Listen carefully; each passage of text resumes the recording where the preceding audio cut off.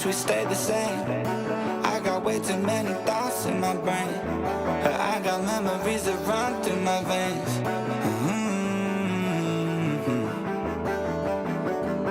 I'm not one to blame, but I could point out every way that you change. Some things stay up while others go right down the drain. And lately we've been going down in flames. But if I'm honest, I get in my feels when I want you. Say you feel it too, I'll haunt you. Hold on till I'm lost in nirvana.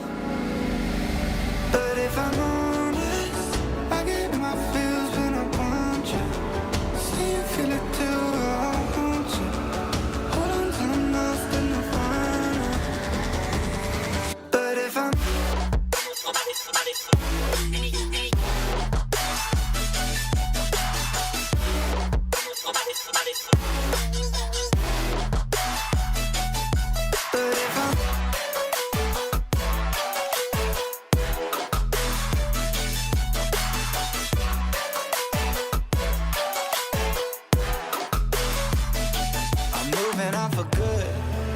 my therapist is saying that I should. Hello, everybody. Welcome to the Halo 2024 Championship Wits Worlds. And we're here on the LVT pre-show. I'm your host, Aliak, and joining me is Tools, Eli, and Active. And we got Nighty and Mikowski over here, and some Spartans over there in the back also as well. Can you believe that we're right in front of the main stage and right next to the feature stations as well? So we're in a really prime spot to see everything that's going to be happening throughout the weekend today. I'm super excited about this weekend. Lots and lots of competition. Best thing yet, right? I don't think we know who can beat who. It really is a toss-up of anyone can beat anyone on any given day. Question is who competes on Sunday, who can hold that trophy at the end of this weekend. That's what we're going to find out. It's going to be insane, man. It just feels like literally anyone could beat anyone. We've seen, how many Game 5s did we see at the last LAN? How many Game 5s have we seen in every single online tournament since then? Like, we can't really predict what happens. I just want to see an underdog kind of like rise from the bottom and make some big upsets, personally. Yeah, I think it's really important to go by statistics and go by previous tournaments, but today is very different. There is $1 million on the line, and to me, money talks, right? So I think a lot of these players are going to come alive. Get the little Dr. Doom sort of. $1 million. $1 million. You know, you said today is very different, and it is because is this our very first LVT pre-show at any live event ever? Yeah, I feel like we don't normally go live before the show, but we got a little special occasion this time, huh? We do. We got something ready for you guys. Today, we're going to be playing some Halo Fantasy Draft because Tools cannot stop playing it every single event. Sometimes he just leaves us for a second. He's on his phone, and what are you doing? I'm picking my draft. I'm picking my player. Yeah, I gotta get my fantasy team. It's almost kind of like a secret. He just keeps it like. Keep it there. I'm on a phone call. Well, what happens is I put it in my earbud. I'm like, we're at the table eating, and I'll be like, I want Renegade. And they're like, what are you guys talking about? What is he doing? Like, we know you want Renegade, bro. What are you talking about? Well, none of us in the LVT crew, other than Tools, has ever played a fantasy draft, a Halo fantasy draft ever. I want to know if anybody in the chat has ever played a fantasy draft before, so let us know in the chat. But Tools is going to let us know how we're going to get this started and what are the rules of the Halo Fantasy Draft? So the Halo Fantasy Draft was created by HCS_fantasy on Twitter. It's a roto draft style, meaning that there's 10 categories that all the players compete to see how well they do in. 6 of those are going to be damage or killing categories, and then 4 of those are going to be objective-oriented categories. So if you get the most points in a set category, you'll get 64 points, as in, because there's 64 players, you're the best there. We'll add up those 10 categories, and that'll be the overall score for that player. We draft 8 players. We'll drop the bottom player performance-wise, and then the best of those 7 scores of the 8 players we draft will be the champion. So that means that we have to keep a balanced squad of 8 players to see how we're going to maximize those points at the end on Sunday, huh? Yeah, I'm excited to see how the points balance out, and I mean, there's going to be some players that are going to do good in all of those categories, and those are going to be the players that you have to pick up really fast. So I've got some of my mind that I'm looking at already. Yeah, you're just spotting them already. Oh yeah. Well, you know what? I have never played either. I know you guys are like stat masters. And I will recruit chat to help me draft my fantasy draft here today. So you guys are going to be playing with me today, okay? I would love to get the fantasy draft started. Here's how we're going to do it. We're going to do a snake draft. I got a bag here full of all the team captains. This is everybody in LVT that's here today. We'll be playing... Do we get started? Do we shake it up? Yeah, let's do it. Yeah? Shake it up. Okay. I gave her 5. I'm going to be first. Watch Oh, it. okay, All okay. right, dude, You you're ready already first? cheating. First? See how she shook it up? Ready? He's Yeah. already I will cheating, shake- bro. Hold on. I'm just saying. Not Ready? anymore. Whoa, Not oh, anymore. Okay. You can't see her hand, bro. She's just... Yeah, this could be rigged for sure. It's definitely rigged, right? Who Let's see do you if think it's will be right. first? Who do you think will be first? 3, 2, 1. The first spot is... Right. All right, in the show. I'm not competing against these cheaters. I'm not cheating against. Okay, That. All right, let's go Rigged, tools man. it's rigged. on the ridiculous. first spot here. Do you believe First this? overall. I That's love the insane. stories behind us, by the way. This is the best part. There's a cosplay contest here and everything. We got all the Spartans behind us. I'm excited. Yeah, this is gonna be an awesome Careful. weekend, and you're getting your weekend started good Yeah, with I'm the first overall. I'll take it. spot here Mikowski today. almost ruined everything. Can you imagine if you just knocked that over right now? Nah, he's good. He's I'll fine. try not to direct attention to it. It's fine. Well, you know what? I think second spot is a good spot too, right? Yeah, I don't want the beginning spots. You don't want the beginning spot? You No. think it's a bad spot? Yeah, I want like 6th or like Sixth? yeah, I want like Okay, Yeah. well, let's see who got the second spot. It's active. No, Eli the Ninja. All right, I'll What are take you- that. I'll take What are that. you taking a photo of there? Yeah, I What is like that. No, that's me reading LVT chat and all of your faded takes, Loki. Unfortunately, I didn't get your headshot in time. I Yeah, had to so go you- print it okay. down. That's the First one I could find on your Twitter, unfortunately. Eli the we'll Ninja go with it. taking the second. You happy about that spot? I got my head. Yeah. Second's a good spot. Second's a good spot. All right, third spot goes to Acton. okay. I'll take it. I'll take it. Yeah, this is rigged. This is 100% Why rigged. am I happy for you? I'm playing in this too. I'll take the third spot. All right, number 4 goes to, hey, Louis V. Titan with the 4th spot. Here he is, making an appearance. Here you go. The 4th spot. All right, I'm starting to get a little worried here because Yeah, you're getting pretty late. let's see if I get the 5th spot. Who do you think's gonna be last? Me and Chad. Isaac. I don't know. Isaac? All right, let's see. It's Nighty! Nighty with the 5th spot. Oh, I'm getting worried. Right smack dab in the middle.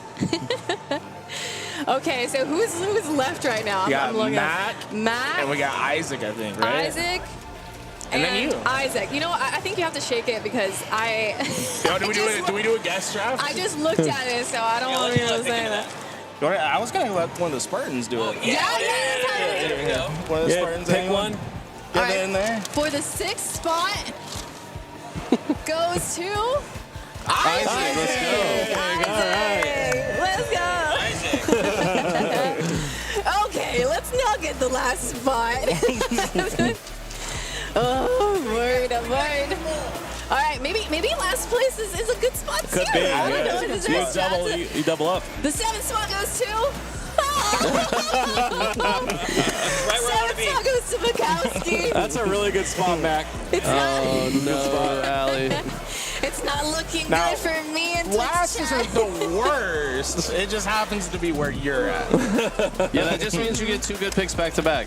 I think. Oh, is that part of the? Yeah. We do a snake draft, so it's a Yeah. draft, you know. Yes, exactly. All right. Can you do your snake impression again? Here we go. That's Jesus Christ. That's not cracked me up. They released like the forge biomes, and I was watching Bound play. He's like, "Yo, this is kind of cool." He's like, "If I crouch down, I'm in the grass. I'm a snake." They pay these people money, man. That's crazy. Yeah.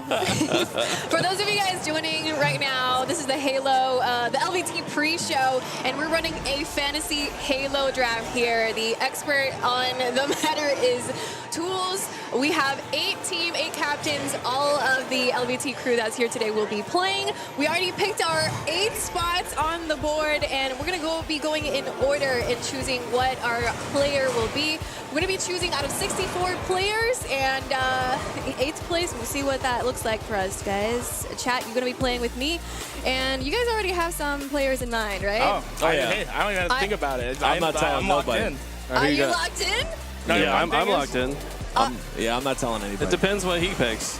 All right, I'm going to give you your option because I think you want a little wee for your player. So I'll let you have it. Wait, you're gonna 'Cause give it to I him? want someone that is the best at both worlds. The captain, the man that does it all, phasing up. But my first overall pick will be Snakebite. All right, that's a strong one. That was. I did not see that coming. Oh, look. Thank you. Gotcha. Snakebite, this is the man. Snakebite secured for 1-1. Tools. First overall pick. All right, so you think that I want Legends, which is a fair assumption. I think he'll be a great player. But I think in this aspect, I'm going to go with Lucid. Lucid's my pick. Oh, Whoa. interesting. Okay. All right. Because I've seen the way over here? Formal's been playing, and he is setting that man up for success, to say the least. You have your Lucid pick. He's gonna get a ton of kills this tournament. Trust. All right, put that Hand up it for me. over to Makowski. All right. Next up, Active. You already saw what Tools and Eli picked. I don't know if one of you, those players you had in mind already was gone. No, you're good? Now, listen, this guy, he does play well, I would say, all season long. But when Worlds comes, it's something else. It's something different. He flips the switch in that brain. I'm going Frosty. Renegade. Oh, okay, Renegade. Renegade. Whoa. All right, all right. We get Eli over here. Am I the resident? I guess you're the Dana White. The grabber. I see we got half of FaZe already gone from our Yeah, move this fantasy over draft here. today. So we'll move this a little bit closer. Do you think that FaZe, speaking of the World Championship, do you think that FaZe will go from, like, they just got 4th spot in Salt Lake City. Do you think they'll go from 4th to 1st? They've done it before. It's very feasible. I think with the way they worked, the way they looked at that complexity tournament, Yeah.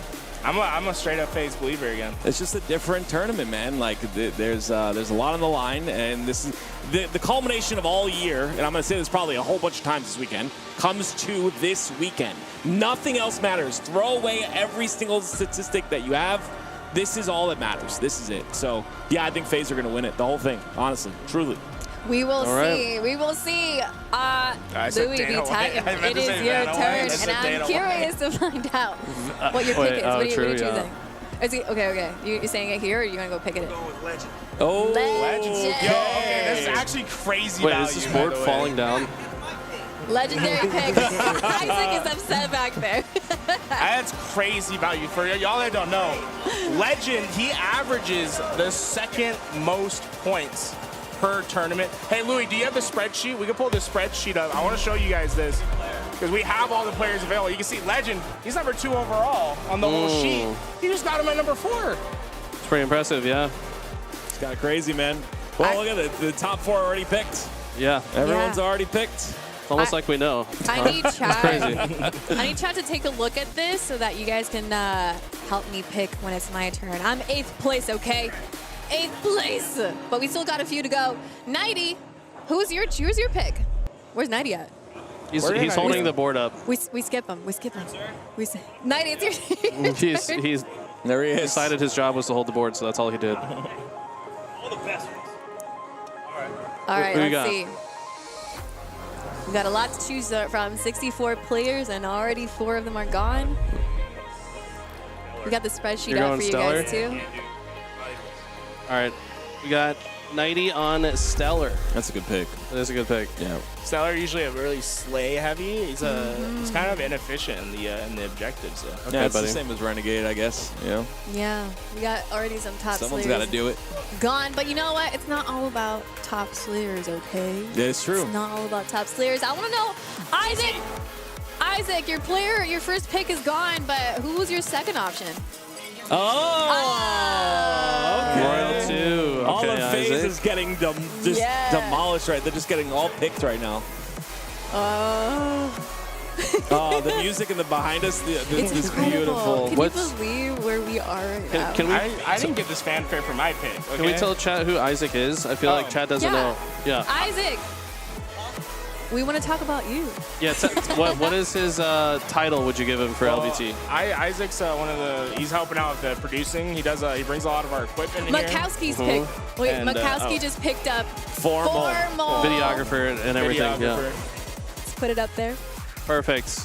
Okay. Videographer, Isaac, videographer. How many roles did he? Producer. He just does He it does all. everything. He's kind of a He's an all-around guy. jack of night. He's- Oh, whoa! he would be high on the draft pick for LVT. Whoa, we're at level 4 already? Level five. 5. Yo, imagine a freestyle at level 30, bro. Right in front at Worlds, closing out the year, man. You and me battle. What do you think? You'd get fried. Okay. That's what I think. I need chat to lock it in right now That's because it yours. is our turn to choose our first pick in the Halo Fantasy Draft. So let's pull up the stat sheet so that we can take a look together. I kind of already have who I would pick. I don't think it's fair that you get 800, 900 people to help you with your pick. I think it's fine. I think it's a good buff because I'm last spot. Okay. All right, so what are Yeah. you seeing? I saw Yeah, active. I He's think not a chat. first I think plug. chat is thinking alike. I think chat is thinking. I see the player that I was thinking about in the chat, and I'm leaning Well, towards that too. You gotta remember, you get 2 picks. So they need. Right now I get 2 well, picks? you get Yeah, one, and 'cause then you it's get a- another one. You get a sync. You're so back to go- back. Right Yeah. now. Yeah, you get 2 Okay. picks right now. All right, so. guys, we got 2 picks right now. I already have Help the one her I out, want. chat. I already have the player that I want to pick for my first pick. Choose my second. Let's see. We got some Frosties. We got Mental. We got Dead Zone. All right. I'm going to take Frosty. That was the player I had in mind. Last player Let's get phase. phased out of the, All like, 4 in the first round. I mean, they're freaking awesome. They're really all right, good. guys. Does that mean that maybe they'll get first? I mean, they're gone. They're First all spot. gone. I guess This we know Sunday. how LVT feels They, about it. Huh? they better- All right, who's your second? My second will be Mental. Okay. good one. There you go. Very, very nice. Mental. Let's get some Slayer, some good balance. Second pick, guys. Mental. That's your pick? Yes. I wanted mental. It was a Mac good wanted pick. mental. All right, so Max going next. Okay. Who you got, Hunter? You're next. Oh, damn, man. Suppressed. Okay, That's a good pick. that's a good one for sure. He felt nervous about that one. You could definitely tell. Like, Yeah. he wasn't very confident. He knew his I mean, you first can't go pick, wrong with but that. he didn't know his next 7, which is pretty tough. All right, now Isaac. Where's Isaac? Where'd at? Isaac go? Isaac. The guy that does it all. A man of all. Yeah, let's go, Isaac. But he got Isaac. Bro, that is wild to take. Last In the shot. second It's round? the last shot. Gone. I mean, Okay. Already, he's a standout player. Yeah, he's growing so fast in the scene. I mean, Yeah. FFA champion. Yeah. He's got something. He's got something special. He is. Yeah. Clutch calls him the Wonder Boy, Wonder Kid. So I agree. I think it's a good pick. All right. Who's next? 90. Can't see. 90's 90. next. Okay. All And day. Denzel's gone. That's a good pick. Interesting. I was thinking about this. Yeah, one yeah, before. makes Let's sense. do it. No, go for it. Go for it. Dead Zone gone. Who do we have? Shopify. Wait, no, that's Optic and Shopify Rebellion. All Half right. of them are gone. Okay. Brandon's next. All right, Hey, Louis Louis. Titan, you got your pick? Let's see. We got Snakebite's gone. Lucid, Renegade, Legend, Stellar, Royal 2, Formal, Frosty, Dead Zone, Last Shot, Suppressed, and Mental are all gone. We still have 2 from of Space 64 Station available players. here, which is kind of surprising to me since Yeah, they've Right? won so Yeah. many tournaments Right. this year. Yeah. Bam. Wow. Bam. The boo-boo pick. There All we right. go. Dark side. We're Boo-boo Ooh, Dubu. Going on the dark side. Okay. Hey, Louis Louis, gonna force choke in the, this fantasy draft. it'll update the draft live. All right. All right, for our next Tim? one. Active, you ready? Kind of. Not really. I'm gonna go with. Oh my gosh! Wait, give me 1 second. I'm gonna go with Bound. Okay, I was about to say, if they would have left 2 Bound. Space Station players Yeah, I was for about us, to. I was would've gonna been take so Bound. faded. I'm gonna go with Bound. Bound. I have gone. Bound and Renegade. Like what? Cheese, guys. Thanks. Thanks for the win. I'll take Cycle. Cycle? Cycle's not bad. Yeah. Cycle Yeah. good. Man, this is out of the big 3, there's 2 players left for both of them. So, Ooh, look at that. It's all looking at updated. that. Oh, yeah, you can see like where everyone is. So I'm going to take Big Game Trip for sure. Because I want to have an Optic Gaming member on my squad. They get top 2 every event. They go pretty far. I'm going to take that. But now I get the back-to-back pick. And this is where I want someone that's a heavy slayer, someone that's on the uptrend. Yep. A team that's been performing a bit well, took down Space Station in the last event, getting fallicated from Sentinels. Wow, Okay, that that's a is good one. interesting. Good one. Very I like it, interesting. I like it. Eli? Eli, what do you Oh, think I got about another that? one too, huh? Yeah, you got another one. Can I see the list again, Brandon?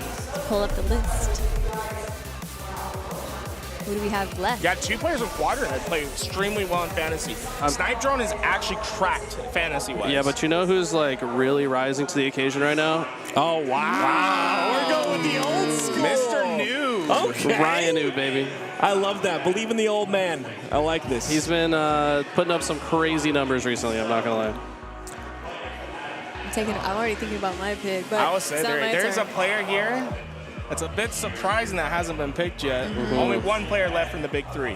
Yeah. Yeah, I'm going to go with Eco. I mean, it's obvious. I was staring Yeah. at him Yeah. too. Did I stare at Eco too much? I don't on the think he was table? going to drop to you, unfortunately. I know. I'm too far along in the draft to even get Eco right now. All right, Louis. Do you already have who your Louis like, oh no, I have to third pick choice again. is? It third? Yeah. But Fourth, he's pulling up fourth. the spreadsheet. You can see Yeah, he's he's doing looking- research. He's penciling it in. He's like this right now, checking the spreadsheet. Watch, he's going to take Snipe Drone. He's the best available type of player. Wow. Tolic. Okay. Yeah, That's a good one. Tolic Tolic from has moments. Pure. That's an insane pick. Yeah, Tolic has moments, so big moments. One thing that I don't think many people are thinking about is what pool players in can have a big impact to how they perform. That's a Yeah, good point. that's some deep fantasy stuff. I like it. Yeah, that's a good point. All right, we got 90 thinking who his 4th spot's gonna be. Oh, is Pure also Yeah. Drug. almost gone? Dude, why are we taking so? Are you taking drug? Okay. What- Hey, before he puts that, okay, he put it on the board. It's locked in. I just want to say, drug 63rd out of 64 players in the objective category. That's crazy. He is a fantasy objective player. Oh man. All right. I'm gonna tell him that to his face that you said that. Hey, I'm not saying in game. I'm just saying fantasy-wise. He's going to start picking It's up just not objective all great. weekend. Oh man, I'm looking at the stats. right, who's myself next? now. It's It's Isaac. Isaac. Isaac's up. He's taking a look.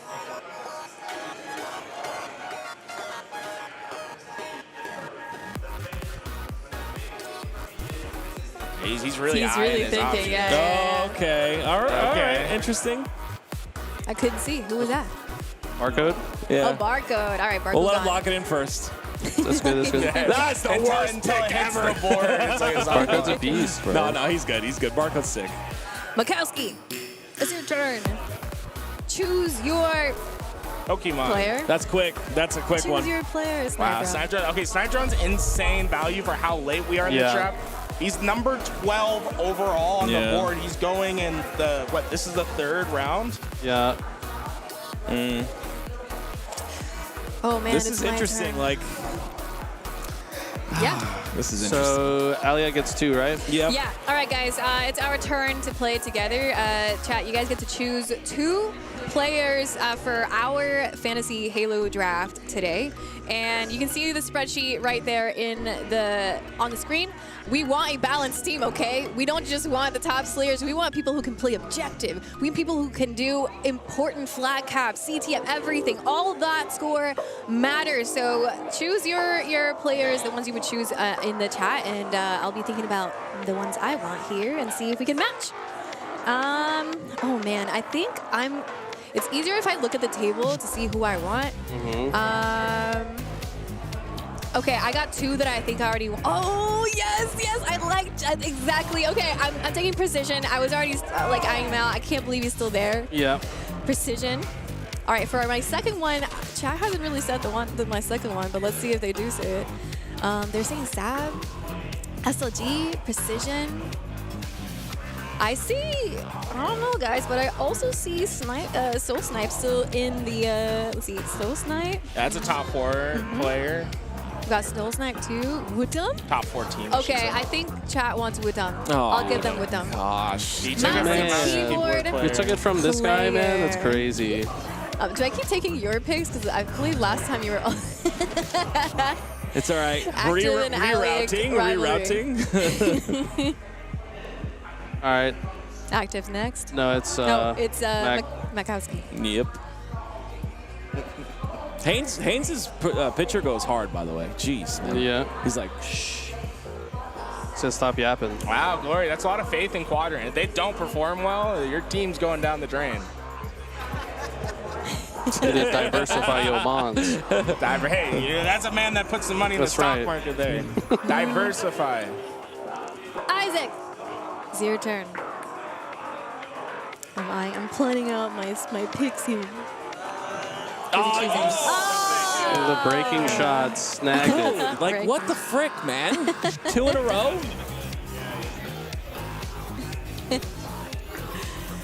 Where's Natty at? Let's go, Natty. Now we're starting to get into some tough decisions. Yeah, how are you guys feeling like your teams have been built so far? How are you feeling about your teams? I feel great about mine. Feel great. I got Lucid, Cycle, Rhino. I got Snakebite. He's going to be the MVP of this tournament. So. Yeah.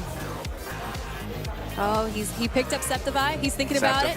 He's thinking about it. Tempting, yeah. He's maybe putting him back, but he's picking up Cherished. He took Druk and Cherished. All right. And Cherished, the 2 players that usually don't do that well fantasy-wise for Pure, but are very important to their success on their roster. It's Louis V. Titan's turn. Louis V. Titan. All of Pure went before Shopify Rebellion. That is wild. I was gonna get Soul Snipe. I was gonna get Soul Snipe. This is gonna be the tournament. This is But I Shopify like Rebellion's the tournament to pick. win. I thought you were trippy for a All second. right, Not gonna lie. I was like, Septify whoa, what are you doing is here? gone. Oh, gosh. Active. I kind of want to say I'm sorry, but I'm not. I like that. I like that. Can I just take a minute here? Because yeah. do you want the spreadsheet? Maybe the spreadsheet. Do you need to look at stats? I Does don't. Baby need stats? Those stats don't matter. Those stats don't matter this weekend. Get your intuition. Yeah, the stats don't matter this weekend at all. You better not look. But I'm not going to look. Just in case, there it is for Everyone everybody else to is see. studious, looking at the screen, trying to figure out who's available. I didn't know we had this already. I'm all gut. You all heart, Isaac. Isaac wasn't even looking at the stat sheet. I'm going to go with Ezzo. This is an interesting one, but I'm going to go with Ezzo. All right. Curveball. I like it. Hey, we didn't have a great picture as a. Wait, let's see. What is this? He just has his teammate with his arm around him. We got a bad crowd right there. I will say, so the reason I chose Ezzo is because talking to him at the last event, his mental is just literally one of the best mentals I've heard in Halo. So yeah, I think that's a great pick. Yeah. Yeah. I got Not lethal. for you, but for me and we'll Eli. We'll see. I mean, my team's already looking disgusting, so I don't know. I don't know how you think you're going to win Who'd you this. pick? I picked Lethal. Lethal's a great pick. Lethal's a great What's up, pick. you? You got 2 now. Yeah, I got some great players that are available to me. First one's first. I want another heavy slaying player. One that does a little bit more objective than his other teammate. I'll take Sav from Cloud9. He's right over here. Okay. Boom. Sab gone. And then give me a European, because you're gonna be peeing yourself after I take this pick. Okay. I'll take myself some SLG. All right, I got Sika. But I knew I wasn't gonna go. Sika gone. Sika for me. You wanna frame it up for yourself? Sure. There it is. My guy there right it here. is. Yeah. He's gonna pop off this weekend. I can feel it. All right, up next, Active is thinking with his heart today. He's looking at the table. Thinking with his Thinking heart. with, huh? that means something. He's Sure. choosing with his heart. That means Intuition. something, does it? Maybe. It'll mean something now. So that's who he's gonna pick. He's staring at Native Gaming right now. He's looking at the players, but he might be looking I'm sorry, at... I'm taking so long here. No, that's fine. No, It's not like there's a world It's championship. been or at anything least that's gonna 15 happen. seconds. I can't believe you right now. Stop. All right, I'm going to go with, this is another really weird one. I'm going to go with Suspector. I don't think that's weird. Suspector's a pretty good player. He's very heavy on the kill stats, very low on the objective, but Yeah, I've got a phase-like team, very Slayer heavy, except for Eco maybe. well, but there are 6 slaying categories and only 4 objective categories. So there is a slight bias towards the slaying players. Did we get to say what the 10 categories were? I don't want to bore. I mean, nerd shit, you know. Bore the people. Killing Oh, categories. nice. So Sometimes nice. an insane pickup, by the way. I was For 5th round, yeah. I was really heavily debating it. It's just he usually doesn't play heavily in the slays, but having a player that's almost guaranteed a Sunday finish is big for your fantasy team. Yeah. True. Oh, we got Mr. Nighty Night joining us for a second here. All right, what's up, y'all? What am I doing? I missed it. You're Ali now. Yeah, okay. dude, Ali has been running this Ali. whole show. I don't even know who picks Hi. next. Okay. Where's the board? It's your you, pick. 90. Your pick, You're 90. picking. Perfect timing. Love it. All right, so fuck you for getting Suspector. I think Tim is winning because Tim is stacked over there. Oh, man. Manny is a great option because Manny got 3rd at Worlds 2 years ago. So I'm going to have to go with him. I can't reach it. Gotcha. You got me, Mac? All right. Yeah, I'm happy with that. Dude, I was like, kind of Jedi mind tricking away from Manny. Isaac was. I got not 2 of pleased your with that. picks. So I believe it's Isaac's pick now. Yep. He's making it happen here. He said he's going all gut. He doesn't know anything. He's just, Tapping. I like that pick. that is great. It's a good one. That's a good one. Is anybody else going all gut, or are you guys like, No. Mix between gut and stats, you know. The stats should influence your gut, realistically. if you're smart, yeah. Yeah. All right. We got Kowski, Mac. I gotta be honest, I don't like his picks. Snipe Drone, Glory. Scoobmeister, the first, second Aussie off the board. Scoob. All right. Like that. Use the next best available player. Yeah. On stats-wise. Fair. Yeah, but They have a pretty tough pool. She's back. Okay. Ready? Who's next? Wait. Oh, Ali. Ali Alex gets back 2. up.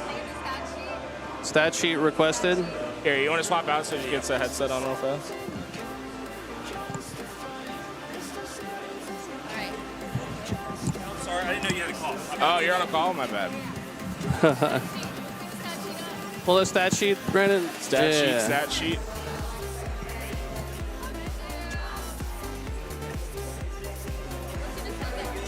Descendant, Okay. the bottom, that one. Got it. Yeah, can you hand it? Like, That's a good one. Let the Spartan put it on the screen. That Let should- one of the that should be a Spartans good put one. it on.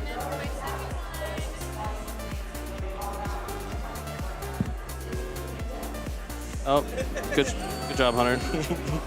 Look at the Spartans got it. Oh, Look at the yeah. Spartan. Yeah, let's go. She's deliberating. She needs the stats. Thank you. What does chat say? Uh, What does chat say? Gilkey. A lot of people were saying APG as well. APG, yeah. What does the chat want her to pick? No, Huss. it's already been picked. ABG. All right. All right. APG off the board. That's pretty good. I mean, he's a world champion in the game. Yeah, Yeah. that's a good pick, yeah. Mac. Mighty, that's a good one. Yeah. He's still on the come up. He's still getting better. So, no telling. Oh, okay. There we go. Yeah, good teamwork. Hold it for me if you need to. There you go. Very good. Isaac. Yeah. Where's he at? Oh, there's. Huss, that's a great pick.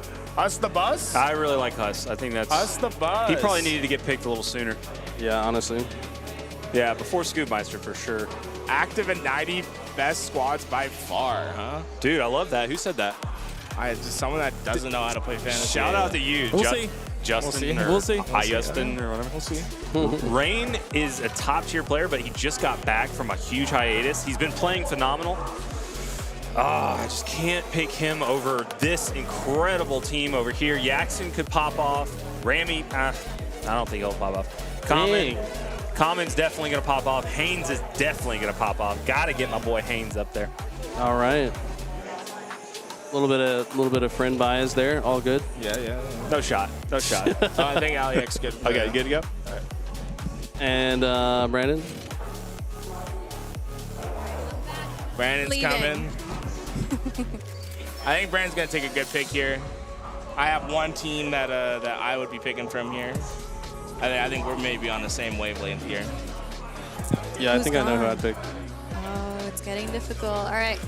We got this Spartan thinking back here. He's thinking with us. Still have players from ITB available and Native Gaming, 2 rosters that get out. Jimbo. Hey, Hey. Jim. You got someone in mind? You got someone in mind? All right, you're gonna let the Spartans pick your last Yeah, I one? wanna know. The All right, Spartans are active. picking the last one. Going Rice. Okay, he's got to get the Rice, dude. MNK Need guy. at least one MNK player, huh? It's getting difficult. It's getting difficult. All right, you. Man. I'm gonna go with Chick. Chick? Yep. Wow. So this is a great opportunity for me to get some great value. I like to call this the LatAm tax because people like to disrespect the Latin American players like all of my other co-hosts here on LVT. Okay. I got Leor available Yeah. to me. I got Drift available to me. I'm thinking about going back to back on them. Leor Okay. and Drift. Fair. I think for sure taking Leor. Love Definitely. this guy. He's a great, well-rounded player. Give me Leor every day of the week. I like that. Now, Leor. I'm really tempted by a couple opportunities here. We still have Rain from Complexity available, who's a team that's pretty much guaranteed to go top 6 at this event. Native Gaming, a team that's starting to hit their top. Still have Gilkey available from there. That's what's making this tough because I could double up on Akabe, who I think is going to have a great tournament. But there's a risk to that, right? They have a tough pool. They might not get out of it. Or I can try to solidify being around everywhere and go with the Gilkey. And I think that I'm committing to Latin America. Drift is going to be my second pick. Let's The go. Latin Americans going to do all the work for me. Can I see the stats again? Let's bring that Someone up. doesn't know it by heart, huh? Hey, shout out Topher for 5 gifted subs. Yeah. Where is Topher? Is he behind us? Is he around us? He's up in the vent. Yeah, I just shook his hand. Topher. I just shook his hand. He pulls out his phone, gives 5. Okay, Toph. Eli Da, da, da, da, da, da, da.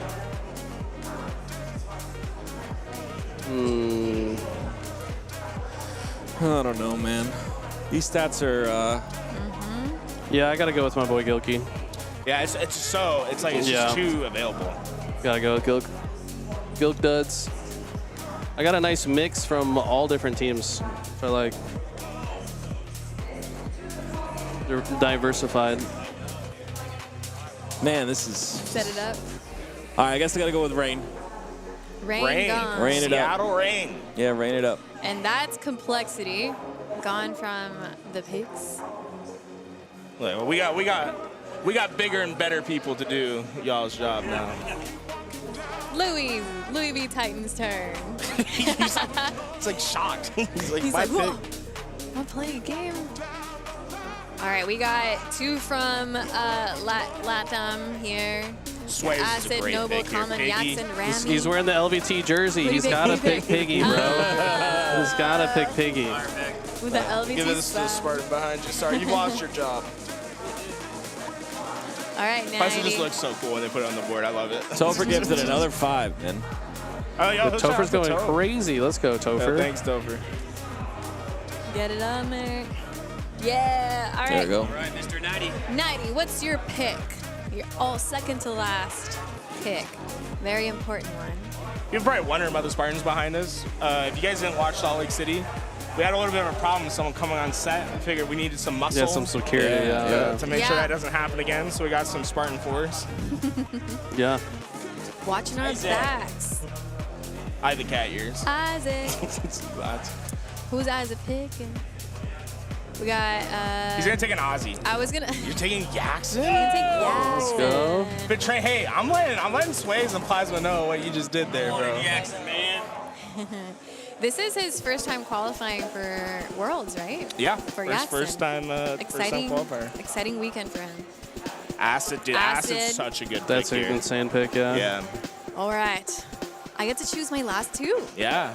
I get to secure that. We get to secure this together, everybody.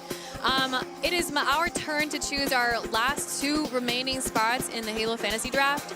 And we have the stat sheet right here for us to choose together. So type in chat who you would choose as your last 2 picks in this Halo Fantasy Draft, and we'll get to choose together. We'll get to choose together. Didn't you say the Spartans had someone they wanted to pick? Oh, wait.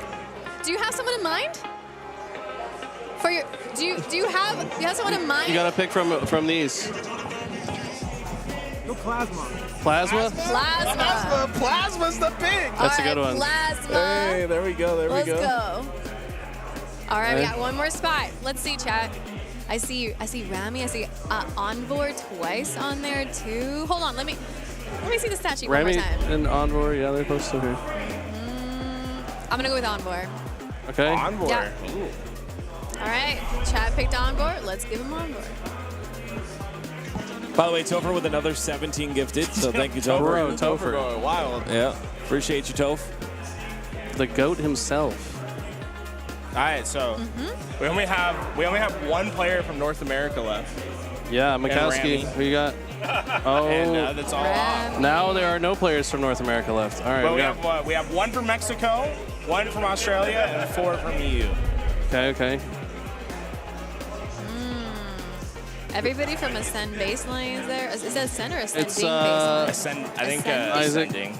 They always change. They Swayze. have so many Swayze. teams. That's crazy that Swayze is Swayze. available. The there, by last, way. yeah, the last Aussie. I'm pretty sure he's the best on that team. Yeah.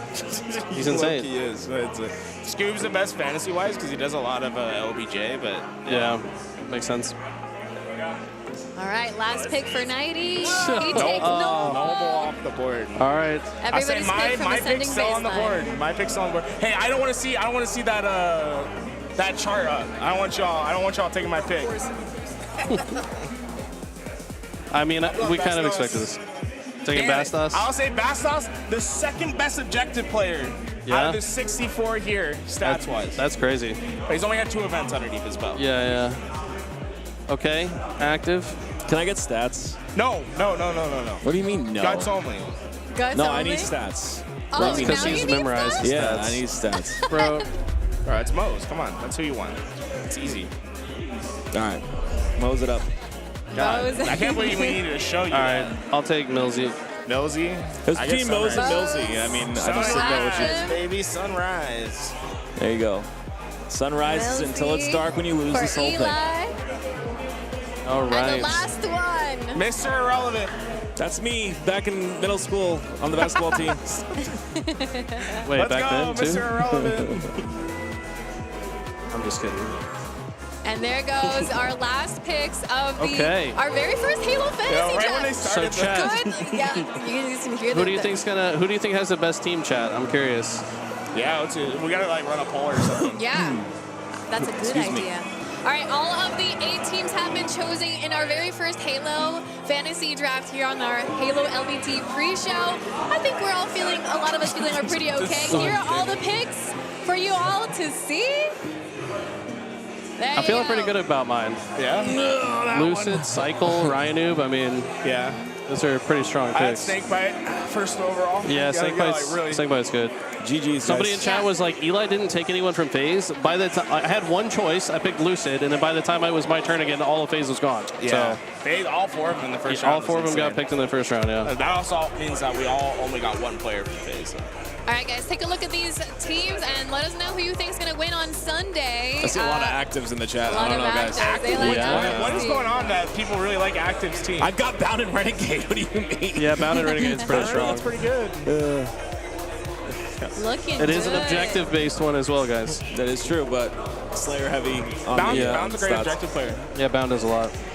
He just likes to fly. I got Frosty as my first pick. I'm pretty happy about that. Pretty happy, pretty happy. All right, everybody, we're gonna go ahead and take a quick break because we're gonna get ready for the Halo World Championship, it's about to begin right now. You guys can hear the music, so let's get that ready to go. Take a quick break. We'll be right back.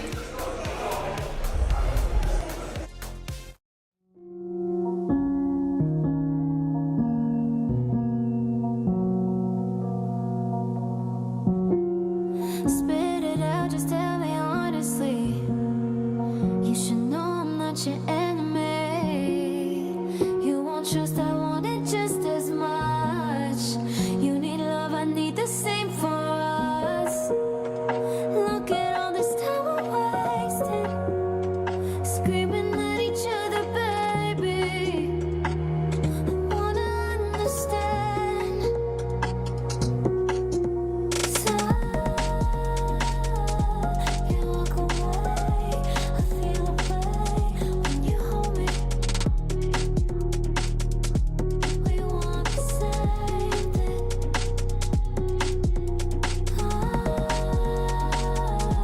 Need us again. You say the same, so we fight it. We want the same thing.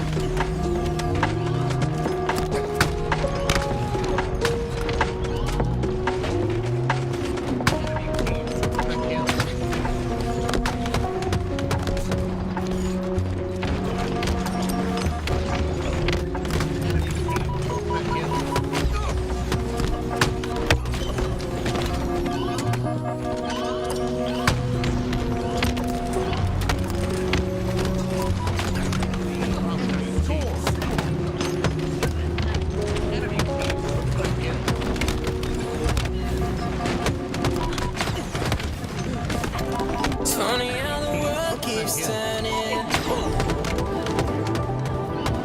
Stars like ladders in the sky keep burning.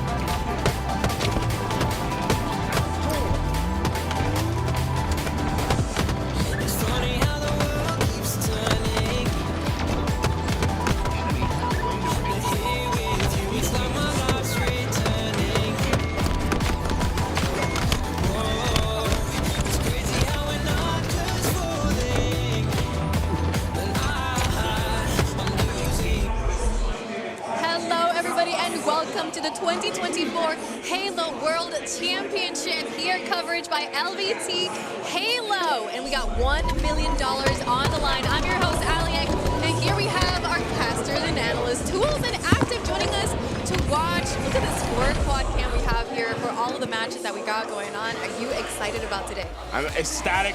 4 incredible matches, but there's one pool where it really feels up to grabs on who will be the team that gets out in great position. That's the one that Cloud9's in on your top right screen. Dark Inside, Cloud Inside fighting, Dark Inside, Cloud9 playing. Then that same pool, you have Native Gaming having their match against Shopify Rebellion. I feel like second place is really up for grabs here. Yeah, I'm really excited to see how this matchup pans out. I think when it comes to all the matchups, this is probably one of our closer matchups, and interesting to see how Dark Inside does. Of course, I've got a little bit of investment now. Ezzo on the side of Dark Inside. I picked him pretty early in my draft. I think he's got a great mental. I think he's got a great future ahead of him. I'm excited to see what he does when the lights are the brightest. So far, Descendants, the one that's really keeping up those slays for their side, but it's the dual slaying threat from Cloud9 that you always have to keep your eye out on. Sav and Suspector, those two can take over games. Look like Sav having his turn this time around at 14 kills. And Septified joining him. Manny, his turn with the Cypher and his Heal City double kill. Let's make it 3. Okay. Perfect shots from Manny. Beautiful job by Manny carrying this side of C and staying alive on this side of C. So important, especially on the tower with one of the most powerful weapons in the game. And we're going to see if he can maintain this pressure. And what I'm looking for is how is Dark Inside going to facilitate this break? It's very important to see where they put their resources. And right now, the resources are split between top, center, and B. Manny's going to die, and that's going to open everything up. That's my pick, baby. Manny is kicking ass. I knew he would do it. He got 3rd place at Worlds not too long ago. Oh, there's your boy. There's your boy. Ezzo really is impressive. Honestly, when I talk to him, he's super young. He's 20 years old, and he's just got that fire in him that really is going to bring him all the way. He is one of the most impressive new players. Yeah, for me, it's like the mentality is so important, right? Because you can be one of the top players in the game and still have a very bad mental. You can still overthink things, maybe not be very confident. He doesn't have overconfidence, but he also is he's not too humble. He knows he can win every fight. He knows, that, one win is just one step closer, but there's still a big picture. And again, that professional mentality, you don't see that out of young players a lot of the time. Dark Inside's the last player alive is Descendant. He won't have much of an option to stop that camouflage from going towards Cloud9. And the tough part now is being down 2 hills. You've lost camouflage. You also only have 80-ish seconds of time to get yourself 2 hills, whereas Cloud9 can be patient. They can play the Slayers. They don't necessarily need this next hill. I expect to see a very focused slaying effort from Cloud9. It's a big play by Manny here. He gets the 2 and once again solidifies control of C Tower. There's 4 down, and now it'll be a little bit of hill time here for the side of Cloud9, a potential finish as well. They have 3 points. They're going to step in. I'm surprised they're actually in this hill. I would have left this thing and tried to start playing time a bit early, but Cloud9 understand you can win the game a lot quicker if you keep slaying and getting yourself this hill. It's 2 kills from Manny, and this almost looks just done. Dark Inside, they're losing their opportunities left and right. Manny is securing these A spawns so that Dark Inside has to go all the way from green to get to this hill. And Cloud9 really impressed me last event. I think they were just a couple of plays away from, causing some huge upsets. Obviously, against Space Station Gaming, the team that won the tournament, it was just a one play at the very end where they, Sentify ended up pulling out a bandit instead of a snipe. I mean, there's just like little things that happen that could change the tide. But like you said, them staying in that hill, not very good. There's 1 minute and 12 seconds left, and it looks like Dark Inside may get this hill. This is where the punish comes in. Dark Inside, let's go. If they can get this hill, they'll have plenty of time to find the next. It's a race, a 1v1, Ezzo versus Manny. Wow. And Ezzo wins the race, gets into the hill. Cloud9 put just about 40 seconds of time into that hill. Yeah. You do the math, you'd only have to hold this for 20. Dark Inside's making their comeback. Yeah, and this is exactly what they needed. Have control, the backside. Piggy's gonna find the first kill. The spawns come out on day. That's a shot into Manny, but not gonna clean up the kill right there. They'll still get a couple of seconds of scrap time though. Gonna do their best. Onboarders patrolling. Piggy awfully aggressive throughout that big door with Suspector having snipe. might just be enough to give Cloud9 the space they want. Dark Inside go down to just one remaining player. Onboard's going to do his best to get the remaining time. Cloud9 find a full break. They have complete setup at this hill now. Envor had an opportunity right there, especially with QT, to delay a little longer, but unfortunately a beautiful nade from Suspector is going to take him out, and like you said, it's only 35 seconds remaining on that neutral clock. Cloud9 closes out. Left to right.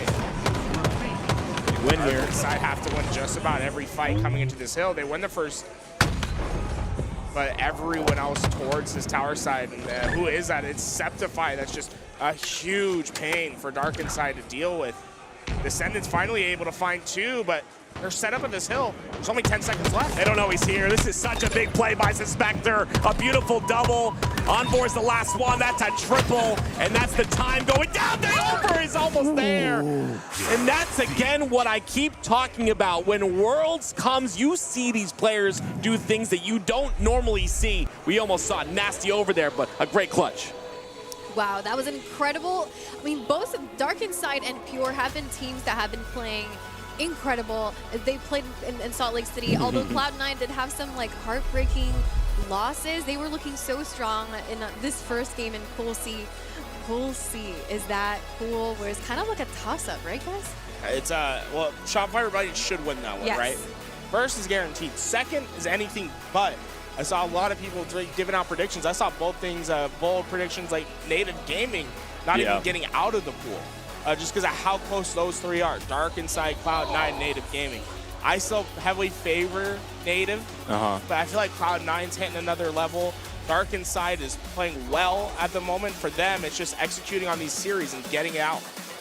So for me, Native they've had a lot of problems, obviously, throughout this year. They've had a lot of roster changes, and, you know, that kind of, like, it starts to weigh down on you a little bit. It starts to make things really difficult. But if you watch their documentary, they got over that hump last event. Last event, they felt like they played the best Halo that they ever have, and they're starting to get into that groove and develop that chemistry to another level. I like seeing the energy out of APG when he was talking smack back and forth in the open bracket. That made me feel pretty good about him because he was kind of like the question mark for me. Is he really still in it for, you know, I didn't know if he was just here for his brand or not. Like if he's just trying to get eyes on him to kind of transition out of competing and go into making money full time. Oh my God, Installation 0-0. Wow, that is 10 gifted subs in the chat. Thank you so much, Installation 0-0 for the gifted subs. Thank you so much, everybody who is joining us and watching here today as well.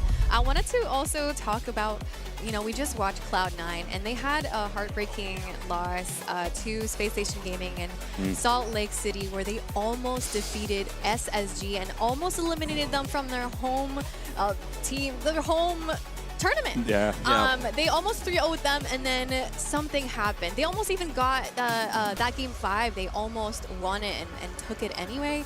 Let's talk about Cloud9 and how they've been playing and what can they do to potentially secure these wins.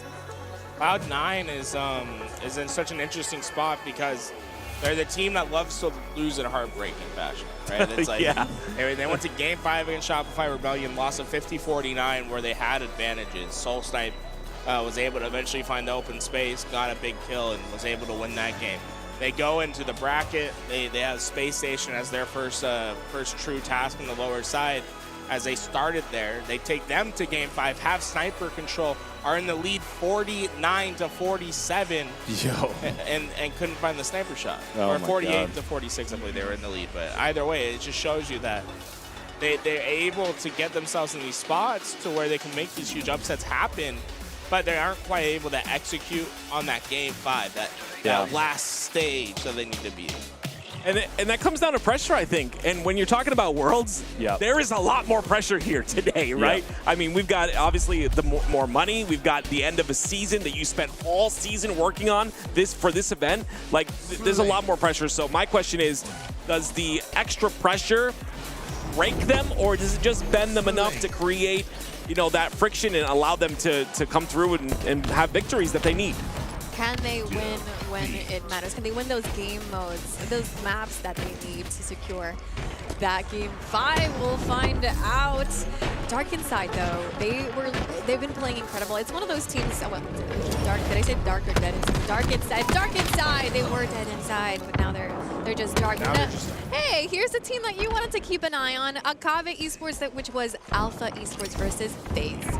FaZe red hot at the moment. Akave, they looked down and out in the open bracket SLC. They lost to Eclipse Solar, and they got into bracket and they immediately threw everything into turmoil. They were able to get out of their pool. They beat teams 3-0 like it was nothing. And if they can play well against FaZe, I think it's a great sign for them later on in the bracket. And I think these guys truly play with a chip on their shoulder as well. Oh my God! I feel like these the Mexican teams almost feel a little bit disrespected in the grand Halo community because they aren't ever put in those conversations about guarantee like top 8, top 12 rosters. Yeah, and on the other end of things, you've got FaZe, who start slow sometimes, and you know, yes, this is Worlds, and yes, you know, we're in a big event here, but that doesn't mean that FaZe is going to start on all cylinders. They might, you know, look at a team like this and think, okay, this is an easy cakewalk, and yeah, they did get the first game, but you got to be careful against teams that are really hungry and that are here to prove something, like a Kame. A triple kill for Frosty early in this game. FaZe, they're down, but Akave, the true struggle for teams that are in the top 12 like Akave is being able to keep up with the battle of attrition. Keep your momentum chugging throughout an entire game. FaZe, they just need one opportunity, and they will find distance on the scoreboard. So it's imperative that Akave does not let up. Do not get lax. If you can find the kill and not be traded out, or have the easy kill and get traded out, you got to make the hard decisions here. Oh, they do hold on to a 2-kill lead thus far. Gonna need Renegade to step up here. It's interesting. I'm gonna be honest, Tools. I love this draft thing because it's like almost like we have a stake in the players and how they perform, and it makes things even more interesting, which is cool to see. But as you can see, it's tied up at 17 now, and Akave keeping things pretty close here, at least at the start of the game. Really, what does fucking always say that the Slayers never start till 30? Yeah. So you can't get deceived by the early games. But so far, Akave playing well. They have phase 3 down. If they're able to find these spawns quickly and collapse on them, they can start putting that distance between them and FaZe as we approach that 30 kill mark, the most important part of the game. You know, it's a really good pattern that I've seen from Leor so far is he punches up. Every time he's playing against the champion teams like SSG, Optic, or FaZe, is that he is playing much better. He's already a really solid player, but he goes above and beyond against teams like this, which is great to see. And this team has always played close with the top teams, so they really don't get the respect that they deserve.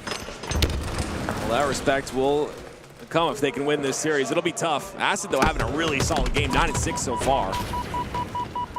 But they still maintain. That lead is now dragged up to 4 kills. Huge. Acid's been really flying throughout this map. Who's got Acid? You remember?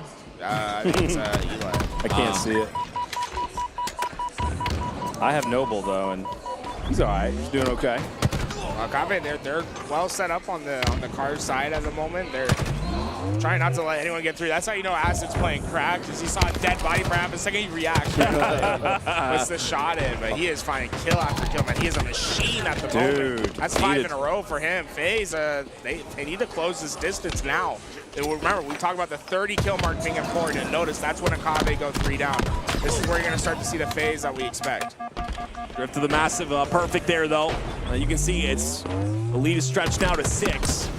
They kill on a Renegade, and oh my gosh, not something I expected. Like, you're seeing a lot of 1v1s, one by the side of Akave, and I'd love to see that. That's what they're going to need in order to close out this game, and a very important game, too, for them.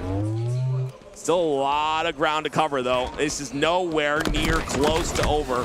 But again, this is still 1v1s consistently won by Akave that is allowing them to, again, 3 down for FaZe, and they still keep this lead. Honestly, I'm a bit surprised that they've been able to keep this lead when FaZe was starting to find those slays as we approach that 30 kill mark. And now with FaZe being trapped in this back base, this is where Akave can put the dagger in. You find a clean 3-4 down here, FaZe gonna be in dire straits.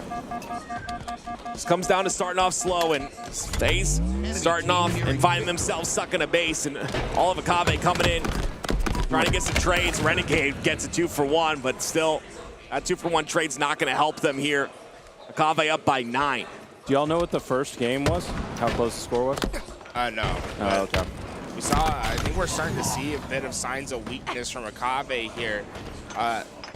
They had that collapse. We saw the players get traded out when they could have just gotten those kills. Maybe a little bit nerves, but so far, impressive. They're keeping this stable, and they have this 11 kill lead. I mean, this is Akave's game. I don't see a way for FaZe to get back.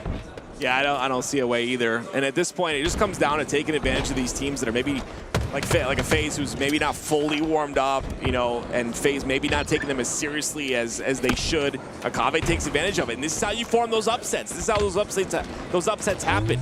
You get that game 2, and then you drive that through the rest of the series. See if Akave can do it. Only 3 kills away from closing out this game. Make that 1.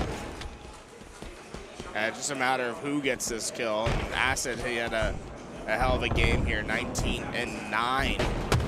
As they search, it'll be Frosty. That's the last target. Now Renegade goes down, but impressive performances. Leor and Drift, I think the heartbeat of that roster. They're consistent. They play well. Then you can have players like Acid step up and push them over. And big win against a massively favorited team in the FaZe. Yeah, impressive performance there on that Slayer from Akave Esports. But we're taking a look now at Darkened Side versus Cloud9, and we got 2 more screens coming up. LVT doing work here. Complexity versus TLF. And who do we have on the top left? Yeah, this is Native versus APG and Native going up against Shopify Rebellion. Looks like Native Gaming have a pretty stiff lead in game 2 as well, so that could be dangerous for Shopify Rebellion. It gets scary. Again, like these game 2s and Slayers, like we talk about it pretty often, but I think it goes unnoticed, like how much less you have to worry about. And when you're just about the gunny, when you're just about winning those 1v1s and making sure to get kills and not die, it's simple, you know, in the grand scheme of things. But I mean, with less to worry about, you're able to make these upsets happen. And this is looking like it's going to be another one as well. Cloud9, they couldn't close out that Slayer against SSG in the previous event, but right now, they're looking pretty good. More moments here for Darkened Side. This is a pivotal push for Cloud9 to have success on it. Well, look at Darkened Side and how they played their lives. Because they're able to get them 4 down and they didn't go down, now they can expand on the map. They have the spawn trap that they want. All these players stuck over at Lift. Darkened Side have a true moment to really make up some much needed ground right here. Here comes the push. Biggie end up falling here. The triple push from Cloud9. And something I also want to point out is Ezo. When you're a player like Ezo and you have that aggressive play style, it's tough to have that same play style when your shot's not warm, when you're not hitting the shots that you normally hit, when you're not winning those 1v1s. You still maintain the same play style, that aggressive play style, but it doesn't work when you can't win those 1v1s. And Ezo seems like he's having that problem right now. And also, first game, right? It takes such a long time to adjust for newer players, it feels. Yeah. So far, Darkened Side, they're never quite out, which is what I find impressive. The problem is the power weapons throughout this game have been in Cloud9's favor. I don't think we've seen a shock rifle for Darkened Side yet. Sav 12-6 so far. It's Piggy with the camo though. All of Cloud9 are at the top of Snipe. Piggy has to make something happen here. They do get 1 kill, so Spectre's gonna be the first one to fall. Piggy's trying to find the rest. A lot of time being wasted here. He does have the information, but taking this slow and unfortunately not gonna really get a lot of value out of this camo. That's gonna be another 5 seconds taken off that camo. He's gonna get spotted out as well, and goodness me, that is an unfortunate turn of events. Cloud9 just didn't leave a lot of weaknesses there, and Piggy didn't want to full commit to being that first player in on that slay. He wanted a little bit more damage from his perimeter players before he would make that play. Unfortunately, that timidness creates a problem for Dark Inside where they never have enough damage to keep Cloud9 back. Cloud9 eventually find their exits. Dark Inside have done this a few times where they get Cloud9 3 down, they cut this lead to 4. That's when Cloud9 has always bounced back. This is an important moment. This is an important moment for Dark Inside to finally shut this lead down. See how it pans out. Piggy gets the first kill on the feed. It's going to be Suspector trading out there. Onboard trades out another one as well. The lead is cut to 4, but still a pretty sizable lead here for Cloud9, especially approaching that 40 kill mark. Have to find a 1v1. Not going to get the kill, though. Onboard is going to close that one out. He'll get cleaned up pretty quickly, though. And that's something the Cloud9 have done a really good job of, is making sure to clean up onto that scrappy damage that's been dealt. Not enough cover in the middle ground for Dark Inside. Man, he goes down to one shot in the middle of the map, but no one there to take care of him. Manny having a frustrating time taking care of Piggy, but here comes the help. It's a 1v2 for Piggy, and there's just nothing he can do. The lead towards the end game grows once again for Cloud9. Dark Inside 4 down, and the devastation not done yet. Camo also went to Cloud9. Fast answer from Dark Inside, but you lost one of your key conditions to coming back in this game. That was kind of my question, is how was Cloud9 going to work with that camo? They didn't do a very good job at all, and like you said, that condition is gone now, but it's still going to be up to Dark Inside to close this lead just a bit more. Now the lead cut to 4, but starting to get towards the end game. Those are 2 massive kills in the kill feed. Onboard gets another one. 3 down for Cloud9. You know Onboard's getting loud. It's incredible how fast this game can change. Cloud9's lead is now just 1. But what's most important is their spawns. Look, trapped towards Nest. Shock Rifle is coming up. This is going to be so simple for Dark Inside to keep them trapped. But Septify creates chaos in the back ranks. So Spectre's able to get with him. And what was looking prime, like prime real estate for Dark Inside, suddenly the foundations are cracking. That is just unfortunate. One player just completely changing everything. Cloud9 now 1 kill away from closing out game number 2. When it looked like Dark Inside started to get that momentum, started to bring that game back, Cloud9 completely shut it down with 1 play from 1 player in Septify. Well, Cloud9 has started to illuminate the differences between these two teams. Clutch in these big moments.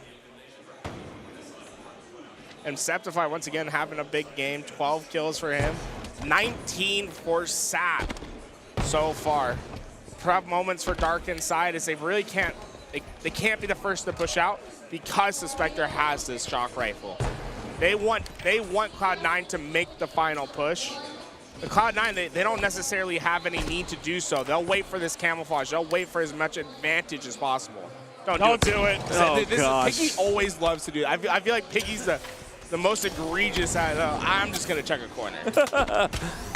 They need a full squad wipe, does Dark Inside, with no trades whatsoever to even tie this game up. And even at that point, you're playing with fire. Spectre got extra information there. He got that kill, but he also got another hit marker from the chain reaction. He knows that 2 players were running with each other over at Yard. We'll give that information back to his team. Still stuck. Zab's got the camo, though. And this will be a UAV camo at this point. We've seen over a minute off this clock now. We're approaching 2 minutes since they got to this 49th kill. Boom. Zab is going to close it out. Cloud9 go up 2-0 in the series.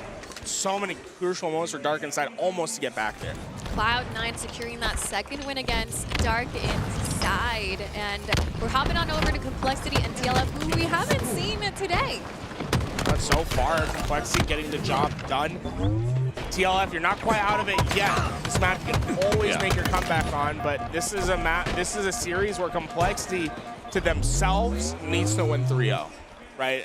TLF's a great squad, but for Complexity to feel confident about their tournament, they need to shut down teams like this. Yeah, it's very important to have that really good start, right? It gives you the momentum to run through the rest of the tournament. You have that confidence starting off the day. We hear in the documentary so many times how much mental is an impact. You know, we won this first game, and because of that, we started to get into our stride. That's what you hear all the time out of these pro players. So 100% correct. You've got a 3-0 TLF if you're Complexity here, but if you're TLF, you are hungry for this victory. And if there's one map to come back on, it's this one right here. Jackson goes down over to Engine 2. This opens up the Nest side. Ryanum's going to be the player that gets in, but notice how Rain and the rest of his teammates start pushing towards the inside of the map. They want to open up Carbine. They'll swap B and A, work on that temporary trip cap, but now they have easy collapses. They're going to be able to cycle the spawns to TLF. It's going to be too tough for them to get out of this before the game ends. TLF just tumble down the rest of this mountain. It's so fast how this game can turn around.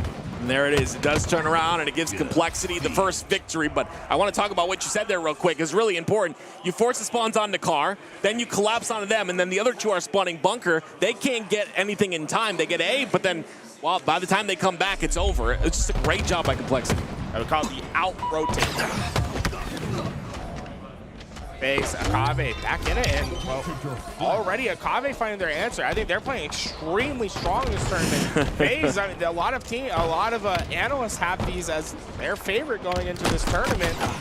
I think you're one of those included, right? Yes, you're a big FaZe guy this tournament so far. The team from Mexico giving them trouble.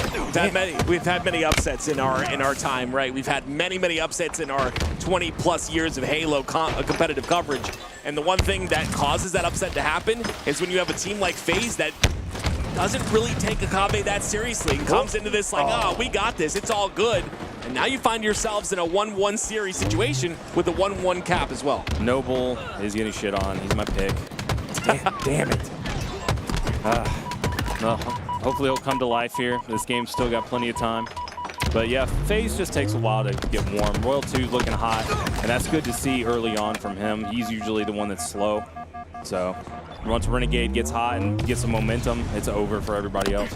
We got Snakebite, how he's just staying over at back tower. He's doing two things. One, he's keeping presence towards the base of Akave, but he's also influencing spawns. He's giving guaranteed information for his team. He's like, no one's going to be towards the snipe side. We're going to stay heavy on snipe until snipe spawns up. I'll grab this sniper, we'll open up snipe side, or we wait for these next spawners and we try to collapse in on them. Yeah, the thing is on this map is that snipe spawns can still happen even if you're on the top of tower. And let me say something, if you're the player, or I'm sorry, the analyst that picked up Snakebite as your first pick, cough, cough tools, you're feeling real good right now. Snakebite's playing really well. He is non-stop on this snipe tower, just controlling the map completely. What a lucky fuck. The only problem right now is that his teammates aren't quite able to get to him because of how deep he is into this base.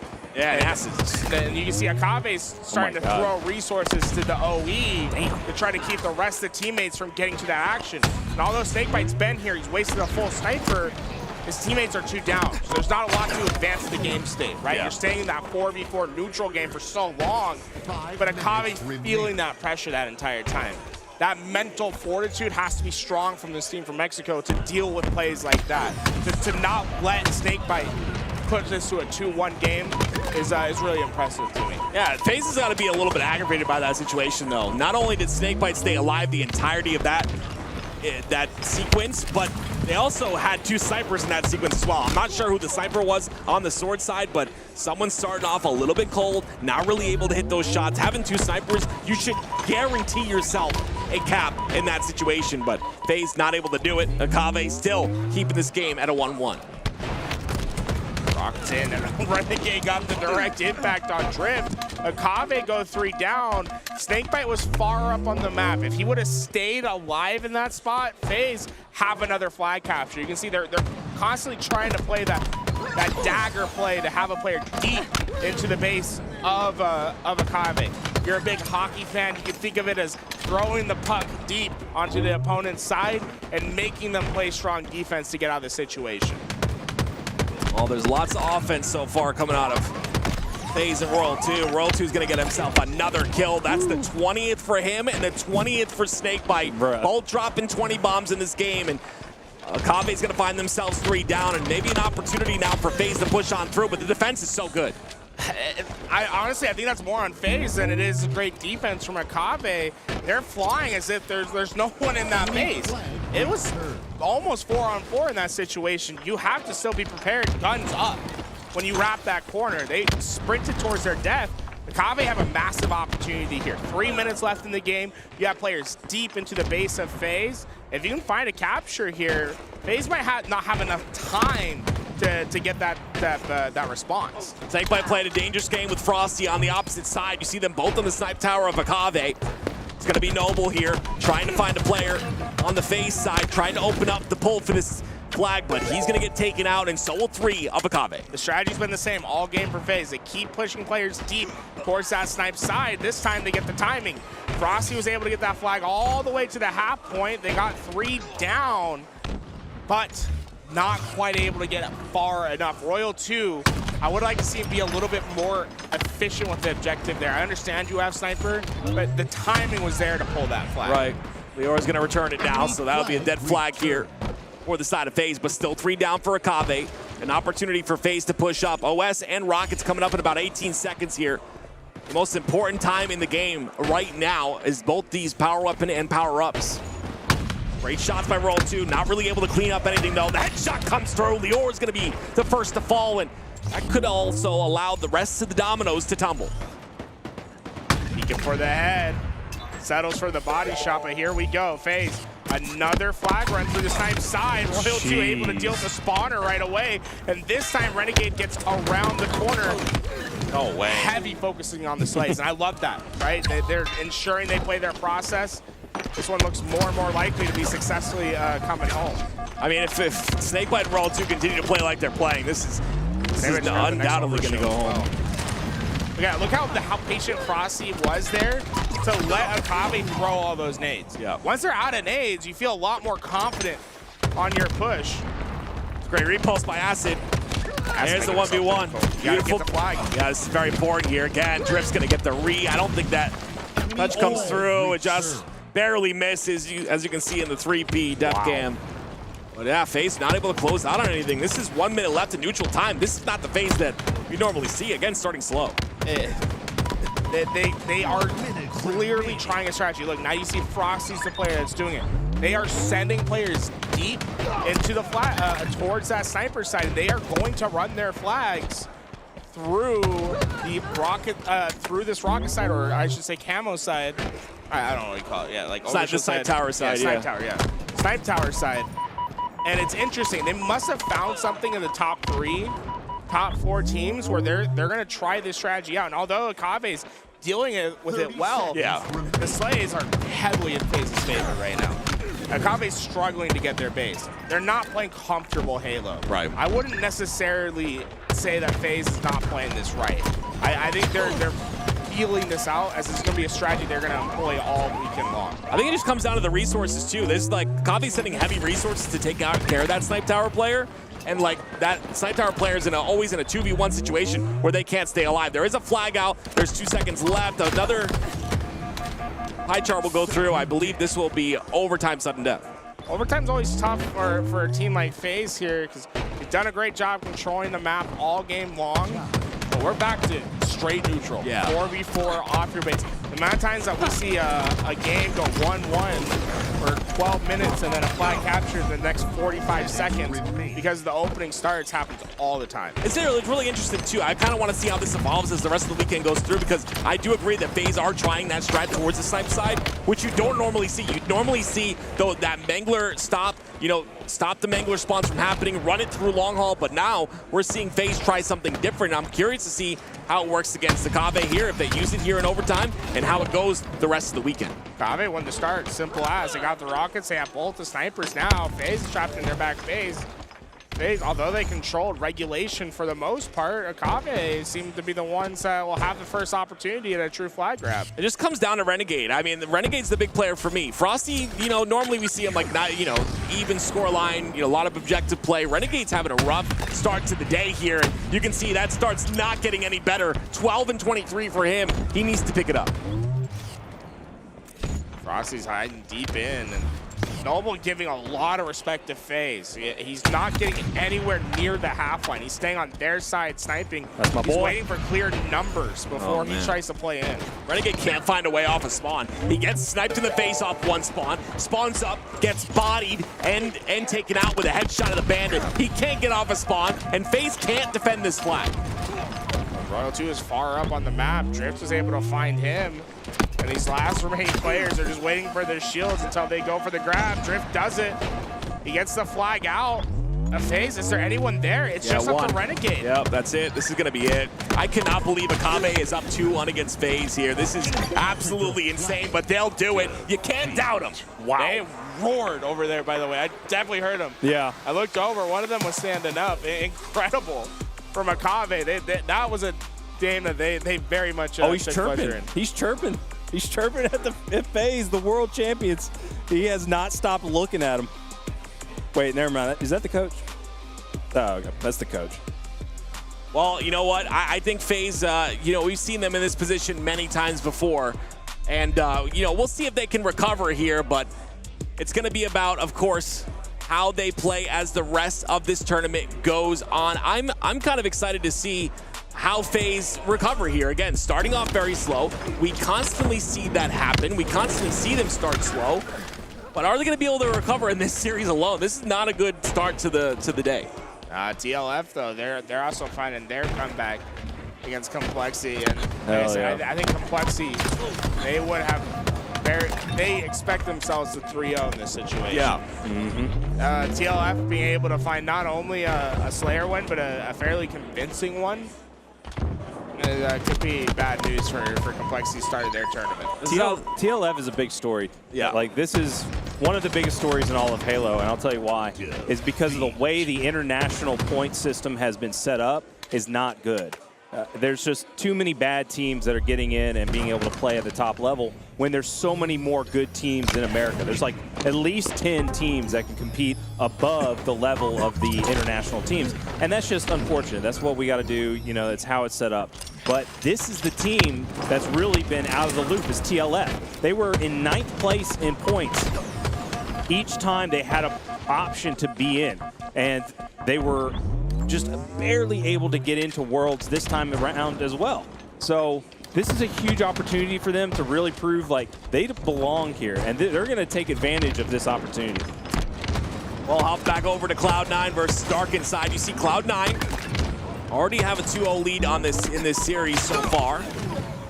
Dark Inside trying to find some sort of an answer, and Descendant's the player that I'm kind of looking for as this goes on. I feel like Descendant's one of those players who obviously previously on Complexity got dropped off that roster, has a little bit to prove here, right? He has a little bit to prove that like he belongs on these top squads, that he has the skill level to be on these top rosters. One key thing to know about this Dark Inside roster is they love to play fast, and this is where Stronghold's going to come into their wheelhouse. They're a very aggressive team. They'll close space quickly. They'll try to out-rotate. A lot of the time, Cloud9 seems to be struggling with that pace so far. Dark Inside, these last few rotations, I've been really impressed with their speed. Dark Inside, triple cap is locked in now. They'll take the lead as well, and we'll keep that lead for a little bit of time. It's going to be B, though, being taken here, as well as C. It's going to be Descendant, the first one to enter in to try and break the C hold from the side of Cloud9, and he gets the first kill to facilitate that. Behind enemy lines, once again, Descendant quickly find himself into a crucial fight. Able to work off Piggy so well there. These guys communicating, and they're able to get 2 massive kills. Cloud9 not going to be able to stop this bleed. Dark Inside continue to score. Yeah, Descendant, I talked about him, man. I truly feel like he has a bit more hunger than a lot of the players on these lower tier teams. I mean, he had an opportunity to stay on that Complexity roster, and you have something more to fight for at this point if you're a Descendant. You have something to prove, and there's a lot of passion on that side of Dark Inside as well. If you know Envor as a player, he gets loud, and you love to hear that. Descendant a little bit of the same. I was thinking that was maybe Envor that I heard over there. I was trying to take a peek. We have a clear line of sight towards those feature stations. There are a few players over there that are chirping. Ladies and gentlemen, we're, for the first time, in the very smack dab middle of the HCS World Championships. We get a beautiful spot here on the couch to be able to watch this action and feel the energy of the crowd. If you've never been to one of these events, I would recommend you do so. It is very different in terms of energy than any other event that HCS puts on. It's a culmination of an entire year's work coming down to one weekend for all of these players who put their heart and soul into this game. You see Dark Inside putting their heart and soul into this game right here as well, trying to make sure they can make this series a bit more difficult for the side of Cloud9, and they'll do so with a double cap. Cloud9, they haven't been able to get a stabilizing effort yet. Even when they get B, it's A that's being swapped. And Dark Inside, this is what they want. They want that AC setup, force Cloud9 towards B, and then eventually work towards that trip cap. Manny was quick to recognize that, got as much space away from B as possible. But Cloud9 haven't quite been able to cleanly win a lane. And it's causing mayhem over there. Akave FaZe, they're back up. I think we gotta tune in once again. This is an intense matchup between Akave and FaZe. This would be one of the biggest upsets ever. Like, what is the seed of Akave? Like 13th? This is insane. FaZe are the world champions. They went down to Pure, which was massive. That was a huge upset. But now they're gonna go possibly down to Akave. I mean, it is pools. It's you know, it's not bracket play, but still. But the ramifications of losing to a team like Akave if you're FaZe. I mean, you might think like, yeah, FaZe, great mentals, they're gonna recover. It doesn't matter. You're losing to a team you know you can beat, that you know you can beat any day of the week, and this team has just come to play today. And that's the end of the story. I mean, we're not seeing the Slay power on a Renegade that we saw. We saw Snakebite and World 2 drop 25 each in the last series, or in the last game on Empyrean CTF, and they still couldn't come out with a victory. I mean, the implications and the ramifications of this loss for FaZe, if it were to happen, are massive, I think. Yes, will they recover? Yeah, I think they will, but it's still going to be a big thorn in their side. It would be a shame if you had two. It would be really good for your team if you had two Akave members on it. Playing this well. You love to see it. I did see a couple of people in the chat talking about ads. Guys, check if you have a Twitch Prime, man. You can avoid ads all weekend long. But we're giving you the red zone action here. We're giving you all sorts of games throughout the state. That's the big thing, folks. So LVT is ad supported. The reason why you get ads mid-game is because there's 4 games at once. We're never not on a game, right? So there's no clean section for us to run ads. So unfortunately, it's just during Friday, the ads will run during games occasionally. We try our best to minimize that. On when the game starts to reduce down in size, that's when it'll be a lot easier for us to control when there's ads. But in the meantime, hey, it's up to the channel. Hey, it helps. Look at all those primes.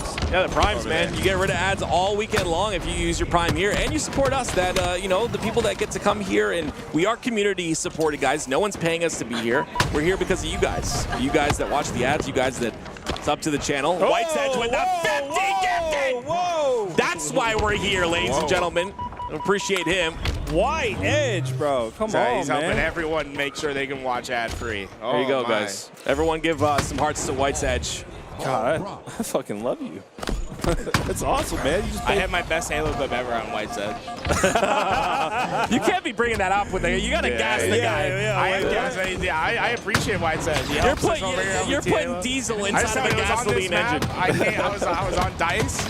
I slid off it, repulsed up in the air, did a 360 no scope. Yeah. Oh man, that was White's Edge. Don't listen to him, man. It's all good, hey, bro. No, White's Edge is the homie, man. He's helping out every way he can for me. Maybe he likes to get roasted, Tim. No, it could be his king. Yeah, you never know. We'll find out here in a moment. Edge, man. He always helps us out here. It's awesome. This is a very close oddball game for the side of FaZe, though. This is really interesting to watch. And I say it all the time.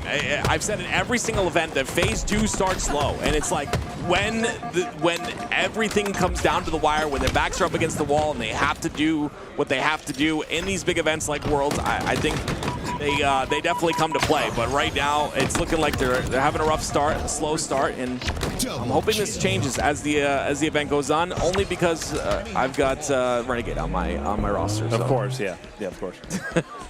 And Noble is still not. I mean, he really picked it up that last game. I was proud of him, but he's got another slow start here. I'm really hoping Noble comes out big here, but it doesn't really. That's one of the things that I don't like about the fantasy draft is it's like it's not really matchup based. It's not how you place in the tournament. It's mainly about your individual stats. Right. So it's like I'm not really gunning for him to win the game. I just want him to have a good game. He's got heavy damage, but Acid, not only does he get the kill, he stays alive. He's able to reposition. That Camo's going to get a little bit more value. FaZe go 4 down. That's crucial moments, and let's take a little detour the dark inside Cloud9 real fast, because this game getting awfully close, and this is final moments for dark inside. They have to clutch up. Yeah, they've got the 2-cap advantage thus far. Envoy is going to lose a fight there, though. That's allowing Cloud9 to push freely into tower. But they do get the spawns onto A, so dark inside at least have that. Can they fend off the push? That's going to be the first kill there. Lots of cross shots as well, but A's going to be taken, and B going to be traded out as well. And 240 for Cloud9 here. This is a very important moment in the game. The trip caps in, Cloud9. They're able to keep scoring, even though dark inside's in that hill. And dark inside's just not going to have the option to get there in time. God. There it is. Cloud9 will close that one out, and 3-0 the side of dark inside. Now we hop back over to FaZe and Akave. FaZe starting to get a bit of momentum here with the ball, but we'll see if they're able to continue that. Oh my God, that snipe was filthy. He looked straight up and blamed that guy. That was insane. Noble sitting at 1 objective with 2 assists, no kills, more deaths. Like, come on, Noble, get it together, man. This is the traditional phase that you expect to see in oddball, right? Snakebite's going to be heavy on the objective time. They're going to really allow Renegade and Frosty to have a lot of freedom to push up on this map and have high engagements. Look at their kills and their deaths. They love to get to the front lines on oddball. Akave will have to figure out solutions to that as this game goes on. Expect that aggressive play from Frosty and Renegade and try to force that into them making missteps. And it's important to understand what I was mentioning earlier, the fact that you can't just change your play style based on how warmed up you are.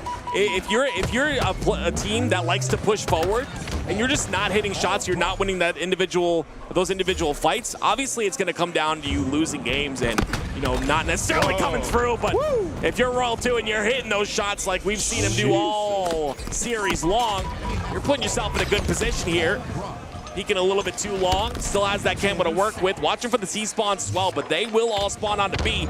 He's taking his time on that. I love that. Hey, don't shoot. Hey, he doesn't see you, right? Like, there's no reason to get the kill right away. You'd rather have that camo still in your pocket. Royal 2 plays patient. They get the first win, and Slay's being the big difference maker that time around. Obviously, Akave, they just need to do a bit better on those Slays if they're going to have more success there. So.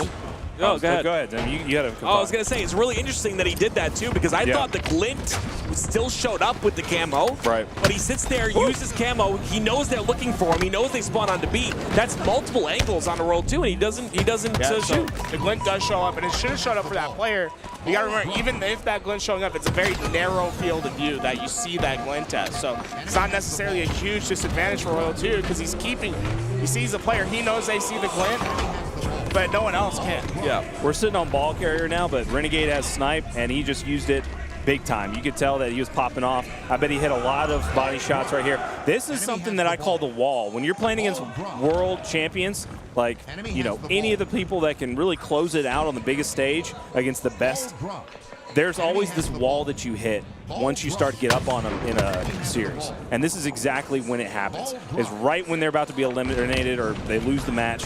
They just amp it up to a level you cannot possibly match. And Akave is not going to be able to match FaZe playing at their best. And it's just one of those things where the Tiger gets the most dangerous when it's in a corner. Yep. And that's where FaZe is headed right now. What we just saw from Royal 2 was impeccable. Once again, Royal 2 hits another headshot with a snipe. This is going to be impenetrable play from them. We're going to game 5. 35 seconds and counting here. Lior staying on that Nest side, maybe to create a bit of a distracting play on the side of Neston. Once again, keeping his eye on the tower that entire time.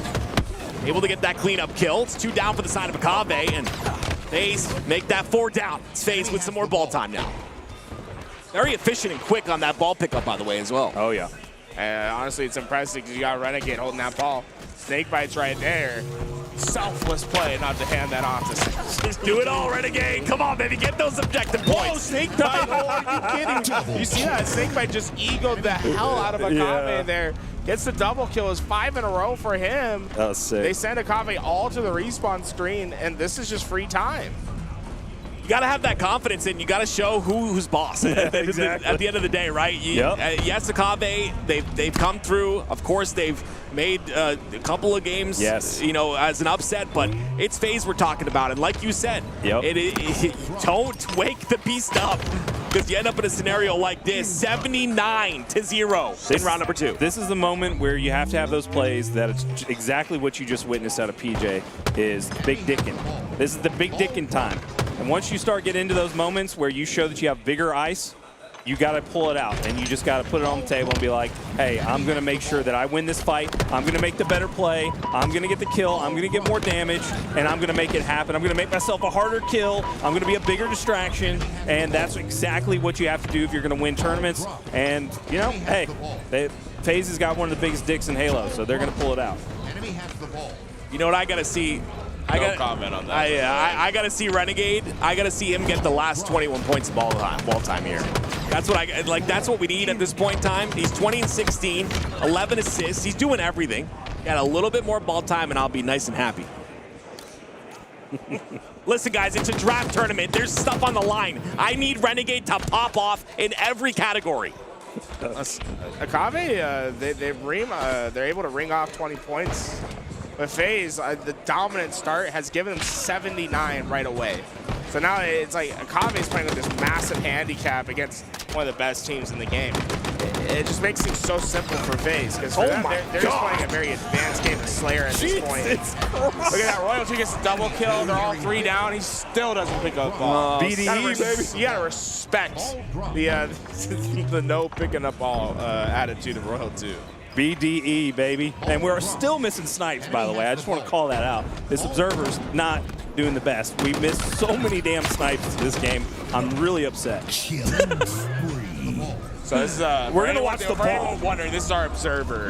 We're gonna watch the ball carrier. God dang it. Yeah, this 90's our local Observer here, but game 5 for FaZe and Akave. Jeez. Wow, wow. I feel like FaZe is kind of like like a sleeping giant. Right? Oh, yeah.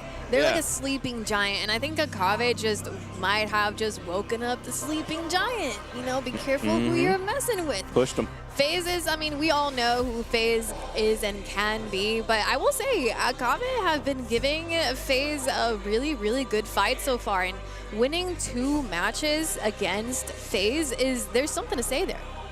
I am so I am impressed by Akave, but I'm more impressed that FaZe comes through and just dominates that oddball game, right? Because I want them to wake up. I want them to get back into it. As you can see here, though, we've got a freaking close game. Shopify are up 2-1 in the series, and we're tied 2-2 here on Forbidden CTF.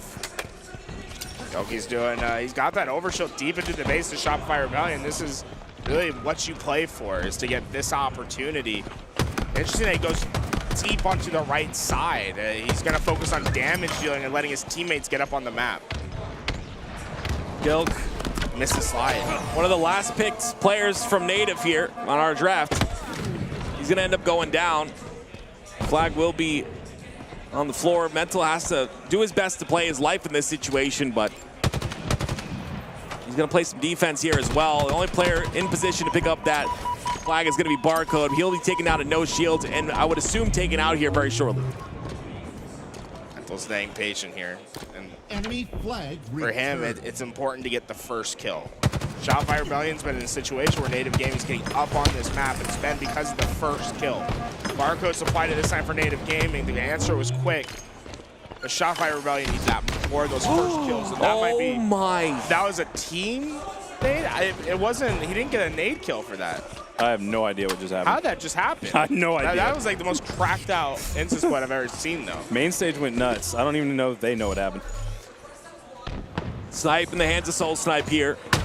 It's the first shot into Cycle. That's going to be a flagpole for Shopify Rebellion. Oh, no. That's a big kill as well. That's 3 down for the side of Native Gaming. The last player alive. Going to peek his head, is tapping buttons. But he can't do anything. Suppress just got him off spawn. He just got 4 headshots. The other sniper he on just the got other 4 spawn. headshots. That is the most brutal. That is the arm lock of this map. Bro, Suppress just went Super Saiyan. 4 headshots in a row. That was nuts. Super Saiyan indeed. And let's see if Complexity versus TLF can pull some plays like that too. We came in, it was 4 down right away for TLF, and Complexity are able to clear their own base. Oh. And they're not done yet. Ryan Noob has Sniper, Huss has Sniper. No, it's a wave of Complexity players. I knew I should have picked Huss earlier, man. 23 and 9 out of this guy. Absolutely insane. Breaking shot, though. Having a solid game himself. He's also got that objective cap, which is going to play a factor. We'll see if Complexity can close this out. Complexity's doing a similar strategy to what FaZe was doing. They're heavy on the snipe side. Ooh. Two players playing deep onto their sniper. Overshield going to go in their possession. Great hold here. They don't put much towards that rocket, but they'll be able to work their way back in. Complexity, not only are they getting the power weapons here, but they're also pressuring the base of TLF.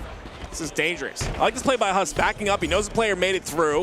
I think that player doubled back, though. He's got that snipe, that sword side control, which is so very important. He doesn't see the head of Yaxin.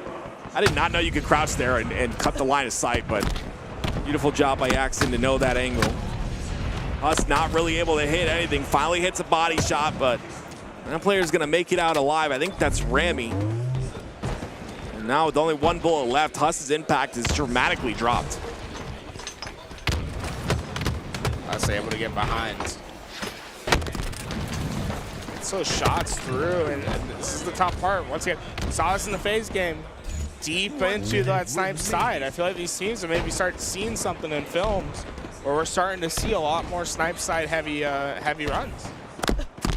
It's interesting because I still don't think that's the better run. I don't know. I feel like you have such a nice, easy route through the long haul, and I mean you can block off that entire open area on snipe side under bridge.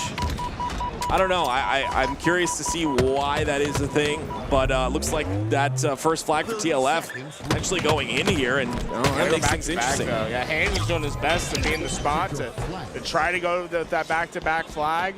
A lot's going to be on Yaxin. He's forward on the map. Not only does he have to get the kills, but he has to progress up on the map. Really tough task, and there's just not much he can do. Desperate plays now needed for TLF. 10 seconds left here. Desperate plays indeed. That's a trade that you don't want. That's resources that are dropped down, and beautiful defense by the side of Complexity here. They'll be ready for the push, and they will take game number 3 and now lead the series 2-1. Complexity taking that win there. Excited to see who else we're gonna hop on to check out. Akave versus FaZe Clan. It's a 2-2 between these two teams. Game 5, super important for Akave, but also FaZe. Are they fully awake yet? That's what we'll have to see. I feel like they woke up during the oddball. A little bit. During the oddball. What do you think made that happen? I think Akave made some impressive. I was noticing that FaZe was just having so many slays, but their objective play. I've never heard someone take a louder sip of water. Did you guys hear that? Can we talk about that real quick? I needed water because I'm dying here. Water I have, and Tools gave me a big thing of ice with no water in it. But you know what? I appreciate it very much. What do you want me to do? Like conjure water? Yes, you're a water bender. I'll give you a cup of wine. You know what I'm saying? Goodness me. I am the reincarnate. Thank you for the 5 gifted, Benny Lava. Hey, Benny Lava. That's where we get for us to get water. Oh, thank you, Yeah, Benny yeah. Lava. We Thank you need for the water wine. right now. Any gifted will go to water. I'm dying. Help.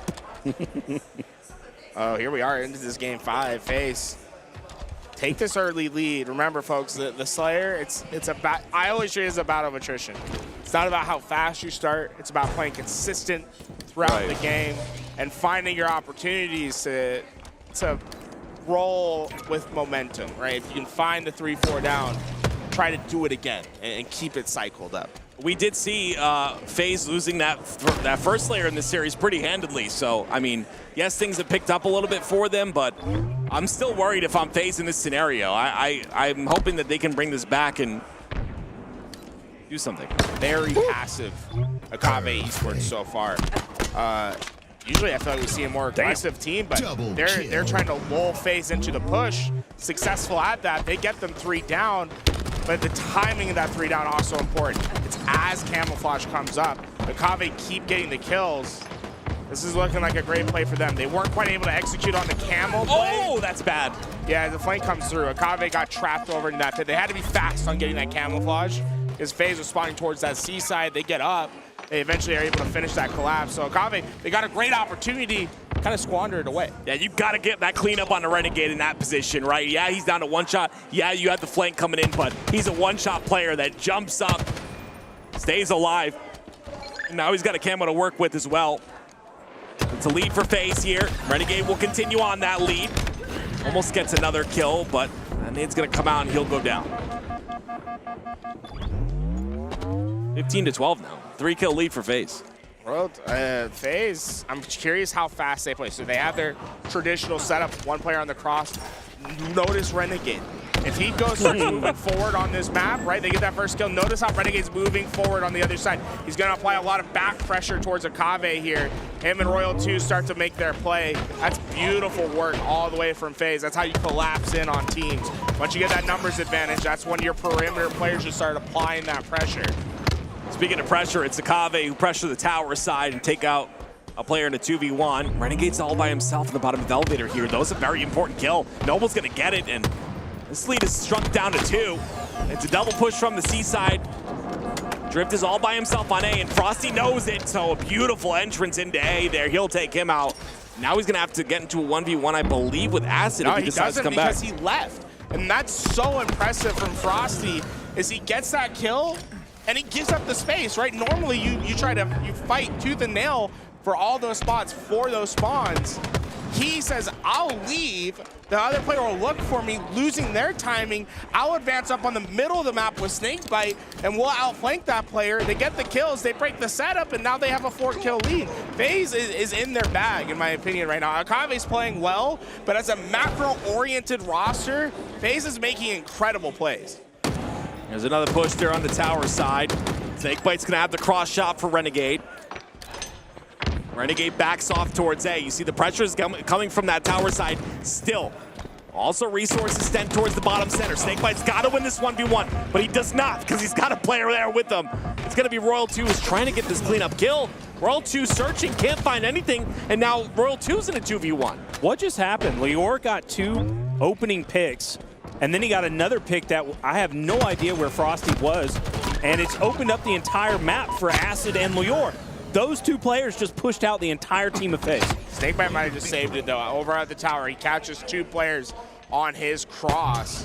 When you're able to get double kills on crossing routes, that's always a big momentum shift. Royal 2 goes down. It'll be Frosty with a shock rifle though. We'll see. Look at Renegade. He is there because Frosty has this position. He can play in the open. He's going to wait for damage. He wants Frosty to get that player about weak, and then he'll go. Renegade, though, I think he's getting pressured from bottom red stairs. That player at top gold eventually caught him out. Royal 2 is having a phenomenal series, though, so far. 12-7, 12-8 now, but it's still only a 1-kill lead for the side of FaZe. This is a great response. Do they recognize Frosty getting that A spawn? They have to be fast on it. They do. Look at all those players come back. They do not let him get any value. So FaZe will be able to control White Tower and C, which is the first step to getting out of this. But Akave were quick to recognize that there was a problem with the setup. And although they have to give up their space and potential opportunity on this next camouflage, they're able to prevent Frosty from completely changing Akave's setup. Rift is changing everything here, though. He takes out Frosty. Snakebite's going to go down as well. That's Camo player down, and that's a lead for the first time in this game for Akave. Pushes back through. 4 players of FaZe here. It's important for Akave to value life. Do not give up a free trade. Drift does a great job backing up through that doorway. Those nades not quite hitting the right way for FaZe. It's tough kills for them, and things start to shift. Akave have the lead now, and FaZe is the one on the back foot. This is really bad if you're FaZe. 36-34 now, 2 down for the side of FaZe, and it's gonna be Akave with the tower side control. FaZe will get the spawns on the pipe side. It's gonna be Renegade. World 2 on that pipe side of the map.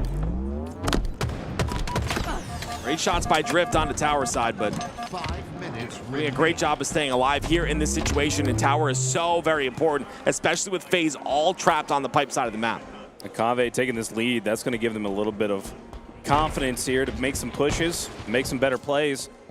And there's not really any type of pressure on them right now to make one, but they need to. You got to get proactive on FaZe. You cannot get complacent and start to play defense because FaZe will take advantage of that every single time. We see a weird missed shot from Renegade. That was open head right there. Not going to happen. 6 and 9. Renegade. Sorry, Tim. Yeah, he's having a rough start. It's not looking good for you, man. But I will say, you know, with the fact that you know, and you mentioned it, Akave playing passive there, they allowed FaZe to stay on that pipe side and get shock rifle control. So really, this game is in Renegade's hands right now. You see Frosty. He's making a play over there. They're trying to make something happen. That's exactly what I'm talking about. Snakebite's working together with him. And they're going to try to get a little flank in. They're getting damage in. Noble gets away with the camo, though. And he's going to try to make something happen. He needs to do something here. Oh, my God. Renegade. There you go. He's got those camo eyes. He always comes to life when he needs to the most. And a headshot from him. That's going to do it. Renegade, he is a monster. That's 3 kills. There's a roar from the crowd over at the feature stations. Renegade just changed everything. They take the lead. Akave had all the momentum camouflage, made all the right plays, but sometimes you'll run into a monster on the other side. Lior thought he got by unscathed there, but Renegade does have the information. 2 players inside of the long haul. 2 bullets to work with here, 2 shots to work with for Renegade in this shock rifle. And a grapple to get out as well, and that's why you see him in a very open position. Not necessarily open maybe in your eyes if you're a matchmaking player, but this is this position right here is very exposed because you can get players pushing from that bridge, you can get players shooting from long haul on C plat as well, but he's got that grapple to get out, and he knows it. Well, notice how a snail's pace. I mean, Akave, they haven't really changed the way that they played all game. They've been slow. It's just FaZe is starting to meet that timber. Got to remember now, these next rounds of slays start to become more important as the clock starts to dissipate. Yeah. I'm really surprised that FaZe is even letting that neutral clock dissipate. I mean, this is very interesting. It's a sign of respect, but also maybe scared. Look how Frosty's watching that cross. He's on the dumpster. He's isolating himself from nades. But he's also playing deep into a corner where he doesn't really have a lot on that cross, but he's valuing his life. He now starts to activate the FaZe. It looks like they're going to start to make a play. Camouflage coming up in 4 seconds. Oh, there it is. They want to be there. Renegade got through. Yeah. It's the spree. The rest of Akave's over at C. They're going to put pressure towards that wall. No. Renegade gets a grapple break. That's not good. He gets the trade, but they could have used that. Still a 2-kill lead. Make that 3. 3 go down for Akave. They're starting to fall apart at the seams. That's what makes the teams like FaZe so good. The play didn't work. Renegade was supposed to stay in tower, get camouflage. He goes out into the open, but the adaptation from FaZe, they still get 3 down. They still execute once the variable changes. It's what separates the good teams from the great and the great from the best to ever do it. World 2 in a 2v1 situation does not drop down, stays alive on the top of tower. That late jump so good. He's gonna get the trade, that's all they need. Trade after trade, FaZe will find themselves closer to that 50 kill mark, but an answer back from Drift. Frosty will get a kill of his own, 48-43. Staying close in this top tower. Frosty knows the job. He's gonna work with his duo. They just have to play for a trade. And even at that, it's now Akave who's played patient all game, slow, that now have to play fast. There's only a minute left on this clock. Not only do they need a full round of slays, but they'll need 1 on the spawners as well. There's just not a lot of time to make that happen. Really interesting seeing FaZe show this side of his respect here for the side of Akave. Renegade will get the information as a player on Mangler, but they're really watching this top cat area. Here comes the push. FaZe, there it is. Renegade gets the last kill, and FaZe will win the series against Akave. A very close game 5, but we got to talk about it. It comes down to that featured station, right? You don't have the same pressure and the same feeling that you get on the main stage, and it's been said time and time again that FaZe don't play at their best when they're on that featured station. The energy's different there. I think that affected them here, but they were able to close it out. I do want to say they were playing up against Akave Esports, and I wonder if there's a little bit of underestimation from the side of FaZe Clan and them being forced to play and wake up today on Friday. Yeah. Akave woke up ready to play, ready to go, and I wonder if there's a little bit of surprise. And you mentioned that there was some respect gained in that last Game 5. Yeah, I truly feel like you saw the respect given out of FaZe. They're waiting on the tower. They're letting that time tick down. When do we ever see FaZe, when they only need 2 kills, let time tick down like that? They were maybe just not as warmed up as they wanted to be, but they showed respect. And you know what? When you're the best team in the world or one of the best teams in the world, you have to understand when you're at a point where you're weak. And they were weak in that game. They were weak in that series, but they made sure to play the cards that they were dealt the correct way and came out with the victory. What was really impressive to me was the grapple play in particular from Renegade. And it's not because, he grappled himself to camouflage. It's because of what came after. You made a play, they got the tower, everything is being executed correctly. The only thing, the last part of that equation was Renegade grappling the camouflage up to himself. That play doesn't quite work, but what happens next? They're down a number. They're able to come out on top of these slays. They're able to get Akave 3 down and get those spawns back up, find that last spawner and change the game. That's where they won the game. They won the game on a broken play. And that's the difference between the good teams and the great teams. And I said it in the cast, it's the difference between the great teams and the best teams as well that ever play the game. Really impressed with the adaptation of FaZe in that play. Another team that is also have been playing really well recently, and we're going to see if they continue on that trend is Complexity, now facing off against TLF with a 2-1. This is an important moment for TLF. Complexity, they had a pretty dominant win in the last game. The oddball's a long game. You have plenty of time to figure it out. But this is a tough Complexity team so far.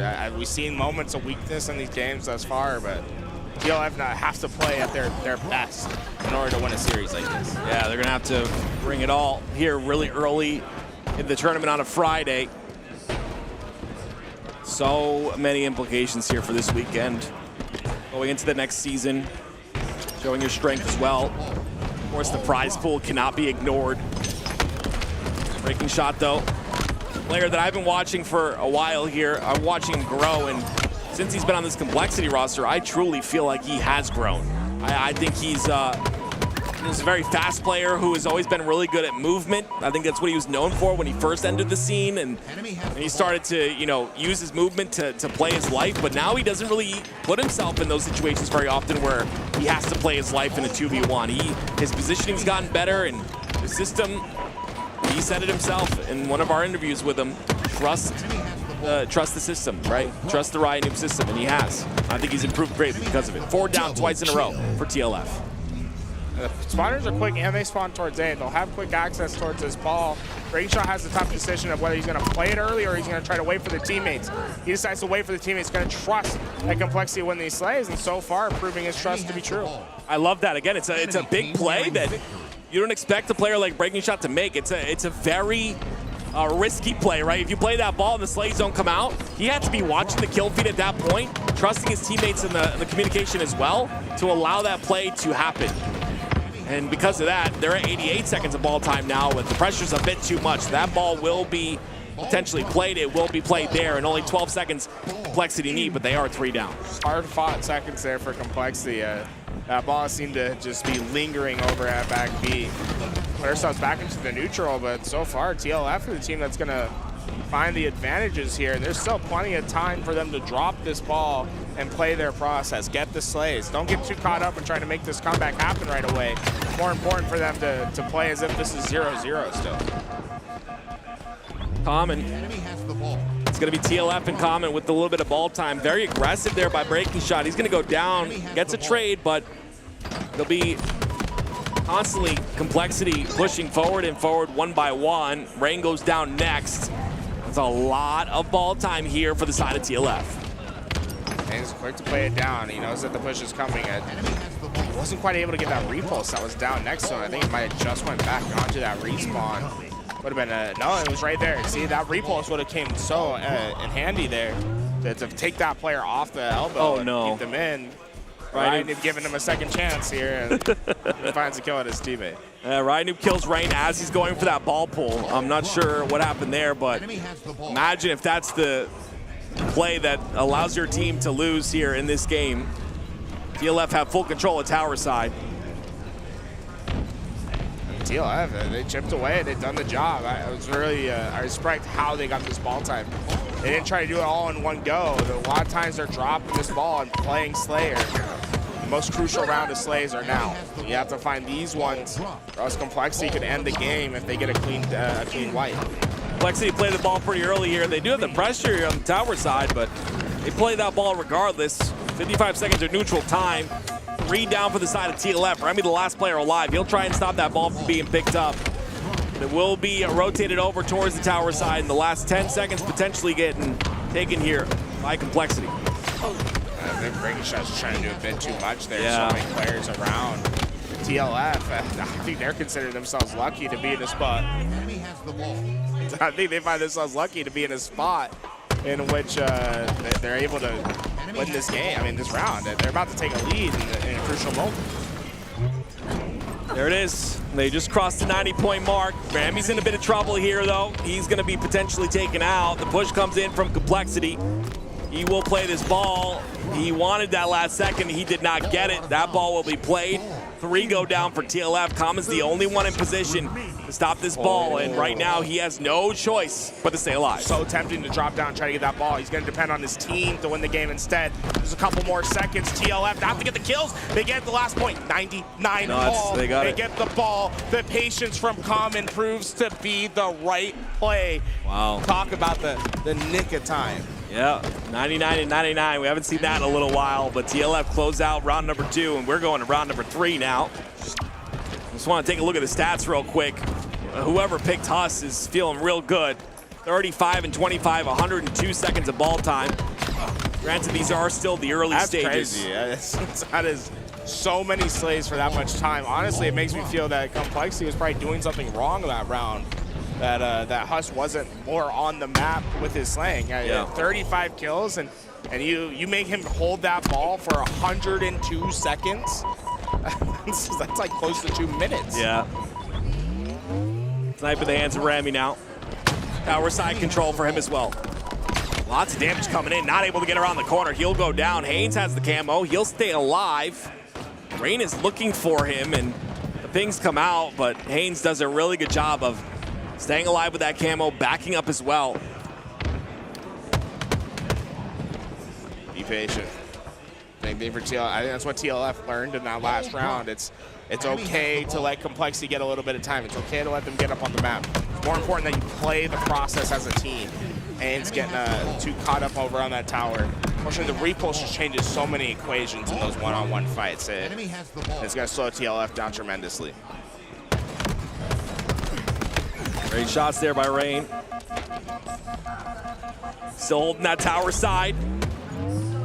Just wanted to say thank you to everyone that's joining us here with LVT. We are, of course, smack dab in the middle of the world's floor, and blessed to, of course, be here in this position, but just want to say it's you guys that have gotten us here. We are community funded. You guys are the ones that fund us to get to these events and be able to do these events. And yes, we do run some ads sometimes, but because we're doing red zone action, ads will unfortunately be in the middle of games because we're running and showing you multiple games at a time. Split screen, yep, sorry. The LVT split screen. LVT split screen action. But regardless of that, we really appreciate you guys and all that you do for the channel. Anyone that's gifted today so far, I know White's Edge did 50, 27 out of Topher, 20 out of Installation Zero, so you guys are awesome. Still got me White's Edge getting 50, that's insane. I love that guy. We appreciate you guys greatly. White's coming in big here. Thank you so much, man. So I got your boo thing. I got your favorite player of all time. Oh, yeah? Coming. Frosty's coming? Mm-hmm. Renegade was going to come, but apparently, I mean, I don't know if I should say this, but I'm going to say it. Renegade's under the weather. That's a little tough. They'll figure it out, though. Michael Jordan won a championship with the Fever, so I don't want to hear nothing. And that was basketball. Exactly. Exactly. We all know Halo's much harder. Yeah. We'll keep an eye out for that. Frosty gonna come hang out on the couch for a little bit. Good. Good. I'm great, man.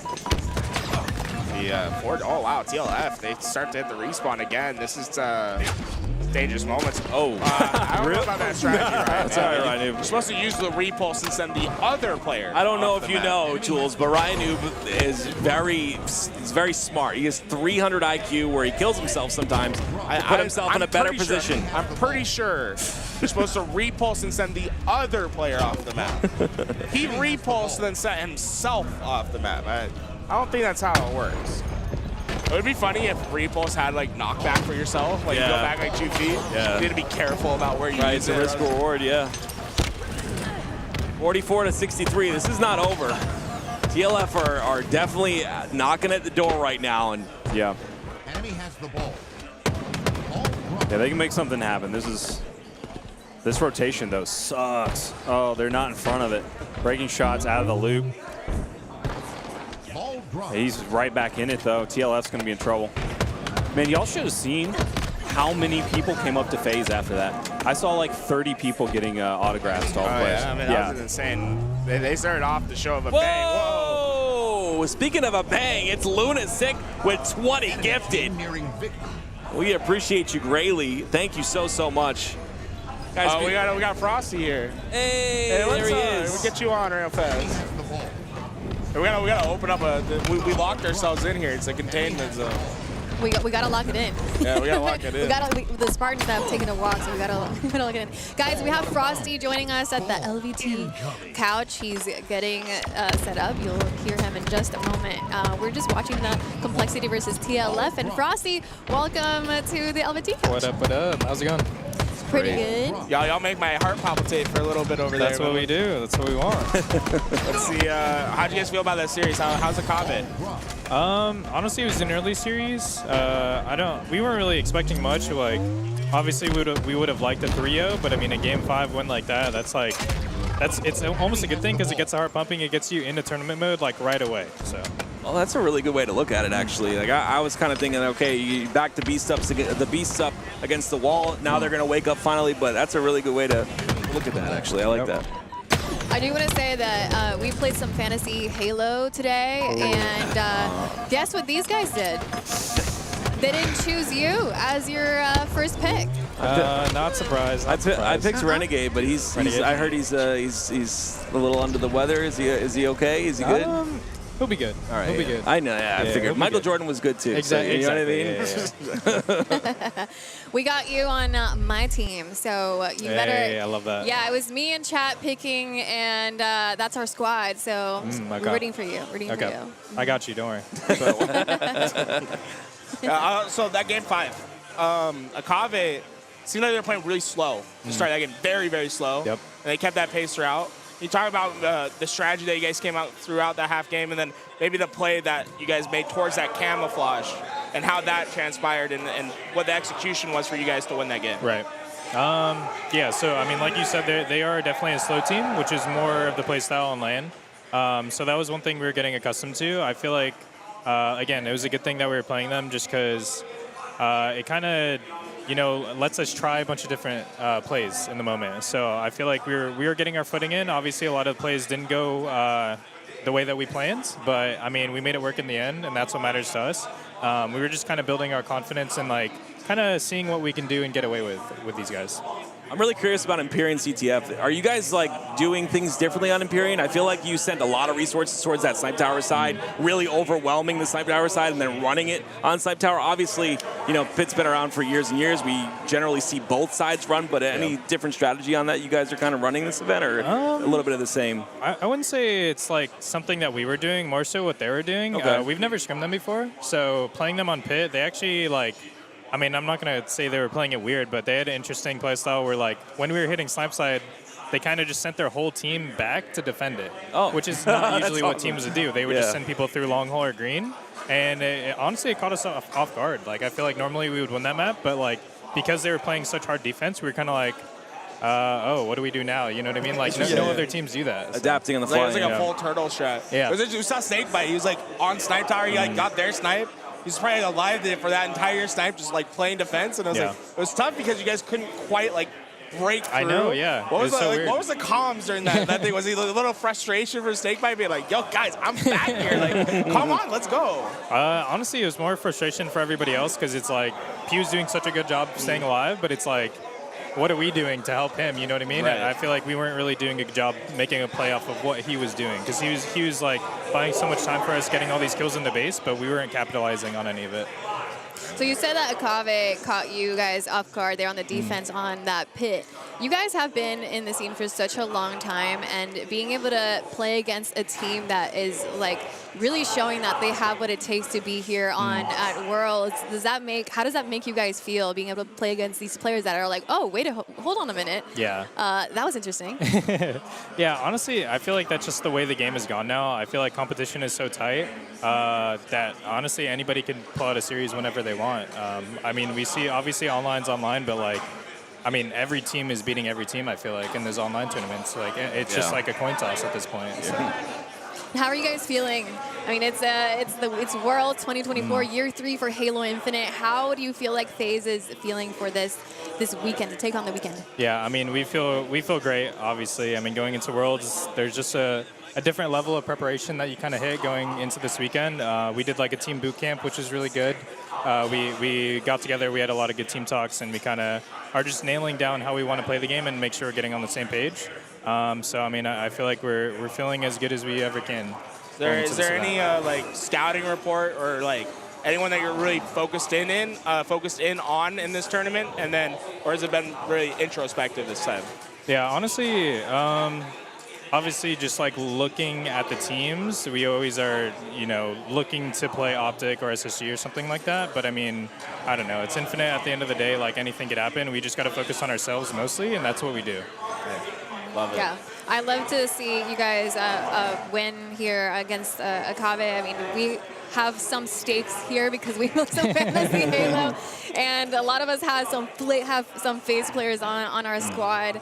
Thank you so much for joining us here today on the LVT couch. I'm not sure if you guys had anything else for Frosty here before. Do you have any last words? Anything we didn't ask you that you wanted? No, I'm an open book though. Like, what do you guys want to ask?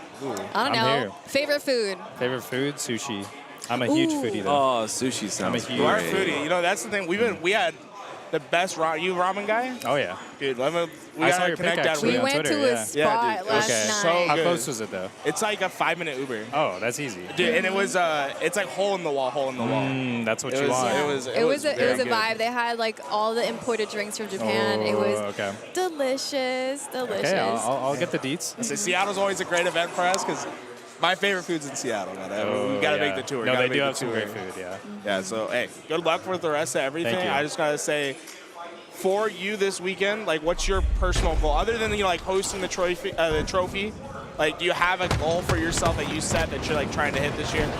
I mean, just the normal goal. You know what I mean? Like, make it there. Yeah, win.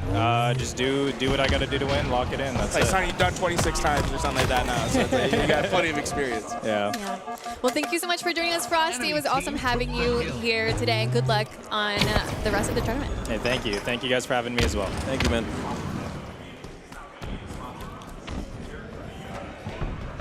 All right, everybody, we're going to go ahead and take a quick break while we get set up for our next match. We'll let you guys continue watching here at Quadrant versus Optic. See you guys in just a moment.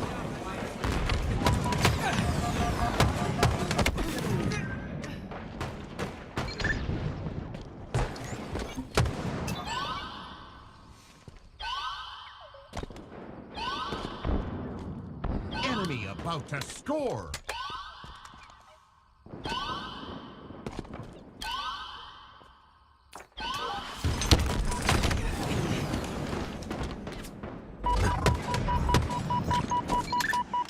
Enemy team took the hill.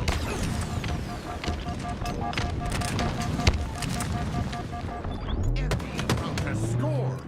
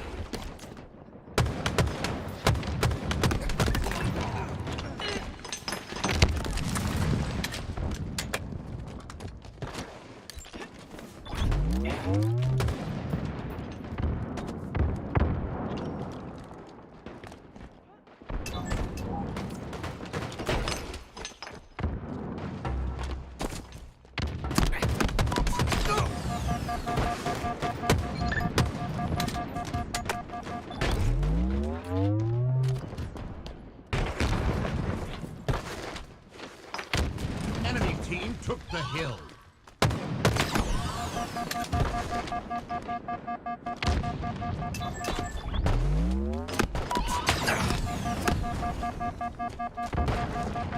Enemy team took the hill.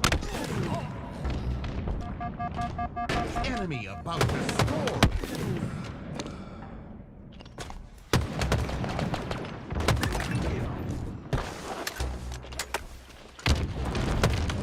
Enemy team scored. Hill incoming. Hill ready. Enemy team took the hill. Enemy team took the hill.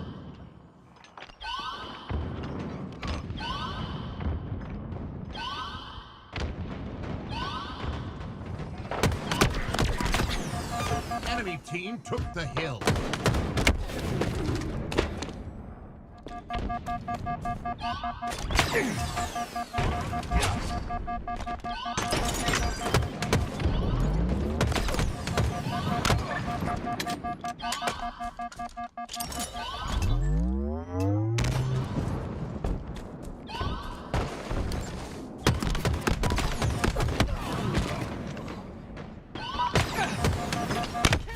Enemy team took the hill.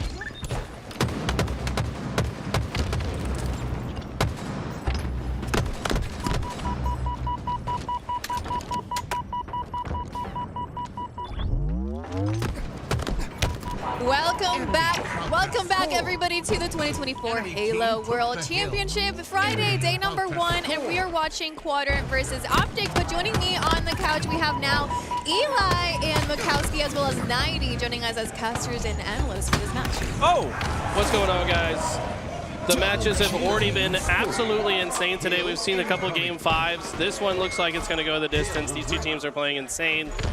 We got Formal with the sniper on the Nest side, and man, I feel like people have been sleeping on Quadrant. I know they haven't been playing to their potential, but like no one's talking about this team. They've played close against every top team. It's insane. Hey, I sure as hell wasn't drafting Snipe Drone and Glory to my fantasy team. Tools called me out for it. You see, you know, if Quadrant doesn't do well, you're screwed. Yeah, but Quadrant's not going to do bad. They're gonna have themselves a great tournament. I actually looked across the board. I took a lot of international talent.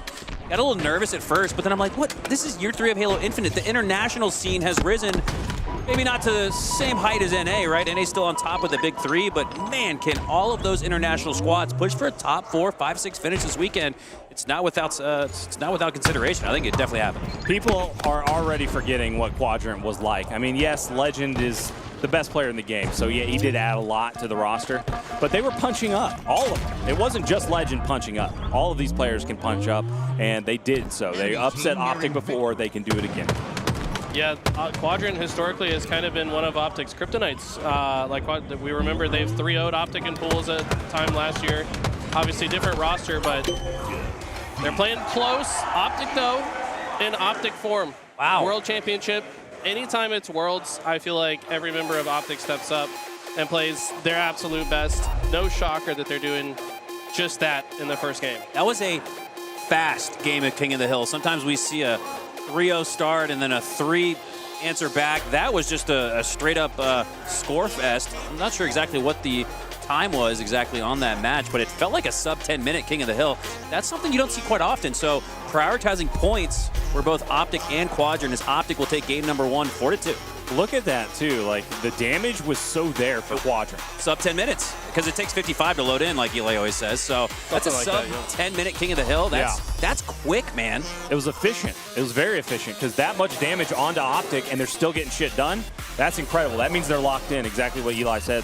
And it's true. They show up to championship day. Like Optic, it's insane how good they played when Penguin or Dead Zone wasn't playing that well and he was sick at the last event, and they still made it all the way. I mean, now they're full power. We're about to see some crazy shit from this team. Now, imagine you're a competitor and the last 5 consecutive tournaments you got 2nd place.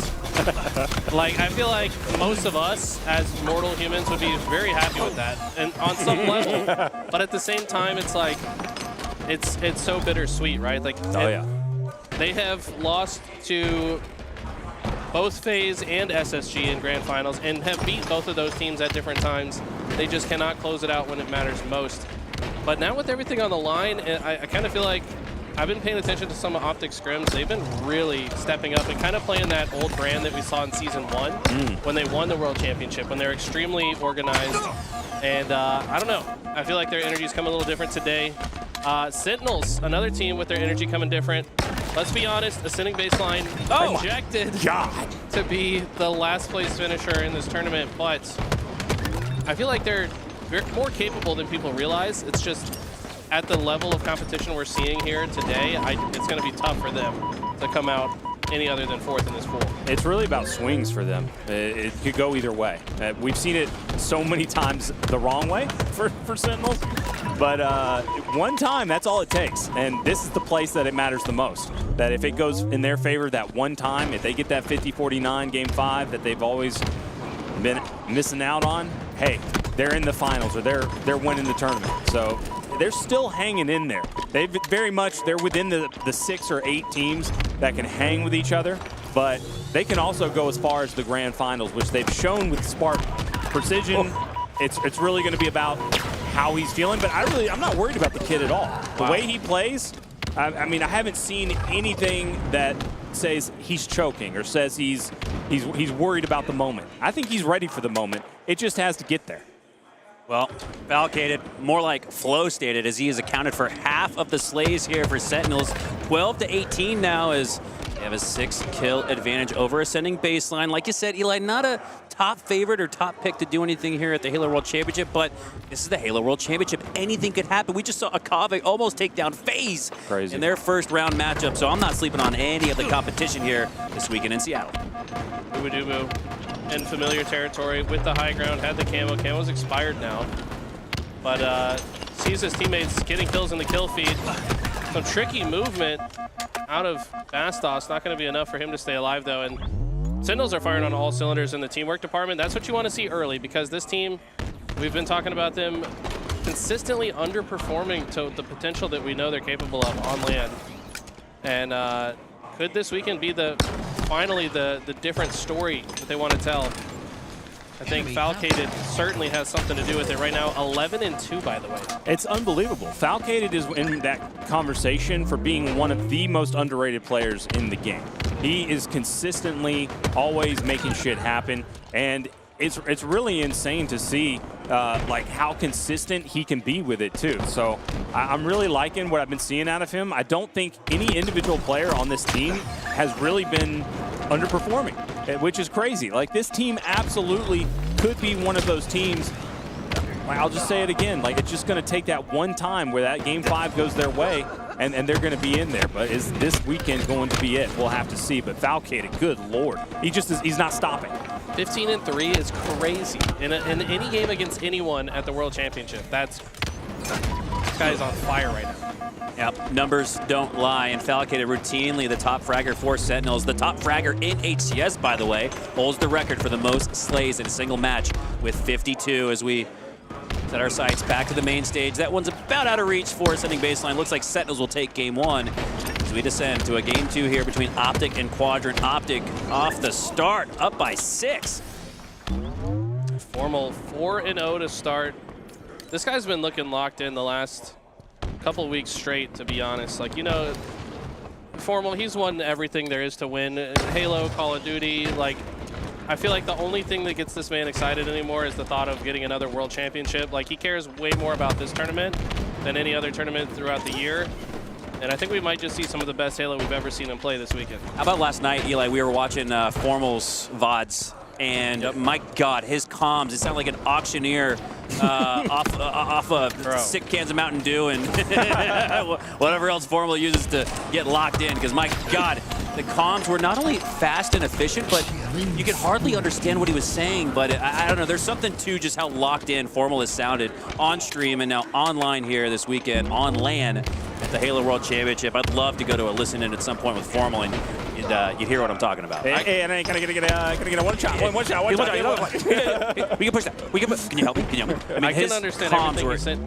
What's really awesome about his comms too is he's so urgent about the things that need to be urgent. Right. Right. Like, I think we were watching him in a Forbidden Flag, and there was a standoff situation where the other team's flag was getting returned.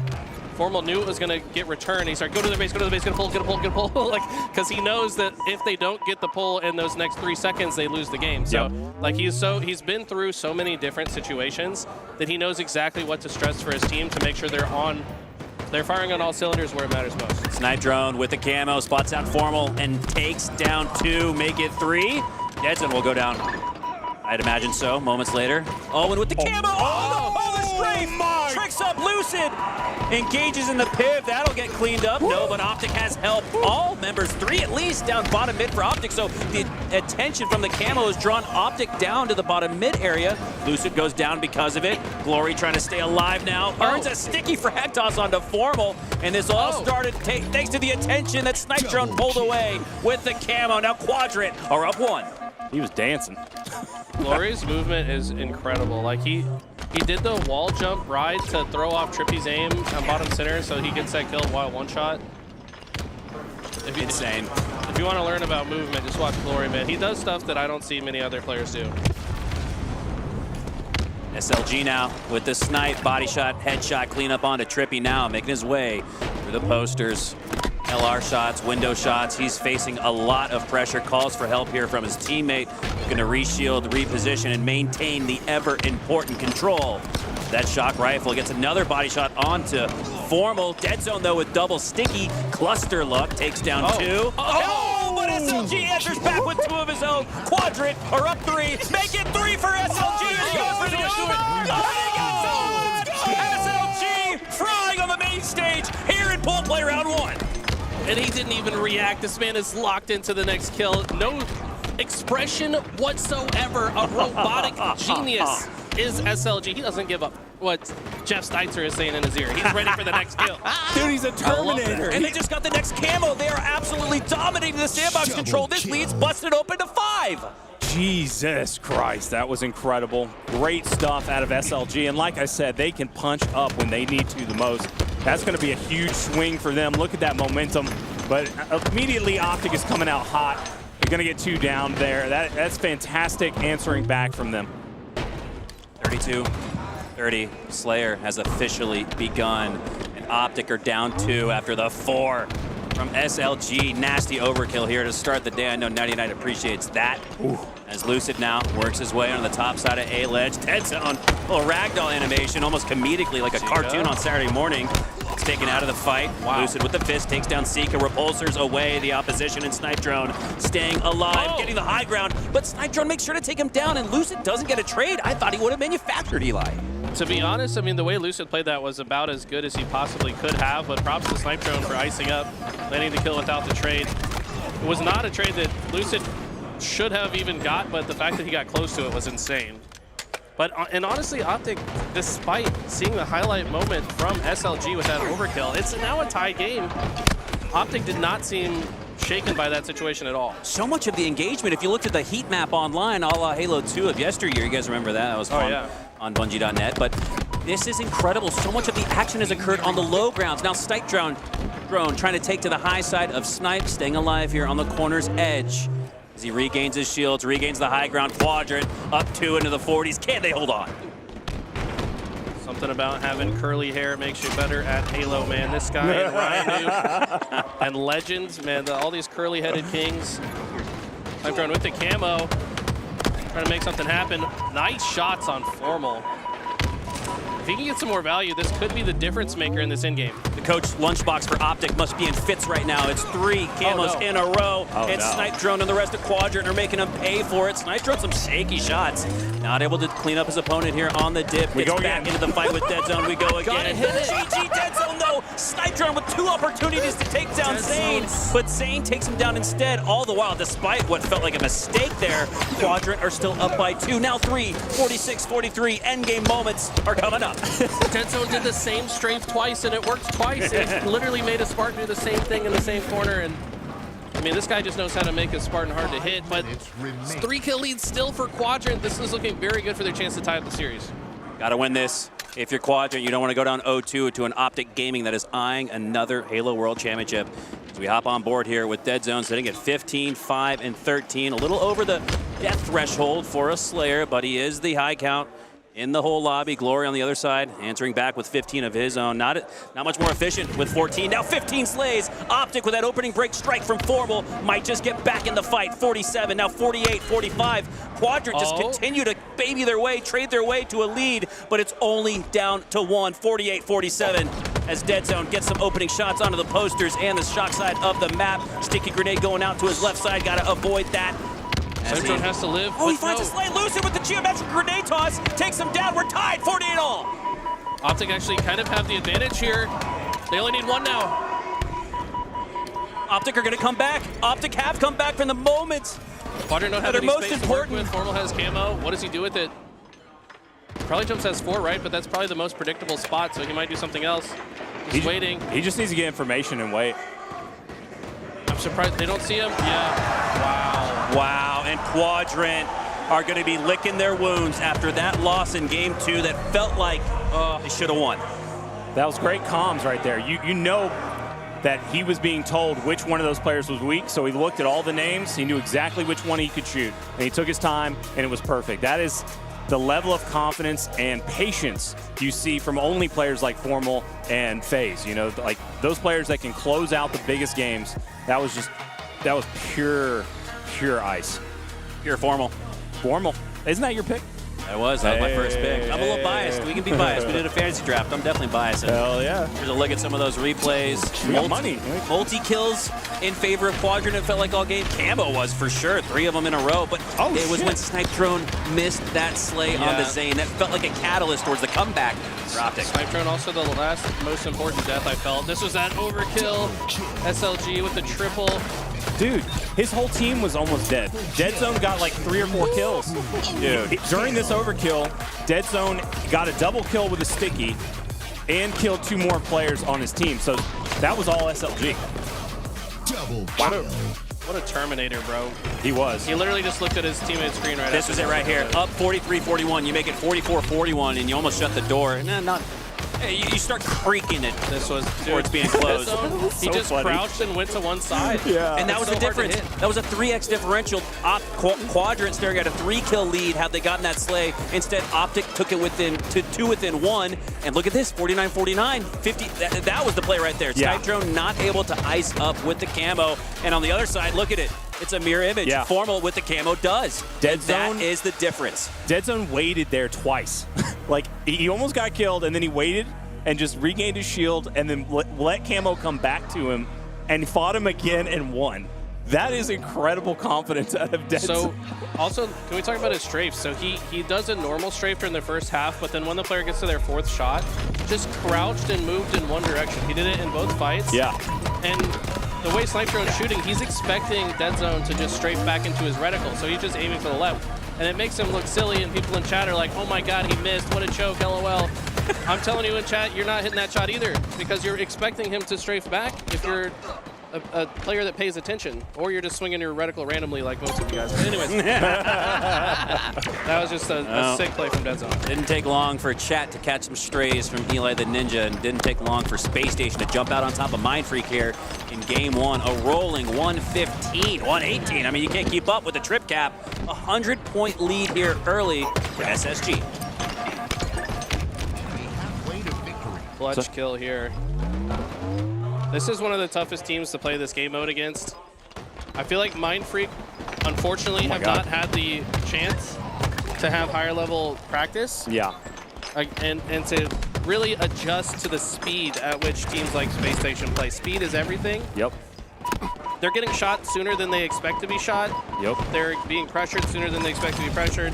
They're spawning in places they don't expect to spawn. It's just, they're not used to it, and I can see why Space Station has them in the blender. Yeah, Mind Freak is a team that starts off slow, whether it's going from Xbox to PC. Not the case this weekend, but still going from ANZ to NA, where they haven't faced any scrim competition beforehand. Yep. I'd actually make the case, 99, that this is beneficial for Mind Freak to play SSG in round 1, because let's be honest, SSG probably going to take this series, get your warm-up in, get the kinks out, get locked in, and get on flow state with 2 of the 4 members on mouse and keyboard. It's a little bit harder and takes a little bit longer to warm up on those input devices. So I'd make the faded argument here early that Mind Freak, this is probably the best case scenario for them playing SSG in round 1. Oh, that's a great way to put it, because Eli said it. It's like the speed is the fastest when you're going up against the best, and that's SSG. So you're going to get a much better opportunity to get used to that speed once you're going against the other two teams. Unless you played SSG last, and then it's like, oh, you're not as calibrated. So that's exactly what is going to happen for Mindfreak. This is a very, very good situation for them to be in, and especially getting their shots ready. They're playing against the best shooters in the game. Bound, Legend, Stellar, come on now. Stellar doesn't miss a damn shot ever. So this is going to be great warm-up for them, great practice. And I want to go back to that. Like, that's exactly why a lot of these teams have that issue. I think these teams that are overseas, they absolutely could hang. They have those attitudes. They have the shot. They just don't have the reps against these top teams, and that's really what it comes down to. When you look at PC titles like Counter-Strike, where international teams come over and they can actually do well, then it's usually because their servers are like high tick rate servers, and they can actually practice against top teams across the seas. But that's not the case with these servers. Yeah, but I digress. Well, we're seeing a little bit of bounce back, a little bit of fight from the Mindfreak boys, as Space Station has regained control of BNC in the winning moments potentially of Game 1. Only been 5 minutes. We've already seen that lead balloon to 225, and a trip cap here would all but do it. So Mindfreak got to get some points of control back, got to get some slays. The numbers advantage still in favor of Space Station, especially when Plasma's jumping off the map. I just want to highlight Rice, though. In that last check-in we had with him, he was playing very well, kind of mitigating damage output, or damage input while outputting lots of damage. That's playing very well. But SLG starting with a double kill immediately. SLG had a bad performance in Salt Lake City, but worse than what we're used to seeing from him. But having a chance to talk to him on the podcast, in and out of different events, always a great guy to talk to. Oh, yeah. You could tell that, you know, he's one of those MJ-like memes, like, I took that personally. I took my poor performance in the recent event personally, and now he is locked in, looking at the 1, potentially a 2 over his left shoulder. Dead Zone, sneaky. Dead Zone has been the antidote to the camo throughout most of this series, but there he does go down, not directly to the camo, but boy, has Zane been a difficult slay despite the advantage for the opposition. But that's the perfect answer. That's what, you know, Snipe Drone should have done as well. Just put a few shots in, leave them weak, and then carry on with your camo work. You do not need to get into a full-fledged battle, especially not 2 times in a row. So that's exactly what we want to see from SLG. And he is that guy. Like, his attitude is... He's on fire right now. This man is definitely in flow state. 6-0 to start, by the way. I love everything I'm seeing. 2 assists to boot. Just controlling time and space perfectly, by the way. And, I mean, they are so comfortable on this game mode. This is exactly the game mode they need to bounce back in the series, especially if SLG is playing like he's been playing. Yeah, we've said it. Like, this is one of the best Stronghold teams in the game. When Legend was on it, you know, him just flying was crucial. But if they're going to be as aggressive as they were with Legend, they can be that top Stronghold team again, and it's showing. Formal grabs the grapple, instantaneously utilizes it to get back up to top A, regain scoring for Optic Gaming. But look at the lead here. Quadrant, remember from Season 2, 23-0, I believe 23 games in a row they won of Strongholds. Now, granted, they don't have Legend anymore, but still one of the best Strongholds teams in the league as they are up by about a minute here over Optic. 3 go down, and now Quadrant can take potentially C, but look at this, Eli. They do have to. They can go for A, and they do. So they have the split spawn. Optic going to be spawning gold now, and SLG with another camo looks to pounce. Gonna just set foot in the zone to kind of force Dead Zone out of gold for the reset. Playing a bit tricky, but look at that. They had predicted that he would rotate through the gold door. They've already got grenades waiting for him when he shows up. But some great grenades from both Sika and Glory kind of neutralize the situation. Formal last player alive on Optic, and he's not going to be able to stop this. Oh, Glory, instantaneous use of the plasma pistol. Takes down Formal, but he gets cleaned up in the hill. Lucid tries to take it, but he gets cleaned up shortly after. Numbers advantage has been strong for Quadrant, and most importantly, Eli, they've turned it into objective efficiency, up by a 5x over Optic Gaming in an 0-2 situation, needing this game 3. Quadrant are looking good. How did Formal win that 1v1, though? That was one that Sika needed to win. Okay, the rest of Quadrant pick up the pieces, get 3 dead shortly thereafter, but something about Formal's strafe, Sika could not follow it. I feel like that's what is so good about these players, man. No matter what, they make themselves the most difficult kill on the map. Oh my god. Beautiful shots out of Glory. That was flawless with that long-range BR shot. He's having a game right now. Right before that, off-screen, he was getting kills. And once again, off-screen, he's getting some more kills. Glory with 12 right now. He's got more than 2 of the players on his team combined. But Trippy with a double kill from an 8, that's going to open things up, and that's going to give them a huge opportunity here. And Formal's not hitting shots, though. That's going to be tough. Snipe Drone shuts that down. Trippy's going to be backed all the way up, and Quadrant just got him in a vice grip.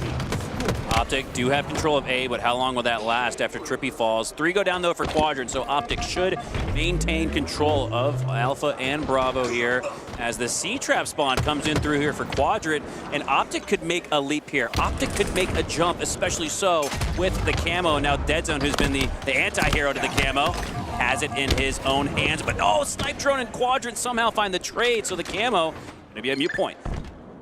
Not even sure where Snipe Drone was to throw that grenade from, but regardless, it's a huge shutdown on Deadzone. It's kind of what Optic was needing to get back into this, and once he gets taken out of the equation, I think Quadrant are content to take AB. They're going to get in the setup. And now Optic got to figure out how to get out of C. And I tell you what, Quadrant's one of the hardest teams in the world to get out of C from. And we just said, Eli, it was Quadrant who had the C spawns. They were trapped by Optic Gaming. And how quickly did they turn this game on its head? Another trip cap in possession of Quadrant, soaring into the 200s. Going to start the road to a reverse sweep against Optic. 3 more go down, make it all 4. And how many times have we looked in the top right corner of our screen and seen all, if not at least 3 members down for Optic? Eli, like you say in Strongholds, you don't have the slays, you can't score the points. That's seemingly, to break it down simply, what it looks like here for Quadrant. They're out fragging, it feels like, this Optic Gaming crew. That was 4 kills from Glory. He got in there, he was aggressive, he got the trade, he did the damage necessary, and now they're going to win the game, all because he just cleared everybody out. Glory is really stepping up, and that's exactly what you want to see. I mean, he's got big shoes to fill, and he's filling them. Glory is one of those guys that has an extremely high upside to him, extremely talented player, and he's showing why. 17 and 8 in this game, honestly making Optic look a little bit foolish in some of the interactions that he had with them.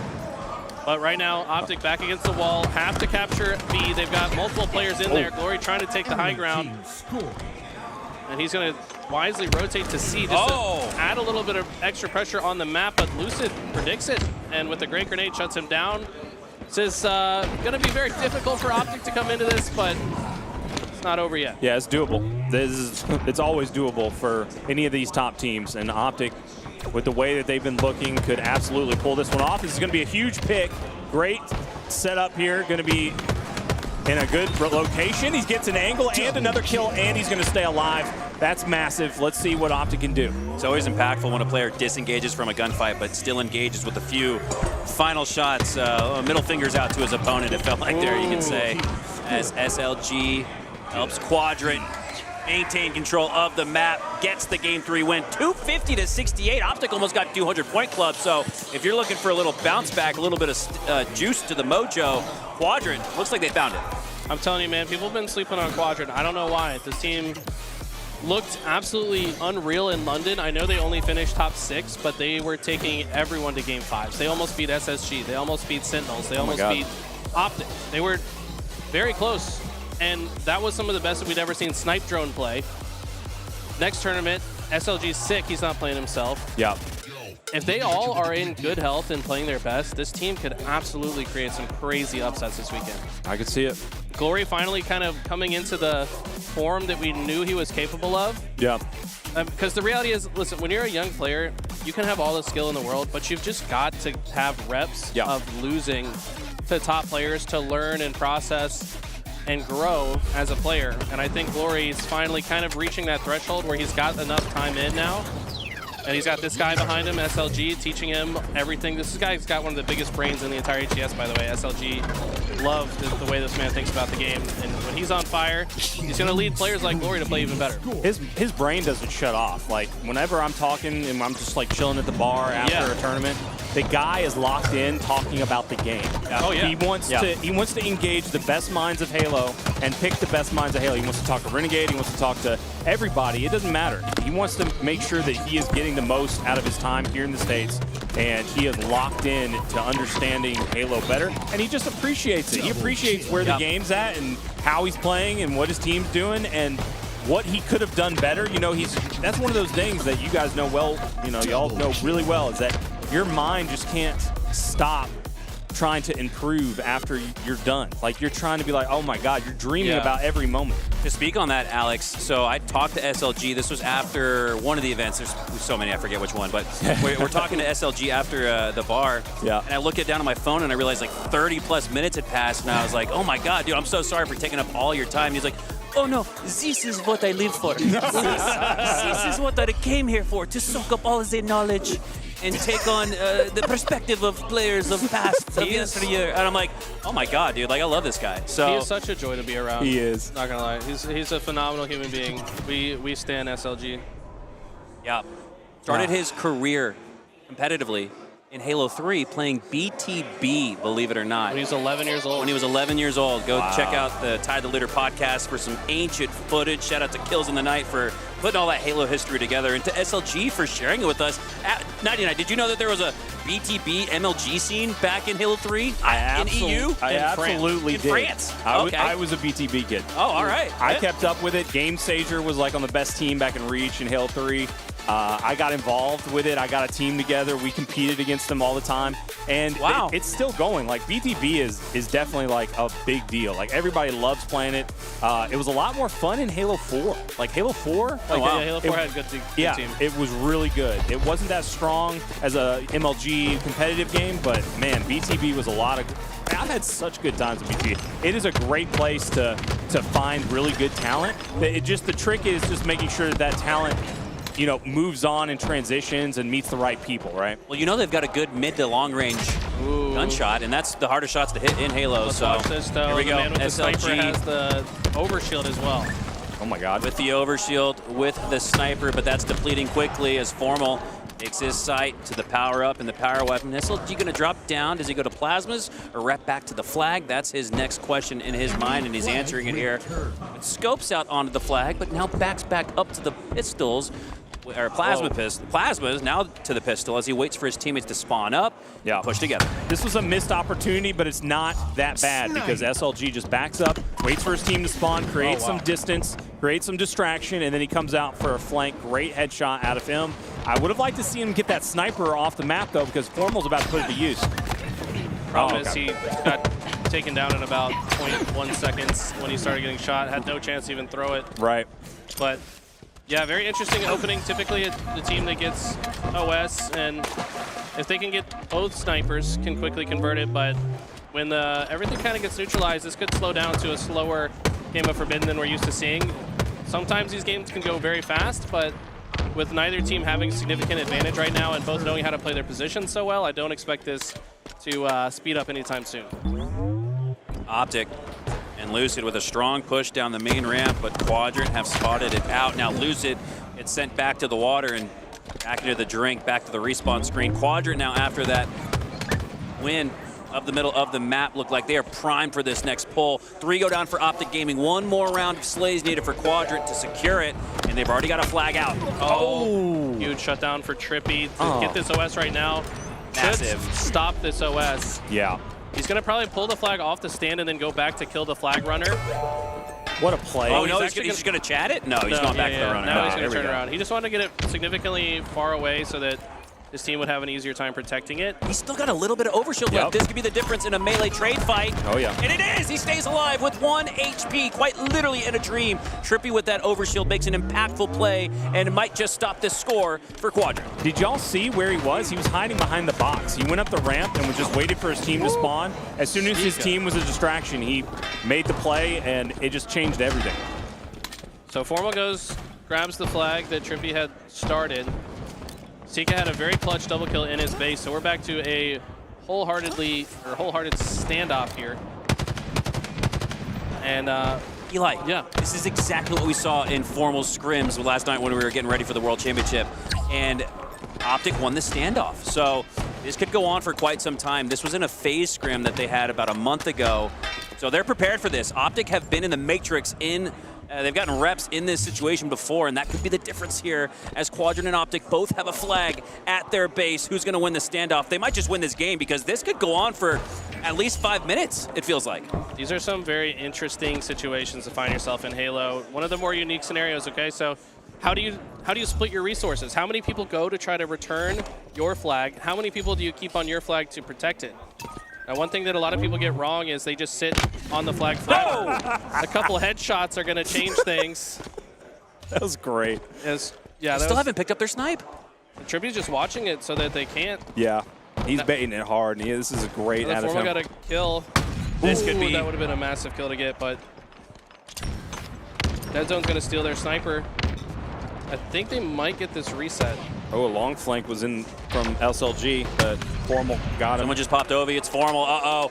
This is looking good for Optic Gaming. This flag will get returned, regardless of, I think, of what happens to Zane, and it does. Lucid puts in the first score.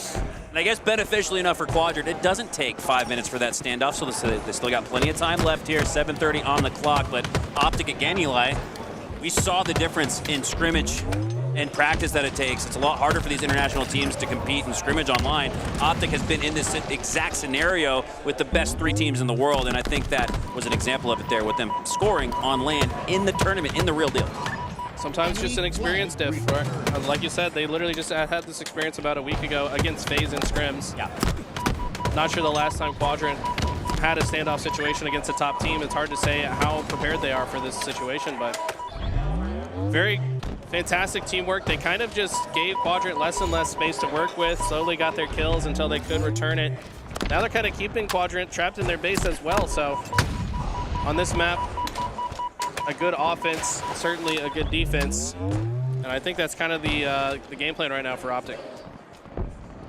Formal sitting at 10-1-3, top fragger in the lobby, but Dead Zone and Trippy aren't too far behind him at 9. My God, the Slays have been in favor heavily, I'd say, even for Optic Gaming, as Formal adds another one with the body shot onto SLG. Eyeing the next pull are Optic Gaming, eyeing more snipes. Formal's on a frenzy, 10 spree. And how much longer can this go? This feels like a riot. Might be around the corner. Member of Quadrant is, but he's not going to take the chance after seeing his teammate get his face ripped off. He's going to go to the low ground, but Sika gets taken down, and this feels like 2-0 for Optic. Yeah, Formal, he locked in about 3 or 4 minutes ago and has been shutting down Quadrant ever since. He's on top of every flank, and he has not been missing until then, but that was it. Like, he got the previous overshield. Now he's pushing in with a full litany of Molnar armor once again. No care in the world because that overshield will protect him. Double kill. He gets 13, I think, in a row. Dude. Formal frying here in a closeout game 4. Something about just the lane control that he does on this map is like second to none. Like, he shuts down everywhere. He knows exactly where everybody's going to be. He had perfect reads on all of Quadrant. Quadrant, Eli, have not been able to pull a sniper. Every time we pull or we look at their snipe tower, it's still on the stump, and someone for Optic is zoomed in with the S7 on it. Quadrant have got to get more control, not just of the sandbox, but of their own snipe. It's so important on this map. If you don't have a sniper, the other team does, or they set up with their snipe in a position to use your sniper as bait, which is exactly what's happened here. Now Formal has stolen the Quadrant sniper as well. GG. Yeah, this is GG, I think. Oh, yeah. Damn it. That was his triple. It's going to be it. Oh, well. It's not going to be anybody in position to be able to stop this run. Sika and Glory are going to be attacked by Lucid on the other side of the map, and that's a very strong, emphatic victory for Optic. That's your boy. 19-4. That's your boy. 19 and Formal, as he absolutely dominates here in game Formal. All roads lead to Formal. We're at the Halo World Championship. This is Seattle. After all is said and done, Optic Gaming absolutely dominating win. Now, it could have been a little bit closer. Could have actually been Quadrant up 2-1 had they won that game 2 Slayer 50-49, but coulda, woulda, shouldas don't give you trophies. It's true. I mean, like I said, man, if it's a world championship on the line, you're seeing a different version of Formal. I think he's proven my point. Going 4,300 damage in that game. Just controlling the map. He didn't even have to really do anything that special or flashy. And that's kind of what I've been seeing from him when I watch his scrims recently, is he's just right place, right time, making the game easy for his teammates and outputting insane levels of damage at all times. All right, well, switching gears here. This is a matchup we were eyeing before the show started. Pure versus Into the Breach. These are two of the top dark horses in this tournament. As we hop on board here with Druck, and we're already into the middle of the action. 7 minutes gone by, and And Druck already has 19 slays. He's fragging out 19 and 6. What is up with these KD ratios? This is supposed to be the highest level of competition, Alec. Usually you don't see this unless you're in Tools' Gold 3 lobbies. Yeah, shout out to Tools. He sucks. Druck's my boy, 19 and 7. Love to see that. And look, the scoreboard really is matching up with the storyline that we had expected. Like, this is still pretty much an even game. We got a triple cap. They're going to come right back into this one. These two teams are around the top 6, right? And they're right next to each other. They can both punch up to the top 3. Oh, yeah.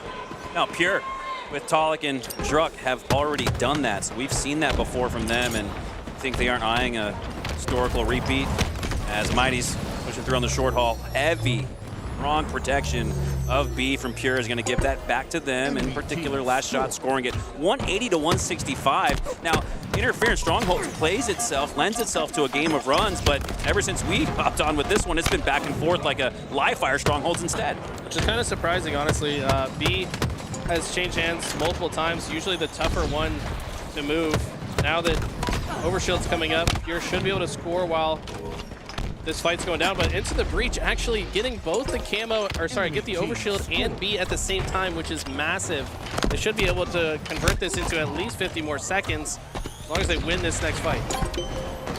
184, 174, just 10 seconds separate these two teams, and we're about 10 seconds away from the 200-point threshold. Well, when things will get really interesting as Chick, remaining moments of that Overshield, gets taken down, continues on his way on the carbine, back rail positioning for Pure, and they got a flank as well, I believe a member on the snipe tower too. But 3 go down for Pure, so Into the Breach gonna have a chance to regain map control and the scoring. I have never seen a closer Interference Strongholds match. You love to see it. ITB playing this very well so far. It has been flipping back and forth though. Both teams playing very fast. I feel like ITB has been picking up their speed, and that's exactly what they need to do here this weekend, I think. Just the level of speed that all other teams have been playing at. They've just got to match that if they want to be in the conversation. Woodham, 19 and 12, by the way. He's a standout performer in this game as well. 2 down for Pure. Numbers advantage for Into the Breach once again. Can they turn it into points? A goes in their favor, so too does B. So they'll take the lead into the 200s. As we hop on board here with the veteran Jimbo, spotted the heel of his opponent. Absolutely did. He's going to take the backside back shots onto Druck, but he's a little shaky with it. Jimbo now in a precarious situation. Tolic gets the double kill. Druck stays alive, and that could swing things into favor for Pure. I love that out of Tolic. He's always that turret, right? He's always got his head on a swivel. He's making sure he covers his entire team. He's very good about keeping his teammates alive, and that's kind of why you see a big swing from him in the kill column, right? Sometimes he's hitting a shot, sometimes he's not, but he's always putting down that damage, and he's always making sure to dictate the movements of the other team around his team. I love the way Tolic plays, and he usually plays incredible during world events, so watch out for him. Tolic, the last Spartan standing in a 1v1 with Chick. This could be for the win as he takes him down for the spree. And now Pure should get back control of the scoring. 221, 219. This one's been within 5 seconds since we joined in. This is nuts. That was such a clutch kill. I mean, if B gets converted there, the entire end game here is different, right? If Tolic goes down, but winning that 1v1 fight, and now ITB only have 10 seconds really to figure out how they're going to get out of this scoring gap. Looks like Chick kind of forcing his way into A. I don't know if I agree with this, but if he's got some help, it can work. He somehow gets a double. He gets it, and 2 go down on each side, and even 2v2 gunfight to potentially determine the winner of game 1 as Tolic goes down to 1 HP. T1, chase grenade goes out on the Mighties, and despite the thrust, he can't dodge that frag. 240, 226, Pure are in the lead. That was his nade, right? Like, he just killed himself. Woodham's so clutch to capture B right here, though. This is going to keep them alive and in such a good position to keep Pure out. They've now just got to take positioning to stop Pure from getting outside the map. Woodham playing very aggressively here, going to get all the way behind them. Oh my God. Understanding that their next push is going to go through that tower side. Oh my God. And if he has a flank on them, this could be exactly what ITB needed. Oh, 240, 239, and Into the Breach are going to steal C. Will they steal game 1? Now on the lead, 241, 240. They're working a trip cap here. Pure have got to overextend into the tower, take the high side control. Druck gets a slay, so too does Tolic. 240, 248, but they need feet in hill. No, they do not, despite 3 going down for Into the Breach. breach. Pure could have stolen it, but Into the Breach does instead, taking an electric game 1. They could have had that game. They were literally a centimeter away.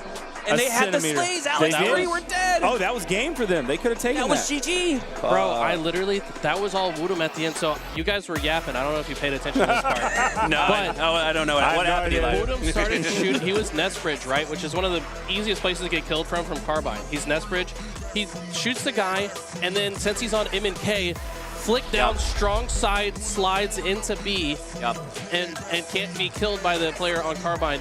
Captures B, and then knows that his position is going to force the C spawn on the corner, immediately pushes forward to wrap behind the push as they try to wrap through tower. So Woodham with the absolute play of the game there to win it. That was insane. And I think if he's on controller, it doesn't happen. Right. Because he wouldn't have been able to remove his headshot hitbox with the strong side. There are physical limitations to controller that kind of make it fun to watch mouse and keyboard. I know Active is the resident mouse and keyboard stand here, but I'm a big fan of the player is the input device, and the input device itself is a form of skill expression. So for Woodham, he's chosen mouse and keyboard, and like Eli so eloquently said, there are limitations that there are ceilings that get smashed and smattered when you're on mouse and keyboard. There are no limitations. You have an optical sensor on the table versus a plastic joystick that might break after 6 months of use, right? I've never had a mouse and keyboard break on me, right? No, I've been playing video games for 30 years now. Never. I've never had to replace my mouse and keyboard, but I've probably replaced hundreds of controllers. Nobody knows this, but I'm a mouse This was a play, by the way. So I love mouse. I will always be on mouse. But the biggest difference that I talked about was the aim assist. A controller, it's just so powerful. But now it's different. Mouse has that aim assist. Yeah. It has that equalizer, that great equalizer, because rockets are better, your sniping can be better, your no-scopes can be better, everything can be better on a mouse except how well you can have time on target. Well, remember, they had to nerf the S7 sniper rifle in development of Halo Infinite, anticipating that more players would be on mouse and keyboard, which is absolutely the preferred input device in that scenario for sniping. Yes. I fear a mouse and keyboard sniper way more than I do a controller. I'm telling you, it's dangerous. And you can see it in the game, how fast the model will turn around on you. Like, we just saw it. It was top tower, I believe. There was extra damage Wootum was able to get on him. That would have been impossible if he was on controller. Woodham 24 and 15. Shout out to Woodham's mom. She's probably in chat. Saw her, I had to retweet her tweet about Woodham because, I don't know, I had a feeling that this kid was going to pop off this weekend. This is like his debut season to Halo, period, right? He's a rookie. Yeah. He came from Splitgate. Rookie year. This was, a lot of people are kind of used to seeing him now if they've been watching all year, but this is literally his first world championship for Halo. Let's reset the stage. Not only is this for pool play positioning, the winner between Pure and Into the Breach, but the winner of this series, you could argue, gets winner of Rookie of the Year. Last shot for Pure, Woodham for Into the Breach. We are watching two of the brightest up-and-coming Halo stars in the HCS right before our very eyes. As you get a look at the couple of cuties on the couch. What's up, y'all? Welcome to the Halo World Championship. Yeah, this has been we're just chilling. A wonderful time, wonderful weekend. We did our draft earlier, our pre-show content. That was fun. I'm going to admit my bias, though. I'm biased towards any of my players popping off. Oh, you have to. I want to win yeah. the $180 that's on the line. I'm just, I don't care what team wins. I just want to win the draft. Fantasy just absolutely screws. Like, I'm like a huge Cowboys fan, but I'd rather the Cowboys lose if it means my fantasy player can pop off. And I'm kind of feeling the same way now in Halo. So this has been fun. Thank you guys all so much for joining us in the chat. Incredible support. You can feel the energy not only here on land, but online as well. It feels like the Halo World Championship, and it is. Oh, it's the best, man. I think last year was my first Worlds that I have ever been to, ever. Oh, wow. I never went to a Nationals or a Worlds, and I was just like blown away by how much they do. There's so many booths. There's so much to do here. And yeah, the crowd shows up. The energy is palpable. And also, I love the fan engagement. There's not as much fan engagement for some reason on the regular season, but here, like, as soon as the players got done, there was like just a mass crowd just swarming Frosty and FaZe over there at the featured station.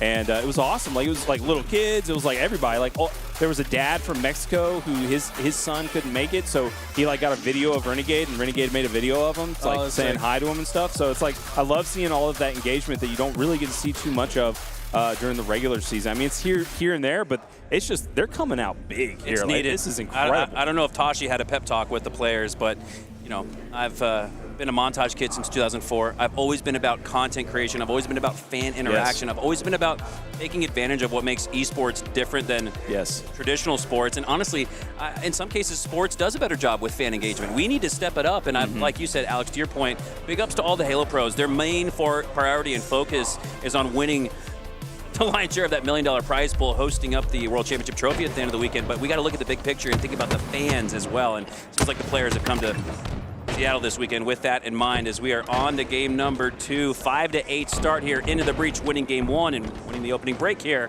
This game 2 Slayer. Woodham has had some very memorable games on this map and mode combination. Game 5 win against Proton early in the season to secure themselves top 8 back then and ultimately finishing top 6. This guy, I think, typically you would think that as an MNK player, he'd be more comfortable on maps that include a sniper, but this feels like one of his best maps. Yeah, this is where he popped off into game 5 to place top 6, I believe it was, at the opener. I literally just said that, but you were faded in reading chat. It's all good, though. Yeah, we have chat on the big screen this weekend, so my eyes are focused on both. Maybe I'm distracted. I'm distracted as shit. Maybe I should say just screw it. Screw chat. I'll catch up with you guys after this game ends. We got too much Halo action. 8-11 here as Pure have cut the deficit to within 3. Cherish pushing up on the P1 side. Oh my God, what kind of movement was that? Into the breach, steals one off of that fluky, filthy play. Yeah, that was nuts. He had 2 players on both sides of him. I mean, he should have gone down immediately, but doesn't get the trade.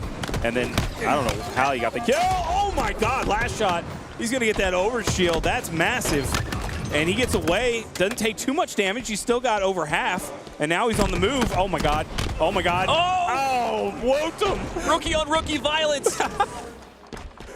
That was a perfect play out of Wotum. Just the patience out of him. He knew Overshield was coming in hot, and he pushes out right afterwards, killing Drug into the breach, are looking incredible. It's tied up, though. 4 dead now for ITB, right when you said they're incredible. Caster, Curse, Nighty Night. Always. Usually behind the scenes, but it's going to be Observer Curse this time. I usually do it with the cuts. Now I'm doing it with my voice.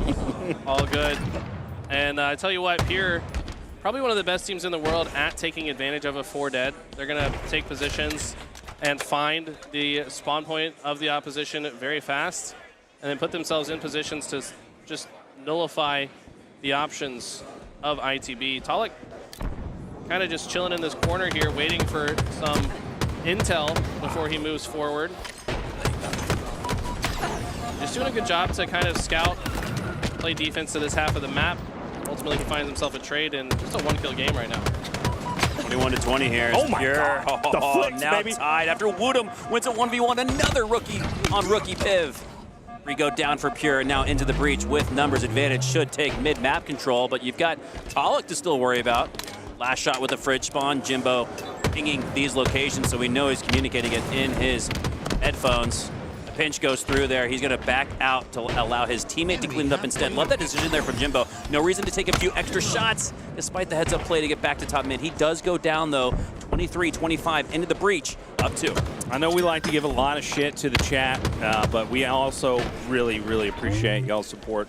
We love that you guys come through big for us. We would not be able to do this as our jobs. We come out to every event. We do this all the time online because y'all make that happen. Thank you so much.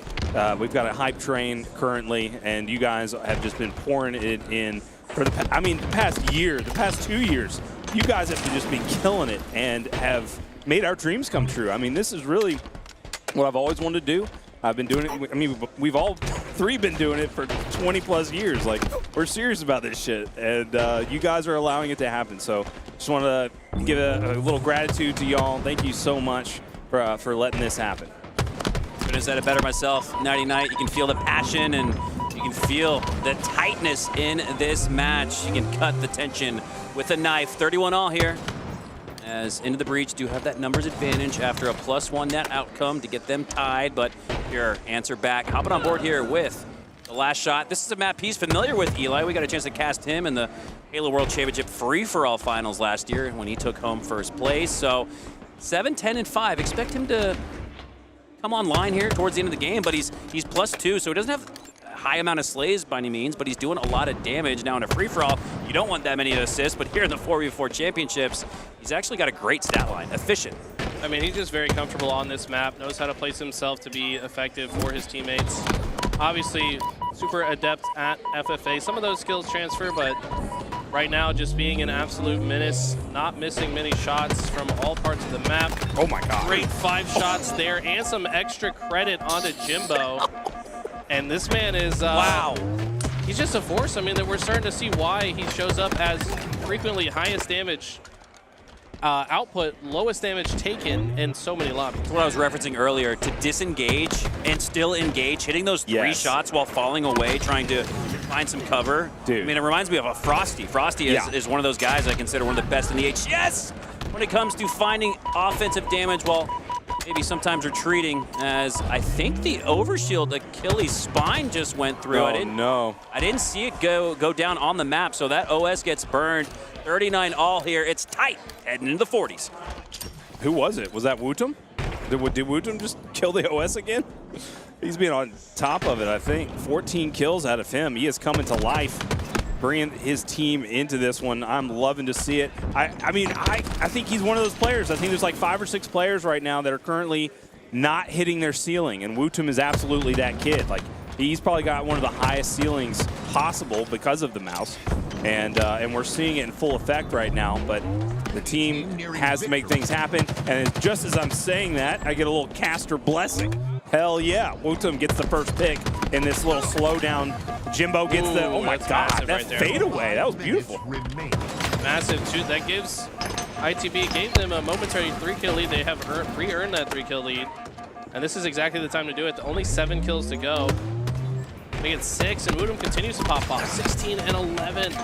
Like you said, his upside is insane. He can do a lot of things that controller players just straight up cannot, due to the limitations of the controller sensitivity. Even if you max out controller sensitivity at 5, 10, 10, it's not even close to how fast Wootum moves on the regular basis.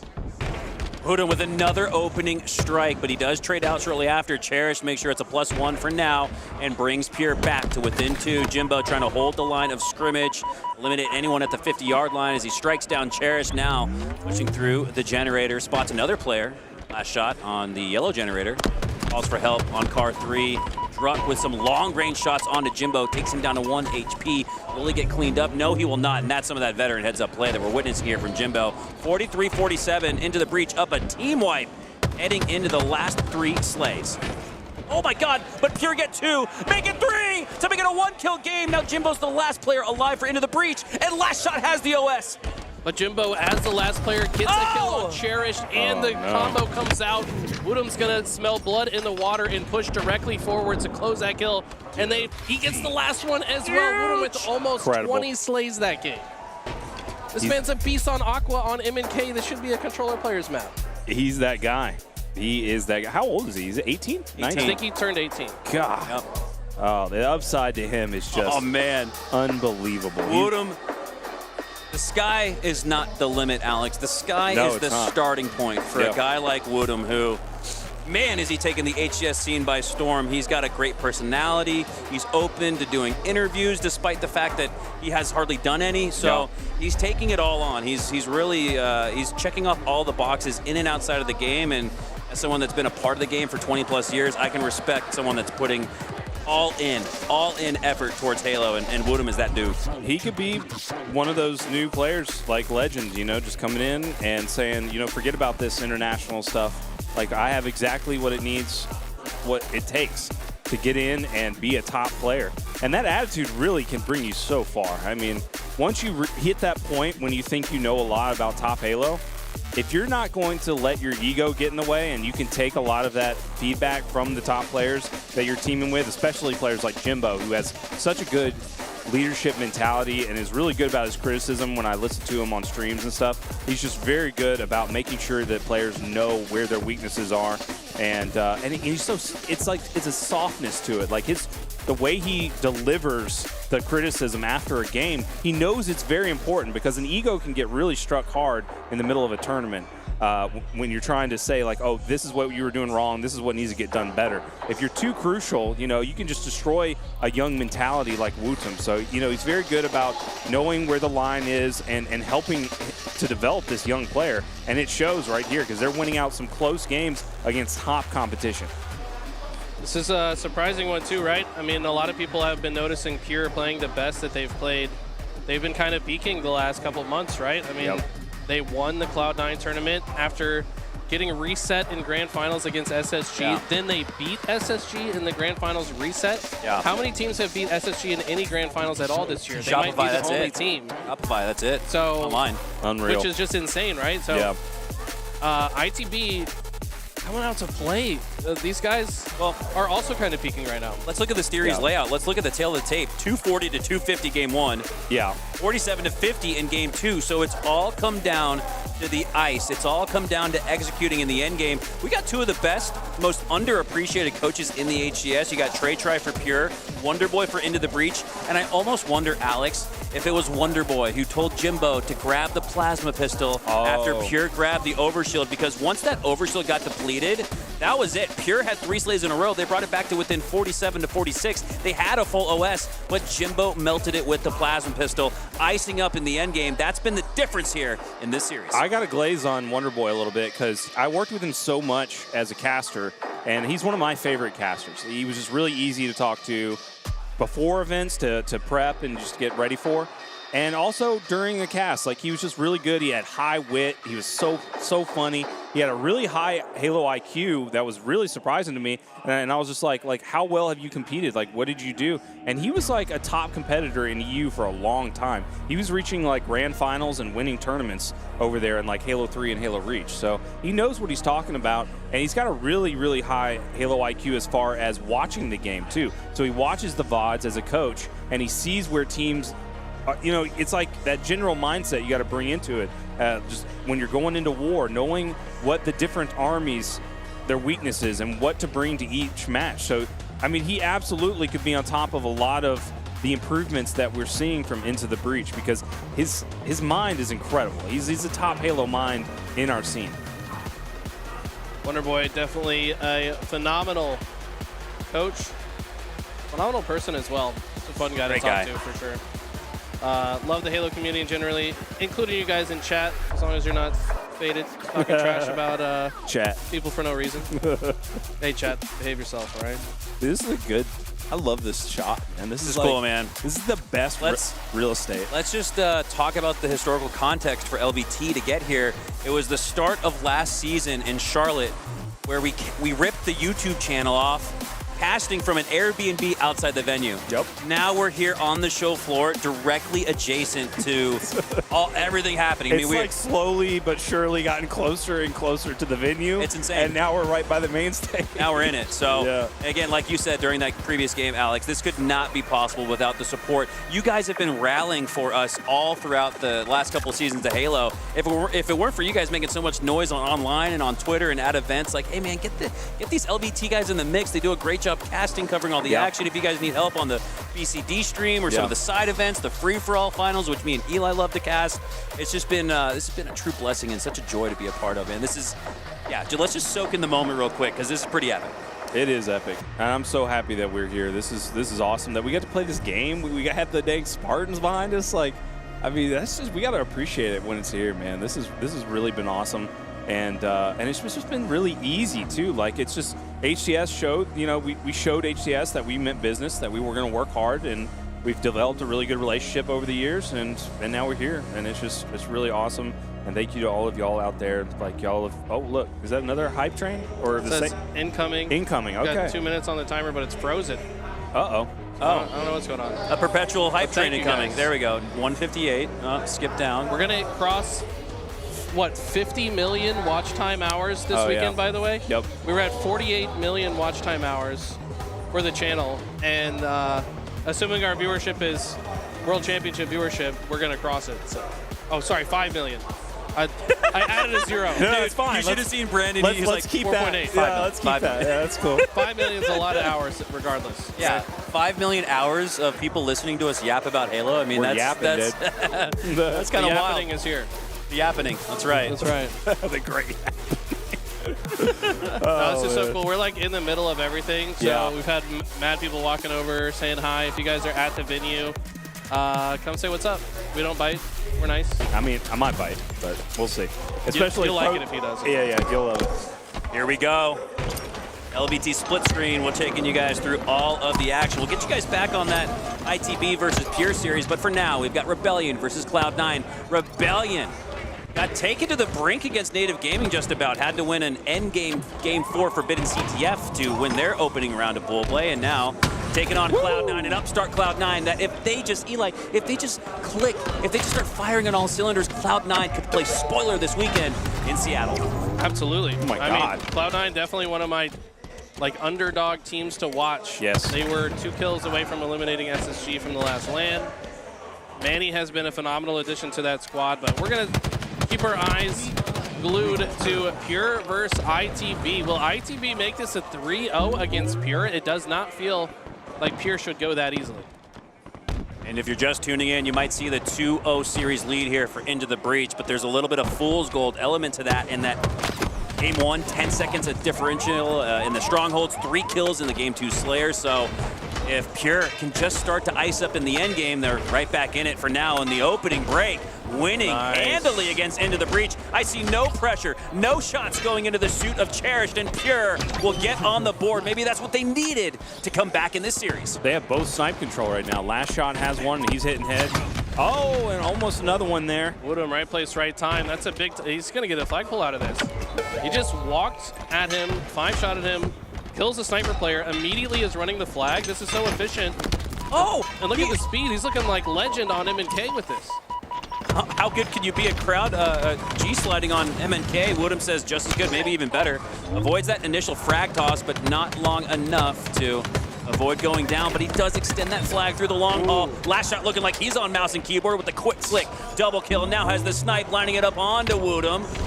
And this should be a return. Woodham, I wouldn't press my luck there, as Woodham will go down. Maybe a little bit of an overextension. His body ragdolls into the other side. And Eli, what are you seeing here? Well, he got a trade, so it's actually not too bad. That could have been a lot worse for Woodham. I agree, probably a bit optimistic to get the read, but to get a trade before dying is massive. That does allow ITB to push out of their base a little bit faster. But what I'm mostly looking at here is in the next 15 seconds, Rockets and OS are coming up. So how do these teams play it? I know traditionally Pure likes to play forward into the other team's base, apply a little bit of extra pressure to not make it easy for their opposition to grab the item. Struck, though, seeing his teammate die is going to wrap backwards. So because he didn't have as many players alive on the map, playing it a bit safer, it looks like Druck will kind of get these rockets for free. And Cherished, I think, also has the OS. But Jimbo trying to distract in the back of the base. He gets a flagpole. Druck. Oh, repulsor check! Return to sender. The post office is supposed to be open, I guess, for business. It is Friday. It is Friday. So we're seeing Sunday level gameplay, so I can see why you're confused. Yeah, that's why I thought the analogy was almost there, but I mean, it's open. You can return some mail today. So. Oh, man. The coolest part I liked was he jumped over the rocket that returned under him. Yeah. That was awesome. Matrix-esque, Neo vibes. Hell yeah. As everybody's on point here. Everybody's bringing their A game to the Halo World Championship as we hop on board here with Talik. Looking to push through the sword side. Spotting 2 on the lower ground. Gets enough of a melee there to help Druck take down 2. A nice double going for the triple. Bro, oh, Woodham turns on him! You gotta get your gun out, dude. Like, that's not a snipe, no scope moment. Like, you need to. Woodham was already one shot. Easy cleanup. That's rough. I think because of how strong the S7's been recently, especially with the no-scopes, players elect to hold it a little too long when you should be folding and bringing out the Bandit or the BR, as Jimbo now has the snipe in his hands at the top snipe tower, defending his base, but Stickies exploding around him. Jimbo lining up a defensive pre-fire reticle through the middle of the map, but if this gets through the platform, it's not going to! Cherished goes down after Jimbo gets it back of the headshot, and that might have just saved the flag run for Into the Breach. Absolutely did. Oh my God. There was nobody else on the map that could have stopped that flag. He had to hit that jump shot while facing pressure. I was a little bit worried because he did miss a bunch of snipes before that, but I tell you what, he hit the one that mattered the most. That flag was absolutely going home for Pure had he not hit that. And the 2-0 differential might now just be a 1-1 tie off a potential elongated counter cap as Jimbo works his way from one snipe tower to the next, pushing into the cuts, but last shot cuts him down. Jimbo and 3 other members of Into the Breach are dead, and Woodham on the other side of the map. How long can he stay alive?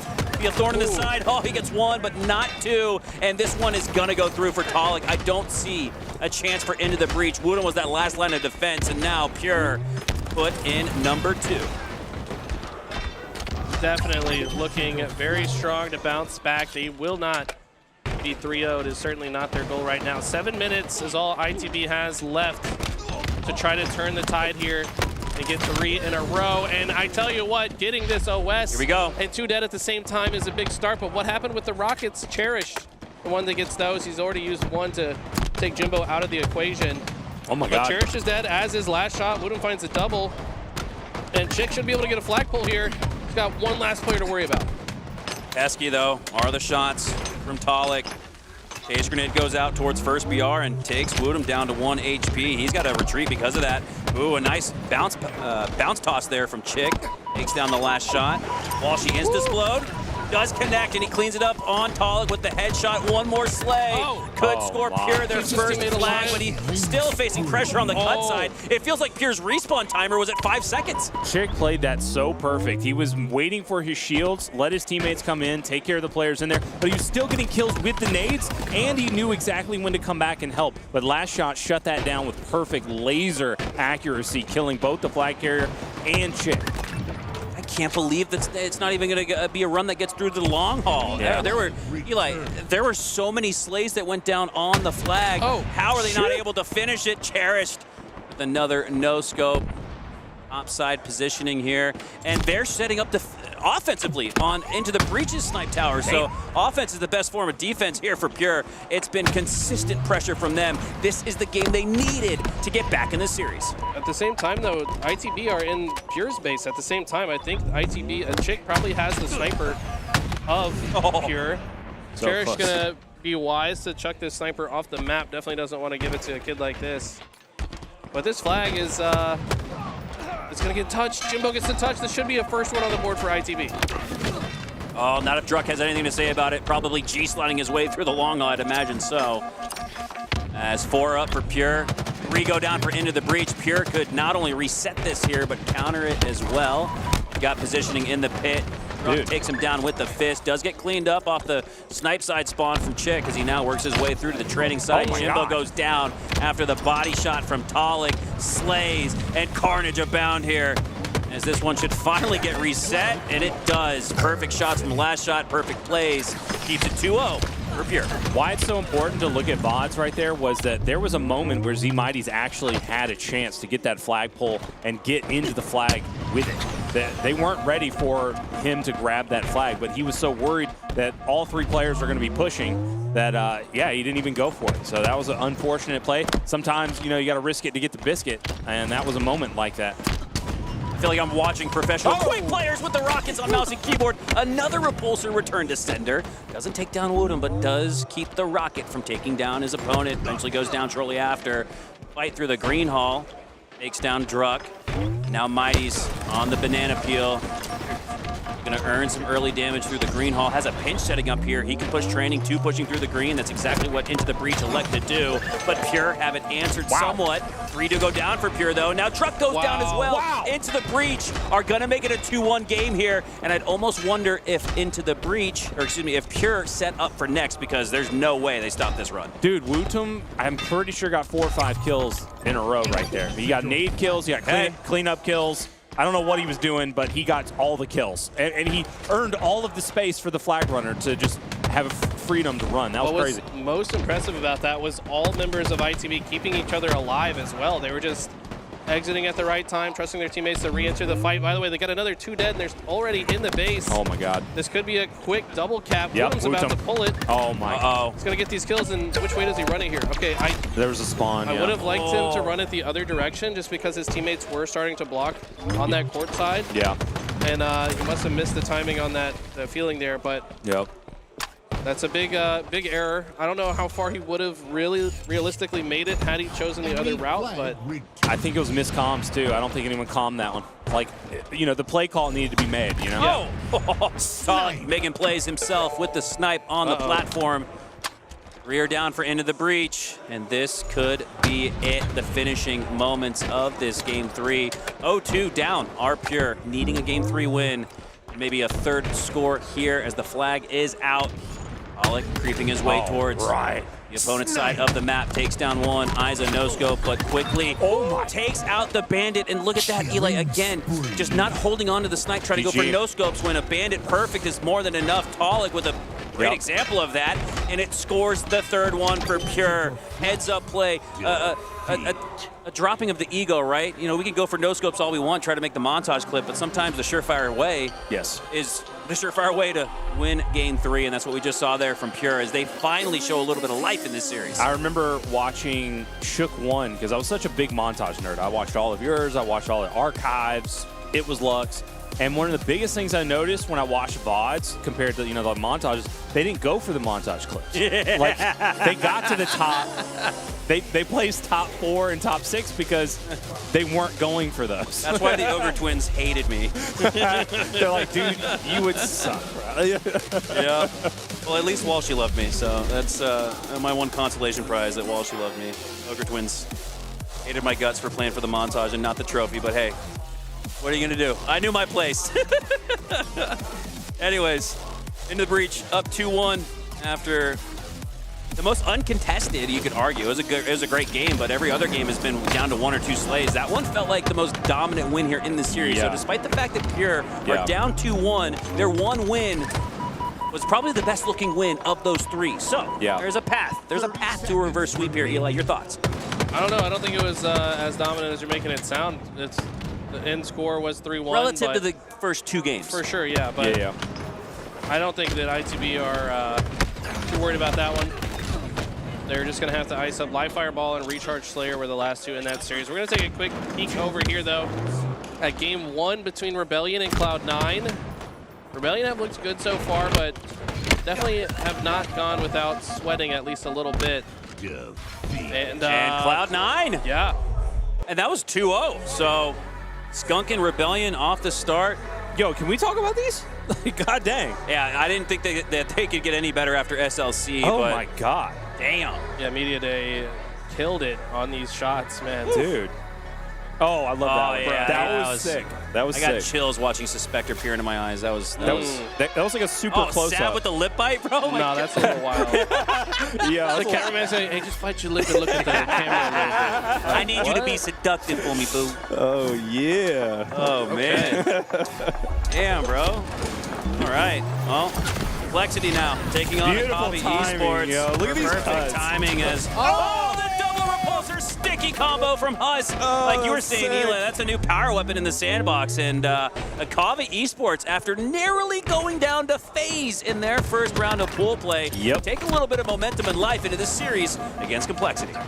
Huss is just that dude, man. You cannot sleep on Huss. We did though in the draft.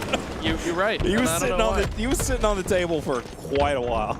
Huss is one of the unsung heroes of that squad. I feel he's so powerful on the map. Definitely. Okay. All right. Here we go. Pure bouncing back in that game 3, making it a 1-2 series lead for Into the Breach. Opening break is going to be in the win condition for Pure as they take down 3 for ITB. Snipe in their favor. Camo potentially. Yes, it absolutely will be. After last shot earns the slide headshot onto Jimbo. And if we saw anything earlier in that Complexity warm-up tournament, it was last shot frying with the snipe and the no-scopes. We'll see what he can do here. As long as you don't make the same comment when he hits a no-scope on this match again. But I didn't say anything. Hey, yo. Check the tweet for that if you guys didn't get the inside joke. But Talik with the camo, seeing what he can do with it. Also Perfect. Grabs the sniper, still has 4 bullets to work with. You're looking dominant early on here in game 4. Oh, this is fantastic. That's what we were saying. It's just going to take 1 millimeter of them coming back. One play is all they need, and Pure could come online, which is what it looks like they have done as we clear the table here at HCS Seattle. Into the breach, getting cleared from the lobby. 3 go down, a 40-second threshold. Dude. Head start, Pure. If you get to 30 uncontested, that's a great start. 45 plus is phenomenal. Yeah, this is fantastic. And this is efficiency, too. This isn't just them bulldozing and bullying them with kills, even though that is what's happening. But at the same time, their rotations are fantastic. And it looks like they've come to life, really. Like, that last game was enough warm-up to get them at peak level. Pollock is already 9-3. I mean, the game feels like it just started. How does this man already have 9 kills? It's kind of insane.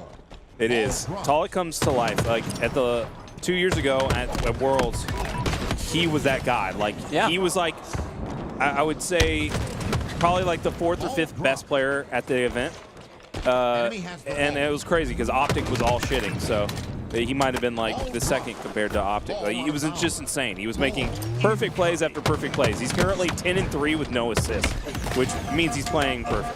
Pollock, one of the highest skill ceilings here in Halo. Didn't have the best start to Season 3, but hey, it's not how you start, it's how you finish here in Seattle. 3 go down for Into the Breach, and now Pollock and Pure have another chance to earn more slays, more ball time. Perfect timing with the QT as Pollock gets the hell out of dodge, and now might be working on a flank over the right shoulder of Chick. Oh my God, triple kill comes through for last shot. Woodham goes down, and Pure are stacking up time and bodies. Oh, damn it. Just peek for it, please. Oh, now they peek. Bastard. Yeah, because they're trying to stay alive, brother. Yeah, they're trying to win the game. I understand. Kind of insane, right? Just a few dollars on the line here. Yeah, right. Pollock grabs a new sniper, but it's a big win to at least earn that sniper right now for ITB, but they have only earned 12 seconds since this round began. They have not really had significant map control or a good chance to even hold on to the ball comfortably for any amount of time.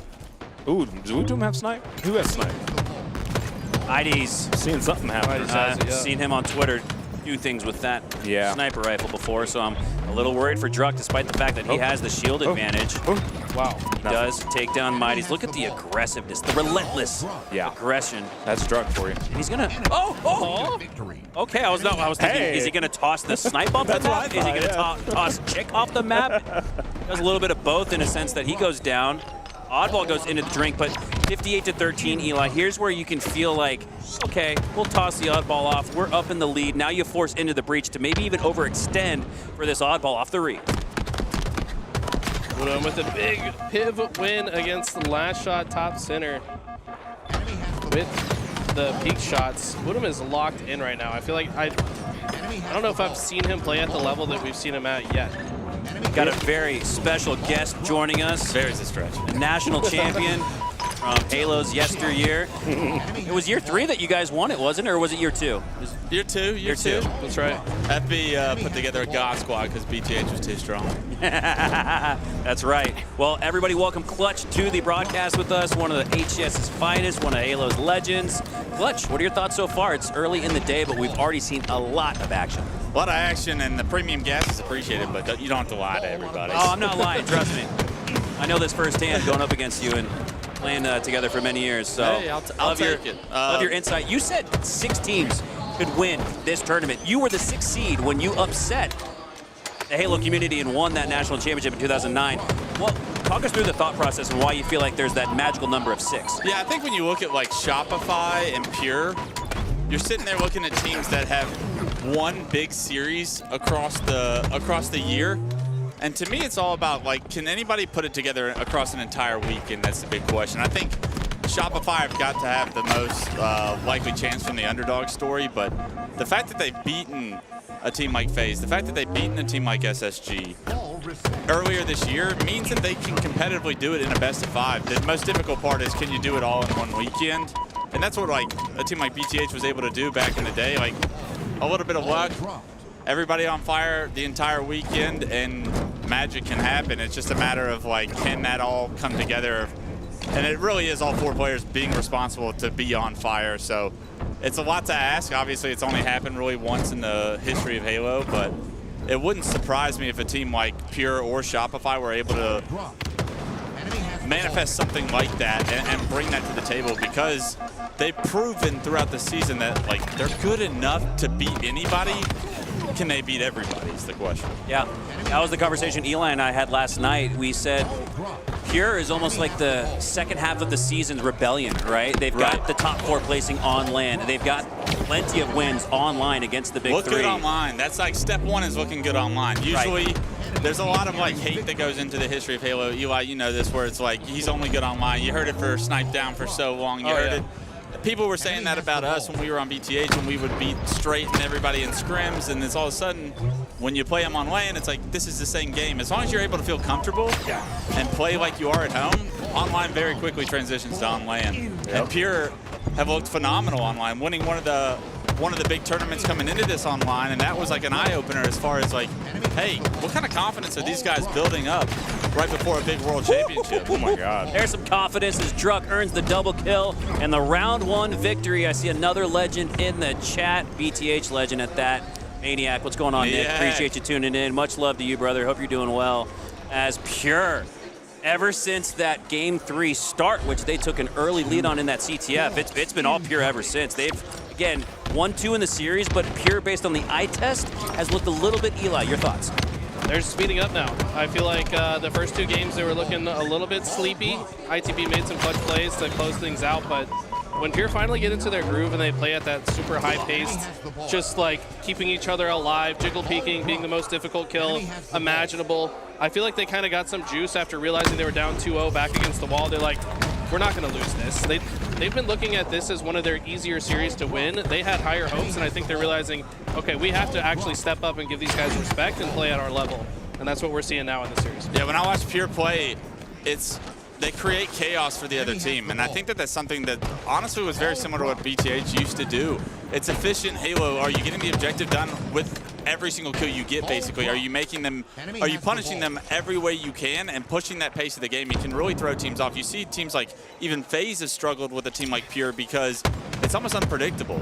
I say Pure, honestly, when you look at how SSG plays Halo, and they play the fastest in the league, I think Pure probably play the 2nd fastest Halo in the league right now. They just don't have the Stellar and whatnot popping off and pulling off the incredible plays behind it, on top of it, I should say, to make it even more of a remarkable feat. But the way Pure plays Halo, I love, because it is very difficult.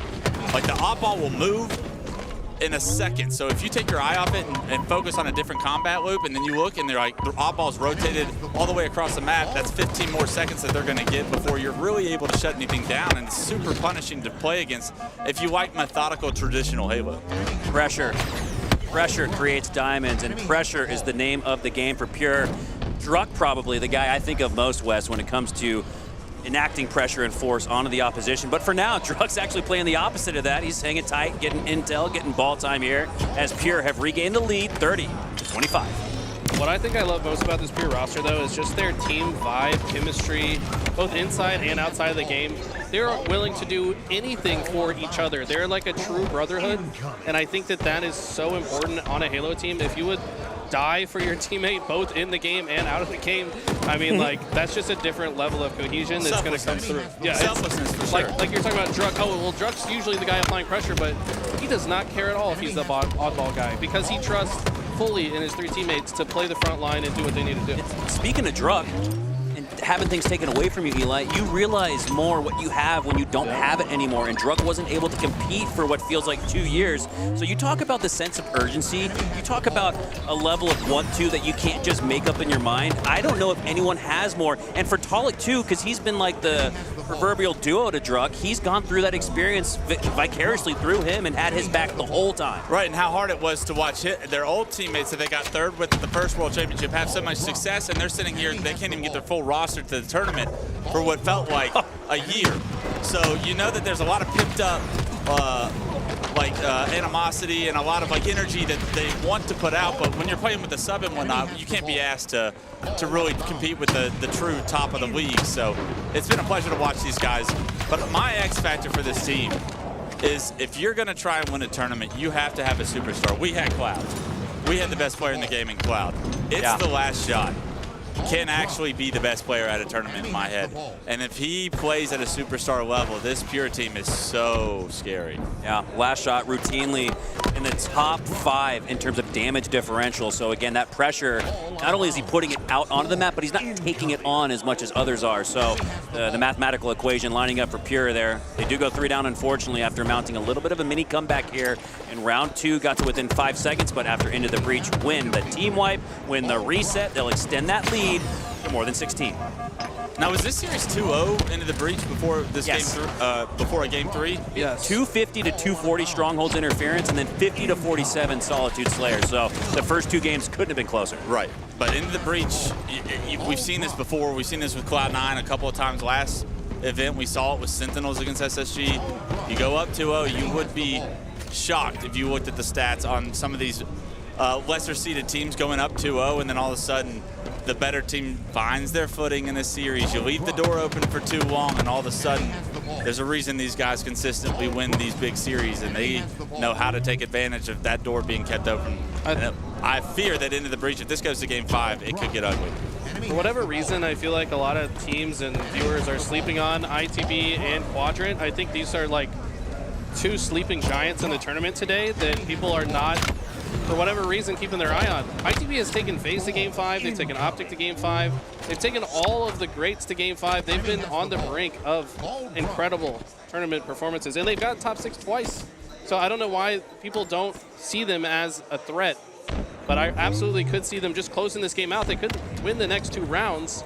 Z-Mighties has been playing out of his mind. Wootum has 24 kills. He's been the highest kill player in the lobby in every game so far except for the last one. So, a little bit of a freebie there from Mighties. Wootum's their superstar, right? Wootum's their guy that if they win series like this, it's off the back of Wootum having the most damage in the series. He's their it's the last shot kind of a player where he's special talent, especially the mouse and keyboard and the way he's able to just transition from target to target to have such an impact on the outcome of the game. He's special. I think the reason that I am reserved about into the breach or Quadrant is because this entire year it feels like they haven't really created that big upset, 1, and 2.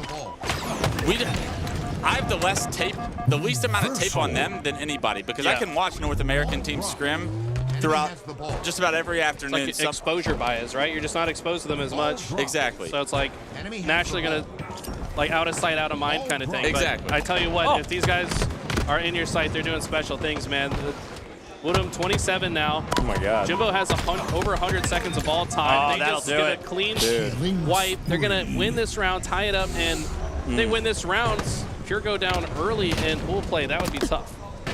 Such a consequential series. This feels like the tournament just begun. It has. And it already feels like we're into the championship bracket as we're into round number 3 here. Hopping on board with Wootum as he takes his sights to the top side of Nest, looking to get some protection on the cross, but nobody's pushing through the garage door. It's a 4 push through mid and camo for Pure, and it seems like it's the right call as Druk has the slay, has the snipe, running up the no-scope, but does not connect. Now it's going to go to the hands of Mighties, and that's not someone you want to see with the snipe if you're a Pure fan. Mighty's not talked about enough. The guy's incredibly talented. He plays so fast. I don't know what sensitivity it's on, but it's very high. And I feel like he's just gotten better and better. When he first came on the scene, I think he kind of had some nerves and wasn't like playing his best. But now that he's gotten comfortable in big pressure moments, this guy is an absolute pleasure to watch. Yeah, to me, Mighty's is a guy with a really high ceiling, but also a pretty low floor. And it's like you either get one of the two. There's no real medium with Mighty's. He's either popping off for his team or he's kind of statistically falling behind pretty quickly. So I would love to see him be a little bit more consistent, and I think that would bring a lot to this Into the Breach team. It seems like he's probably having a pretty good series for them to be competing with Pure, because he's got to be probably a lot of the entry damage for this Into the Breach team. The way he plays, he likes to play similar to Druk and fly in and find people out by, honestly, them getting the first shot on him a lot of the time. So if he's about even in a series like this, that's saying he's playing pretty good Halo. Absolutely. You're now with 3 opening break wins in this game for Oddball. Pure led by Coach Trey Try. You got Wonder Boy on the stopwatch behind the Into the Breach boys as now Druk works his way through the cuts. 29, 17, and 22 with 31 seconds of ball time. I mean, Druk is quite literally stuffing the stat sheet. Now looking to toss a frag toss. Wow, it looked like he had the sticky lined up on the opponent, but almost like an impulse from another grenade nearby, sent it over his shoulder. Eli, what did you see there? I think that was just weird timing with the death and when he pulled the trigger on the grenades. I don't know. The objects don't always fall predictably when you die with an object, as we saw Lucid hit that overkill that Clutch casted so beautifully. That snipe like was kind of RNG that it stayed on the map, right? And just dying in this game, you can't really predict where something's going to fall. I think that's kind of what happened in that plasma grenade. You didn't know if it was going off or not, but the second you see it in Lucid's hands, you know it's a problem. Somebody needs to create like an animation, reimagine animation of that with like Lucid's fingertips reaching out in slow motion. Like, I was thinking of doing that Odell Beckham, but putting Lucid's head on it. That's literally what it was. If I could manifest those kind of gifts out. Catch of the year, catch of Halo Infinite. Let's be real. I mean, that was unbelievable. At least it wasn't an oddball.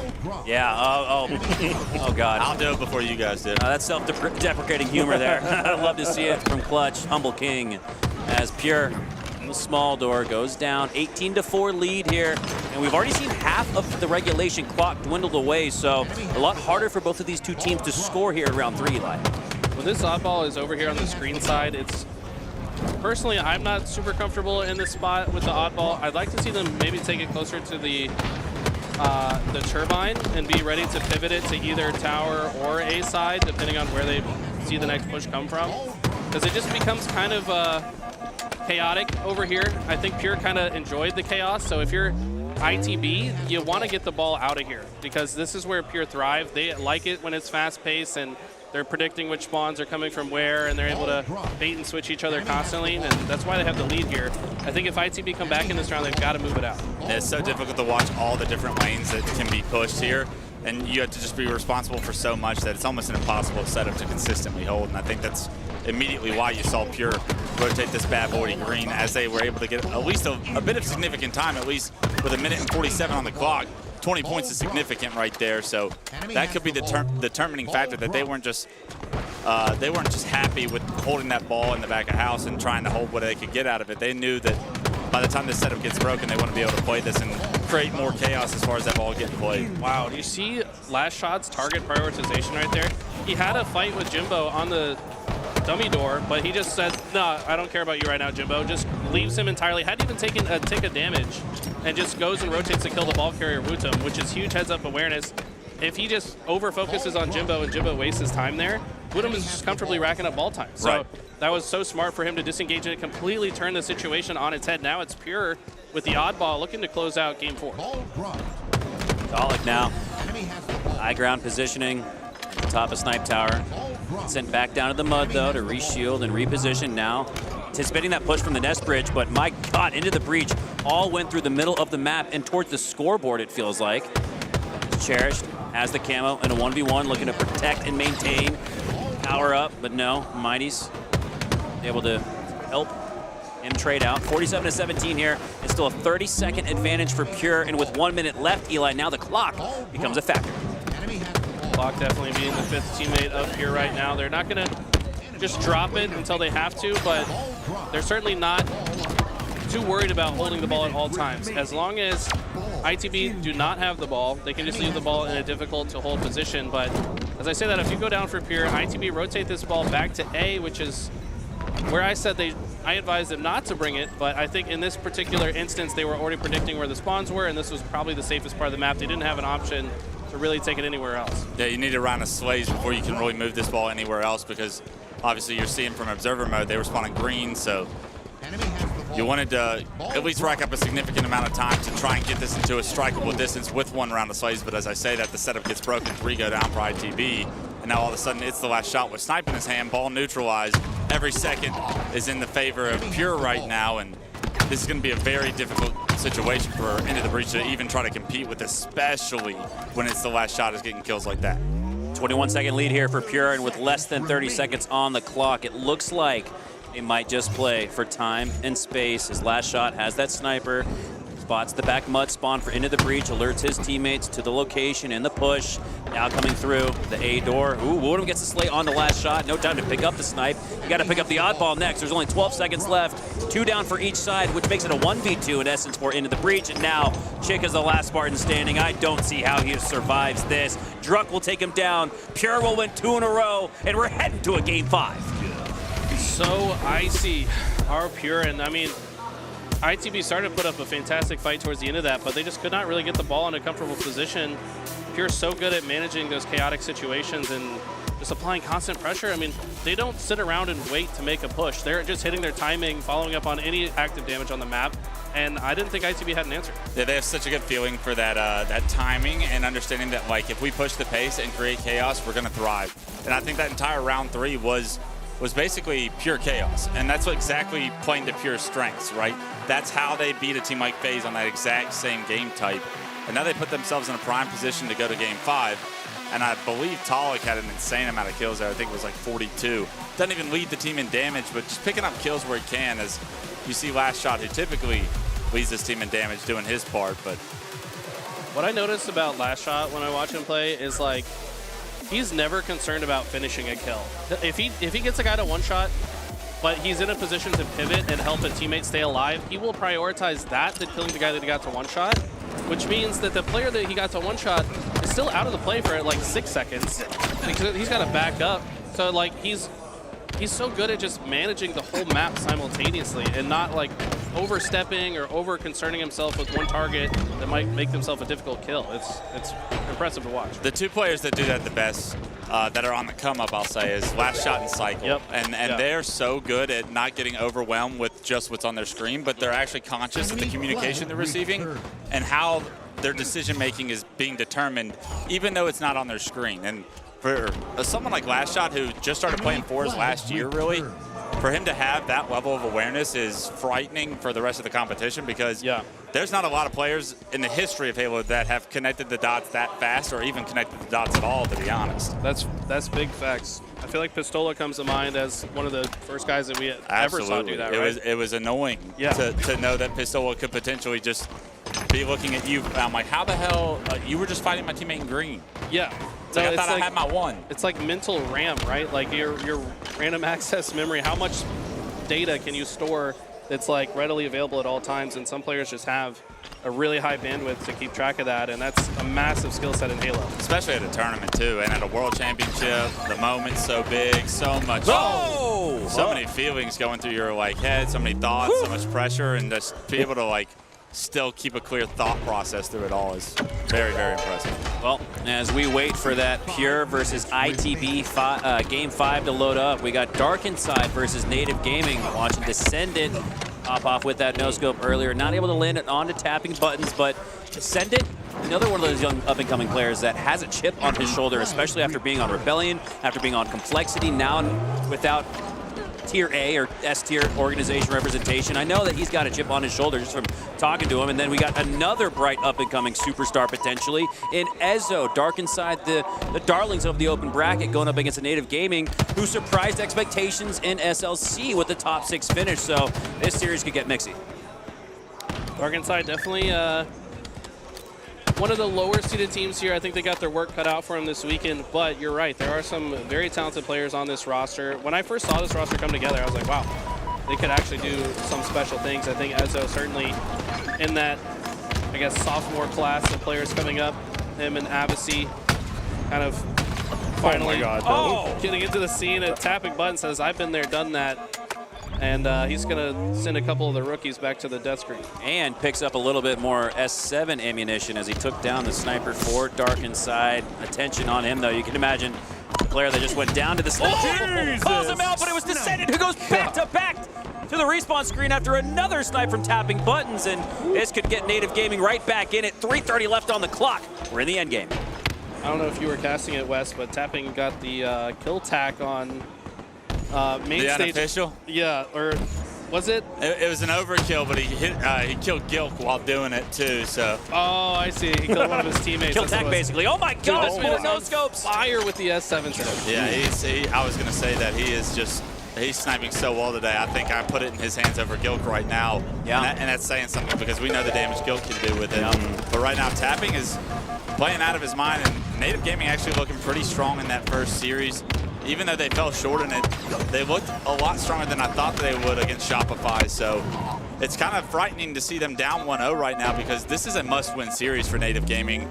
And even with Tapping hitting some of these shots, you're still not finding the objective success you need to, at least to tie this game up. And you do not want Dark Inside to start building confidence as this series goes on, because I feel like a lot of those guys on that team, from what I know of them, Descendant and Envoy specifically, guys that when they start feeling themselves and getting loud, they start playing pretty good.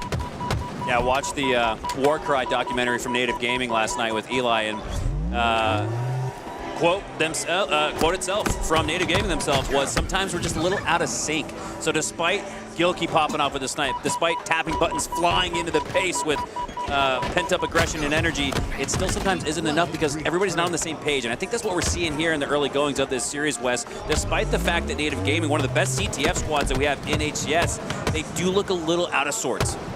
100%, and I think that even like some of the best teams in the world struggle with that, like FaZe, for example. We've seen FaZe have like individual pop-offs, but somehow they're not winning the game. And I'm like, there's no way that one of these players, the point of view we're watching looks like they should be up by 20 kills. How is this a tight game? And then it really is, Halo Infinite is all about being in sync and playing together and capitalizing in the window that your teammates are creating.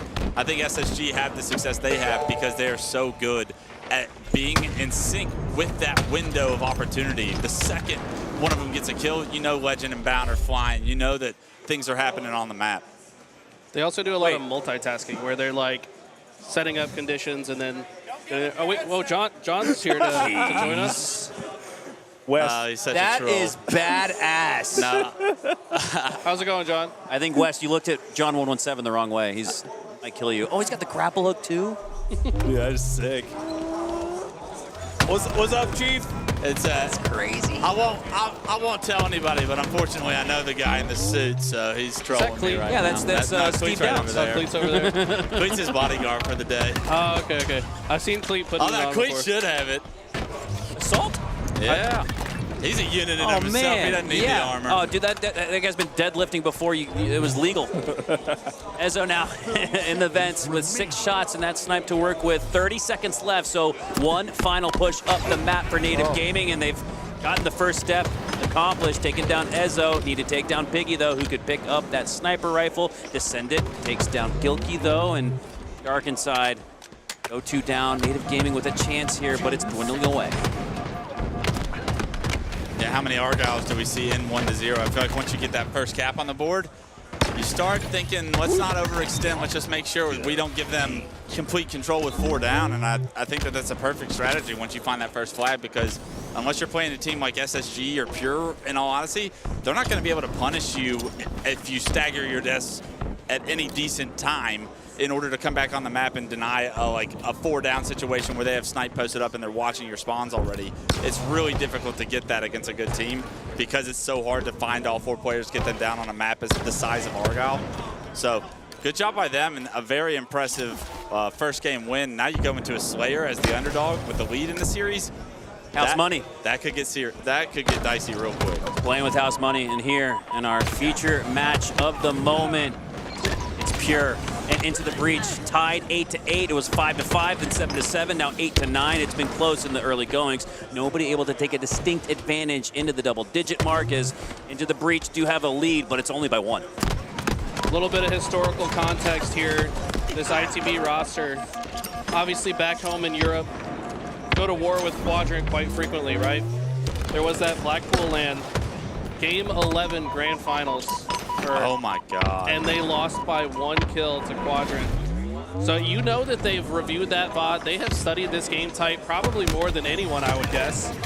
And I would expect them to kind of have the edge here. Pure, traditionally not as good at these more setup-oriented Slayers. They're good at the very fast-paced 3-lane Slayers. The Aquas. Live Fire and Solitude. But like this being a more setup-oriented, I could absolutely kind of see ITB having the edge here. What a moment this would be at a World Championship to kick your pool play off with, too, is if you're ITB and Pure, they've got to be kicking themselves if they fall short in this, but ITB could potentially be taking advantage of this opportunity. Off to a great start. This match is the difference between starting in winner's bracket and lower bracket, so massive consequence despite the fact that it's just pool play. It's just round 1 for these 2 teams, I believe. You can feel the weight of the moment on their shoulders as Chick now pushes up through the red pipes, has an opponent just to his left, has a teammate on the bat ledge willing to support. 2 players in the tower, 2 players in A for Pure. And it looks like they're just going to hold the line. Interesting to note that they're slowing things down at a 7-kill deficit. Eli, they need to get things going a little bit. Surprising, yeah. I mean, they're also trying to just not fall too far behind. I think that when you're already down this much this early in a Slayer, the comms are usually like, okay, let's slow down a little bit. Let's play closer together because they have to start getting slays that don't trade, right? So they've got to get kills and then also keep themselves alive or keep their teammate alive. Yeah, the closer this stays about an 8-kill lead as you approach the 40-kill mark, the less you're going to have to play around when it gets to that time. So they want to slow it down, but if you're into the breach, you're thinking the opposite fashion. Like, the way that the start of this game has looked, keep doing what you're doing. Make sure you don't all of a sudden catch yourself trying to slow down and match their tempo. And Woodham, the rookie, is just an absolute menace in these Game 5s. You routinely look at his scoreboard, and he is top Slayer, has the least deaths. He's the most efficient player in the lobby, and for a rookie on mouse and keyboard, he is rewriting the record book. 17-25 now as Into the Breach have a 2-team-wide lead into the middle of this match. Woodham goes down to 1 HP, but he's got help and support from Mighty's with the shock rifle. Into the Breach are playing flawlessly here in a Game 5 Slayer, up by 10 now. The way he's able to cut angles off by quickly flicking, receiving the information he needs, and then blocking that angle off entirely is unbelievable. I hate the idea that we might have an actual reset to some extent in that game because I'm sure that that's going to be the case. Damn. But even in that moment, Wutum maybe didn't pick up a kill. Maybe he picked up one. But his ability to get knocked down to no shield, transition to relocate, receive information, give off that information. You saw the kills coming through for Into the Breach every single time that was happening as well. That was so impressive. You bring up a great point, Wes, because even when Woodham doesn't pick up slays or pick up damage, you know what he is picking up?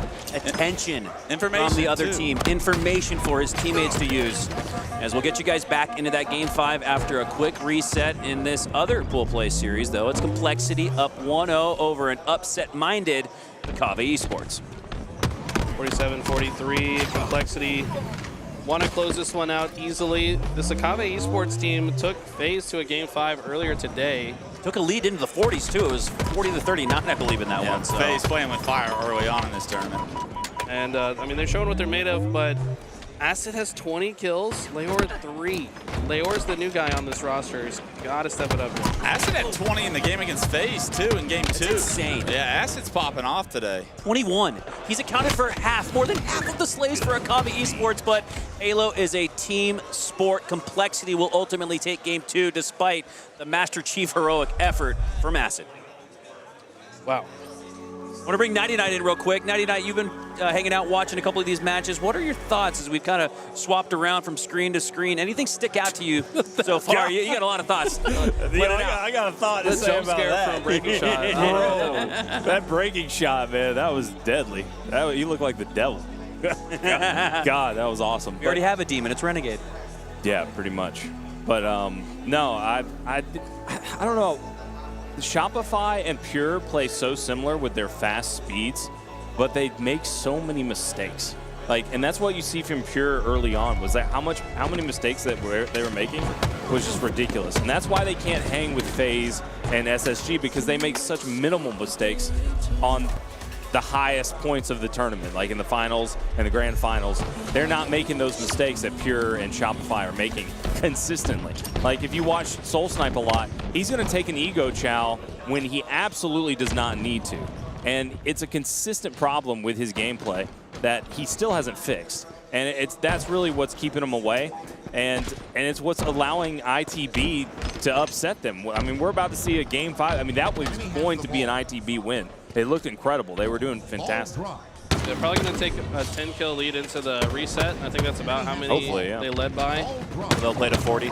But I tell you what, I mean, Pure, when they get rolling, they could absolutely take over the game and come back. It's very feasible, especially with the reset. Yeah, I think to your point, Nighty, like when Pure make mistakes, they also find opportunities in ways that no other team finds opportunities. And I think they're like willing to live and die by the risks that they're taking a lot of the time. And it's like high risk, high reward.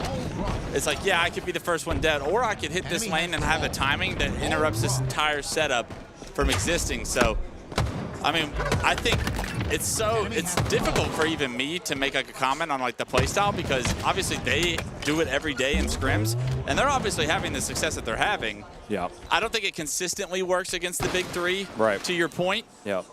But if you can figure out a way to make it happen 3 out of 5 games, then all of a sudden you're somewhere where you didn't think you would be, and sometimes you need to take those risks, and sometimes those risks will punish you and lose you the series, but it's like, if we're the underdog, we got to find something that's going to bring us closer to this team, something that's going to throw this team off a little bit, because if you play traditional Halo against a team like Optic Gaming, you're not going to beat Optic Gaming. There's definitely a line, right? Like, you can't be so safe that you're not taking any risks and you're like trying to make every push perfect. Right. But you also can't just throw to the wind and just see if things work out, right? It's got to be somewhere in the middle, and it's all situational based on each exact like game state.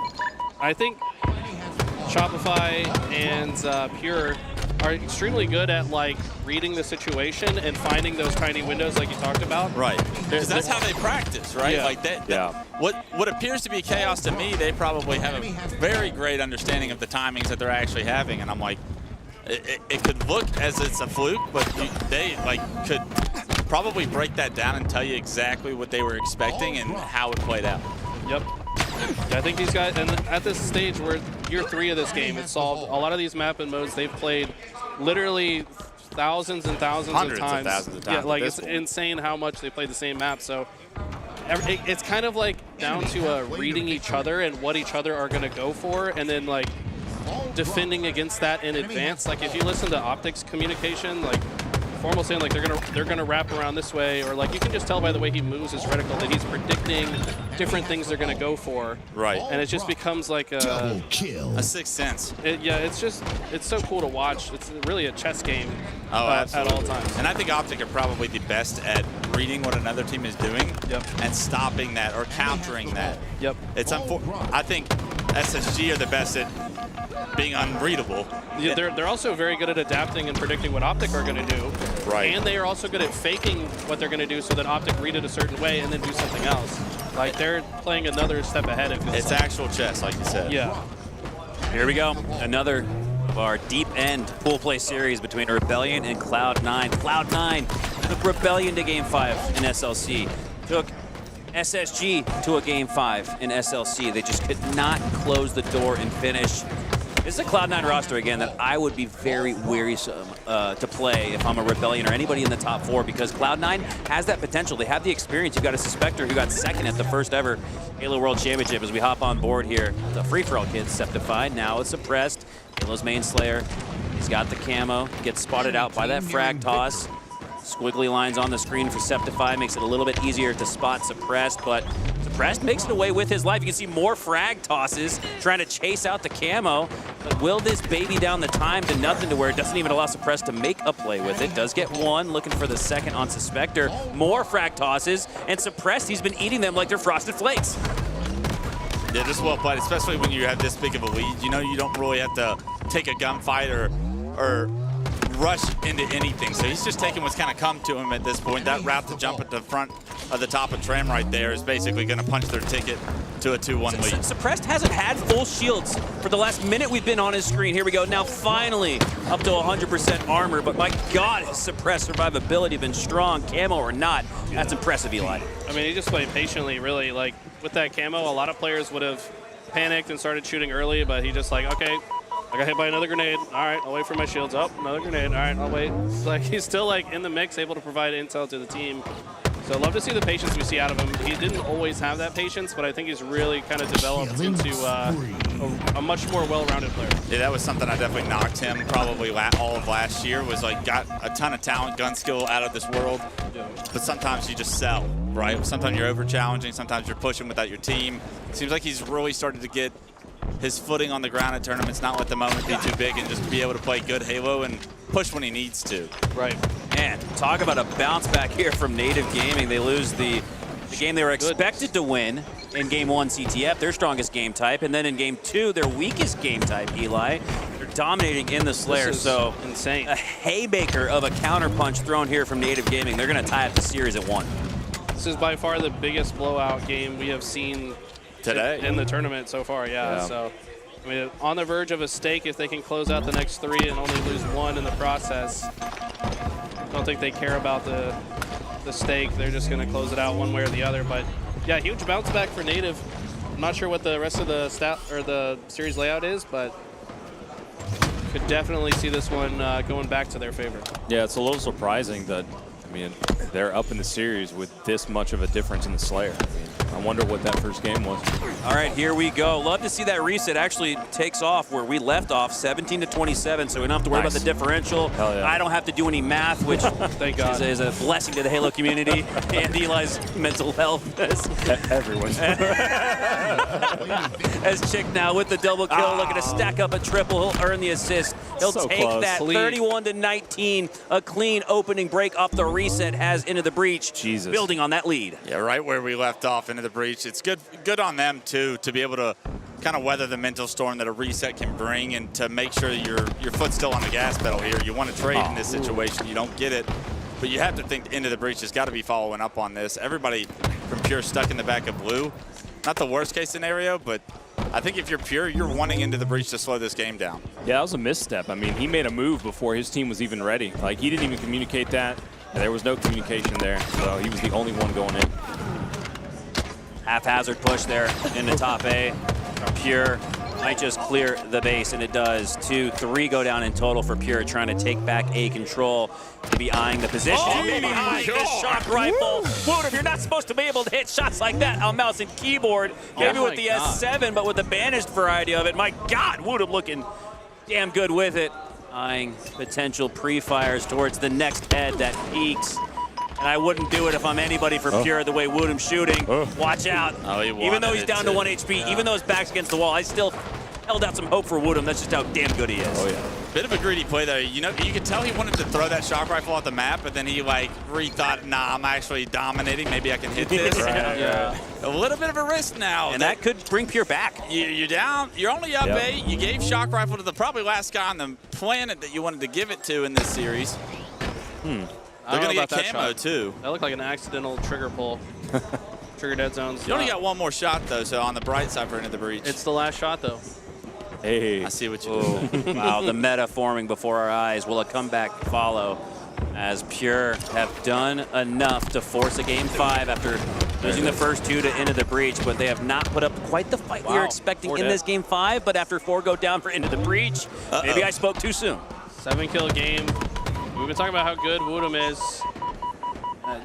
I played with him recently. I don't know why I did, because you got European server the whole time, and it was nightmare playing Onyx 2400s from Europe, but he was dropping the shock rifle for me. He's like, oh, you're on controller. This is better for you. Like, 6-kill game, 3 more go down. But he's looking so much more comfortable with it, and I think that's a big deal. You have to be confident with every gun on the map, and if he's hitting shots like that, he's going to be confident. Momentum mounting for Pure, but they can't play for trades, and it looked like they may have wanted one there. Jimbo would have certainly taken it, but he gets the slay outright, and now the lead is back to 8. You keep it within this margin, Wes. I think Into the Breach is going to score themselves a Game 5 victory, and the more Jimbo pops off, the more it looks like Into the Breach will win this series, feeling good about their chances to do so. Massive kill by Jimbo, and whoever else picked up the second kill there. You could tell Pure wanted to push the pace as they started to get some momentum back.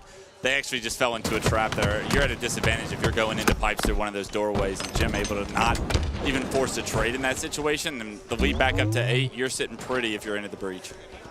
Jimbo, one of the oldest players in the lobby, if not the oldest. Guaranteed oldest. And his Spartan is looking very athletic Grandpa right Jim. now. I mean, this Spartan is moving, all right? Like, Albeit with a little arthritis. So, yeah. Might be hearing some cracks along the way, but that's not the bedrock, and those are Jimbo's knees sliding across recharge as he takes his positioning bottom side of Whitehall. You're going to want to get out of there, especially with Druck. Oh, here we go. If Pure has any chance to make a comeback, it's in the hands of Druck right here. He needs a clean first strike to then collapse on the rest of Into the Breach, and maybe that's what we see right here. Lining up the double onto Jimbo, doesn't get the back of the headshot. Player pushing through the glass hall. Druck has the shot lined up, though. Takes it down on the stacks. Oh, and if he could have stayed alive there, that would have been massive. 40, 46, Pure are close, but is it enough? 5-kill game. Yeah. Good target prioritization from Woodham to shut down the shock player. You could tell he was kind of lurking, waiting for Druck to overstep. So, now they have camo. Smart play. Cherish, though, with camo. And ITB are kind of turtling here in gold. I like this because they know Camo's lurking. They want to spot him and watch all the angles that they could be pushed from. But Pure can take advantage of this. They're just going to cut off all escape options. How do they play this? You could send 2 and 2. 2 down the frag side, 2 down the glass side, but it looks like Cherish is going to drop on the bat ledge. You got to watch out for that. Oh my God, into the breach. A couple of Ghostbusters. Wow, and they take down 4 for Pure. That will do it. Into the breach. Experience a little bit of a scare getting taken to a game 5 after being up 2-0. But ITB will win a crucial series between 2 and 3. Like we said, Wes, that might be the difference between starting in winner bracket versus the lower, and that is huge. It should be the difference because SSG is at the top of this pool, and you'd have to think that SSG get the job done against Pure that just lost to ITB, and you have to think that SSG is going to be favored against ITB as well. So if ITB can go into the winners bracket and push Pure to the elim bracket, I mean, that's already one of those maybe scary underdog teams out of the way in a sense for a lot of the big teams. You love to see that if you're one of the top 6 teams at this tournament. And ITB, I mean, hats off to them because I think that's probably the biggest series they've won this year, in my opinion, as far as the best team that they've beaten. They've beaten the quadrant before, but I hold Pure to a standard of at least getting top 6 at this tournament. That's not going to be the case losing that series right there. So ITB may have just made their road to at least a top 6 a lot easier. Cannot sleep on these guys from Europe, man. They are playing with some fire. Woodham really stepped up to the occasion as the superstar in this series.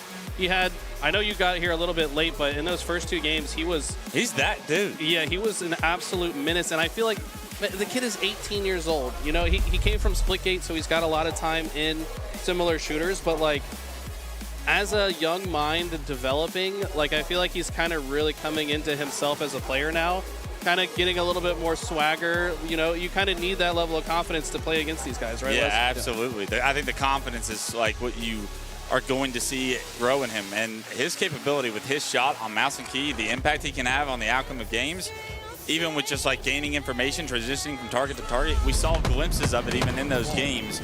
And how special of a talent is he going to be when he starts to believe that he's the best player in a series against some of the best players? And like you said, Wes, if you want to find yourself in the top 3, absolutely at Grand Finals, you need superstar level play from an individual that can shift the tide of a series. And you need Woodham the best player in the series. Looks like that guy. He looks like he could have the ceiling of a Stellar, of a Renegade. And I don't think that's crazy to say. I got to jump back over to the main stage before that series ends and I'm out of a job because I'm not working. But thank you so much to Wes. Hey, love hanging out with you, the 09 National Championship winner, joining us on the LVT booth. Appreciate you, dude. I will try to stop by later in the week as well, and I'll keep my eyes out for Frozone as well. He's on my list. Hell yeah. Guard that mic with your life. Much love, dude. Always great to have some of the legends on the LVT Halo couch with us. Mikowski, Eli the Ninja, 99 Now, joining you again for the continuation and conclusion of this second, second hour of pool play. We've already seen 1 hour slot. Second slot. Yeah. And again, it's slot. Wait, what? It feels like we've already had an entire HCS weekend already, and just insane. How I don't know. Am I the only one feeling like that? Eli, are you faded with me? I can never reach your level of faded, if we're being completely honest. Can anyone? I don't think anyone can. It's kind of like Olympic gold medal performance in fadedness from Mikowski. But no, I get what you're saying though. It feels like we've already seen. Like, the level of gameplay that we're seeing feels like it's a Saturday or Sunday. Yeah. This is literally the very beginning of the tournament. It's crazy. Yeah, it's not even the end of Friday. Yeah. So, man, and keep in mind, no open bracket at the Halo World Championship. So we conclude pool play on Friday. Moving day, like in a golf tournament, that's the most important day outside of the Sunday, but that's where you make your move to win the whole thing. It's going to feel like that this weekend, Alex, at the Halo World Championship because of the fact that pool plays Friday, championship bracket start of it's Saturday, and then the conclusion with the top 4 is on Sunday. So I kind of like the way that lays out. I think it is very apparent that we've never seen Halo at this level. Like, this is the best people have ever played the game. And that's just period. For sure. It's gradually getting to a point where people are understanding, literally everyone is understanding the game and how you need to play it at a big level. Like you guys were saying earlier, how you can understand the whole battlefield, the whole map, and understand what each play is doing. So it's just really a big deal. to see this early in the day. Like this gameplay is so close between each team. I mean, Akave is playing extremely close right now with everybody, including FaZe and Complexity. I mean, this has been fantastic gameplay we've seen right off of the rip today. And I'm just, oh man, I'm enjoying every second of it. I'm really appreciating everything that we've seen. What we just witnessed out of Wutum was those micro movements. Oh my God. The micro movements that I was witnessing when he was getting those angles that were so impressive on Recharge. When he was jumping up on the box, he was backing down, waiting for his shields to the perfect moment, coming back out, taking damage, getting more information. It was just robotic how he was moving around. And we're seeing it out of a ton of new players. And, you know, this is a great example is Breaking Shot and Huss. These guys just, it's unbelievable how much more people are just getting it. For sure, there's so much talent, and all these players are only getting better. I did want to ask you guys, did either of you play Splitgate? Yes. I played Splitgate a lot. The first time it was ever available, DreamHack Atlanta 2018. Played the pre-dev version of it. Yeah, I remember that's when they showed it off to everybody. But like, fun game. We were watching Wutum. Hey, I was watching over there. Yeah. What do you think he did first thing? Did he hold his keyboard up? Keyboard? So much worse. Oh. What did he do? He went up, double middle finger. No shot. I was Yo, like, Wutum's mom has taught this kid well. Let's go. I was talking to him. I was like, you give him the double middle finger? He's like, yeah. I was like, damn, bro. That's What kind of awesome, ice? Dude, I was just talking about how he's like kind of coming into his own player, kind of walking with a bit more swagger. Yeah, it's he's got a little swag to him. It's showing up in his gameplay, but yes. I mean, his survivability is insane. I think he gets it from Splitgate, because you know how fast that game is. If you're playing against somebody that's really good with the portals, you have to have your head on a swivel and like be so conscientious of like where somebody could portal behind you at the same time that you're shooting someone. Like, there's just so many different things to keep track of, and it's almost like playing Halo is probably on easy mode for him. It's true. In the way that he's playing. Yeah, because the angles, like, you have to be aware of so many different ones. Yeah, at the same time. There's so much more to be concerned with in Splitgate. Yeah. Double kill. Oh man, yeah, I'm loving it. Loving to see him come into his own right now at the perfect time when the most money is on the line. Well, what else you been seeing, Gary? It's just been interesting to see all these series going down. And I've been trying to talk to a lot of these players, see how they're feeling. I wonder, better be using those hand sanitizers. It seems like a lot of people coming down with a bug or something. Oh, really? Before they came here, so a lot of people just not feeling that at 100%, which is always unfortunate coming into Worlds. Weather changing, gonna mess with a lot of people's immune systems. That's true. I say and all that. When I stepped foot out here, I was like, "This is the cleanest air you can get in the country." I stepped out, I was like, "Oh my!" Yeah, I noticed that too. Maybe some rejuvenation can happen. Yeah, it felt really good. Crisp Seattle air. Surprised, we came into this late, but I'm surprised Akave didn't tie this up 1-1. Like, I felt like this was gonna be a hard match for Complexity. I mean, obviously doing pretty good in this third game so far, up one round, and they're starting to take the lead here. But Complexity's been shutting them down in his first few games. Did they? What were the scores? Pretty sure they were I've been trying to keep track of everything. I'm pretty sure they won by a good margin. Oh, okay. I could be misremembering. Well, they're playing them close now, finally. I mean, Ryan Noob's one of those players that leads his team in a different way all the time. Like, they're going to be unpredictable compared to most of the rosters. So it's probably just a Akave getting used to them compared to what else they've been playing against with playing FaZe as close as they did. These shots come out. Akave's so close to getting this job done, getting themselves into into that 2-1 spot. And I think they're going to do it. Unless some miracle happens here. Everyone from Akave ready. No, not tie it up. 2-1. But I'm still pretty high on the Akave stock. I think they're doing really well. Yeah. I think they have a chip on their shoulder. They play like it. Yeah. Yeah, you want to come on? Say you come on? Hey. Yeah, we got Wonder Boy on the way. Good spot. Yeah, the thing I think about them is really Acid, because I think this is like his rookie year. I mean, he's been competing a while, but this is where he's been competing, trying to punch up, right? And Acid's got that ability. Online, he's like that dude. Everybody's been talking about it. His shot's like perfect. Everybody's saying it. He's been putting up tons of kills.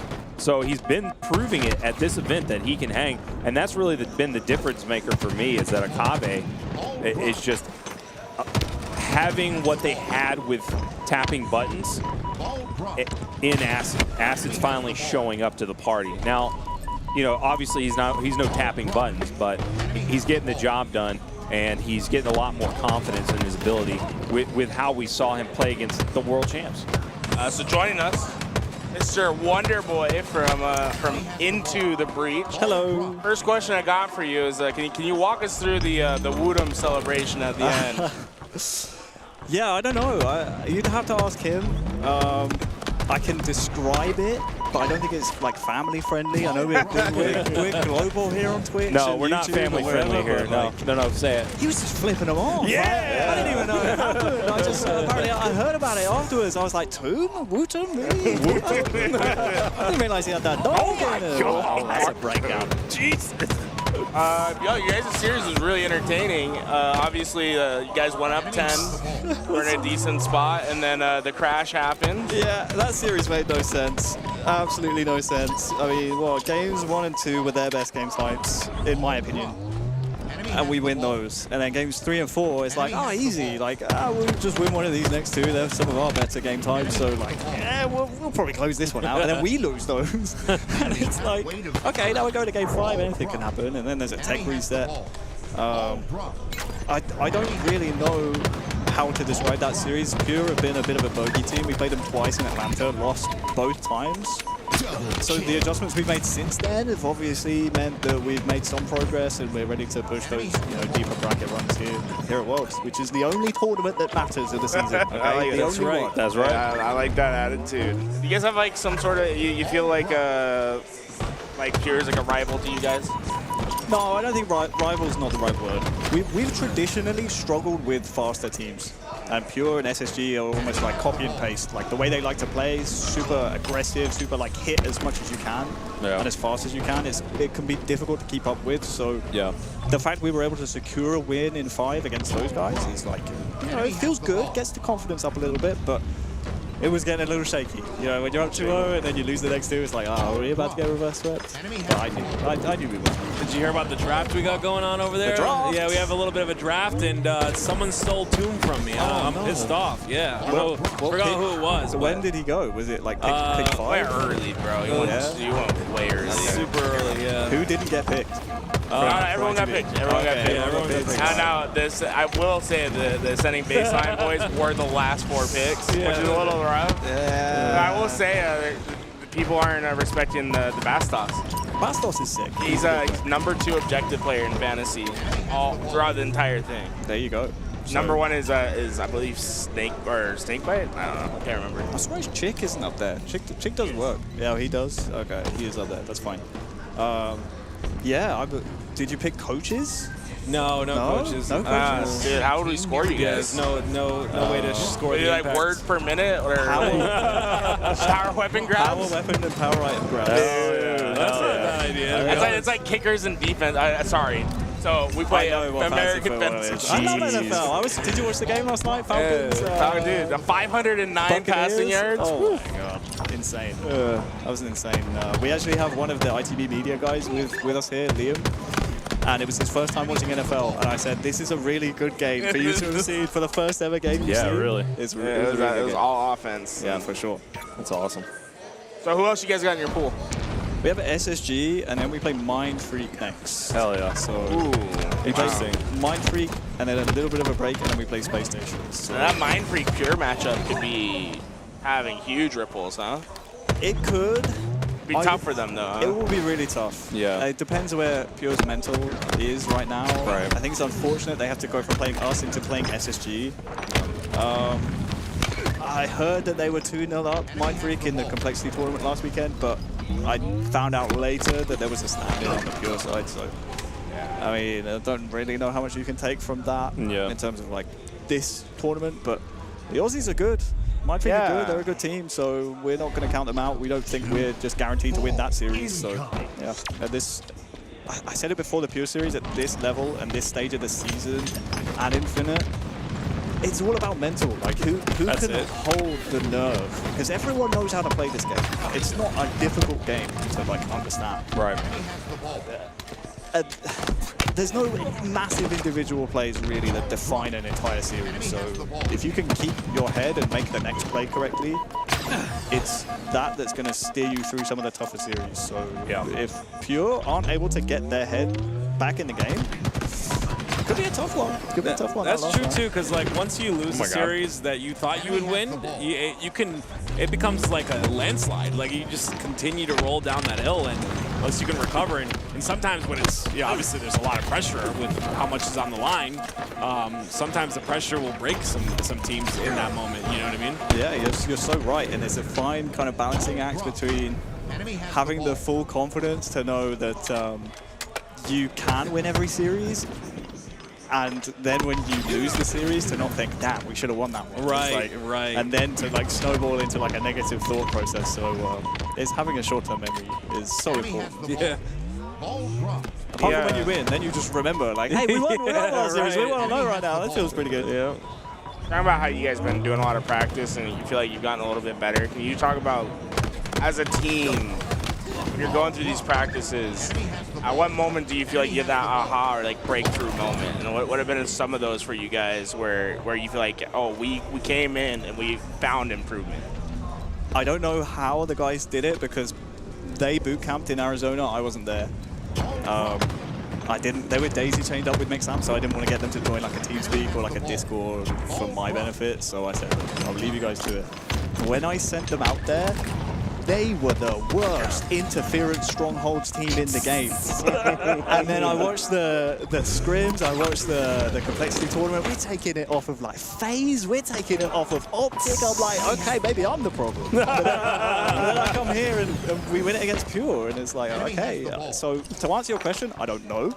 Traditionally, what we try and do is just figure out what our weakest aspect of each game type is, and then work on that until something else is worse than the thing we fixed or the thing we've been working on. And then we work on that, and then it's like, wow. Instead of it being like, oh, we just focus on one thing, it's like a constant rising tide that lifts the entire boat up. So, yeah.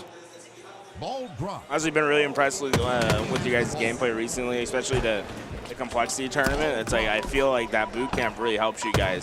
I wasn't there for it. You get to see it from the back, right? Yeah, it was heartbreaking. It was really tough for me to watch the guys play a tournament and not be in there with them. Like I never ever want to do that again. Which is weird because I swear at the start of Infinite, if you had told me I'd be in this position, like wanting to be a commentator and then being not sure but accepting the Navi coaching role, like I wasn't 100% sold on it at first, but after watching last weekend, I was like, wow, okay, this hurts not being part of the process. But yeah, we've been working on discipline and mentality. We know and believe in each other.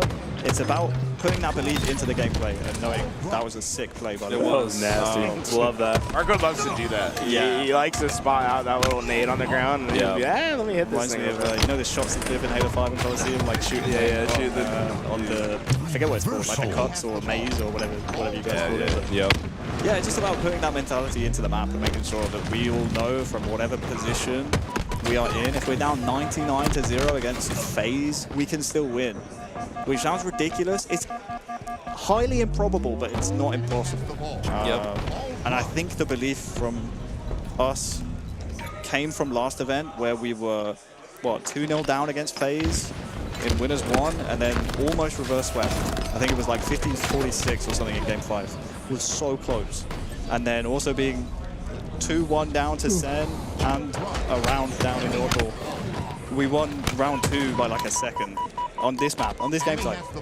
And then went on to win Game 5 to place top 8. So it's like, it's little experiences like that that just like reinforce what we've been learning and what we've been like drilling into the mentality. I think it's important what you said too, the fact that the game's been out for so long. Everyone already knows how to play the game, so at that point you have to put yourself in the same conversation as teams like FaZe, Optic, and know that, yeah, this is possible. If they don't play their game and we play our game, that's it. That's all we need. It sounds ridiculous because you're like, oh, you're into the breach. You're only placing like top 8 or top 6 or whatever. But it's like, realistically, when you watch the games, there are times when Jimbo pivots Royal 2. There are times when like Wooten can take on like a Snakebite or a Lucid or a Bound or a, whoever it is. It's about what the team does as a whole on the map and where the psychology of it is. That's why these teams are so good, is because they have that short-term memory and they know that, okay, we are FaZe, we are Optic, we are SSG, we're Shopify. It doesn't matter what situation we're in, we can win because we're the best. So I've been drilling that into those guys. And yeah, it seems to be coming to the boil now. The most important tournament. Most important one. You know, Harry, Pure did beat SSG in 2 series. I mean, it was online. but they had a sub. Yeah, that's weird. Subs can kind of throw things up in the air, because it's like, if you're SSG, you're damned if you do and damned if you don't. Because if you win, you beat Pure with a sub. Yeah. But if you lost to Pure with a sub. So it's kind of like, it's all mental again. Exactly. I don't know, because I didn't see those series, so I would hate to comment on it. But I will say Pure are the type of team that, like, I don't think it was 100% guaranteed we were going to win that series, but we did because of what we did rather than what they did wrong. So, yeah. Pure SSG will be a good one. I just realized that that's going to happen around the same time as us. That is going to be good, yeah. That's going to be crazy. That must be a main stage match, right? I think it is. It sounds like one for sure. I think it is, yeah. So that will be good. It'll be good to see how they recover from a loss or whatever. Just how they come firing on all cylinders. I think they will. I think they're resilient. Pure are a weird team though, man. Because like their performance last event was strange. Like, I don't think any of them had them in the placing or the losses they took. I don't think anyone kind of expected that of them. Who did they lose to again? I think they lost to Quadrant. They lost 3-0. Yeah, they lost 3-0 to Quadrant. Yeah. They were in like a pool of death to get third, I think, is like how that worked out. Was it the Optic Complexity? Yeah, they had Optic and Complexity in their pool. So it's like, I was kind of shocked when I saw the predictions on Twitter. I saw, wow, Pure 4th, Pure Wild Horse. I was like, this is no disrespect to them, but what are we basing that off? Because they played the last tournament online with a sub. Yeah. And then last event, they didn't have the best of performances. So. They just don't play well against the Europeans, it seems. It's the last 2 times. We'll see what it is. We'll see what happens versus SSG. Because I think matchup-wise, Pure favor the SSG match than they do against us. Yeah, Pure's interesting because it's like they match up with SSG like too well for SSG. Like, yeah, they play SSG's game, but they just like to play it with their own twist. Yeah. And SSG does not like to play against teams that play their way. No, this is giving me the kind of vibes of, what was it, Fort Worth year 2, where we ended up being first seed because SSG lost to, was it LVT? Yeah, I remember that was so funny because they're like popping off, and it was like, you guys just guaranteed third in your pool. It's like, you gave us first. Yeah, they gave you guys. Appreciate that. Yeah. Thank you. But I always was like, Navi's a threat. And I can kind of see a similar thing happening this tournament. Like with us beating Pure and then Pure, again, it depends where the psychology is. If you're able to bounce back straight away. The psychology part's so interesting to me. I think it's like, it's not talked about enough. I'm actually glad you brought it up right when you sat down. It's like to me, it's the most important thing, and you even said it yourself, and I 100% agree with you. You throw out every single tournament, every stat you have. To this weekend is all that matters. And so many players play differently on a weekend like this, in both ways, right? In both directions. Either they clutch up because there's more on the line, or they fold because there's more on the line. You're born that way. You have that, like, there's obviously experience that helps with that and makes it easier. But some people there's some people that are just born with that gene of like, clutch up, you know what I mean? And make it happen when you need to. I think I was born naked. I think I was too. Do you have jeans on? I don't know. I was either born naked or I was born in like a 3-piece suit. I don't know which one it was. I think it's the accent, maybe. I'm not sure, but yeah. British accent, eh? Yeah. Oh, I'm the old chum. So you guys had more time than you thought, huh? I don't know. We'll make them wait for the LVT stream. It's fine. Yeah. Hey, let's go. Look at that. LVT all damn day. Hey, congrats. Thank you. You guys looked real good. What were your thoughts when the crash happened. You guys had like a 10-kill lead, so all the momentum's going your way, and then obviously you don't want it to crash in a situation, right? Because it's momentum and stuff like that. But I mean, I think we're kind of fine because it wasn't like one team necessarily had the advantage at that point. Like it wasn't a crash during a camo or when someone else the time was on respawn. So it didn't really impact too much. It's just obviously you're sitting there thinking, okay, what are they going to do at the start? Is the counter strat going to go on? Is everyone going to change what they did, right? It's a mentality thing because it's like at that point you kind of shoot yourself in the foot if you're like, oh, why is the game crash? Oh, but we were on the front foot. We only had them 2 dead. It's like it doesn't matter. Like what's that going to change? They're not going to give you 2 dead off the start of the restart. Like you just got to go next. It's funny because I wasn't sure if it was like a controller thing. Obviously the new ruling with the game so bad, right? If it was like Tarlek did something with his pad, I'm sitting thinking, oh my god, is there going to be a DQ coming up? And you're sitting thinking it's Worlds. Do you take the DQ or do you be like the gentleman and say, okay, yeah, let's restart 10-kill lead, or do you say, all right, that's his problem, not mine. I want the win. Is it the team's option to DQ them there, or is it? Well, obviously the official ruling is now is if it's the player's equipment, it's a DQ on that map, right? Right. With what happened last event. But I think you can override it if both teams so are you can't gentleman the... I think you can. We kind of pushed for it last event, and I think if both teams are okay with it, then you can. But I mean, obviously, it's Worlds, right? So everything's on the line. Yeah, I was going to say, 49-49, do you pick up the Bulldog for $400,000? Nah. But you got to remember, like, things happen, like, with, like, Spartan on Halo 5. See, that's what annoyed me. Like, Spartan preaches that so much, and he's probably annoyed. Like, that was his fault.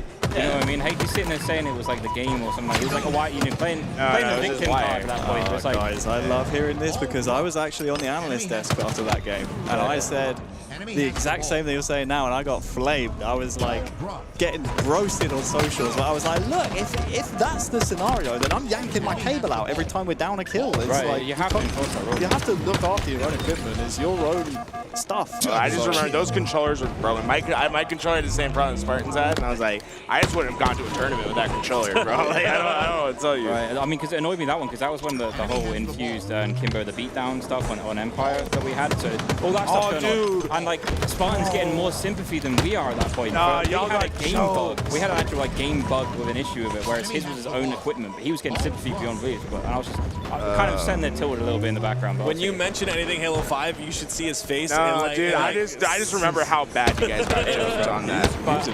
That might be the worst. But I think that's the worst part about that is it wasn't even like we didn't lose the game because of that happening. Well, here, first, for anyone that doesn't know, you should walk through what happened back so in the day. playing Empire Strongholds. I think we obviously on Empire there was camo and OS. We were probably, I think we were in a 2-cap. We just got camo and we just got OS at the same time. It was you guys against Envy, right? Versus Envy, and then Kimbo went to beat down, I don't know what player it was on Envy at the time, and he punched him, and instead of it doing damage to him, it pushed him super far back. So it super punched him, did no damage, and then it showed him with the camo. So then he obviously then insta-dived with the camo because like camo's on the core, kill him. But the worst part is it punched him so far back that the OS player above him, I think it was most of the time, then jumped down thinking he was fine, and he actually landed behind the OS and got a massive beat on the OS. So they basically eliminated the OS and the camo just because of the game bug. Wow. It was unbelievable. Yeah, they have camo overshow everything. That's crazy timing, dude. It was the worst. But I think what annoys me most, and I still say it to the teammates at the time, is it checked my teammates so much. And I'm sitting there thinking, like, we're still up by like 30, 40 points, and we lost that game 100-99. My favorite. They were at 99 when, like, no, we won 99 when that happened, but we then lost 100. The best part about that, Strong Side on the commentary says he misses the bats. Oh my! When he said it, he missed. Bro, he put stank on the misses as well. I remember some people telling me afterwards, like all the 343 were in like the upper crowd of that venue as well, and everyone said to me that 343 literally saw it and just went. And I was just like, oh, like because obviously nothing, they can't change. You can't thing, do right? anything. That's just bugs that happen, right? That still happens in this game. Right, you can't blame them for that kind of Let's stuff. Let's be honest. Happen, right? We all played Halo 2. It happened in Halo 2. Right. Different beatdown systems, but like that's been happening in Halo since the dawn of time. You can't fault anyone, but like I said, what I got annoyed about was my teammates got checked off. Like, I remember our coach Havoc at the time was so checked. Kimbo, obviously, the person that had it happen to him was just out of it. And as a teammate, I'm like, guys, we've got to reset, man. We didn't lose that map because of that. Like we then made bad plays because we were so tilted. So let me give you a question of this team. Being same situation happens, do you guys get checked out, or do you think you work past that? I think we're past that. There are some things that I've checked some of us out, but we never really get checked out of like in-game stuff or like what other teams are doing. We always get checked out ourselves at this point. We were kind of saying to ourselves in that series then, obviously losing the pit when we're really, really strong at the pit, and we're like, you need to reset, because that's one thing we've been working on, especially across all these events. It's just resetting when stuff happens not in your favor, right? So I think we're pretty good in this team. You walk me. You guys had a little pop off. First tools. Yo, Louis, can you refresh the chat, please? It's frozen. I want to talk to people. Thanks, Louis. Sorry, Garrett. Yeah, just like Karen, the coach Karen coming in real fast. I want to see what Our people are Twitch saying. chat doesn't work. I go because it says just connecting to chat. Oh, you want to take his spot? You can come chat with us, bro. You want to come? Wait, who is it? Who is it? Danny G? Hi, mate. Love you. Gaskin. We love our Gaskin. I love Gaskin. Gaskin's the best. Oh, look at that. We fixed it. Thanks, Louis. Louis Vuitton, everyone. Louis Vuitton, we love him. Chat. Chat's been broken for like 2 hours. I think they're all gone now. Chat, you here? Chat. So the first person to say something in chat gets a hello. A wave. A bunch of people just spamming right now. There we go. Hello. Zippy. Of course it's Zippy. Hello. Zippy. Zippy, the tap for you, mate. Sorry, Garrett. Sorry, you were about to ask Jim a question. Oh yeah, so I saw the pop off. You sit next to a young, brash player. Can you walk me through the pop off or was it shown? I don't. Should I even discuss what he's just done? It was on socials. It's on socials. I already said it. Oh, you're already on socials? Oh my god, that kid just gone rogue. I love it, because obviously, like, in Atlanta we lost to Pure twice, right? So it was a bit of like we were annoyed that we lost to him, especially in the fashion that we did at Atlanta. So I guess he just let his emotions out and has definitely given them the double flip off. He's interesting in the sense that, like, does he get hyped up mid-game ever, or is he? I feel like he's like pretty calm most of the time. If he abuses someone in game, he will let them know. Yeah. He definitely is. Like, there's a couple of times where he's just like absolutely pissed someone. M&K kind of piv. Like he's literally shut up and get shit on kind of thing. Like he gives it to him. I like it. Can you walk us through the Arizona watch party, the Arizona boot camp? Obviously, my amazing fiance allowed us to all stay at her house, which was obviously great. Everyone in her family went to her parents' house for the week, which was, I appreciate them so much for, because we were not going to have a boot camp unless they came in for it, right? And I love that. That's awesome. We talked about that last night. Yeah, she's been absolutely amazing. I was kind of on the edge about it because I just didn't really feel comfortable like kicking them out of their house and stuff like that, but she pushed me past it, and I'm so grateful that she did, because although we only got like, 4 days of scrims and we got to the Cold tournament, it was really important for us because we hadn't played since SLC, because Seb went on a little mini vacation, and scrimming at home is just not really a thing, right? So her and her family, there's Jarrett, Ayla, and Sterling, and then her parents allowed them to stay there. I can't thank them enough for allowing us to do that, because it was really, really productive. Even when we're playing on like 60 ping in Phoenix, because Phoenix is kind of like in the middle of the servers and stuff like that. Obviously, in absolutely amazing, like crazy heat, right? Like 110 Fahrenheit or 44 for those. That's my neighborhood, bro. Yeah, it's just like it's for my bald head, it's not good. Guys, Akame are going through the ring at this event. This is the second game 5 already. We're down 0-2 against Complexus. This will be a reverse sweep if they get it done. Okay. So. Oh wow. All right. Did you see the phase game 5? I did, but I can't remember. I remember it happening, but I don't remember watching it. They had they were keeping up pretty well. Yeah. Oh, I said yes, I bet FaZe come back. When they literally freest come of their life for a Kavi, and then they FaZe just do what FaZe do and just pulled off 4 dead and walked away with it and gained momentum for it. Yeah, I mean it's FaZe in game 5 Slayers, isn't it? So. Yeah, we felt that last event. Who got Jimbo on the draft spot? Do you remember? Not me. No, not you. Someone got you. Fortunately, you were the last. It was Louis V. Titan. You were the last player on your team drafted, unfortunately. What is the draft board? Sorry, is it like it's like a fantasy? Oh, you gain them points for stuff like that. Yeah. How do you gain the points? There's 6 killing categories and 4 objective categories. Okay. You might do well objectively. So I'm relying on the objective then, basically. You might do well objectively. Did you guys see that on the rig game? Tomb's spree. Out of the blue, nothing happened. Obviously, our rig's been quite bad for us. Toom pulls out a 14 kill spree in the middle of the game. That doesn't say a word. Like, I didn't even know it was on a frenzy. He was 1 away from a riot. And I looked at because he had like 2 minutes and 20 occupation time. And we're like, what? And then I go to the next score, but it says 14 kill spree. I'm like, where did you pull that one That's out of? nuts. Like, That's he's doing his thing. Like, it blows me away that he's like, we were just talking about mentals. It blows me away that he's this locked during a world championship. Like that to me is just. You know what I mean? Like, I don't know. To me, it's just great to see such a young talent like be able to lock in like that. He's special. You know? He is special. We had some interviews with HS yesterday, but I think they used the word special more than like any other word. I think that's got to his head a little bit because he watched my part of the interview, and I'm basically hyping up the whole thing. And he walks out, and you can see he's got some swagger on him now. He's like, yeah, I'm too. Yeah, like Vince McMahon, just money in the bank. I like it. Akave's got this lead. Complexity just lost the next overshoot. Oh, he stuck him right away. Oh, Drift is having a great game. What do you guys like predictions right now? What you thinking? You thinking Akave like get this done against Complexity? You know, I feel like they do because quite like when you were playing against FaZe obviously really good at their Slayers in general, and I was shocked that they dropped the Slayer versus them on the Aqua in the game 2 of the FaZe series. But I feel like Cole don't have that ice that FaZe do. So if they keep a momentum like this, you know, and keep them trading very well, I feel like it does go in their favor. Drift doing his best to stay alive. I feel like the Riot Noob Slayer prowess is not a thing anymore. You know what I mean? Like the United era when the Riot Noob Slayers and he just pulls them off out of nowhere. I feel like that's not a thing with this team. I don't think he has that control like he did on previous rosters. Still have nightmares of United, just all 4 going out from the base out to P, and then it's like, okay, well, I never want to watch an United. I think I was gonna boycott United Catalyst Slayers from broadcast at some point. They were the cringiest Slayer team of all time. He always does that with new maps. So like Ryan Noob's always doing that with the new maps. Always pulls out. If you know, you know. They were brutal to watch. They would just run out the clock every game. Wait, is there a series before I was on Bravo? I was under the impression that straight away. I think it looks like they're playing up there, so maybe we got a whole series. I was just checking. We play next. Can we get a live update on the B stream, Louis? I think it's C stream. Oh, yeah, Retro. Love this. Yeah, I think it's TLF phase. You gotta wait till after that. That's your next match. Yeah, I think. I thought they were coming up on our station. Oh yeah, actually I think you're right. Maybe it's because it was. I think it's native Dark Inside. Yes. Right? Yeah. We're waiting for that. All good. We should be able to finish this Slayer, then we'll let you guys get yourself prepared. Oh my god, tied at 35 and OS coming up. Could have jinxed it. Could have actually jinxed it. Maybe the Latam team doesn't have any ice. I don't know. Their game fights have been brutal so far because they keep up.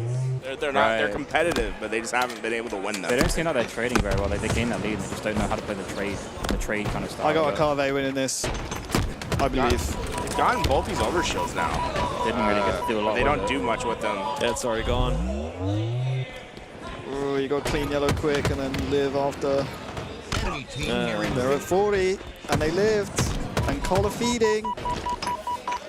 Surely Latam will win this. Yeah. Live now. Live. We're good. Oh, okay. Like a boy band picture on the right side. That's a scary peak right there. Yeah, I can't see Complexity coming back. Yeah, this is it's definitely over. Yeah, it's definitely over. Lovely. Double kill. That's going to mess up the bracket for a lot of people. So what's the other team in? It's FaZe, Cole, Cavi, and then... is it TLF then, right? Because they're playing FaZe right now? Yes. So, I mean, that's a huge series for Cavi. But Cavi versus TLF to determine what potentially second. This is like second. They win this one probably. Like I imagine I have a Cavi a little bit higher than TLF in my opinion. Yeah. I don't know. Obviously, the Latam team doesn't seem as strong since when they had tapping, but they've definitely, obviously, last event you can't discredit what they did, right? Obviously, being Sen and stuff like that. So they're obviously got a lot of gunpower behind I've them. seen other regions where they lose their best player and the region becomes better. I mean, yeah, that's true. Yeah. That's happened to 2 regions now. Yeah. Because we're not all depressed from getting sport killed by the legend over and over. It's all right. Rejuvenated. Might end up happening in a couple hours, Harry. Don't worry. No, I don't think so. SSG versus Pure on main in like 3 minutes. That's gonna be good. See how Pure regains well. Yeah, that's what we were talking about. Man, that could spice up the group. But Drift's last alive here. This is actually kind of scary for Akabe. They're all up. But OS as well. OS. And Complexity's going to have a huge advantage coming into this next fight. If they can get clean. Looks like the combo's gone as well. Cole, you can't die. You hear the scream. You hear the scream then. Yeah, look at them. You can see him over there. Vamos, cabrones. That's crazy. Viva la Mexico. Oh, he's still chirping back there. I think that was the coach. Lo siento, pero mi español no es muy bueno. Do you ever chirp as the coach? No, I did when we beat Quadrant on main. We all did that. And then I was like... You guys ever have coaching beefs? It's just like the other coach. Oh, he just- Harry and Best Man. Oh my God, they get at it. I hate that guy. God, can't be angry at B-Man, can you? I would pop off if we beat Best Man. What was that one? There was that one European team where the guy always wore a suit. I was like, I was like, you guys should fight just because he's making you look bad. Morgan 12, man. J-Lings. Shout out J-Lings. Yeah, J-Lings, bro. I was like, he would always come up swagged up. I was like, hey, makes the rest of the coaching look bad. J-Lings were in the conversation to sign us. Yeah, interesting. Before we found our new home. Do we talk about what the potential deal they gave us? Okay, that was funny. We don't need to go into specifics. But I mean, are they still a thing now? Can we just say I don't know. I think they are still a thing. We'll keep it out of respect. But if you guys need to leave at any point, just let me know. All right, well, we're watching this. Yeah, we're watching. We can't move until this is over. What do you guys think about this Dark Inside roster? I won't lie, I'm not really sure who's on it. If the names weren't on my screen, I wouldn't vote. That's really bad. But They may as well be TLF. Like those guys have always like switched teammates so much that like we're always like, oh, who's on this team now? It's like, oh, it's on-ball's team. It's like, okay, wait, who's on is on-ball with Piggy? Is on-ball with Rami? Is King J still on this team? Like, really often. Where is Haynes? Where is Common? Like, yeah, we bring back Posey. Like, who's on this? Oh, dude, now you made me sad. I like Posey. I love Posey. He's cool guy. Yeah, sadly, because these kind of bubble teams always flip and switch, like it's difficult for us as Europeans to keep up because we have the same problem in our own region. It's only like this season pretty much we've had 3 teams consistently be the same, and then, even then, like sometimes there's changes. I'm sure they're a great team, but I wouldn't like to comment too much about them. Because it would be disingenuous, because I wasn't sure exactly. Nah, screw that. They don't touch anything within top 8. Like, they don't go anywhere close to that. The Dark Inside? No, Dark Inside or TLF. Like, I just don't. They don't have it. It would take a miracle run from either of them to get top 8. And that's no disrespect to them, but the level of the top 8 is the highest it's been in Halo history, I think. Oh, this would be the gatekeeper, though. Native Gaming. True. Top 8 roster right now. I mean, if they can get away with this hill somehow, they'd be up 3-2, like pushing this into a game 5. Native in control right now, so they would have to break Dark Inside. Don't know. Descendant loves running at people. Ilky's dealing with it right now. Did they break? They did break. They did break. Before that, they did break. Okay. They have the C spawns too. Descendant's going to block A. They're going to make him come through the middle. You got one good push at this if you're native? Just, watch out first death. Ammo and Hill as well. Why is he shot? Don't shoot. Yeah, first death here is going to be huge. Does that AI still track you if you have camo? I feel like they updated it that it doesn't. I'll be honest, I've never ever looked at that from anyway with cameras in there. Maybe that's why you guys haven't gotten top 4. Why am I here? Hey, I heard that, by the way. Dark Inside just capped the hill, so let's go. I'm catching strays. What the? I'm sorry. I'm just saying the AI strats, you know. No one ever looks at the AI strats. Actually, I think Izzo just did it there. He knew he was in the right corner. Do you remember cold storage in Halo 3? Like if you were a host, the light in that big room would just follow you around. Like pit with the cameras as the well. pit with the cameras. That's it. And where you shoot the birds on Guardian to see if you're a host and stuff like that. I love shooting. That was awesome. Good times. Yeah, because you're a host all the time. That's why.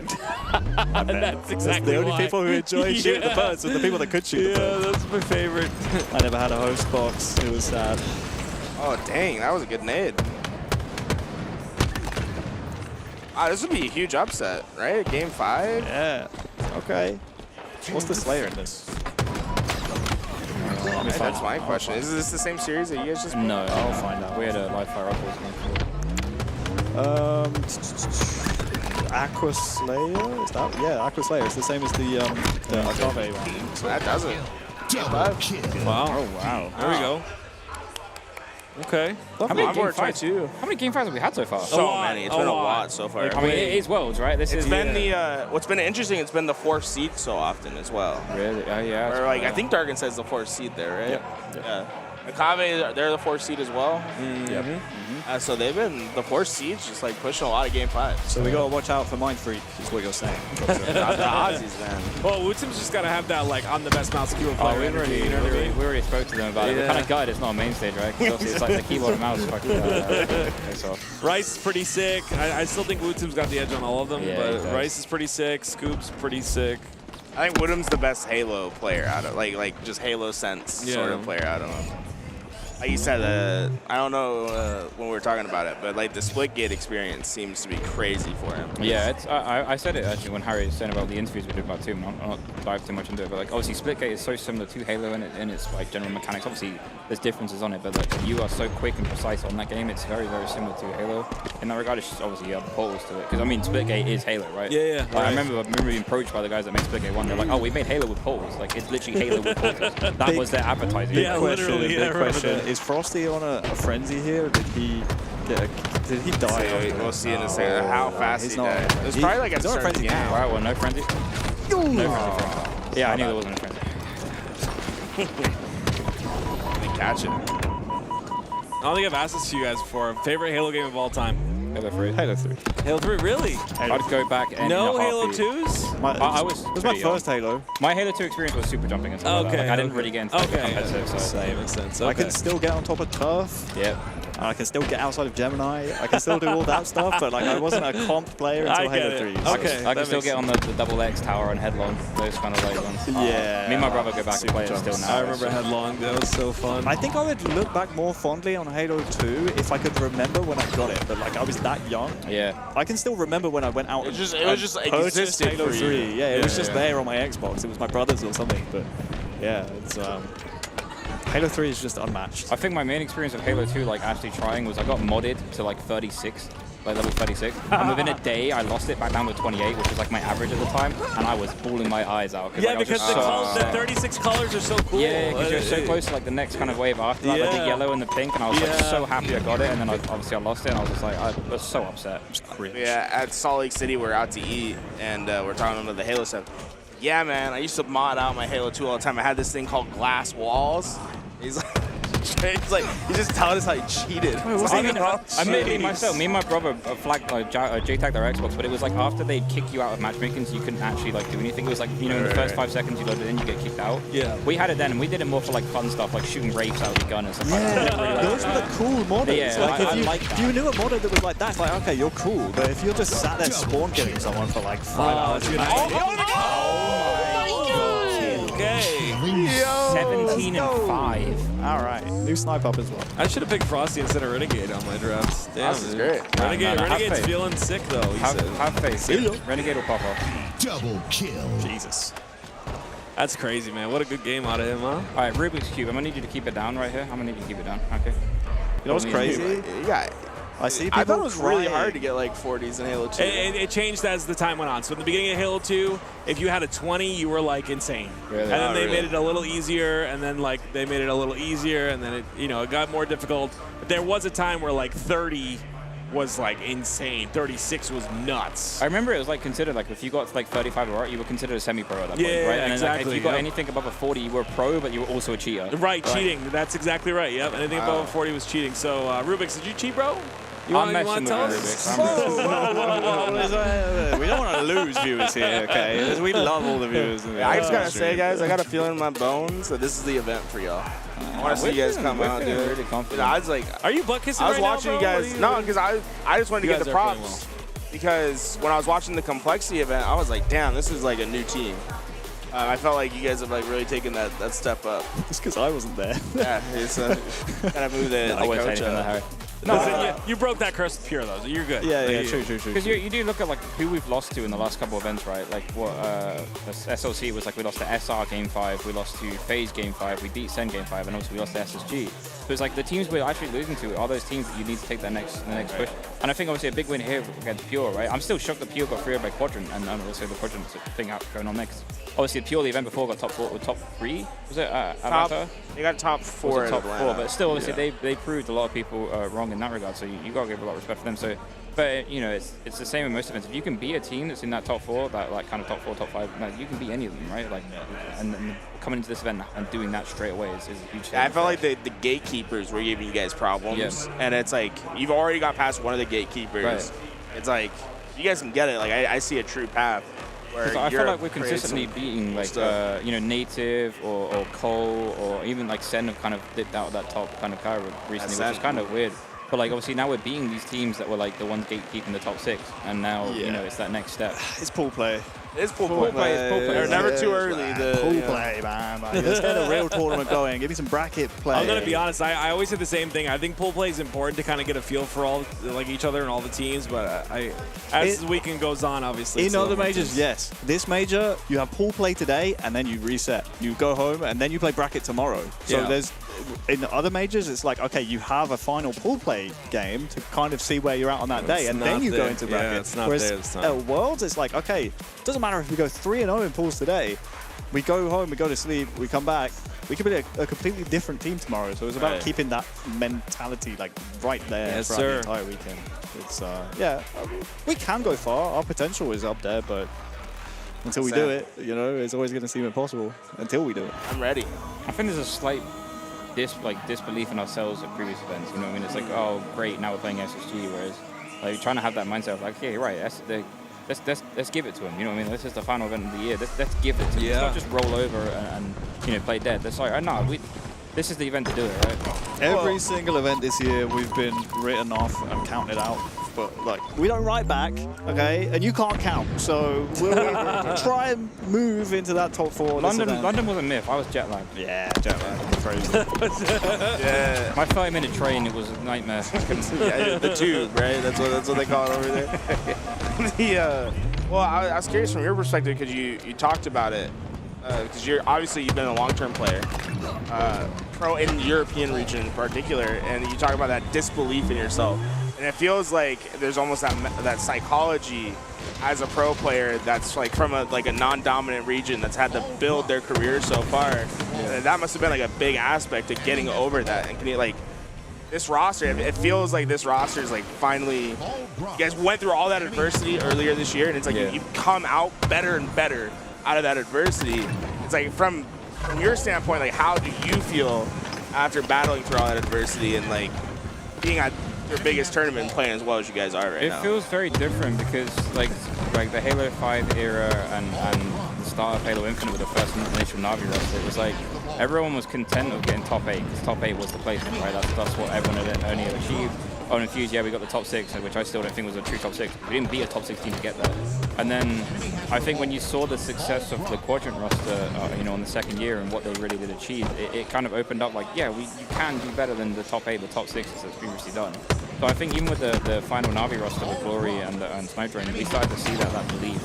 And then obviously, you know, when you bring in a player like Seb, Chick, who's also, you know, achieved those placements and that you can get, it's very much in our grasp. You know, and we have that now, that belief, I think, as a team. And I think as a player, it's given me that belief because I have full faith behind my team now.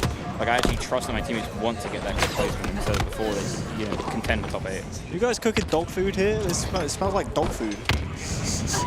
Convention food is not great. So handy. To be fair, last year here was smelled popcorn. It absolutely stunk of popcorn. I remember what the menu was awful. Remember the DreamHack Dallas one? Oh my god. So you're not a popcorn fan? I love popcorn, but not when it's just like, you know, that sweet, just constant when you walk around. Like everyone's just got popcorn that thing. Buttery popcorn. It's like, well, there's something special about like convention center popcorn as well. It's like more fragrant than tasteful. Yeah. What is that? What is that meal? It smells like popcorn. You get hungry. It smells like dog food. It really does not smell good. It smells like American popcorn. Louis is smiling. What are you eating, Louis? Nothing? Okay. I don't believe it. We did get like a waft of wind from somewhere, and I'm trying to figure out because we're in an enclosed building. I really, really hope it is food and not someone's BO that's just been walking past the LVT. That would be the worst case scenario. There was, I don't even want to say what match it was because like if the person was watching it or something, I went and watched like a side stream at one of the events, and it started singing. And I looked behind me, and someone just like had raised their arms, and I was like, oh man, dude. Guys, if you come to events, bring deodorant, please. Yeah, and why? wash. Yeah, A couple times a day if possible. Yeah. For some of you. Like, don't get me wrong, after a long day of sweating and being in the venue, I do get a bit of a stench. At the end of the day, you can get a pass, but at the start of the day, you don't get a pass. Like, deodorant, maybe a little bit of like cologne or something. yeah, it's just something. You know? Not too hard. We gotta hire those fancy waiters to wait at the bathroom. Here's the thing. Instead of washing your hands, just wash your Okay, tits. if you have bad BO or bad breath, people won't say it to your face, but they'll Right. say it to other people. Exactly. They'll be like, oh my god, that guy stunk. That guy stunk up the place. Exactly. It's my biggest nightmare. That's why I carry cologne and deodorant with me and breath strips everywhere. Breath strips are always clutch. Yeah. Everywhere. Tim always smells great at events, guys. Go say hi to him. Thank you. That's very nice of you. Maybe it'll rub off. You know, if you smell bad and you need to smell better. No. Find Tim. No, please. And has that game 5 started yet? Nah, I've been keeping it. Oh, it has actually. It just kicked off. Aqua Slayer. So FaZe likely going to win this one, guys. Let's be real. Is that the series we're waiting on? Yeah. I want to see this game 5. Then C stream, please, Louis. Thank you. Love you. Let's go.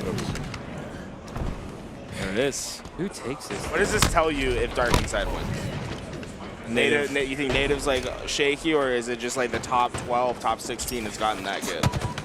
I feel like it's native being shaky because I don't know. This native roster to me is so confusing because I feel like it's such a forced roster. If you know, trying to be as nice as possible. Like they had their idea of the roster they wanted to start the year, and then obviously like people leaving or getting snaked and stuff like that, and it just didn't feel like they ever clicked, and they were forced into trying to click. I don't know. It just seems so. You look at the players in the team, like they don't. I spoke to Barcode quite a few times when they started the roster. Like, you guys don't play as a team. You know what I mean? Like, you're 4 individually skilled players. You don't ever play as a team unit. And maybe they did that last event. That's why they beat Quadrant, right? But they thrive so much on their individual skills. So it's such a strange roster to me when I watch them. Very inconsistent, Yeah. which is like the big part. Because like they have really high highs, but then obviously like we can potentially see one of the lows here. So weird. I feel like they're kind of a specialist team where they'll go to like game 5 against FaZe and like sometimes beat like a Quadrant.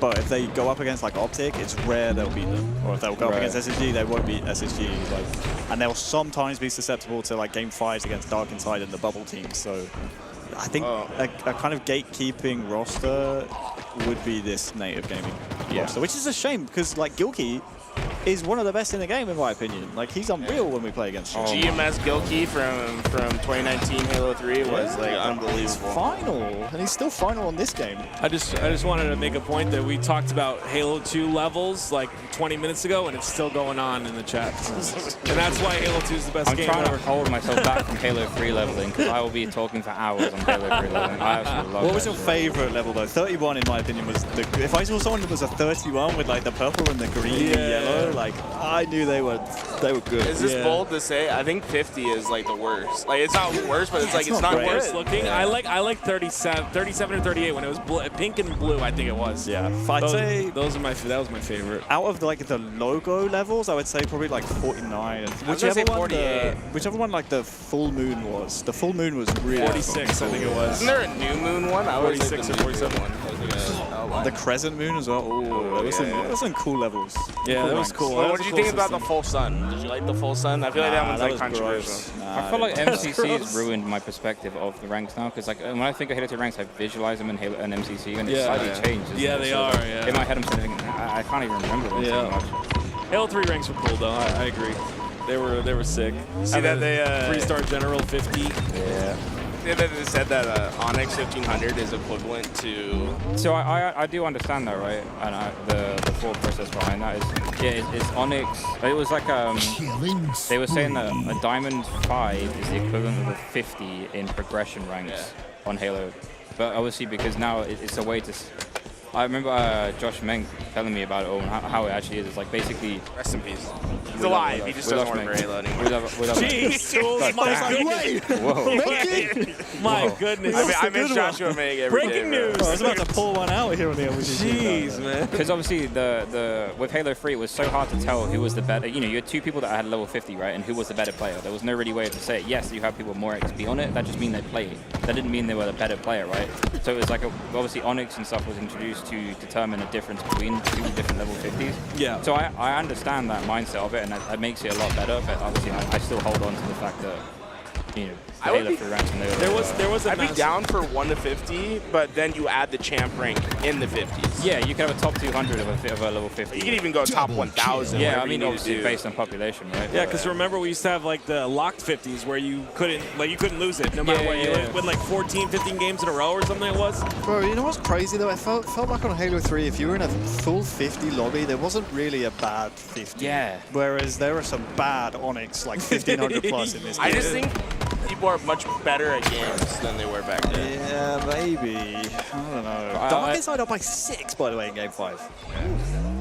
Native. Dark Inside's a good Slayer team. This is like kind of a tough draw right now for Native. Yoki's already got 10 deaths, which is kind of rough. I was talking to Dark Inside. They were very, very confident yesterday. This was the match in particular that they were very confident about. They were. I was talking to Ezo and Piggy, and they were saying, and Onboard, they were saying they think they're going to beat Native Gaming for sure. But they're up by 10 now. So who are the other 2 teams in this pool? FaZe. Cloud9. Yeah, sorry, Cloud9, not FaZe. The other one? SR. Shopify? Shopify. So if Native loses a 0-2 and they play against Cloud9, just stay in the tournament. Yeah. That could be another heartbreaker. Well, there could be like Cloud9, by a the way. 3-way tie at this point, It's like right? they have like the Navi scenario where they're like they're gonna play for a tiebreaker. Right, it's just, there might be a tiebreaker in this because what if Native beat Cloud9 and then I'm assuming did Cloud9 beat Dark Insider if they play? So Dark Inside lost to Cloud9 3-1, I believe. And then Cloud9, did they just lose a game 5 versus SR? I didn't see the outcome. Did they get to game 5? I thought they lost Shopify 3-1. won, I think. Okay, because I saw another game 5 as I was walking back in. I was like, okay, game 5 again for SR. There's so many game 5s today. I can't keep track. So many matches. You know, usually the pool play isn't filled out completely at the majors. Yeah. So you don't get like this blistering pace of play. And was it last Worlds as well? We had tournament on the Thursday as well because we had. That was the first one. It was like Thursday. Yeah. Yeah. I mean, love Halo action, but there's so much Halo action. Well, I want them to go back to the format where it's like all teams get out of pools. No. Don't like it. I'm all Makes for it. pools so pointless. Like, what is the point of playing pools? Come on. I understand what you're saying. From an entertainment perspective, This fair is enough. a tournament. We can't all be winners, guys. Yeah, Like, exactly. Come on. So they still get last place. If Participation you trophies. lose, you get last So place. the problem with that is it upsets the balance of the bracket afterwards. So, like, we saw it in the complexity tournament. Yeah, the where complexity tournament was really entertaining. To You me. would win, winners won, and not be top 6. And it's like, what? How is that possible? Like, Yeah, pools just are so irrelevant when you have tournaments like that. I Like think you may we as get well do- up you may at as well do like a Swiss the or something like that. get up at the 20. yeah, if it was 5-team pools and you had 5th eliminated, that's an okay I think that'd be great. scenario. But like, we don't have the depth of talent in. You don't think so? I feel like those bubble teams are pretty good. Who is missing from Worlds that you think is like should Flip be? Solar. Who? Flip Solar. I heard you. I just don't know who we're talking about. They're crazy, bro. But they got reverse swept by one of the lowest seeded teams at this tournament. You know what I'm saying? Like it's sorry, like went They 0 also and- 3-0'd the Kavit. Yeah, I don't know how the hell that happened because obviously they then went into group 0 and 9, then they played in the cold tournament. But on 0 and 9 Xboxes, it no. Xbox is a big, yeah, Xbox it's a big factor. All right, what is this? Is that 40? 40 to 45? Yeah. They could do it. Arkansas could do it. See, I know the Dark Inside are actually quite bad at standoff situations. Whenever I watch them and it gets really, really close, then they always like they'll never be the ones to make the play and be proactive about it. They're always in response and it always backfires them because they get super hesitant. So I'd be curious to see if they've learned from that in the past and actually make a play here. Guys, elsewhere and into the Breaches pool, we have game 1 between Pure and Space Station. Pure currently up 2-1 on what's that? Argyle. SSG. Wow, that's I crazy. thought you were saying the series. I was like, damn, 2-1 in the In series. game 1. Quick series. Tapping Bones just got 2 picks, no 1 for chest. Okay, no, we need to switch this. Louis so good. LVT makes No, we need to make the let's go back to the game 5. We'll go to the game 5. Yeah. Yeah, Dark Inside. This That's game's a real kill. slow. That's and a it's huge not kill. going 3 good for them. picks. That's not a huge contested. kill. I was OS still up 45 seconds after. This is crazy. Mix is good, no one's No, got Good nades, good nades. forcing this a little bit too much. Gilkey is pinging blue util. Someone go blue util. Oh, that's shit. a great pick. Wow. That might be it. If he can get Yeah, OS off of GG. this. Just far Straight dead, last guy. No way. Scream. You got to As scream. always. He tried to late jump. He tried to late jump and missed it. Wow, that is huge. So Onboard, I feel like Onboard is the big piece of the puzzle for this team. Yeah. It's like, dude, that guy is all Oh my god. Oh my gosh. How? How do you not even finish that? Oh, on ball, bro. What? Louis, get us back on the game 5. You're trolling us. At least we'll have an overtime to go to. One wave of slays. Guys, let's walk.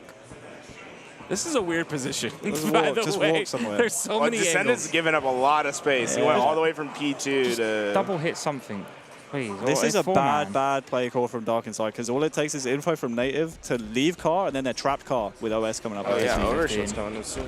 They're playing for I the mean- Envol bait, I think. Is anyone really going to peek Envol where he's at? Yeah, but though? his Such gun a is popping unorthodox- out. That's the problem. Oh, yeah. Oh, they've lost so much map. They had 75, now they have 25%. double hit the car door. Yeah, go. I don't like this idea. See ya. I don't. Oh my like god. this. How did APG get trapped. kicked? How did before you that get as well? a kill? like Go it. traps. Run. This is, I don't like this at chasing. all. Run. Just someone Oh guilty. my god. They got it. Okay. Holy. Wow. Oh, wow. Oh, Envor screaming, dude. Of course I he mean, is. 19 Oh, and he's 10 now. still, he's game still 5. going. He's still going. He's still going. Yeah. That's on for, man. Dude, I'd submit if he was running at me. Gee, he's a big guy. Holy. I mean, he popped off though. 19 and 10 for Yeah. game 5. Like, That's crazy. huge. Yeah, you got to do it. Oh Let's my, watch this dude. OT, Jim. Let's watch this OT. I think, are you guys getting pulled away from us? Yeah, well, we were Yeah, we waiting watched on the that. overtime? We do were need to waiting go. on that. You need to go? game. Okay. Alright, we do need to go. It's I need to Argyle. reset It's that. fine. You It can could go. last a long time. This is true. Right, is anyone stop? Is any of you guys come back on or? Oh, you can just set it do the down. headset? You'll be good. All right, thank you for having me on. Thank you for coming on, man. Good luck. I can stay. I'm not needed. You don't need to warm up. Yeah, you get the Warm up lucky the vocals. bird. This is my warm up right here. How's my pitch? Let's pitch with a P. Guys. Oh, man. With the P, bro. Okay. Yeah, this isn't looking great for Pure. So good. So much discipline. Oh, that's better. Okay. This kid's just robotic. There's just something crazy about him, man. MVP of the year? Yeah, 100%. I think so. No doubt. I think so. Like, I remember when there were, and I'm not trying to pat my own back here, but I kind of am. Do it, I yeah. remember at the very beginning of the season, the Optic picked up Dead Zone, and obviously they got Legend. And I said, SSG are going to win multiple events this year. The Legend pickup was way more valuable than the Dead Zone pickup.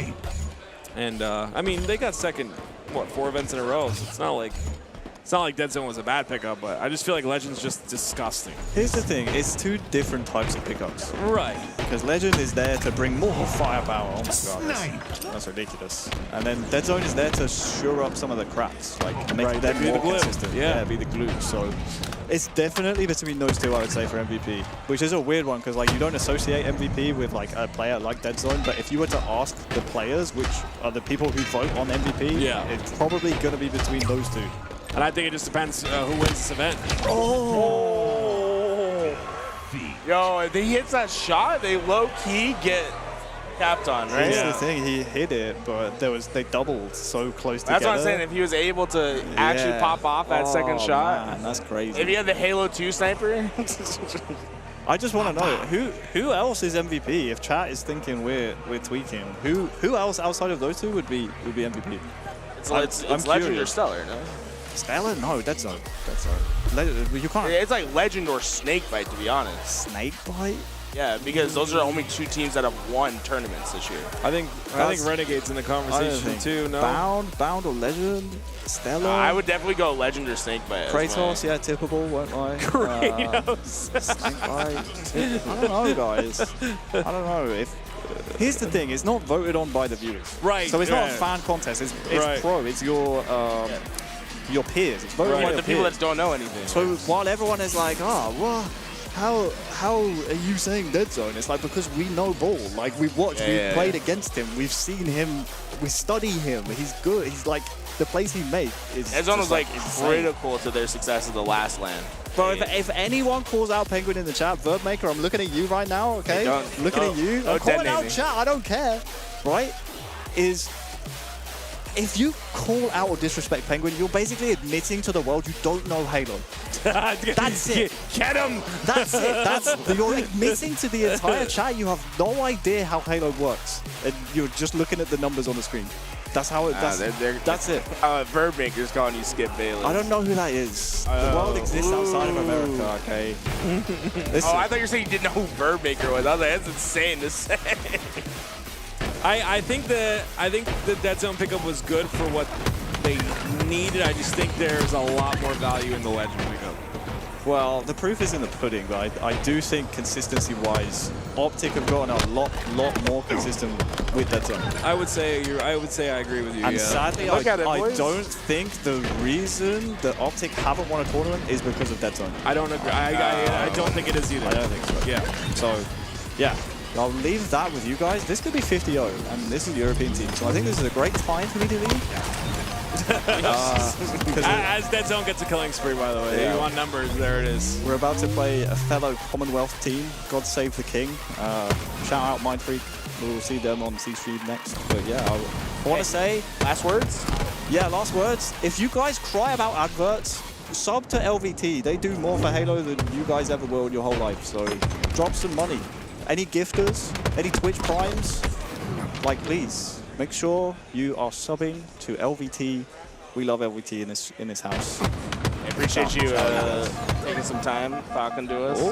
Always. I'll call out people in the chat. And when you guys make Champ Sunday, that's when we truly get you back on. Yeah, well, I don't know. I think I'll be busy on the main stage by the sounds of it.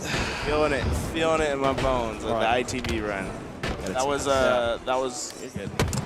was Wonder Boy. Okay, bye guys. I'll do it my. You solo casting I'll solo for a little bit. So, yeah. You're fine, bro. You go. We can go to break. It's you know.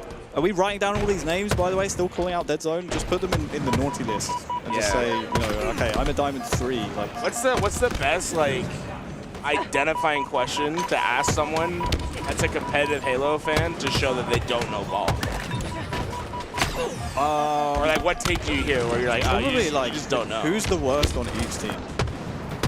And it's like, I just feel like there are players that are better than others, but it's like, if you're calling out someone who's statistically the worst, it means you're not looking at the bigger picture. You're just looking at, oh, this KD is like below 1. It's like, who cares? Jim hasn't had above 1 KD, and yet he's here outplacing like some of the best players in the world. It's not about that. So, yeah. Yo, shout out the gifters. Shout out the primes. I'm out. See you guys. Have fun. I'll be back. Thanks, Wonderboy. Appreciate you. Much love, guys. Enjoy the stream. Go ITB. Go LVT. Odd the game going up against Ascending Baseline right now in Pool E. We're about halfway throughout our day. And so far, guys, this Ascend Baseline roster, they're having a tough time. They're having a tough time.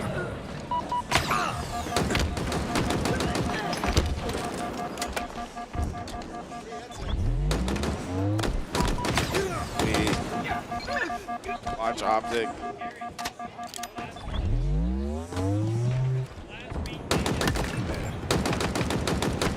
That's supposed to get. Oh wait, yo, on board. Hey, you guys all want to come on? So hey, I got all these guys right here. Yeah. You want to come on? Come sit down. Yeah, wherever you want. I mean, I got 3 open spots. Y'all want to come sit down?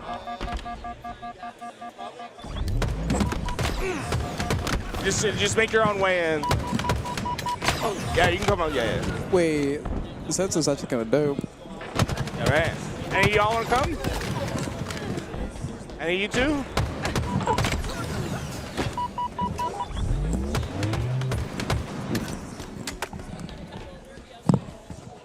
Uh-oh. Got it. Tusk. Wow. Yeah. Come. Oh, yeah, come, Rocky. There's some feedback in this. It ain't a show without Rock. Yeah, it's like usually this is like what it's like behind the scenes, bro. That's like every day. Yep. I feel like having Astros prepares you for that, though. No. Yeah, it kind of does. But then again, though, like you usually hear like a bunch of like white noise. You guys just want to Slayer on Aquarius. Pure getting fucked. What do you think what do you guys think? What do you guys think Ascend Baseline has to do to get back in this game?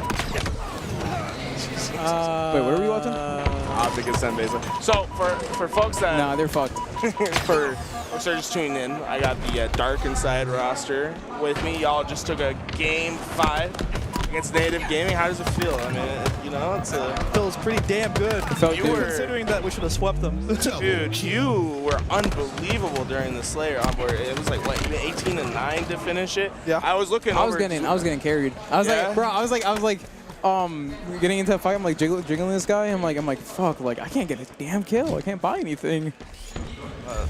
It's like nobody's dying. Nobody's dying to me. It's all good. I mean, you're still like putting yourself in like really good spots for you to sit there and like do like whatever like I needed to do. You should. If there was a listening, he was tweaking at the end. I was like, I'm top P with I go top P by myself, and I know it's like a hella risky all the way play. back to the base? No. I'm top P. This is like near the standoffish where like pretty much if I die, I throw the game like always. But I go top P with like 2 sticky grenades, and I'm like.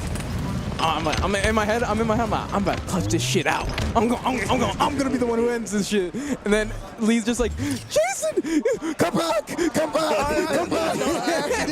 actually he was like by himself. Dude, I'm by myself B-side. I have 2 sticky grenades. I'm like, listen, I'm okay if I die, but one of these motherfuckers coming down with me. and I have this entire play in my head. I didn't say a single fucking word, so I understand. And Lee, all I hear is, come back, Jason. I'm like, I hear you. Come back! he's just fucking losing all full. It was so funny. It's funny from our perspective that you say that because we were watching. It was you. You were at Car 1, right? Yeah.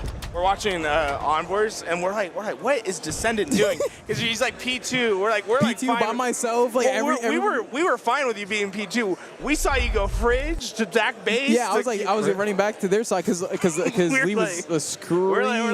We're like, hey, this is like fine. Y'all gotta get the trade here because if you guys would have died, you would have lost the game. Yeah, 100%. Like I had sticky grenades. That's the only reason why I make that play. Like if I didn't have sticky grenades, I'm not doing that. So like. Basically, like what we talked about at the beginning of the game is whenever we get into that situation of where they have to like put themselves like out on the map, that we want to play like a 1-3. So our 1 is usually like just trying to get info and backing up. 3 of us are just like playing with each other. So honestly, I was like waiting there for about like probably like a minute and a half to 2 minutes to a long time to just like have like someone get to me so we can like have someone who was like red car. I think it was like Piggy like red car, and he was like shooting in the car too. As soon as he shot, go straight in. We almost killed him, but I was like inside of like Rocky, like having to shoot him in the back. Yeah, we saw you. Yeah, we saw you shoot him in the back on the way in. The one thing that confused me is you guys catch APG in util. Like that's the info. The damage goes in. How does he get a kill on the way out? Because you guys shot him and he got a kill on the way out, and I was like, how did that happen? Wait, who'd he kill? He didn't kill neither of us. I don't think he killed any of us. Yeah, I don't think he killed I think you probably it was like when he was leaving like util to go to back base. You're probably still like a trade. Yeah, because I traded with him to get the last kill. No, it was before that. It was like before you guys even made that play. He gets a kill like as he leaves util to go. He like kills someone like middle map or something. I think he's talking about you. But I think yeah. I just wondered how you died. I ego shot that motherfucker. That's how I done. Bro, I seen both of them right there, right? So I'm like, like we're gonna get the kill. So I'm ego challenging this guy, and I got lazy about it because like my teammates were right there, so I thought they were just gonna get it. Oh yeah. So I just died. We're just like, how did he just get a kill? Because like I thought the kill was already secured, so I'm like kind of lazy about it, honestly. But thinking about it, it's like I definitely shouldn't. If that's the one you're talking about, like he killed like someone in Gen, I'm bottom Gen, I'm out in the fucking open. I'm just. Oh wait, this is what we're talking about. Look at this clutch. It's probably me. The Piggy's out. Let's see. I was trying to remember this. This is like you guys get there. Yeah, I remember this. I remember this. But you see what I mean though? Like they're all playing. He just kills me backwards. Like we're like, oh, that's what. Oh, dude, I thought he got the kill. Okay, in real time, I thought he got the kill like right here. That's when I saw the kill. Where the fuck? Yeah, I like. Were there not 2 guys? I feel like I thought there was like 2 guys Gen. Did he get left alone? No, there was only 1. Oh, so I just got gunned. I was so nervous right here. I was like, bro, we saw the trade. I was nervous. Dude, you popped off for like 30 seconds. Yeah. We were sitting there, we're watching you. I was like, I thought it was over. You like, he had like another wind in him. Oh god. Another wind. What were you saying? Can't repeat it. No, that can't repeat that. He was talking in the camera. He was talking in their camera. Oh yeah. He's like looking around for the camera. He's like, oh, that's the motherfucker who recorded us last time. He got up there. He's like, fucking dog shit, fucking. Oh, dude, you got the. I yelled at the wrong camera. I yelled at the wrong camera. What camera were you I yelling got the HTS guy. The HTS the HTS one's like right over here. I didn't know which one was which. The HTS guy's right over here. I get up and I'm like, put that in the fucking war cry. Is it a bow and arrow? Is it a bow and arrow? That's the wrong camera, bro. That's crazy. Well, you got a bunch of blue calls on your team as well. What do you think about it? You know, they won gunfights. That's all. I chose that too, back to back. I was like, oh, I'm not feeling it. And then we won. I was like, thank God. You guys played Cloud9 already, right? Yeah. Yeah, we did. I mean, right? No. Damn. But I'm gonna be honest with you, like that was still like a very close series. All 3 games were close, like really close. I was actually hoping that like we would like at least close out one, because I think like once like we get like one, we can like, get another one, obviously. So what's best case scenario for you guys now? You win next match, you guys can get second in your pool, right? Yeah, we have to beat Shopify. If we could beat Shopify, we can get. I think we can. We're probably. I like wholeheartedly believe we can. We probably would go head count. I'm pretty sure with C9. If anything. So like, Wait, does C9 what beat do you need Shopify? to happen? No. So because Cloud9 and Native. They go game so 5. If they go game 5, then that's like when the tiebreaker works out for you. If we win like 2, like what we have to win like 1 or 2 games, no? Or we have to win because we got 3-0. We have to win 2. Okay. Yeah, y'all gotta put up a good fight against Shopify. Yeah, I'm not really too worried about that. Yeah, not worried about that. Yeah, he says he's not Bro, worried. is that just so funny? Bro, it's actually so funny. He's like, yeah, we're not worried about that. Like, they're like casting him. He's like, oh my god, they're getting slammed. But I was talking. I was like, cause I was talking about it on the cast. I was talking to you guys yesterday, and I was like, you guys were really confident that you're gonna beat Native, and I was like, y'all came out and did it. After we lost like for Worlds against them, and like they went on the top 6 run, we were talking about it, and like before our exhibition match, I was like, I think I said to Callus, I was like, we're fucking getting them. No fucking way I'm letting them get away with that one. Like, especially them going on a run like that. It's like, wait, that was my run. That was my run. Tools. I sat there and they came out with like their like little preview for Native for the Salt Lake City, the War Cry. Oh yeah. I think I've been like ever since they came out with that, I've been like playing it like almost every morning. It's like every morning, bro. Just like thinking about like what happened the last game 5. That was a brutal. No, it definitely wasn't. It definitely wasn't like that personal for me. That's like crazy. He's got it on his wall. No, like I definitely like watched. It was on my refrigerator. No, I definitely like watched a lot of film on them. It's like, all right, this is how they're gonna play the situation. Like, all right, they put in this situation. This is how they act. Okay, watch the tournament film. It's like, okay, they hesitate here. Right. Like just personal notes to myself. Outside of that, I wasn't like. No, the reason why is Lee's a game 5 like master. Like since like Fort Worth, I think, where you beat Kratos and them. After that, it's just been the game 5 dogs. I don't think it was Fort Worth. I think that was Arlington. It was Arlington. I'm not gonna lie, that game. Oh, dude, you're talking about the open bracket game. Yeah, the open bracket. Like, I'm not gonna lie, that game 5 was like so bad. I don't know how like something would lose out. How much were you guys down by? We're down by 13. It was like 13 or 15, and then. But here goes the thing here. They only needed 4. Yeah, I remember that. It was like there's like a Twitter clip of them like beating them. There's like 2 different like one behind Lee and them, and then one behind Kratos. The one you guys behind do Kratos have the best is game 5. Yeah. I think I've had like the wildest. I see so much stuff about like game APG getting hate. I feel like APG doesn't get that much hate play anymore. Nah, not anymore. Yeah, I thought that like stopped right when he got kicked from Optic. It's almost like when you're on Optic. When you're on Optic, everybody just wants you to fail. I know. Well, it's just Optic. It's honestly like actually kind of sad. Yeah, the Optic fans seem to like their team more. You know, I feel like they got second every event, and they're like so mad. Like, drop, please drop. It's like, holy yeah, like chat was going off on Dead Zone. I was like, Dead Zone's like low key their best player. It's just like, I don't know what you want to do, bro. Like the guy's like crazy good. He was sick last event too. Yeah, and he still played really well for their team. Like, he was like the reason they got in the finals. Yeah. Everyone on Like, Optic is goated. I can glaze 4 at once. That's crazy. That's crazy. Yeah, that is knows what's up. crazy. That's a lot of glazing right there. Holy. That's like shirt glaze. I was kind of curious about your guys' thought process on like growth with from last event to this event. Oh, our growth. Yeah, your growth. I thought I heard Rogue. Oh no, because it feels like you guys keep getting a little bit better, but you keep getting these like really tense game 5, like these Slayer situations are really interesting to me because you guys really slow down quite a bit at the end. And like I think it was the complexity event. It was like you guys had a heartbreaking loss, like 50-49 or something. Oh, against TLF. TLF. Yeah, I wasn't too stressed about it. No, but it's just like interesting to see, you know, same situation. This time you guys clutch it up. Like what's been the what's been the practice been like? What's been the focus? To be fair, that we don't really play like Slayers on like recharge like a lot. Honestly, we just like don't play like Slayers like in general. Yeah. So, Nobody wants to scrim Slayers. It's kind of hard to practice. Oh, really? Yeah. When we went back to go like watch the VOD, we just had to figure out like what we wanted to do and like some of the situations, and then once we got that figured out. I think another thing is we were getting dodged for like 2 weeks straight.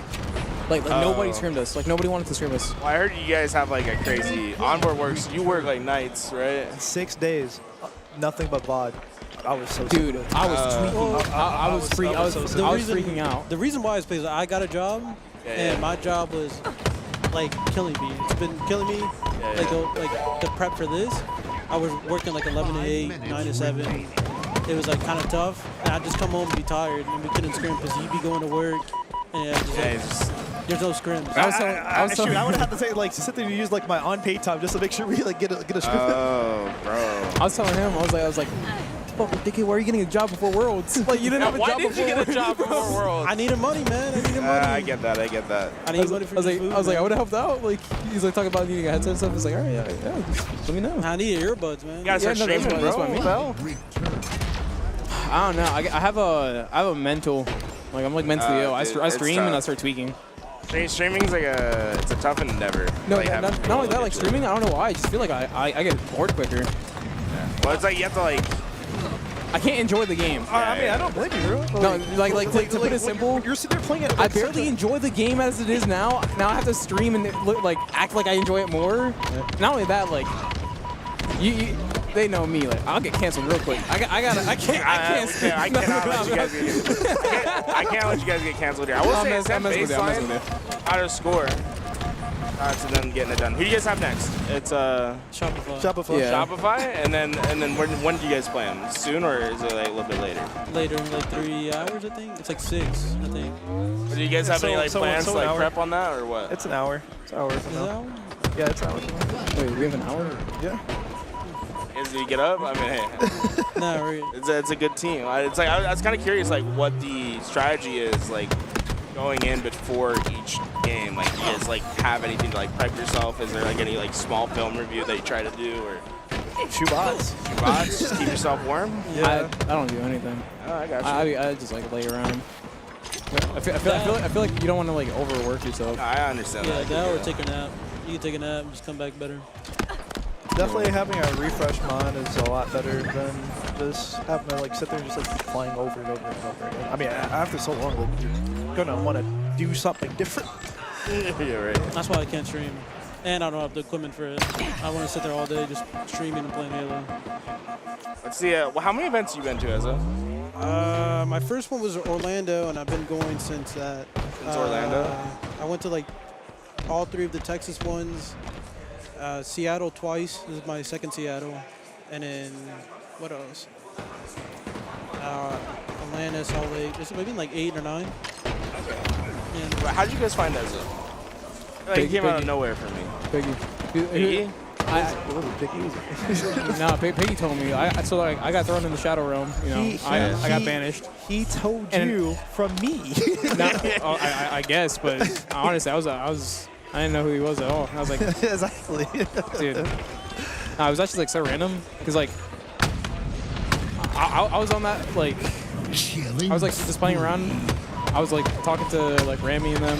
I was gonna team with them before, and then they were like they just wanted to like try their team out for the week, and then like we played, and I was like, wait, we're actually better than them. I was just sick. Right. So it's kind of just how it came. As when you first like played with the team, were you kind of like nervous that it was gonna be like they're judging me, like I don't know if they're gonna take it, like they're gonna run with someone? Yeah, I mean it's roster mania. It was like a lot of roster changes. You know, anything could happen. So that's why I was kind of nervous, and then like after the first open, I was like, Oh, really? Okay. Yeah. Was that your first like big chance on like a roster for sure? Yeah, like this is my best team without a doubt. And then like my last team before was just my friends, but we still wanted it. We were doing good. Like we could have made pools or whatever, but we still like it was like the oldest person there was 22. We all were like young, and we just didn't have like the knowledge. Wait, no, you're still young. Yeah, I'm younger than him. How old are you right now? 25. Yeah, you guys are all young. I'm 19. You're 19? Yeah, he's younger than me. Dude, I forgot that I've been casting you since you've been like 12, bro. Yeah, I started competing when I was like 12. That's crazy. When did you start competing? 2018. You were how old? Maybe like 18ish, 19, something like that. 19. 19, and then when did you start competing? 18. You just like you figured it out at 12 years old. You started playing the game. I used to play Gears, and then like from Gears I started playing like Halo 5, and then Halo 5 I went to like Halo 3 MCC and stuff, and then I knew like at 13 I was like, all right, I'm going pro. At 13 you said I'm going pro? Yeah, no, I told myself if I didn't go pro by the age of 16 I was running with the Marines. Oh, okay. I like that. So It's like motivation. Yeah, it's like all right, I'm either like getting sent out to fucking war or I'm going pro. So that's kind of how it was. That's how it was for me. What's dude? It's interesting to see how you guys all. So you said you've been watching the native documentary on repeat, giving yourself ammunition, some motivation. There's not. I mean, people like don't understand this. There's not. It doesn't take much for someone who's really pushing it really hard to have something so small like that. I'm just saying. Like something that small is big enough for like a purpose. Right. It's heartbreaking every time. Like every event, every event. Like there's always that one thing that's like, oh, you know, we played that again, I'm beating them. So like, what's been your big motivating factor throughout playing Ezzo? For like against native? Against anyone. I mean, like just like when you get up, like motivation to get better. Like what do you do for yourself? I just want to be like those guys up there, like just better. You know. Banners are cool. Yeah, the dude. banners. Yeah, like I want myself on a banner. I like that. I like that. I'd love to see. I'd love to see that that success. You can do it. Yeah, for sure. You guys are also like young, like No, you sure. can do it. Yeah, sir. Is that me? No, he has it. Yeah. You can do it. Huh? Yeah, that's no, what I was trying the to thing say. is, I know I can do it, but like I'm just saying, like motivation towards you, like you got it. Like I remember like when I first started competing, like the first time I talked to Frosty, how like we were talking about like if you got it, you got it. There's like some pros who's been around for a very long time, and like they just stay in the same spot. Like you know if you got it. Yeah. Like that's pretty much how the conversation went. I was like, when after like playing with you and stuff, I was like, yeah, he got it. He got it. I understand what you're saying. I feel like having this conversation with Frosty is like. He's like the one guy that like he went pro for like a year and then he won every tournament for like 2 years. Yeah. You know what I'm saying? Like he might have like a skewed perspective in a little bit of a way. Yeah, no, because like I don't know, like I used to be annoying and I used to like ask everybody like when I was younger like just shit ton of questions and like like trying to get better. Yeah, like everybody and anybody who like I thought who was better than me, like. What's the best like piece of advice you've gotten from like your journey of being pro? How to play the game by Ryan. Ryan knew like teaching to play the game.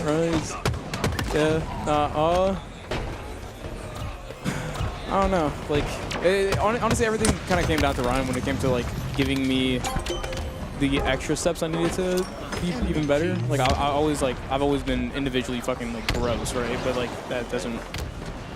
Everybody's good, right?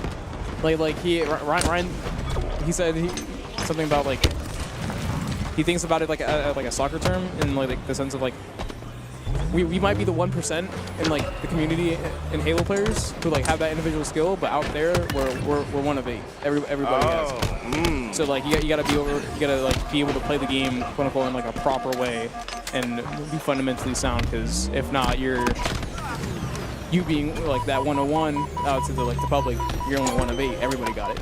So yeah, it's so interesting because like for all you guys experienced this, but like especially for all 3 of you, a lot of your journey was the breakthrough, right? Getting that pro opportunity. I remember you in Halo 5 having your opportunities. It could almost be like easy to be like mission accomplished. I went pro. It's just staying up there. Yeah, it's like staying up there. It's been a whole other part, and it's like now you guys are back to that or Envoy, you're back to like that pro level again. As though you're getting it for the first time. Descendant, you're on your bounce back right now. It's like you guys are all very different stages of your careers. Yeah. Like this could be like start the run, something special. I like it, man. Yeah, of course. It always feels good, especially me. It just feels better. What about you? I mean, like it seems like that resonates with you. No. It's just like, honestly, I feel like I had like a crazy rebound. I'm not gonna lie. Yeah. Having the set there and start off the year with playing with like Common Haynes and them kind of gave me like a lot of like perspective, considering that like I kind of like stopped competing like for a little bit last year after they had that one Optic Texas event. Oh yeah. Because that's like when I like stopped.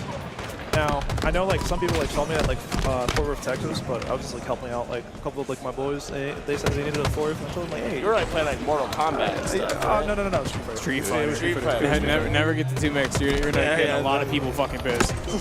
don't get those guys mixed. Be mad about that. No, those fighter communities like they don't just fight. Like, they don't just fight. Yeah, they mix up their games. They actually fight about it. Yeah. I'm glad to see you at Worlds again, though. Of course. It's good to... Feels nice to actually be back here, you know what I'm saying? Yeah, now it's just and one also, more. I broke my curse. Yeah, you broke it. You broke your curse? Yeah, 22 Worlds. 22 Worlds. We played Dailings. Got knocked out when we were supposed to beat them. What's the curse? Yeah, but like, what's the curse? I mean, it was just like I couldn't sit there and get out of pulls.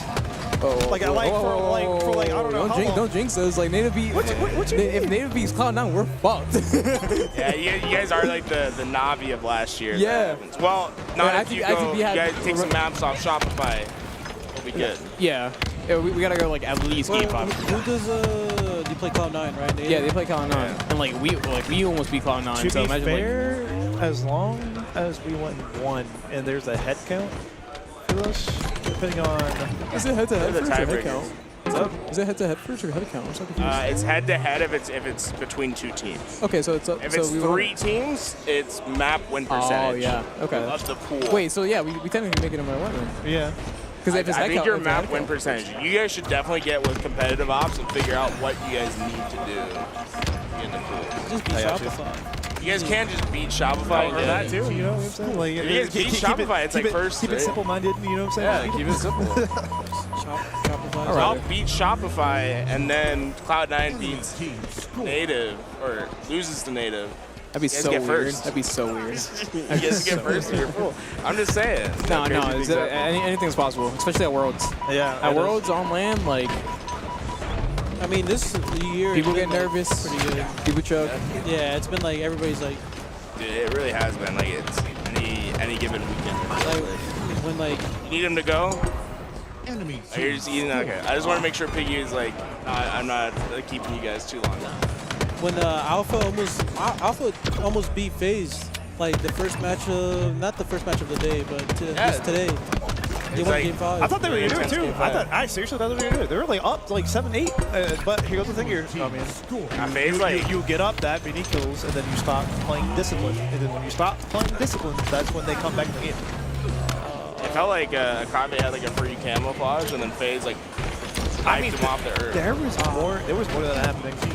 I don't remember who it was, but they had a guy go leaving the red space where they had a pretty good containment and fucked it up, like literally, like for like the whole team. Because one, they gave them spawns long haul to get to like red, but also number 2, everyone was like putting like their bodies in the middle of the map, which was kind of like weird because like typically at like the top level, obviously you're usually playing 2-2s, playing it where like you want them to come push you, not the other way around.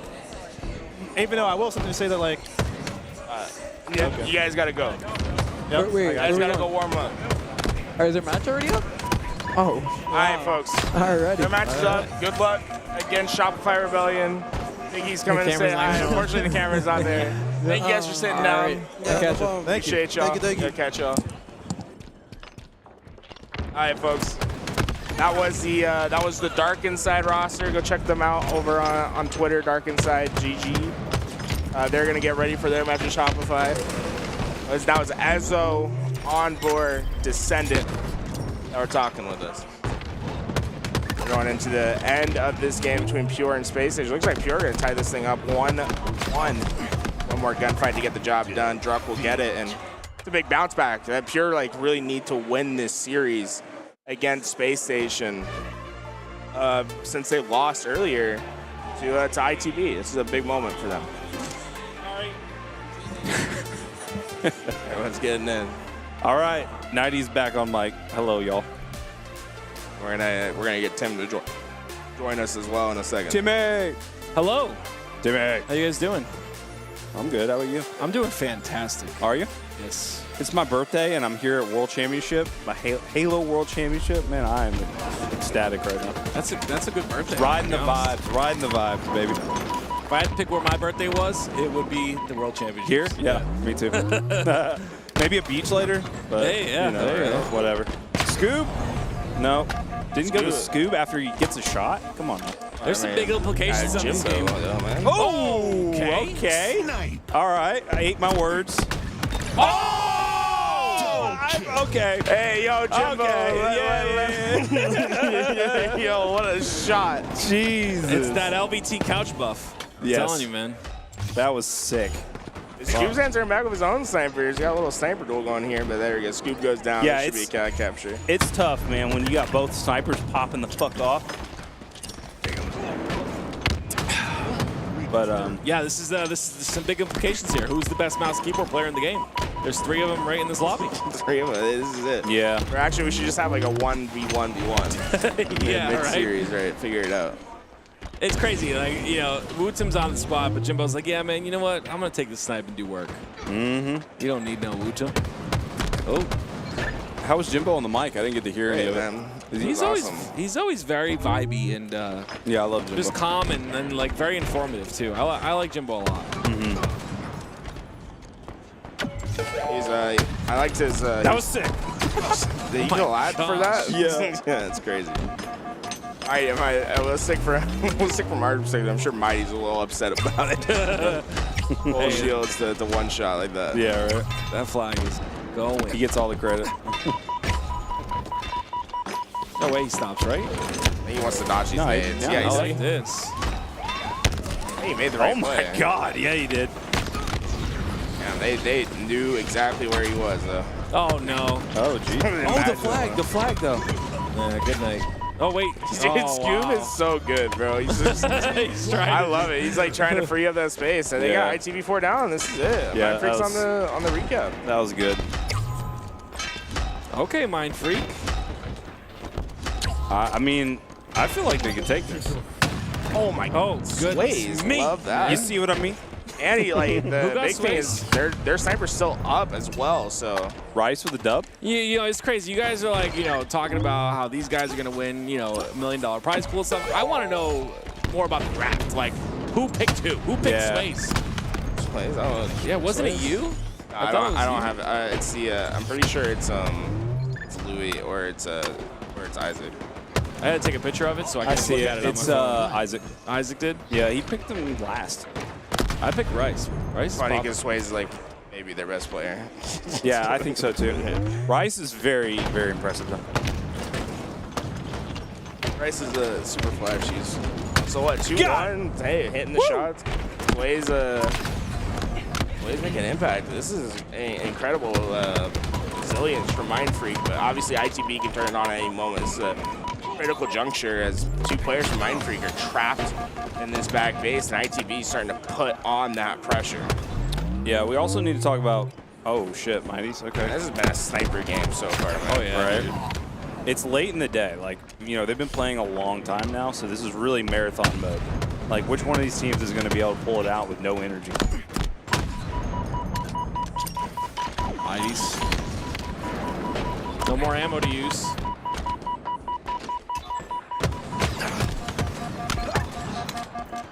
Beautiful cleanup there. Yeah. Yeah, Argyle is so sniper dependent too. Like, wait for these snipes to come up. You don't really generally see flagpoles until that happens. You can shut down 4 critical lanes. Yeah. The middle vent, which is in a great place on the map. need to hold it.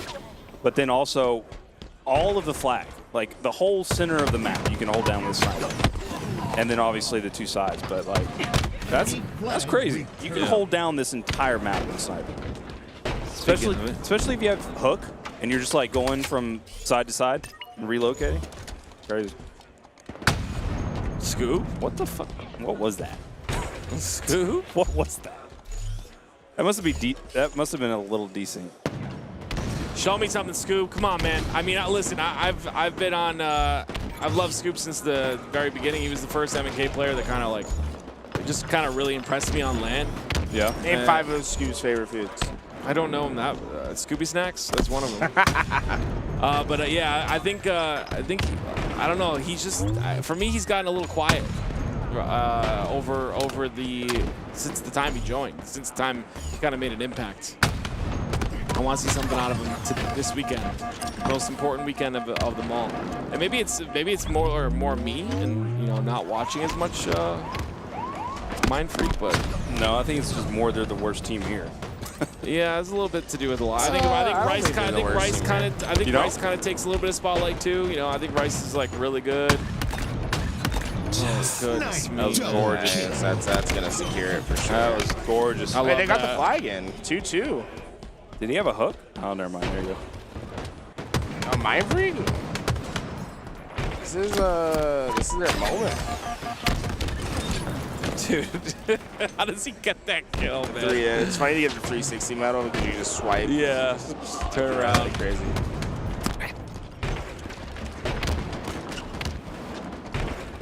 All right, this is important here. The snipe's going to be a big, well, it's gone now. There's no more snipe ammo, but pushing very heavy into the base. That's 2 dead. This is a pull. That's 3 down. 3 down as you're pulling. It's rough. Rice spawned up pretty early, though. He might have gotten a gifted spawn. Let's see. I don't see anyone at the half line. I don't think anyone's going to be able to get there. No sniper available. It's going. I mean, we wouldn't know. First spawner. Dead. Ooh, good nade. Delayed a little bit, but that's it. Wow. Brother. Hey, they're playing ITV well, though. Yeah, it's a lot more even than I would have imagined. Yeah, so me too. Really well done. Yeah. International team so far, like coming out to play. Hell yeah. Like I said, a lot of fourth seeds in these. Obviously not that match, but like in these pools, a lot of the fourth seed teams popping off. You love to see it. Bro, something just happened behind us. Yeah. I'm focused up, though. I'm focused up. This is a good match. I like this match. It's a very good match. Yeah, this could be... I believe Quadrant's up 1-0 in this, but... Yes. Oh, shit. Okay. Slayer, they won the Strongholds. Oh, Pure's tied 1-1 with SSG. Yeah, they won the Strongholds pretty crazy. It was like 250 to 120 something, right? Yeah, that's a Legend shot of frenzy. That's what it was. Yeah, but it's like they saw me like looking around. I heard Onset popping off. I was like, yo, what's going on main stage right now?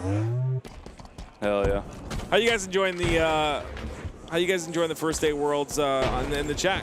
How are you guys enjoying it? Everyone having a good day? Dude, this is one of the best first days of the LAN. So many Game 5s. And I don't know how long. A lot of Game 5s. This is a day one to remember, because usually day ones are a little slow, but this is not one of them. Oh yeah, 250 to 186 for that game 1. That's pretty great. Excuse me, wow. That came out of nowhere. That's pretty crazy though. That's one of those maps that you just like, it's just really tough to like see how it's so back and forth that when I see like that first map win, I still think that that Sentinels are like going to be able to make this a good series, because like interference Strongholds is just so snowbally and flip-floppy and all the other words that you can kind of use to talk about a back and forth swing, so you never really know.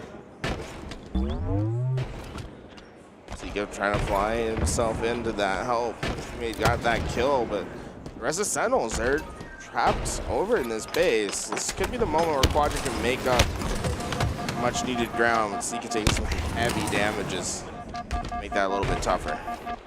SLG also on a donut right now. We need to. Dude, what the fuck? I just noticed that he's got 8 assists. I mean, That is crazy. A lot of people in the chat also talking about the third-person mode that was announced on the Halo Twitter. And wait, what just happened? Yeah, the third-person mode is announced on Halo Twitter. They're releasing third-person. Yeah, and the replies are very mixed.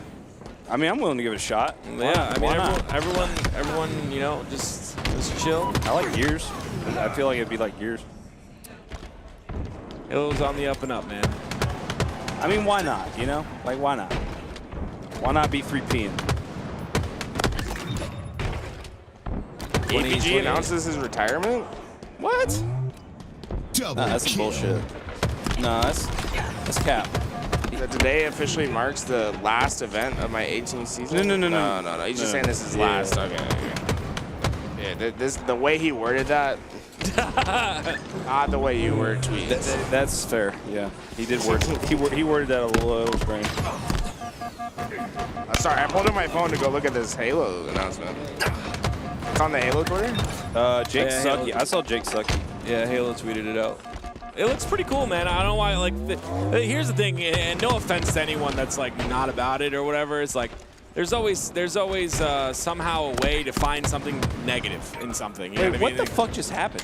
They turned it around. It's a 7-kill lead now for Quadrant. Yo, it's Snipe Drone. Snipe Drone is what happened. No, SLG actually got a kill. 16-6 out of Snipe Drone. That's actually nuts. It's crazy that SLG was on a donut. I don't think ever since we called that out, he's got 4 in a row. Yeah. He's 0-7. 4-9-7 is actually decent. That's like a good start line. It's not bad. Hey, SLG turned it up.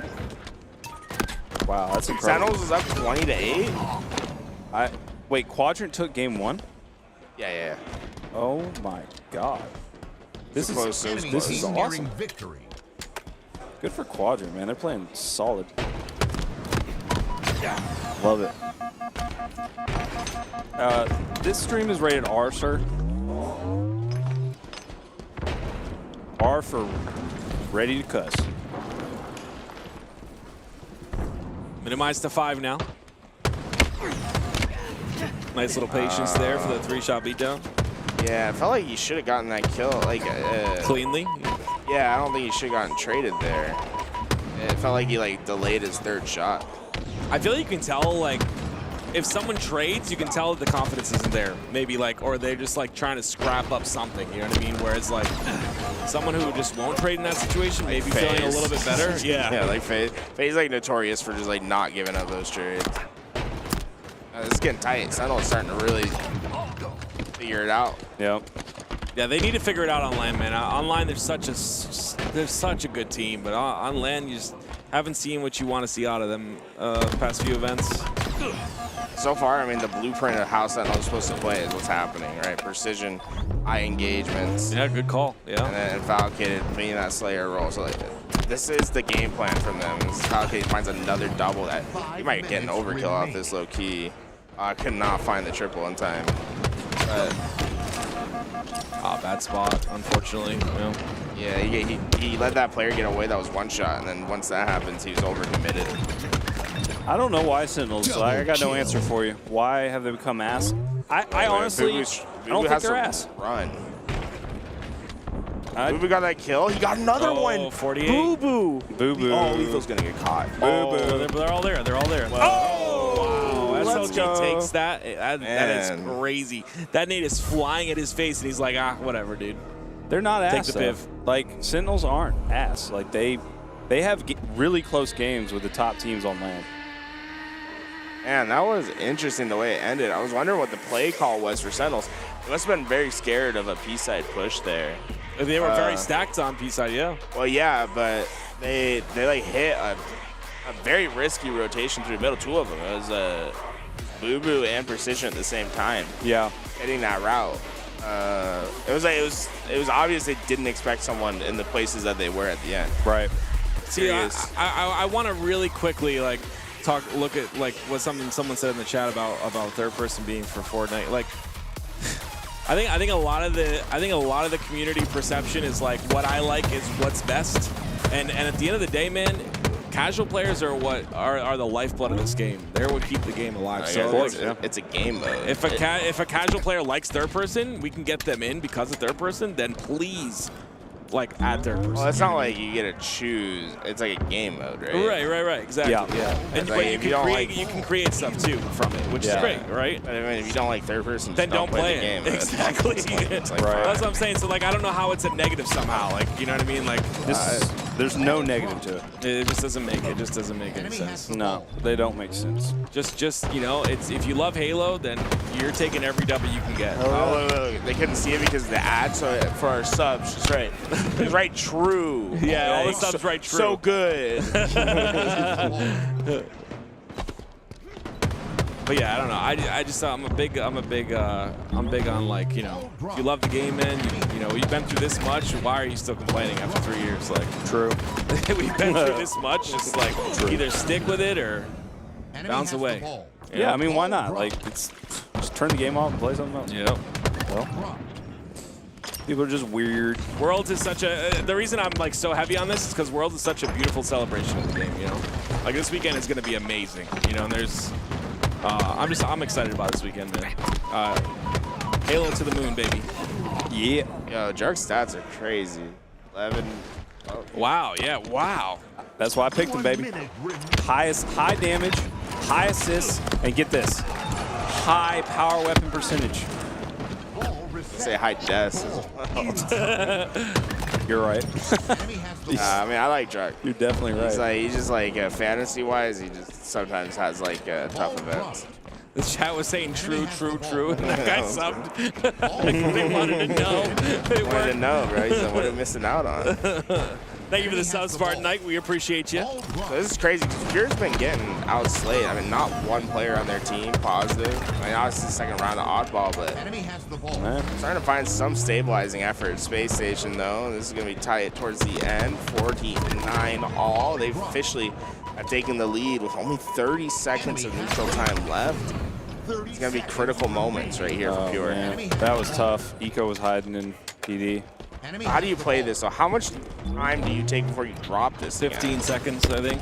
15? Yeah. No, they drop it at... You got to slay. They drop it at 7 seconds. Jesus, Cherish. I'm so glad I picked you. Oh my, yo, he screamed after that. Let's go. That's my pick. He looks like Harry Potter. He does. Wow, what a clutch up. He also looks like... Wait, they need time, don't they? Nope. Nope, they got it. Sorry, 50 looked like 58 to me for a second. Yeah, it does. Battle Royale, wow, could you imagine? I guess against Space Station, which is why I'm sitting on the couch. Against Space Station, I'd play more time there because I'd get scared that they would scared. It's always tough pressure to, through, like, you know? I feel that. It's tough to figure out like what exactly you want to do there. Yeah. I think it's always best to play aggressive, though. Offense, best defense. Get more space on the map, more damage. Because then you possibly have more time after that to make another push, which they did. I like this Cherish kid, man. It's about to win me this draft. Oh, wow. Great shots. He's insane. He's peaking right now. Like, this is the best I've seen him play. That's the problem. Peaking on a Friday is not the best, you know? Maybe he'll do better tomorrow. Maybe that'd be good. I feel like a lot of these teams though like play so good on Friday, but then when it comes to bracket play, when everything's on the line, you lose, you're out. It's like, you know, you see like a different. I'm not saying I think Cherish is freaking phenomenal. I think he's just getting better every tournament.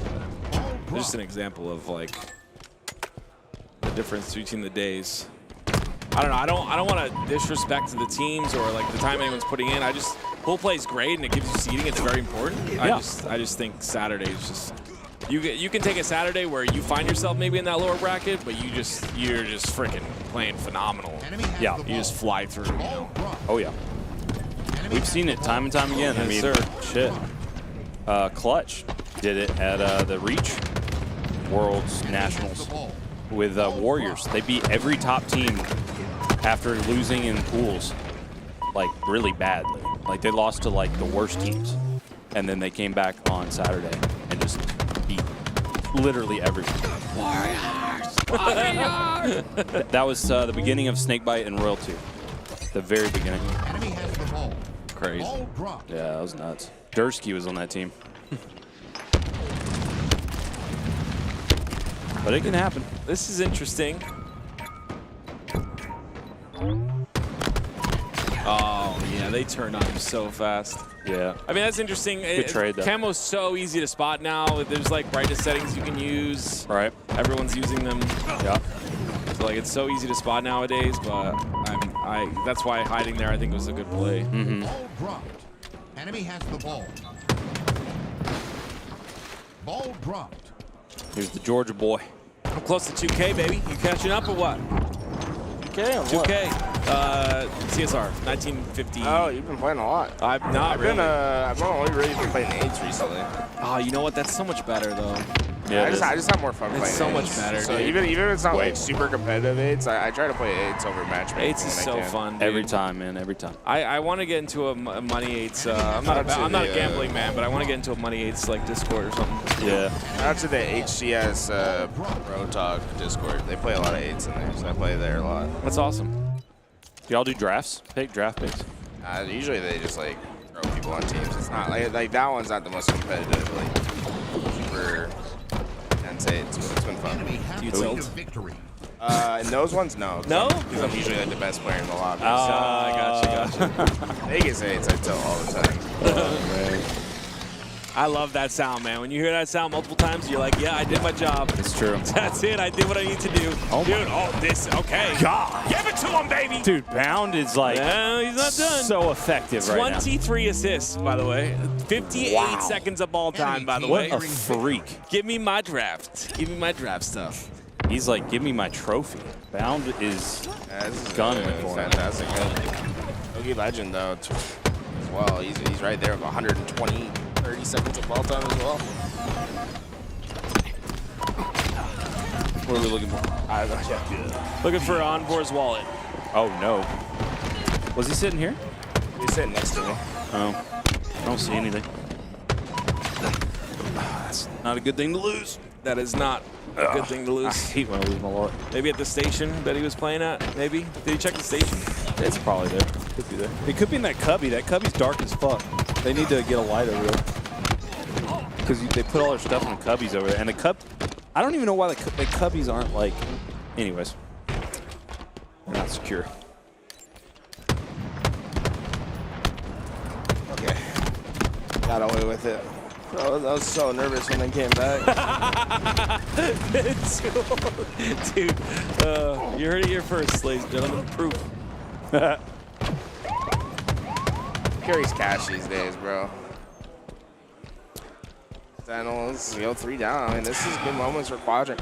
People Honestly, that buy drugs. I'm surprised that that Sentinels is down 0-2 in this series. Dude, this is what I'm saying, man. Like, what is going on with this team, man? Like, why on LAN do they all of a sudden fold? And they're such a good team. I feel like they're within that top 6. Like, but they just don't play like it all the time. They don't play like a. I can't explain it, man. I just feel like they're so much better than they play all the time. Yeah. Online, we see dominance. We see like power-up control. We always like talk about it. They never stop controlling the power-ups. I don't know what should really change about the roster either. You can't. I like the roster. What do you change? I think everything. New roster.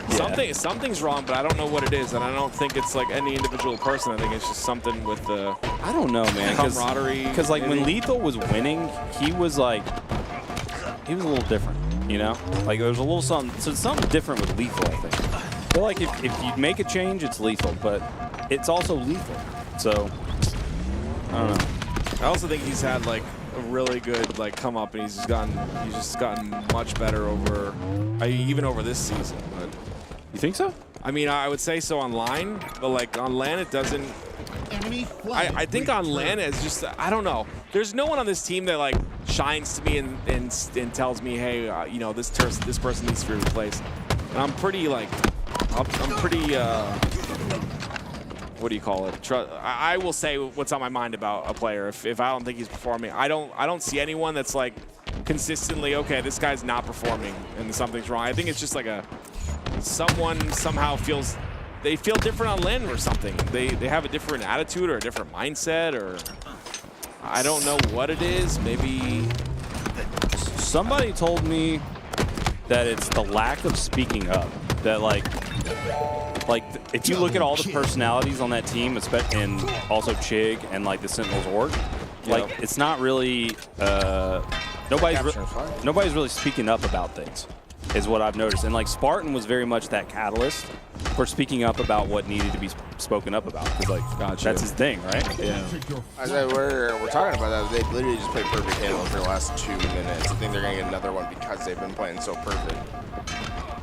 Yeah. Well, you're on oh my! That's what I was gonna say. That's really good. You can get that into that was like that might be some of the best Halo I've seen all day today.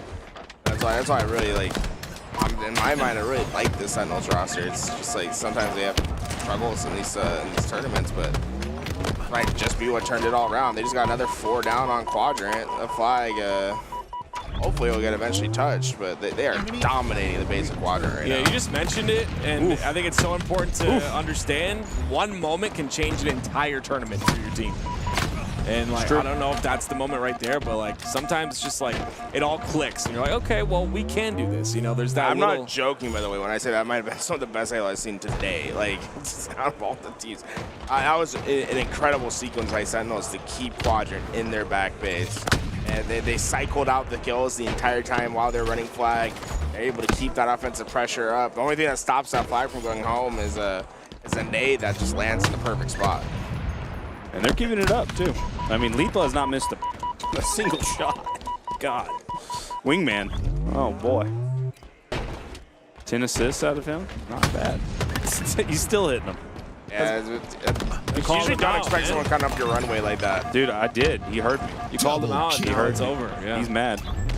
A mad Lethal is definitely a sight. He definitely gets This is tough. They spawn still on the right side. I think Lethal was hoping they'd spawn towards his left. Yes, Falcated is absolutely one of the most underrated players, period. If not the most underrated, but I'd probably put Suspector under there. That was pretty deep on the snipe side. And even after they got the kills on the right side, they came back towards Lethal to like try to run that flag. As the spawners came up, they spawned in front of the flag and stop. Reminds me of that phase match that we saw earlier. Which one? Against Akabe. Oh, yeah.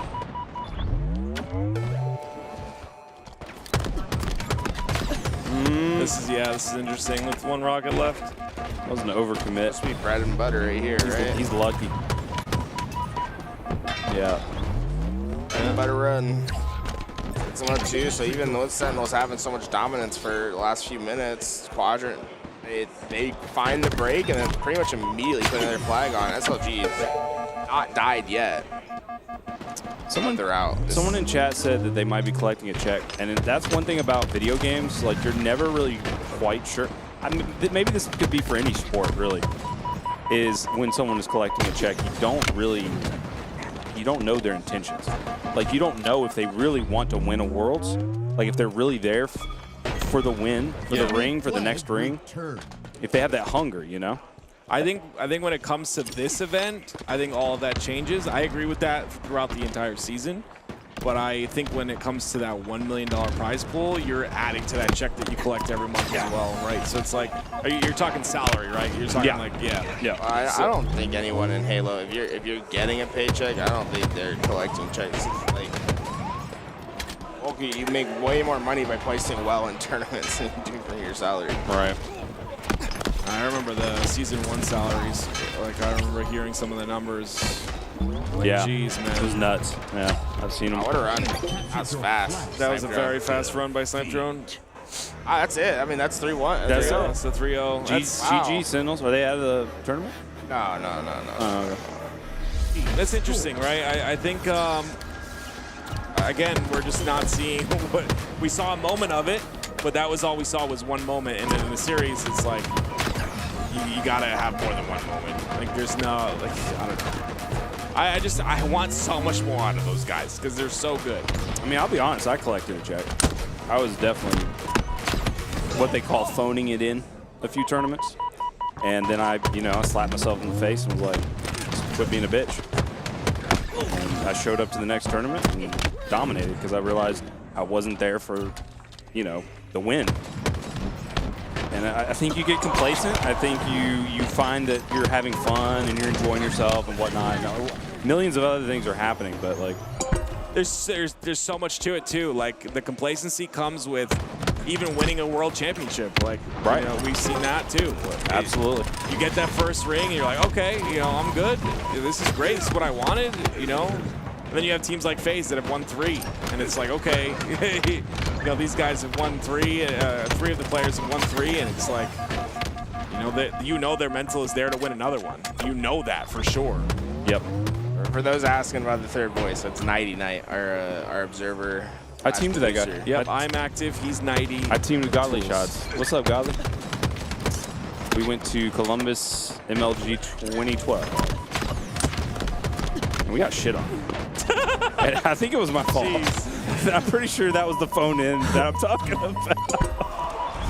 Yeah, Dark Inside's been doing a great job of rotating fast enough to prevent Shopify from scoring, because Shopify's gotten 3 or 4 captures in this spree, but they haven't been able to get a single point off it. Dark Inside's just in the rotations, but slays always outweigh any objective work you're going to do sometimes, right?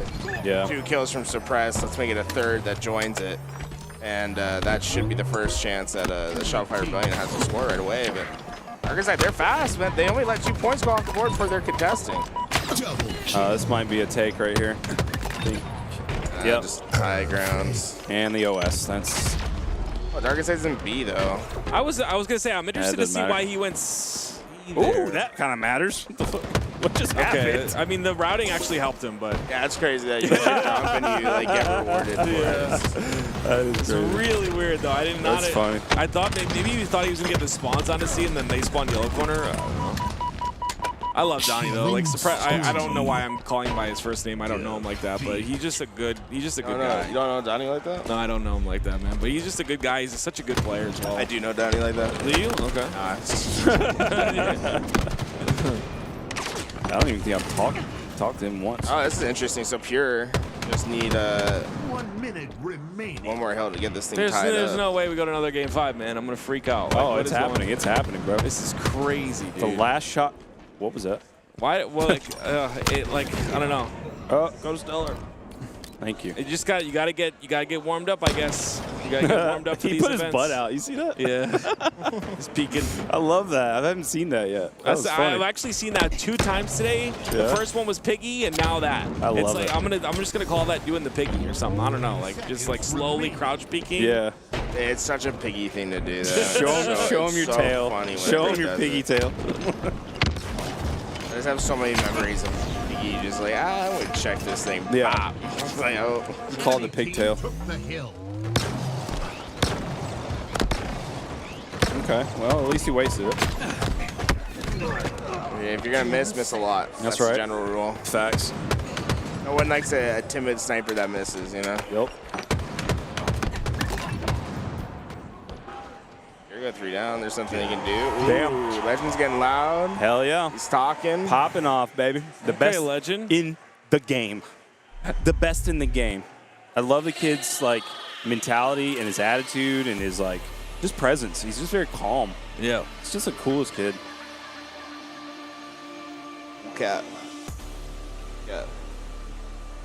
All right, folks. We're going to take a quick break over here, get ourselves refreshed, and then get some new people onto the couch. New blood. New blood. We'll be right back. Don't go anywhere. Maybe sub while you're gone.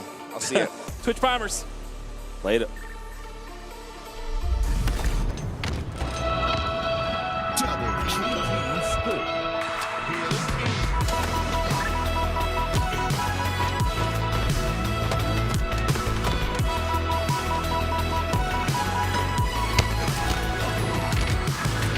Lately I feel stuck in my bed, and you're the only one who keeps me moving on. Double kill.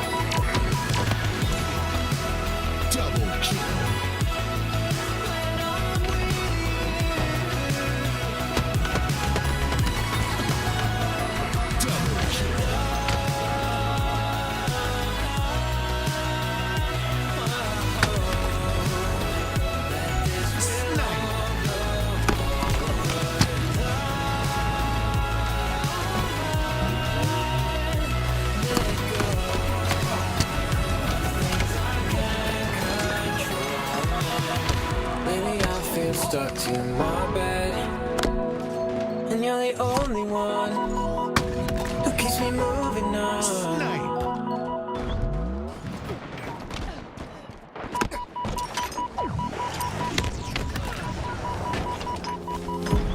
I know that fortune favored you with treasures I don't hold, and though the shine is dull, that's how I'll always think of you.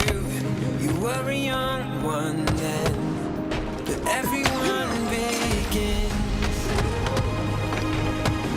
We were just children, heaven was a dream away. Running from monsters, I wish I could say that the keys that you were searching for and the giants of the past have turned to dust. The world is ours to take, and you know it's not too late.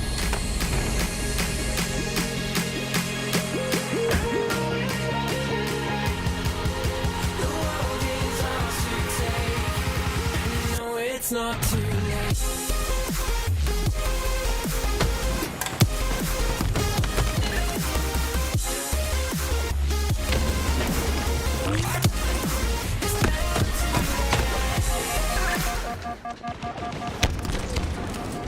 Enemy halfway to victory.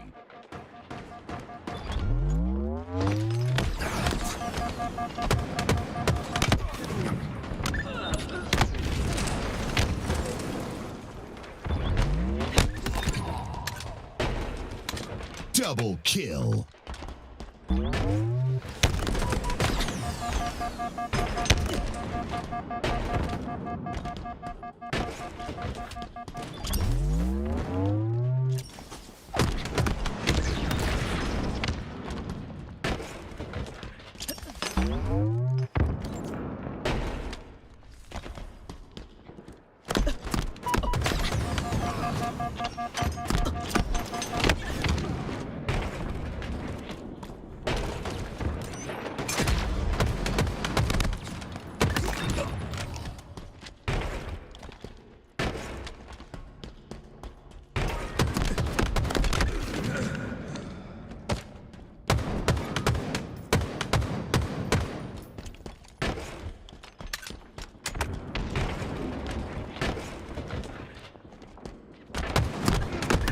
Hello, everyone, and welcome back to the Halo World Championship. LVT providing all of the coverage of the B, C, and D stream. We might even hop onto the main stage. Eli, I got Nighty Night on my left, Eli on my right, and we have already seen an incredible day of Halo. Winding down, we have 2 more blocks of Halo to be had. Eli, your thoughts as we get into the evening portion of day 1.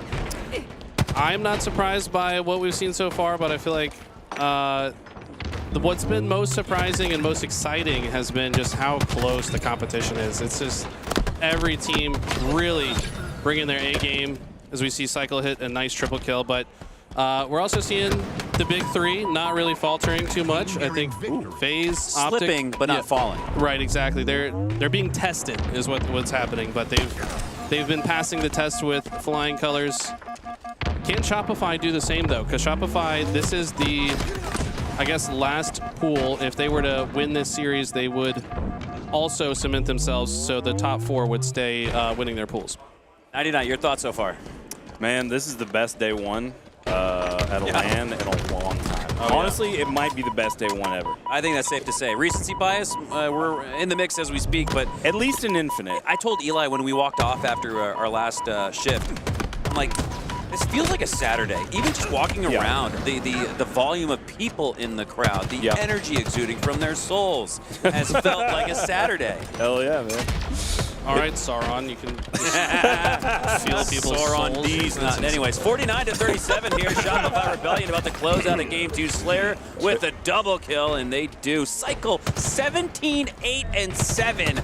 Jeez. That is an absolutely massive stat line from the young gun. We talked about Last Shot. We talked about Cherished, another young up-and-coming player. We have Ezo and plenty of young talent here. Cycle is almost gotten overlooked. He's probably the oldest of those young up-and-coming players, but man, don't overlook Cycle. What do you think? Man, I've been looking at him since Halo 5. He was the standout performer in the esports minor league that I was running, and he just could not have been any better in that. And it was incredible because he was like 14 or 15. I was going to say, like, he had to be like 11. Yes. Because he's only super young. Recently turned 18, I think. Or and is it was he even 18? I don't even know. It was his discipline at the time that just stuck out. It's like he never did any overcommits. He never did any like ego chows. He's just extremely on the ball at all times. And the thing that's been increasing hasn't been his skill. His skill has stayed the same. He's always been nasty. It's his ability to general the map. Like it's his battlefield, and he's gonna do what he wants. It's almost like he's the leader of this team. Suppressed, Mental, and Soul Snipe just fuck shit up. But Cycle, he sets the bar. He sets up almost everything. There's always so much in a name, right? Like you think of a guy like Snipe Down. Well, he better be damn good with the snipe, and he was. And I think of a guy like Cycle. He's like a Tasmanian devil causing chaos around the map, quite literally cycling. And then when you pair him with the flanker in Heart and Essence, like Soul Snipe, who's got Snipe in his name, I guess he should be more achieved in that regard, but still a good sniper in his own right. But there's a lot to a name. Eli, the ninja, right? You're known for sneaking on a ledge, making some plays on midship, and I'm just old man Mikowski, so You're old. I'm just old and washed. So I mean, you've grown into the tag very well. I'll say that much. This man had to skip a tournament, left me by myself with Garrett because he pulled his back the day before the tournament. Like you're making me spend 3 whole days with tools. That was the worst weekend of my life. Not really. It was a lot of fun, to be honest. That is rough. Cycle, phenomenal player. Has only upside, I feel. We were talking earlier about what makes him and Last Shot so dangerous is their ability to have so much impact on the entire maps at the same time. Like he'll weaken a player to one shot, and then he just knows that they're going to back up, and he doesn't have to worry about them anymore. So he'll instantly shift his focus to another player. Whereas you often see players like get somebody weak, and then they're just like holding the line, like waiting for them to come back. It's like, bro, if you know they're not coming back, you better do something better with your time. Sure. And you can have a bigger impact on the map. So, it's only upside for him here. I think that Glory is also kind of finding his stride. I think that Woodham is really finding his stride. So it's really exciting to see these young guns like really come into their own as players when it matters most. And a tournament like this is when these kind of players rise to the occasion. This is where you earn your stripes, and it looks like we may have just earned another resub from Astro. Thanks for the 9 months, Gamer. Welcome back. Thank you guys all so much for supporting the stream. I think White's Edge dropped a 50 bomb earlier today, or it might have been at the Complexity warm-up. Who cares? Was it a 50? Who cares when it was? Yeah, you can see right there on the leaderboard. Oh, I thought it was 100. The 50 burger. I mean, regardless, I've seen this man. No, you're right. He's been popping off. It was a 50 bomb in the Complexity warm-up tournament. That was September. Now in the beginning of October, he says, let me get back on the board. So shout out to White's Edge, Topher, and Installation 00 for top 3 on the leaderboard for gifted subs. You guys don't understand how important it is to have your support. We wouldn't be able to come to these events. There would be no LVT Halo if it weren't for gifted subs, and I hate to say this, watching some ads. You gotta watch them. You gotta watch them. Watch the ads and enjoy it. All right, chat. We appreciate the support, no matter what. Okay. No, but for real, it's the only reason we're here. It's because of ads and support from chat. So, That's right. Like, I know it sucks. Nobody likes to watch ads, but I don't. Understand it's for a good cause, and it doesn't cost you anything to watch an ad. I'll watch an ad if it's going in my pocket.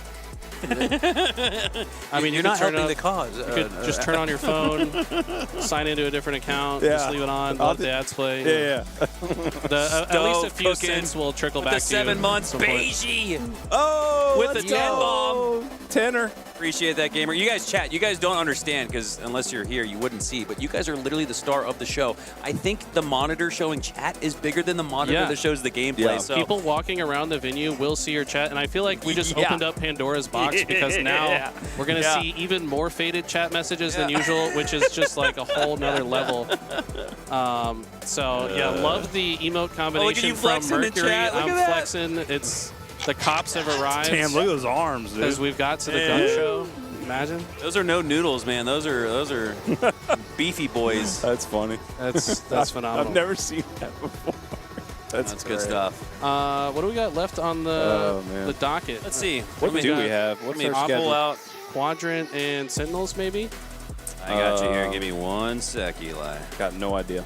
All right, the next round of slays, or matches in this case, will be FaZe Clan versus Complexity. Complexity absolutely reeling after going down 0-3, reverse sweep, so 3-2 total, but losing 3 in a row to Akavi Esports, who has been the Cinderella of the day so far. They took FaZe to a Game 5, nearly took them down, and my God, imagine if Akavi was 2-0 in the pool right now. I mean, unreal. Absolutely insane. Native Gaming versus Cloud9.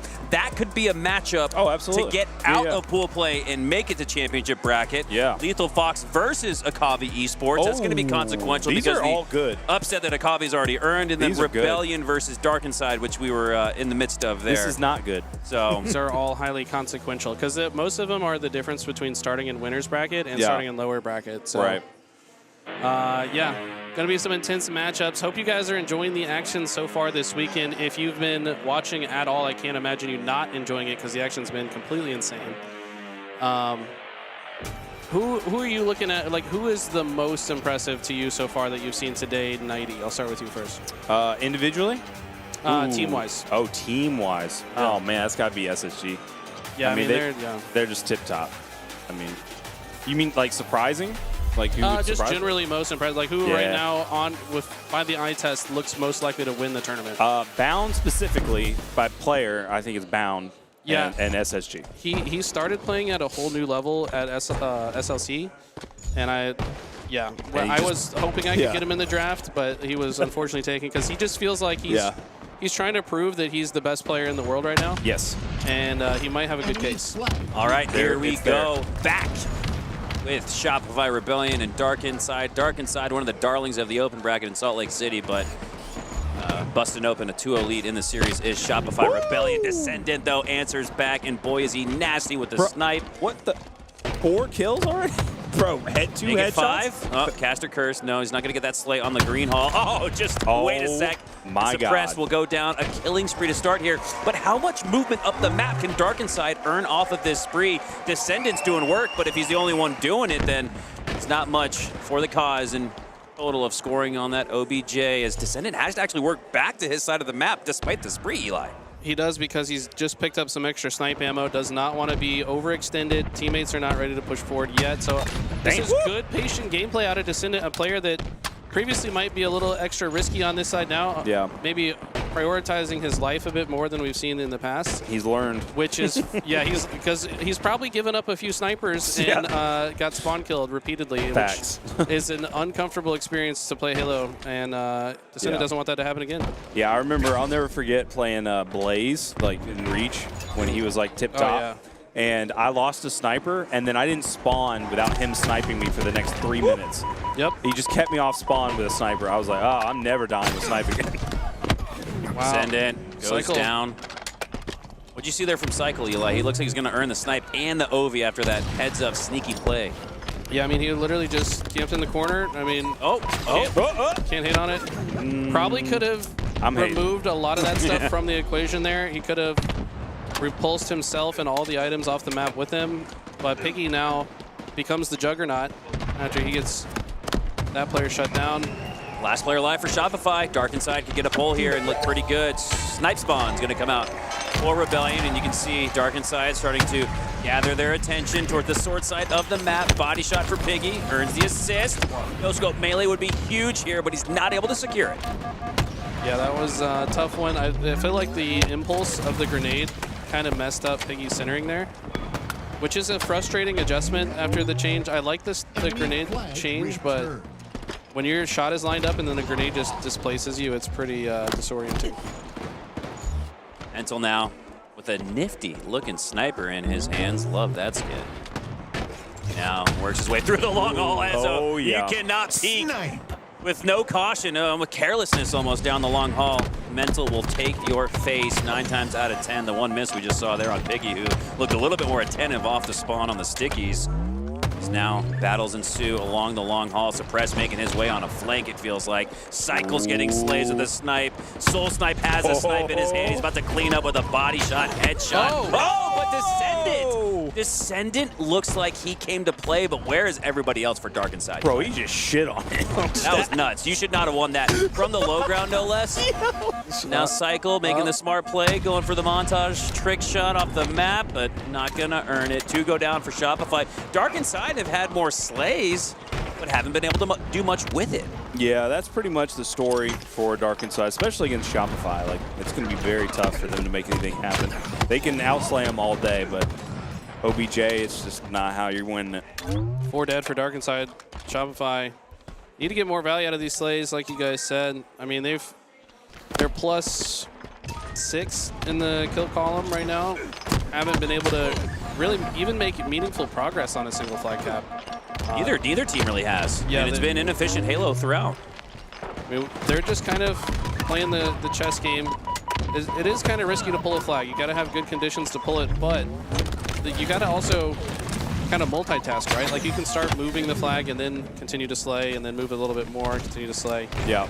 But new rockets in OS have spawned. Looks like Suppressed has the rocket. We've seen a lot of rockets get repulsed today.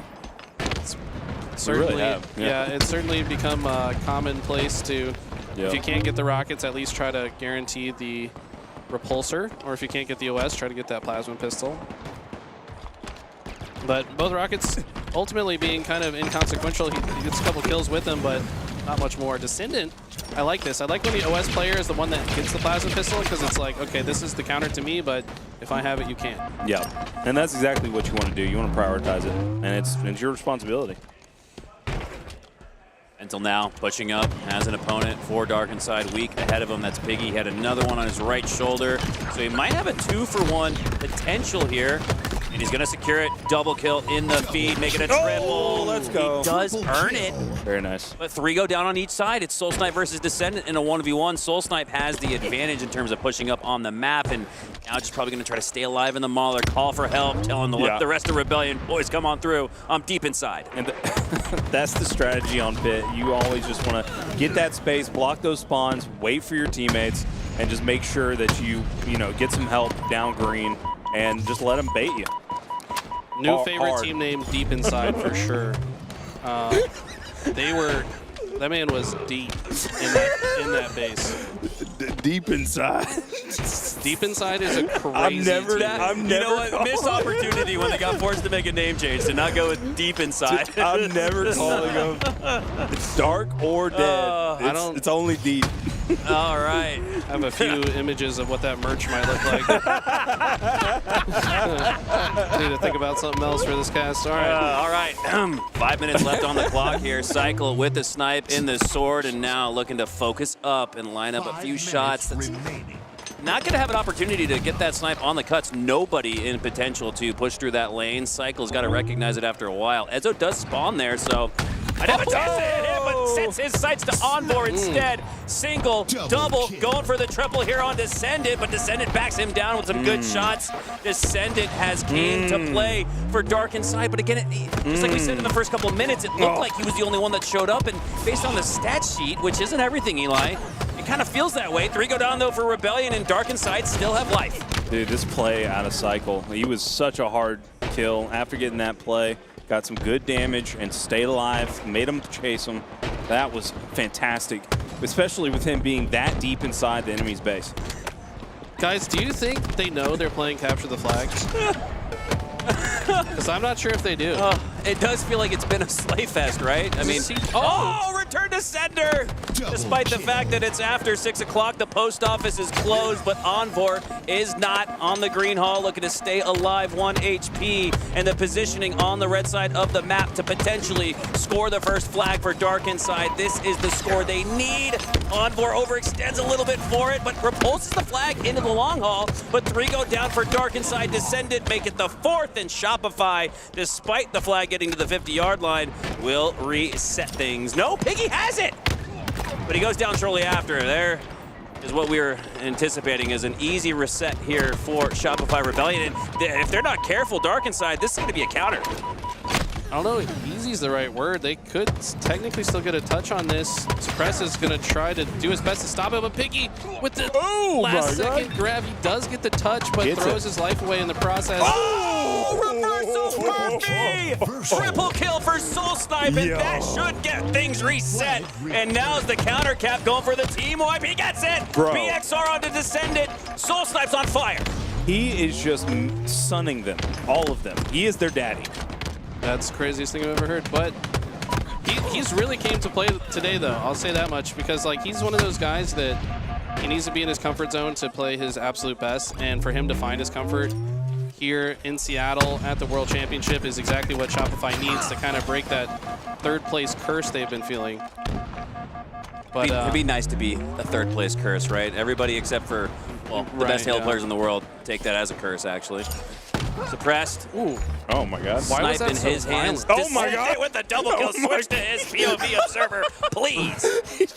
I love how he sees both his teammates. That was like a horror movie. Like you're like watching your friend through the window and the monster's just ripping their face off. Still ripping faces. That's a 3rd snipe. Does he go for 4 shots, 4 headshots for the team wipe? Descendant. Try as he might, he gets another nasty clip!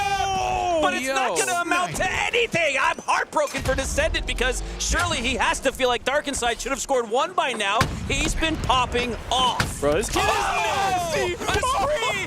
5 shots, 5 snipes, all headshots. Descendant is a madman with the snipe! What the fuck? Yo, he is killing it right now. He is deep inside. Oh my. So deep. Jeez. And how frustrated was Rebellion with that spree to say, not anymore, sir. Oh, you will be denied access. Suppress frying with the snipe. It's been a live montage on LVT Halo here. But who's going to score first again? That was It's a CTF wild. game, guys. This is not a trick-shotting montage. Are you sure this isn't an octagon? Dude. They're going Blicko with the sniper. I heard a young kid say that once. I don't know if I use that term correctly. But Blicko? Something like that. Sounds about right. Blicko. Suppress. Damn, yo, Mac and Chila? Eli, can we do the fuse thing from DBZ? Fused. I'll fuse with you. Dude, that was crazy, Mental. bro. Last player alive on the long haul. Dark Inside will get the team wipe. 45 seconds left. This feels like an Argyle CTF, but this is the pit. Where's the scores? We've seen enough slays to have done so, but we've seen polls get to beyond even the 50-yard line. Usually you get through the long haul, and that's a win condition to score. Yeah. We haven't seen one just yet, though. Numbers advantage still in favor of Dark Inside. 3 go down for Shopify, but 3 go down for Dark Inside. A 1v1 between Ezo and Cycle. 2 young guns vying for time and space. Ezo gets the win on Cycle, and now this looks like a chance for Dark Inside to recapture the 50-yard line, but there's only 15 seconds left. Yeah, they have no time. And this is very common, though. This is the pit, you know? It's like, we've seen this time and time again on this map. Probably not this much when you see this many slays happening. Like, there's been so many chances, so many openings, so many availabilities to get in there and do it. But, you know, it's just not getting done. Wow. That's incredible. Someone in chat predicts a triple overtime. I'm going to not predict that. I'm going to expect let's not. this. Say we did. I low-key expect this might just end in 30 seconds. This overtime. This might end in them being dehydrated because they're not going to end. I mean, I wasn't sure where you were going with that one, but spied it down from Eli. Cycle has the overshield. Ezo's got the double kill. Oh, perfect. Checkmate grenade toss there from Cycle. 2 down on each side, though. He looks to work his way through the middle of the map. Descendant has the snipe, and it's high priority for Dark Inside to keep that in his hands. And you can sense the pressure. Descendant calls for help, and he gets 3 players looking at it. They want to make sure he's able to do what he did in the regulation time. With that snipe, Envor gets a slay, make it 2 with the stickies. Piggy gets the slay on the cycle. Oh my God. And now Rebellion again. Go 3 down. Can Darkenside finally turn it into a score, much less a good-looking pull. Piggy has been a force on the map since this overtime started. He's just been in the right spot at the right time. He's applying pressure to the right players. Descendant getting that kill on Mental is massive. Descendant now has a double stack snipe. Please, Observer, go to Descendant's POV. He has a double stack snipe. He just got another headshot on Soul Snipe. Flags out, and this looks like it's it. Oh my God, he just landed the no-scope, and that's going to make it even more difficult for Suppress to push through. He's going to have to rethink his positioning, retrace his steps along the sword. Suppress goes down. Piggy cleans him up. There it is. Another no-scope landed for Descendant, and that will do it. Let's go. It felt like a little bit of a, like, not necessarily an overextension, but like an over-effort extension there from Darkenside. They get the win nonetheless and start that road to a reverse sweep comeback upset against Rebellion. Like, even though they were deep inside that whole game, they just weren't deep enough, man. It's like you gotta go deeper sometimes. You know? All right, I gotta go, guys. Where are you going? Outside. Alive outside. That's right. That's what I thought Eli. they should change their team name to be honest. Alive outside was my suggestion, but. Oh, look at this, man. Oh my God. That was the cycle one. Yeah. We missed so many good snipes. It was insane. Oh, that sucks. Return Descender there. That was nasty. Golly, the timing was gross. Yeah. Flawless. You saw how he like hesitated a little bit? He was waiting, you know? It's like a wait off. Do it. Oh, that was nasty. The triple out DMR 1v1, low shields, reversal perfy. Here's Descendant going on a spree. There's the team wipe. Yes. Oh, and spoiler alert, he gets a no-scope after repulsing back up top here. This one. Here it is. That was And it still wasn't sick. enough. The lineup. How did they not score here? I mean, the defense was way too strong from Shopify for that entire beginning. God. I mean, both teams playing incredible defense. The flags couldn't even get touched. Dude, I felt like Louis was doing more work in that one game than he did all day. Like, there's so much shit going on. Lot to keep up with. The Lots replays were insane. of Halo action to keep up with as we've got another one here between Complexity and FaZe Clan. Complexity getting a little bit of action there from Breaking Shot. Look at the bottom left-hand corner of your screen. He's talking a little dog bite. It looked like he barked at him. He did look He's barking for sure. Man showed his fangs for a second. And they have the right reason to be pissed off. They just got reverse swept to Akavi Esports. Their life at the Halo World Championship hangs in the balance, needing an upset over FaZe Clan. And they've been here before. They upset Optic. They upset Optic in Salt Lake City. Now they need to do it to another Big 3 team, but this is going to be tough. I'd love to see a look at the bracket. Like, does Complexity have to win this to avoid getting eliminated? I think they do. Really? I don't know if it's so. eliminated. It's at least for lower bracket, right? 4th seed gets eliminated, I thought. Well, the Akave, who else is in the pool? FaZe, Complexity, Akave, and who? I do not know. Know this, right? Yeah, I forget right now, but I feel like we should it all might know be this. TLF actually. Yes, there it is. It's TLF. Yes, Yeah, thank yeah. you, Eli. Thank you. Yeah, I think TLF is probably the one. Yeah. They're headed out, unfortunately. Still an important match nonetheless for Complexity to just get their mojo back and feel like, all right, guys, we can get back onto that top 6 run that we saw just weeks ago in Salt Lake City here in the opening goings of this King of the Hill online fire. They have scored first to take a 1-0 lead, but FaZe Clan at the 75% mark. Ryanoob looking to counter that with a snipe, but he has way too much pressure on the sandbags, has to drop, reposition, works his way to the cuts, has a repulsor to work with. And after facing what looked like a plasma pistol coming over his shoulder, he sets his attention back to the C platform. Breaking Shot gets the sniper back in his hands. Frosty wants it though, but that body shot enough to help Ryanoob earn the melee onto Frosty. Sniper should maintain in possession of Complexity, but no, it does not. FaZe Clan will get the snipe tower, the sniper itself, and control of the hill.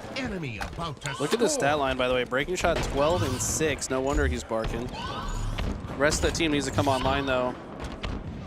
On the other side, it's pretty even across the board for FaZe. This is the best they've looked. They're going to get that cap.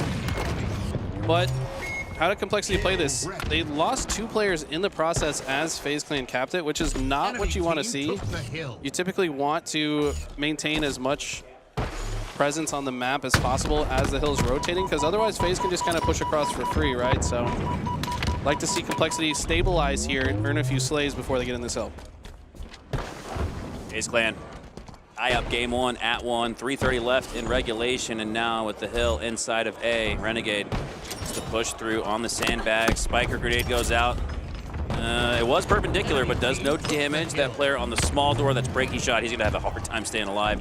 3 go down for Complexity in total. FaZe Clan will win the first good look of control here on hill number 3. And if Renegade earns a couple of snipes, even just body shots, could keep Complexity at bay. This is a timing play here, right? Just that body shot alone. You don't get the kill, but it's going to prevent the push from Complexity. It's going to make them think twice about when they want to make their move. And you can see that hesitation from Complexity, and for good reason. They got Renegade still hitting all those body shots. 4 more go down for Complexity, and again, you didn't need Renegade to pop off with the snipe. Hit headshots like we saw from Descendant, just needed to get the body, and he was good enough for that.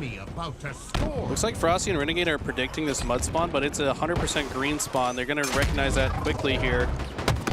Looks like they have now located where the pressure is coming from, and they've done a great job to rotate, respond to it.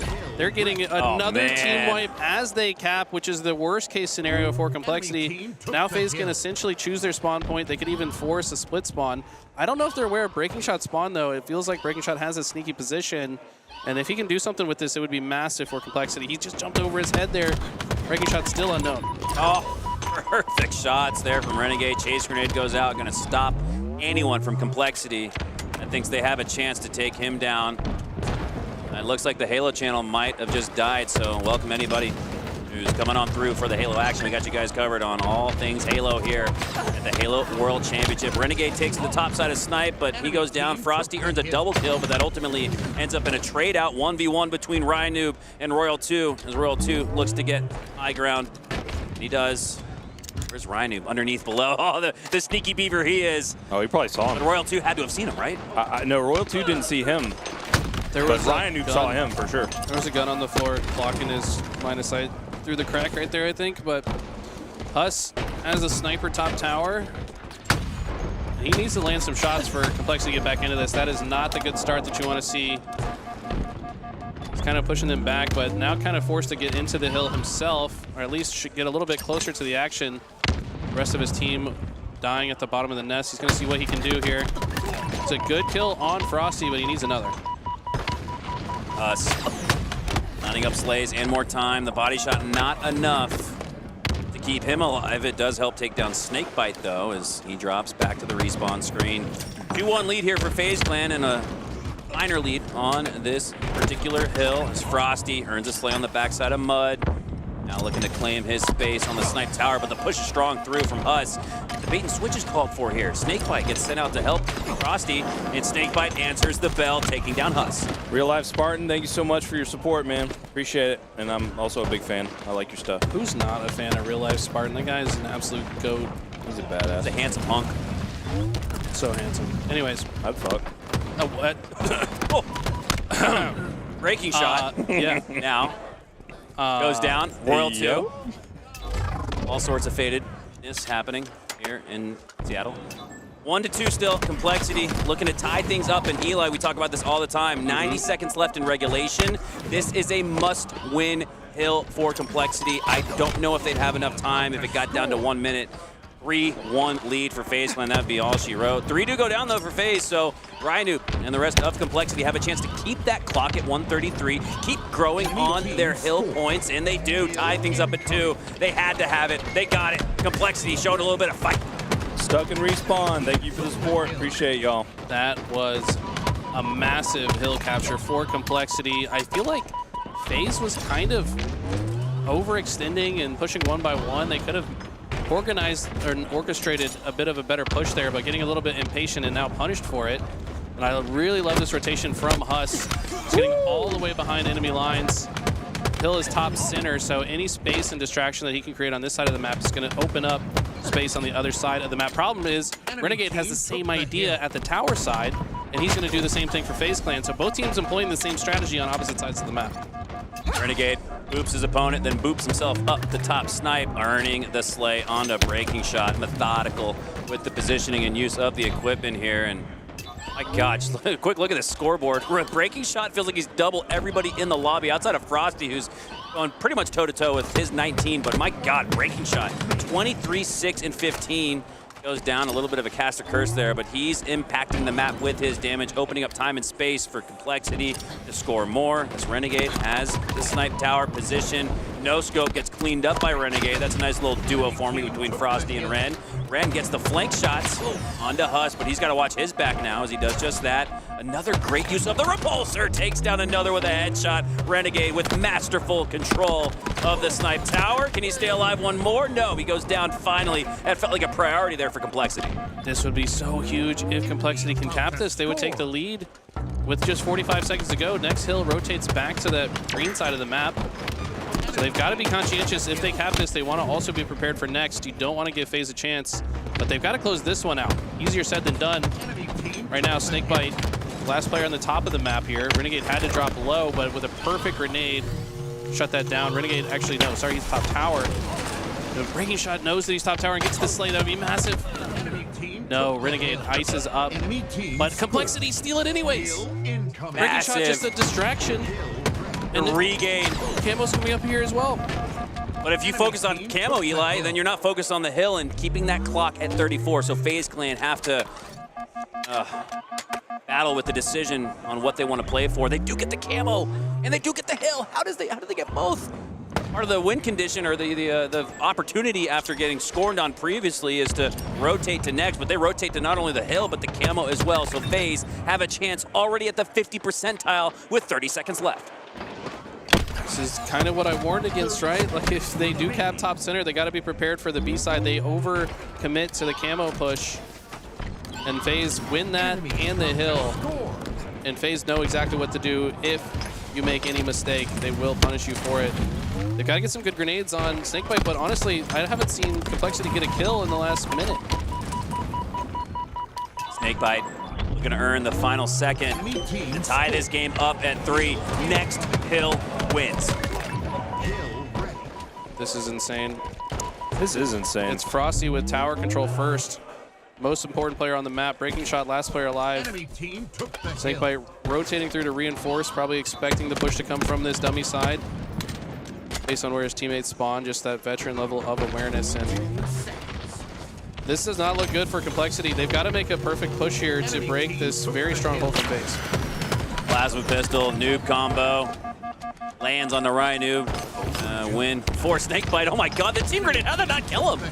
That was unbelievable. I mean, he had no HP. He still has no shields. It felt like an eternity that Snakebite was waiting to get back in the fight, and now he does with Snipe Tower control, eyeing the nest push here, spots the training spawns for Complexity, and this is going to be so hard for Complexity to break through. They're actually working their way to A. The hill's on the C side, but Complexity having to take down Renegade. Renegade is pushing himself all the way to the back of the map, giving Complexity something else to think about other than the hill. They do get back inside of it. 3 go down, and now Royal 2 has a positioning, but that's not going to do them any favors. Curious to see where they spawn. It's going to be B spawns for them, and Breaking Shot and the rest of Complexity are on top of it. Breaking Shot should know that FaZe knows that he's there. I mean, there was a call out there. I feel like Breaking Shot would have been better purpose to rotate to the other side with that sniper. I understand why he did it, though. Easiest access point to apply pressure, but FaZe too ready for it and cut down what could have been a highly advantageous situation for Complexity is now in FaZe's favor. But Ryan Noob in a perfect spot. If he can get this kill, this would be massive for Complexity. Ryan Noob needing to make a play with the Camo here. A trade out would be devastating, but he gets the slay, the reversal no less, on the Snakebite, anticipating a cleanup push from FaZe, but they're not interested. Ryan Noob right now, they're interested in scoring more and maintaining that snipe control. Frosty goes down on the pillars. Ryan Noob has stayed alive long enough to give Complexity a chance in the waning moments of sudden death. Apply some pressure to Snakebite. Snakebite's probably going to move through. They kill Royal 2 at the tower. That was the most important player on the map. FaZe forced to make a 3-man push into a 4-man team. That was so close. Ryan almost predicting the future like Nostradamus. Finally. So only needs a few more seconds here to close this out. Does FaZe have anything to stop it? They do. This could go either way. Have to extend into the hill, and they take down 3. Rain now has to extend into the hill despite being the last Spartan standing, and that's not what you want if you're Complexity. They need to push as a team of 4, but they don't have the time to. FaZe Clan are looking to secure it, and they do. Complexity's peace of mind is left in pieces. What a finish. Did Renegade just stand up out of his chair and shout something across the stage? That was more animated than we're used to seeing from Ren. Yeah, Renegade's chirping. Brian Noob must have gotten his head. Wow. That was icy. That one could have gone either way. It looked like it really could have been either team's game. It's true. I don't know what transpired exactly at the end for Complexity to kind of crumble. They were literally in a they were in a 4v3 situation with better map positioning. FaZe must have somehow drawn their attention perfectly to make a good push. That was very impressive. I think the repulsor was used, and they peaked all at the same time. Like all of them went up in the air at the same time. Yeah. Like it was perfect timing on their part, and they killed all of Complexity. Perfect snipe tower control for Complexity. I mean, they dominated. You could really tell the coach, Royal One, wanted to use that as the anchor point. Even when the hill wasn't at the C platform, FaZe had control of the snipe tower. They were able to get shots onto anybody pushing through mid. God forbid you want to grab a camo. Good luck with that when Royal 2 and Renegade are eyeing it. So fundamental, objectively efficient and sound Halo being played from FaZe Clan. And that's what they improved on last year before winning the Halo World Championship. Had some missteps throughout HCS Season 2 where they slay out positive 30 and lose a match. Now we're not seeing that. We're seeing them tighten up when it matters most in Seattle. If I go back and I watch that, I'll probably say, like, from Complexity's point of view, that they weren't grabbing enough space when they had the hills. They weren't pushing out enough. They weren't keeping FaZe weak. They were letting FaZe come full shields and getting flanks and getting around them before they even tried to push up on the map. And that happened consistently. And FaZe doesn't do that. They don't fuck around. They're going to put damage in you as soon as you're trying to push up on the map. And that's a big issue for Complexity in that situation. Because they were outplaying them most of the time. Like, they were winning a lot of their fights and they were getting positioning on them, but they weren't getting the map when they needed to. Felt like Complexity's game to win, especially once they went up 3-2. Yeah. After being down 2-1. Yeah. I mean, that was... that camo fight changed a lot. They sent too many resources out to camo. FaZe said, we'll send one guy out. That one guy happened to somehow clean up the situation, earn camo, while the rest of the team went and got hill time. Which at 30 seconds on the clock, you have to imagine if Complexity make the call to leave the camo and just gatekeep the hill, they could have potentially just won it right then and there. But icy stuff out of FaZe, and as we switch gears here, another highly consequential series here. Cloud9 up 1-0 in the series. I believe Native would be out of the tournament if they lose this. Oh, wow. This is a must-win for Native Gaming. They would go home with the top 16 finish. And Eli, we were talking before this series begun. Top 6 at the previous event is almost like a little mini curse because we've seen often, several times throughout this season, where a team places top 6 and then they get top 12 or top 16 after that, falling back by a 50th percentile. And then some. We'll keep you guys updated on that. Looks like we'll have a reset on the main stage. Frosty usually looks towards the middle of his screen in moments like this. Native went through Open in Atlanta, right? Or was it also SLC? It was Atlanta. In pools, yeah. It was Atlanta. Okay. I don't know. I got nothing for them. They just need to play better. Gotta get good. Good moves. Waving to all the incredible members of the Halo community that get to finally see us. We're usually in an Airbnb somewhere. We're usually back at house, but now HCS has opened up the show floor with open arms, and we're socializing. We're in the mix, and we're definitely socializing. We so exist. Come by. We are real human beings, and we're alive. We're alive inside. It was pretty lit at SLC. I mean, despite the Frozone error. But having our own featured station for the open bracket and being out in the mix, you know, this is just way more in the mix. Very cool. We're deep inside. Deep inside the show floor. 16-16, now 17 as Cloud9 has a 1-win lead on the series and a 1 slay lead in this layer, but Native Gaming tie it back. Bring it back. 19-17 now. 3 go down for Cloud9. Sab is going to have a real tough time staying alive in the courtyard. Chase comes through. Tapping Buttons could have just looked to his right, I feel like, and gotten the slay. And I don't know, a little bit of a misplay there. Tapping Buttons even looking back into a spawn that turned red for Native Gaming. Not looking the right direction in 2 occurrences, you could make the case. Nonetheless, Native Gaming still up by 1, as this one's close. Oh, it's going to be close. This is going to Game 5 100%. We're going to have major nail biters between these two teams. They are so like close, and just the roster.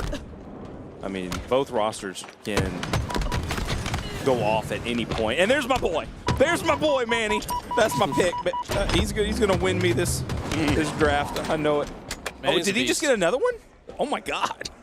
Yeah, he's popping off already. 7. Another and one. 6. Let's go. Skeptify already with 8 assists, by the way. Absolute damage dealer on the map.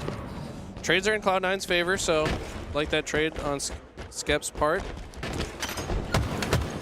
Both these teams playing pretty aggressive. There's no fear among either of these teams. Love that. Oh, quick snap double kill. Dude, the more Manny. we laud Manny, fuck? the more slays and damage it feels like he's getting in the feed and on our screen. After 3 go down for Native, Cloud9 can swarm on these fridge spawns, and they're doing just that. Red and blue lighting up on the screen for Manny, so he's taking opponent damage and a little team damage there. Manny quite literally in the mix. The 3 go down for Cloud9. Native Gaming have held strong, and we're just about tied heading into the 30s. Cloud9 do have a narrow advantage, though, only up by 1. APG just grabbed that OS knowing he was going to die to throw it towards his teammate at P2. Oh my God. What a beast. That is sick. I think Tapping probably going to be the one that gets it, or Gilkey. Yep, there we go. Tapping picks up the OS that was served to him on a silver platter by APG. You just love the heads-up play. By the way, APG picked it up at the exact frame that it spawned as he made that play. He curb slide, grabbed it, threw it to P2. Beautiful. Can Tapping get the value out of it? Trying to push out and be the tip of the spear with the OS, but if he falls into a 2v1, he might just go down or trade out, as he does. APG now, top side of Pink, looking to push into the fridge. Short arms, skater arms on that melee. Gets the assist on the second player. Not the worst for the wear, but he does eventually go down P1. Battle rifle shots ringing out from Septify.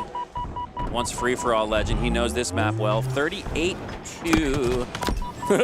Good luck, bro. Yeah, I can't really see that from here, so chat, you guys told me I'll trust you. Old man eyes, dude. Old man eyes. I think it's 38-36. I think so. 39. 38. Yeah, 39-38 now. A 1-kill advantage for Native Gaming. Yeah, I'm just going to call it here. Native Gaming with so much pressure on their shoulders to win this series, to stay alive in the Halo World Championship. Yeah. You got to tie up the series here at 1 if you're Native. Oh, yeah.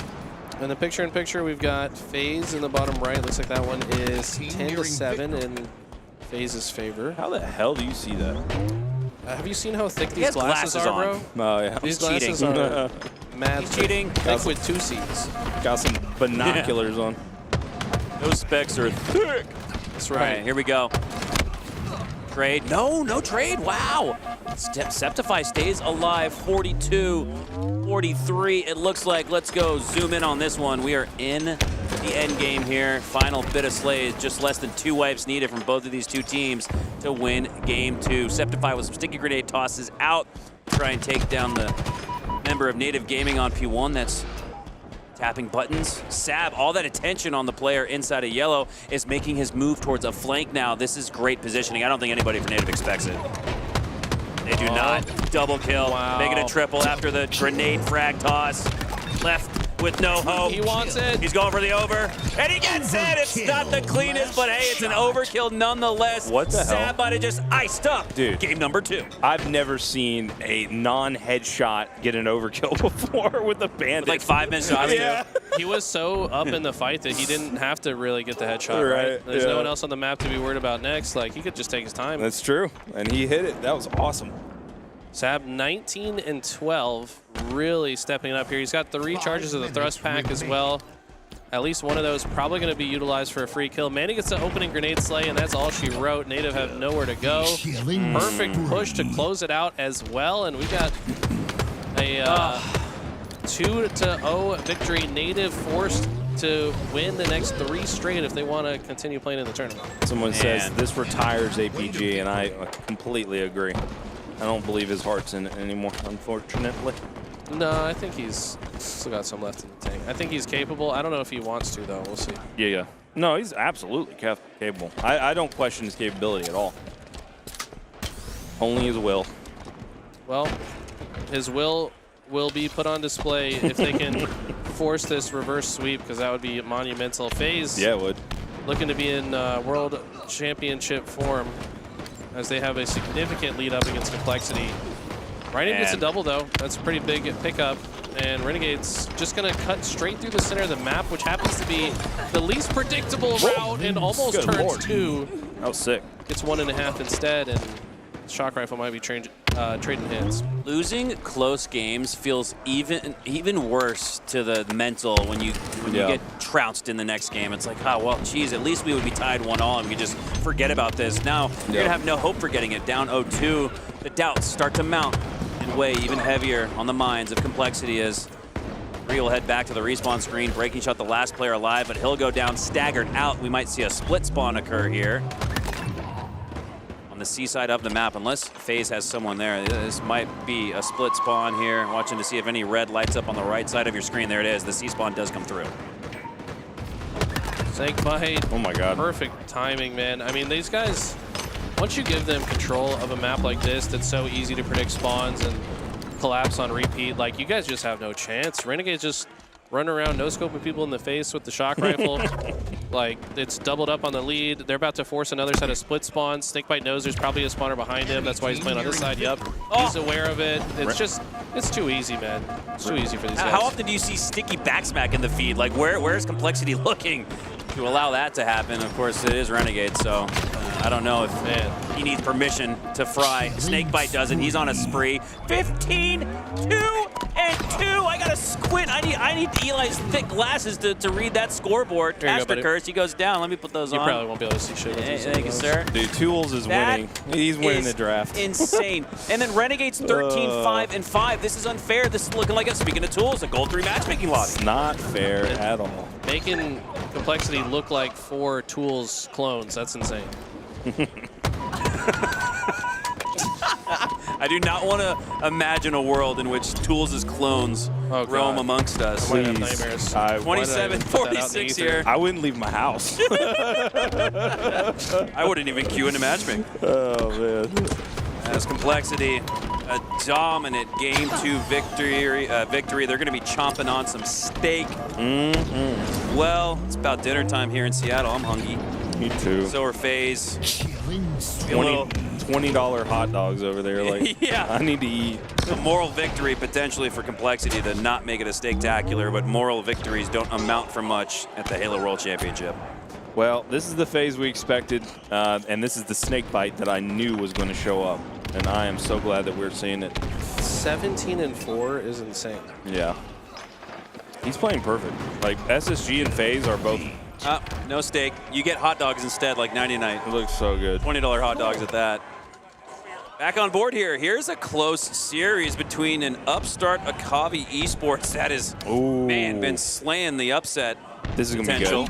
This is going to be real good. TLF, another one of those open bracket darlings. Let's go. A great squad in their own right, and Akavi takes the edge in game number 1, 2-1. Still 3 minutes left on the clock, so might just see this one get to score in total. 4 go down for Akavi, so TLF, they're going to win the rotation. And next, in the first points on hill number 4. Took the hill. Haynes, Common, both my picks. Got to get them good here. And Noble's playing well, so I'm happy. All 3 of my picks are doing good in this one. And this is going to be a banger for sure. Now, this is going to be a decider, right? This is a decider game? Yes, this would send TLF home if they lose. And Akave home. Well, no, Akave because Complexity lost to Akavi. Yeah. So what did Complexity versus TLF look like? Or is that series next? Oh my God. Bro, imagine. I think Complexity already beat TLF. I think there's 3-0. Okay. I could be wrong. Maybe TLF got 3-0 by Cloud9. Something interesting is about to happen. Take a look. Double check. Shout out to Dynamite Halo in chat, by the way. Guy's been playing Halo for as long as I have. Forever. Hey, Mike. Yes, Complexity already played Akavi. Well, yeah, they lost. They got reverse swept to Akavi. Okay. And Complexity played Lethal Fox in their first series, which I believe Complexity won. Yeah, so they did. TLF do, in fact, need to win this series if they want to stay alive in the championship bracket. Oh. As Noble. Game 5. Positioning. Deep Inside versus Shopify coming up That's soon. crazy, bro. That's crazy. Just Man, Shopify's been every series. Shopify could win their pools, guys, 3-0. Yeah. But that wouldn't tell the whole No. story. They've not been winning their series 3-0. It's been all 3-2 wins, which maybe to be battle tested on a Friday is the best thing for them. I don't know. You'd like to see Shopify quit playing with their food and look like a top 3 or 4 team like they are. But my God, has the competition been close, and Rebellion has been battling all throughout the day despite the seed of their opponent. Dude, deep inside are probably going to win that one. I can feel it in my bones. After the I mean, if Descendant, to their credit and benefit, you just need Descendant to play like he did on that pit CTF. I don't know if there's a sniper in play for Game 5, but their objective efficiency seemed to be lacking. But you don't need to get any objectively scored points via oddball, CTF, or any hills.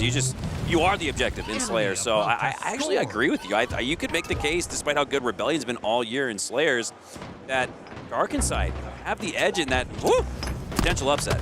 This is going to be great. Love what I just saw out of Noble. So patient to wait for the right time. Waited until Haynes had no way out of that fight. That's my boy. With the camo. Yeah. And if they earn this hill, I think that might be GG. It's going to be very difficult for TLF to run 3 in a row. Yeah. With just less than 2 minutes on the clock. And they've kind of desperating this, but TLF needs a desperate. Might work. It does! Oh. TLF steal hill number 4, tie up this game at 2:98 seconds left, and with all 4 going down for Akabi Esports, TLF should have positioning in the hill first, and most importantly, like we saw FaZe do in the previous match against Complexity, have the hill control with snipe tower control, and this could go from bad to worse for Akabi Esports. TLF could score 2 in a row. They've already put up 25% on hill number 5. That was a crucial push, and now it's a crucial push from Kave, and they're making it happen. Oh, there we go. One from Haynes. Ow, almost another one. So close. Both my boys fighting. You hate to see it. Okay. Oh! Acid has been playing in God mode this weekend already. He had 21 slays in that Slayer. Oh my God. Jesus. Yeah, he was popping off against FaZe. I mean, he was against FaZe, yeah, by the way. Huge reason why that series wins. This guy is trying to prove a point to you guys in chat right now. I drafted him. Yeah, you got a good pick here, bud. This is, how to pick him. God. He's just using this thing like a shotgun right now. Why not? When you're hitting all of it. My God. And look at the predictionary reticle setup. Every move that TLF make, I think he hit that. has the reticle there to earn at least a body shot, and that's the name of the game, to earn the damage, keep the other team at bay, feeling like they can freely push up with full shields. This has been a dominant use of the sniper rifle here from Acid. Unfortunately, his last shot doesn't connect with a Spartan, but boy, was that a good look at 8 shots in the S7, pushing up on the hill. Commons in it. Good shot, send Acid back, but the bait and switch from Luor is enough to take him down, take back the hill. Another bait and switch there from Akabi, not executed to perfection though. They're playing so precise with their hill time as well. Like every time one player dies, another player is filling the spot. I love this. Last use of the repulsor is probably going to secure this. Other than Monster, I think Acid is probably one of the most sussed out people. People think he's just always cheating because of how good his shot is, how good his reads are. He's always got his reticle I mean, trained. the fact of the matter is, 90, if I get beat in matchmaking, they have to be cheating. There's no one better than me in the game, okay? So if I lose to a guy named Acid XM, what does XM even mean? Of course he's cheating. It probably means Zim, and he's on a mouse and keyboard. Acid, he puts the I in Zim, you're saying? Yeah. Nah, people just claim cheating so frequently when there's just talented players. Like, bro, just have the perspective that maybe someone just better than you. Just be like, I know that hurts your ego a little bit, but it's just reality. It fills my ego up when people say I'm cheating. That's like it's my favorite thing in the world. I'm about to be a father. I'm 47 years old, and people still think I'm cheating. That's Old Dad Mikowski. Ultimate compliment. Old Dad Mikowski, that's true. 3-2 here at Akabi Esports, looking to seal the deal and seal the door shut on game number 1. And before we can even finish our sentence or thought, that game is done and dusted. And oof. Speaking of dusted, man, if Native Gaming don't win this game 3, their hopes and aspirations here in Seattle will turn to dust. They look to push on through the bottom side of Sword. APG with good positioning, good pressure here. Cloud9 are on their heels. This is a major win. I tell you what, this is probably the best possible game type for Native to get in this situation because I think it is their best game type. We got APG, who's been playing the pit for 25 years. And Gilkey. Gilkey, yeah, both these guys have been playing forever. Their CTF is by far their best game mode, and this is probably their best map. But as I say that, Cloud9, kind of the first look at a real flag pull that we've seen so far. These rockets are coming up right now. Manny not forced to waste one yet, and this is a good omen for Cloud9 to maybe use these to get control and get a flag out. Depends how Manny uses this. Has to be conscientious of a potential repulsor player lurking, though. This would be the one, right? It's the overshield taken down to regular default shield for APG. About a quarter, actually, but he'll get that back after a few more seconds. Reshields, repositions, and resets his sights towards the top side of Snipes. The Spectre's there. Sab sensing the communication. I imagine Aiden just told Sab to go on a little bit of a hunt for APG. Takes him down. Manny goes off the map, so it looked like a potential to collapse for Cloud9. Might just end with APG and Native Gaming on top despite APG going down. And yes, a flag is out. Any step off the map might just allow Native Gaming a chance to run, but they need at least another round of slays. Feel comfortable and safe pushing this through the snipe side of the map with Sniper up. Barcode in a 1v1, playing for a trade, but Sab doesn't let him get it. That would have been such a clutch trade for Barcode, but yeah, I think this could be two snipers in the hands of Cloud9 now. No, APG has this one, obviously, but I think Cloud9 has the other one. APG lining up the reticle on a player pushing through the train. You can see Spectre right there in the corner. I don't think he's going to push up until he feels time is right. And the reticle for APG is set towards the green hall. You see Spectre did peek along the training side.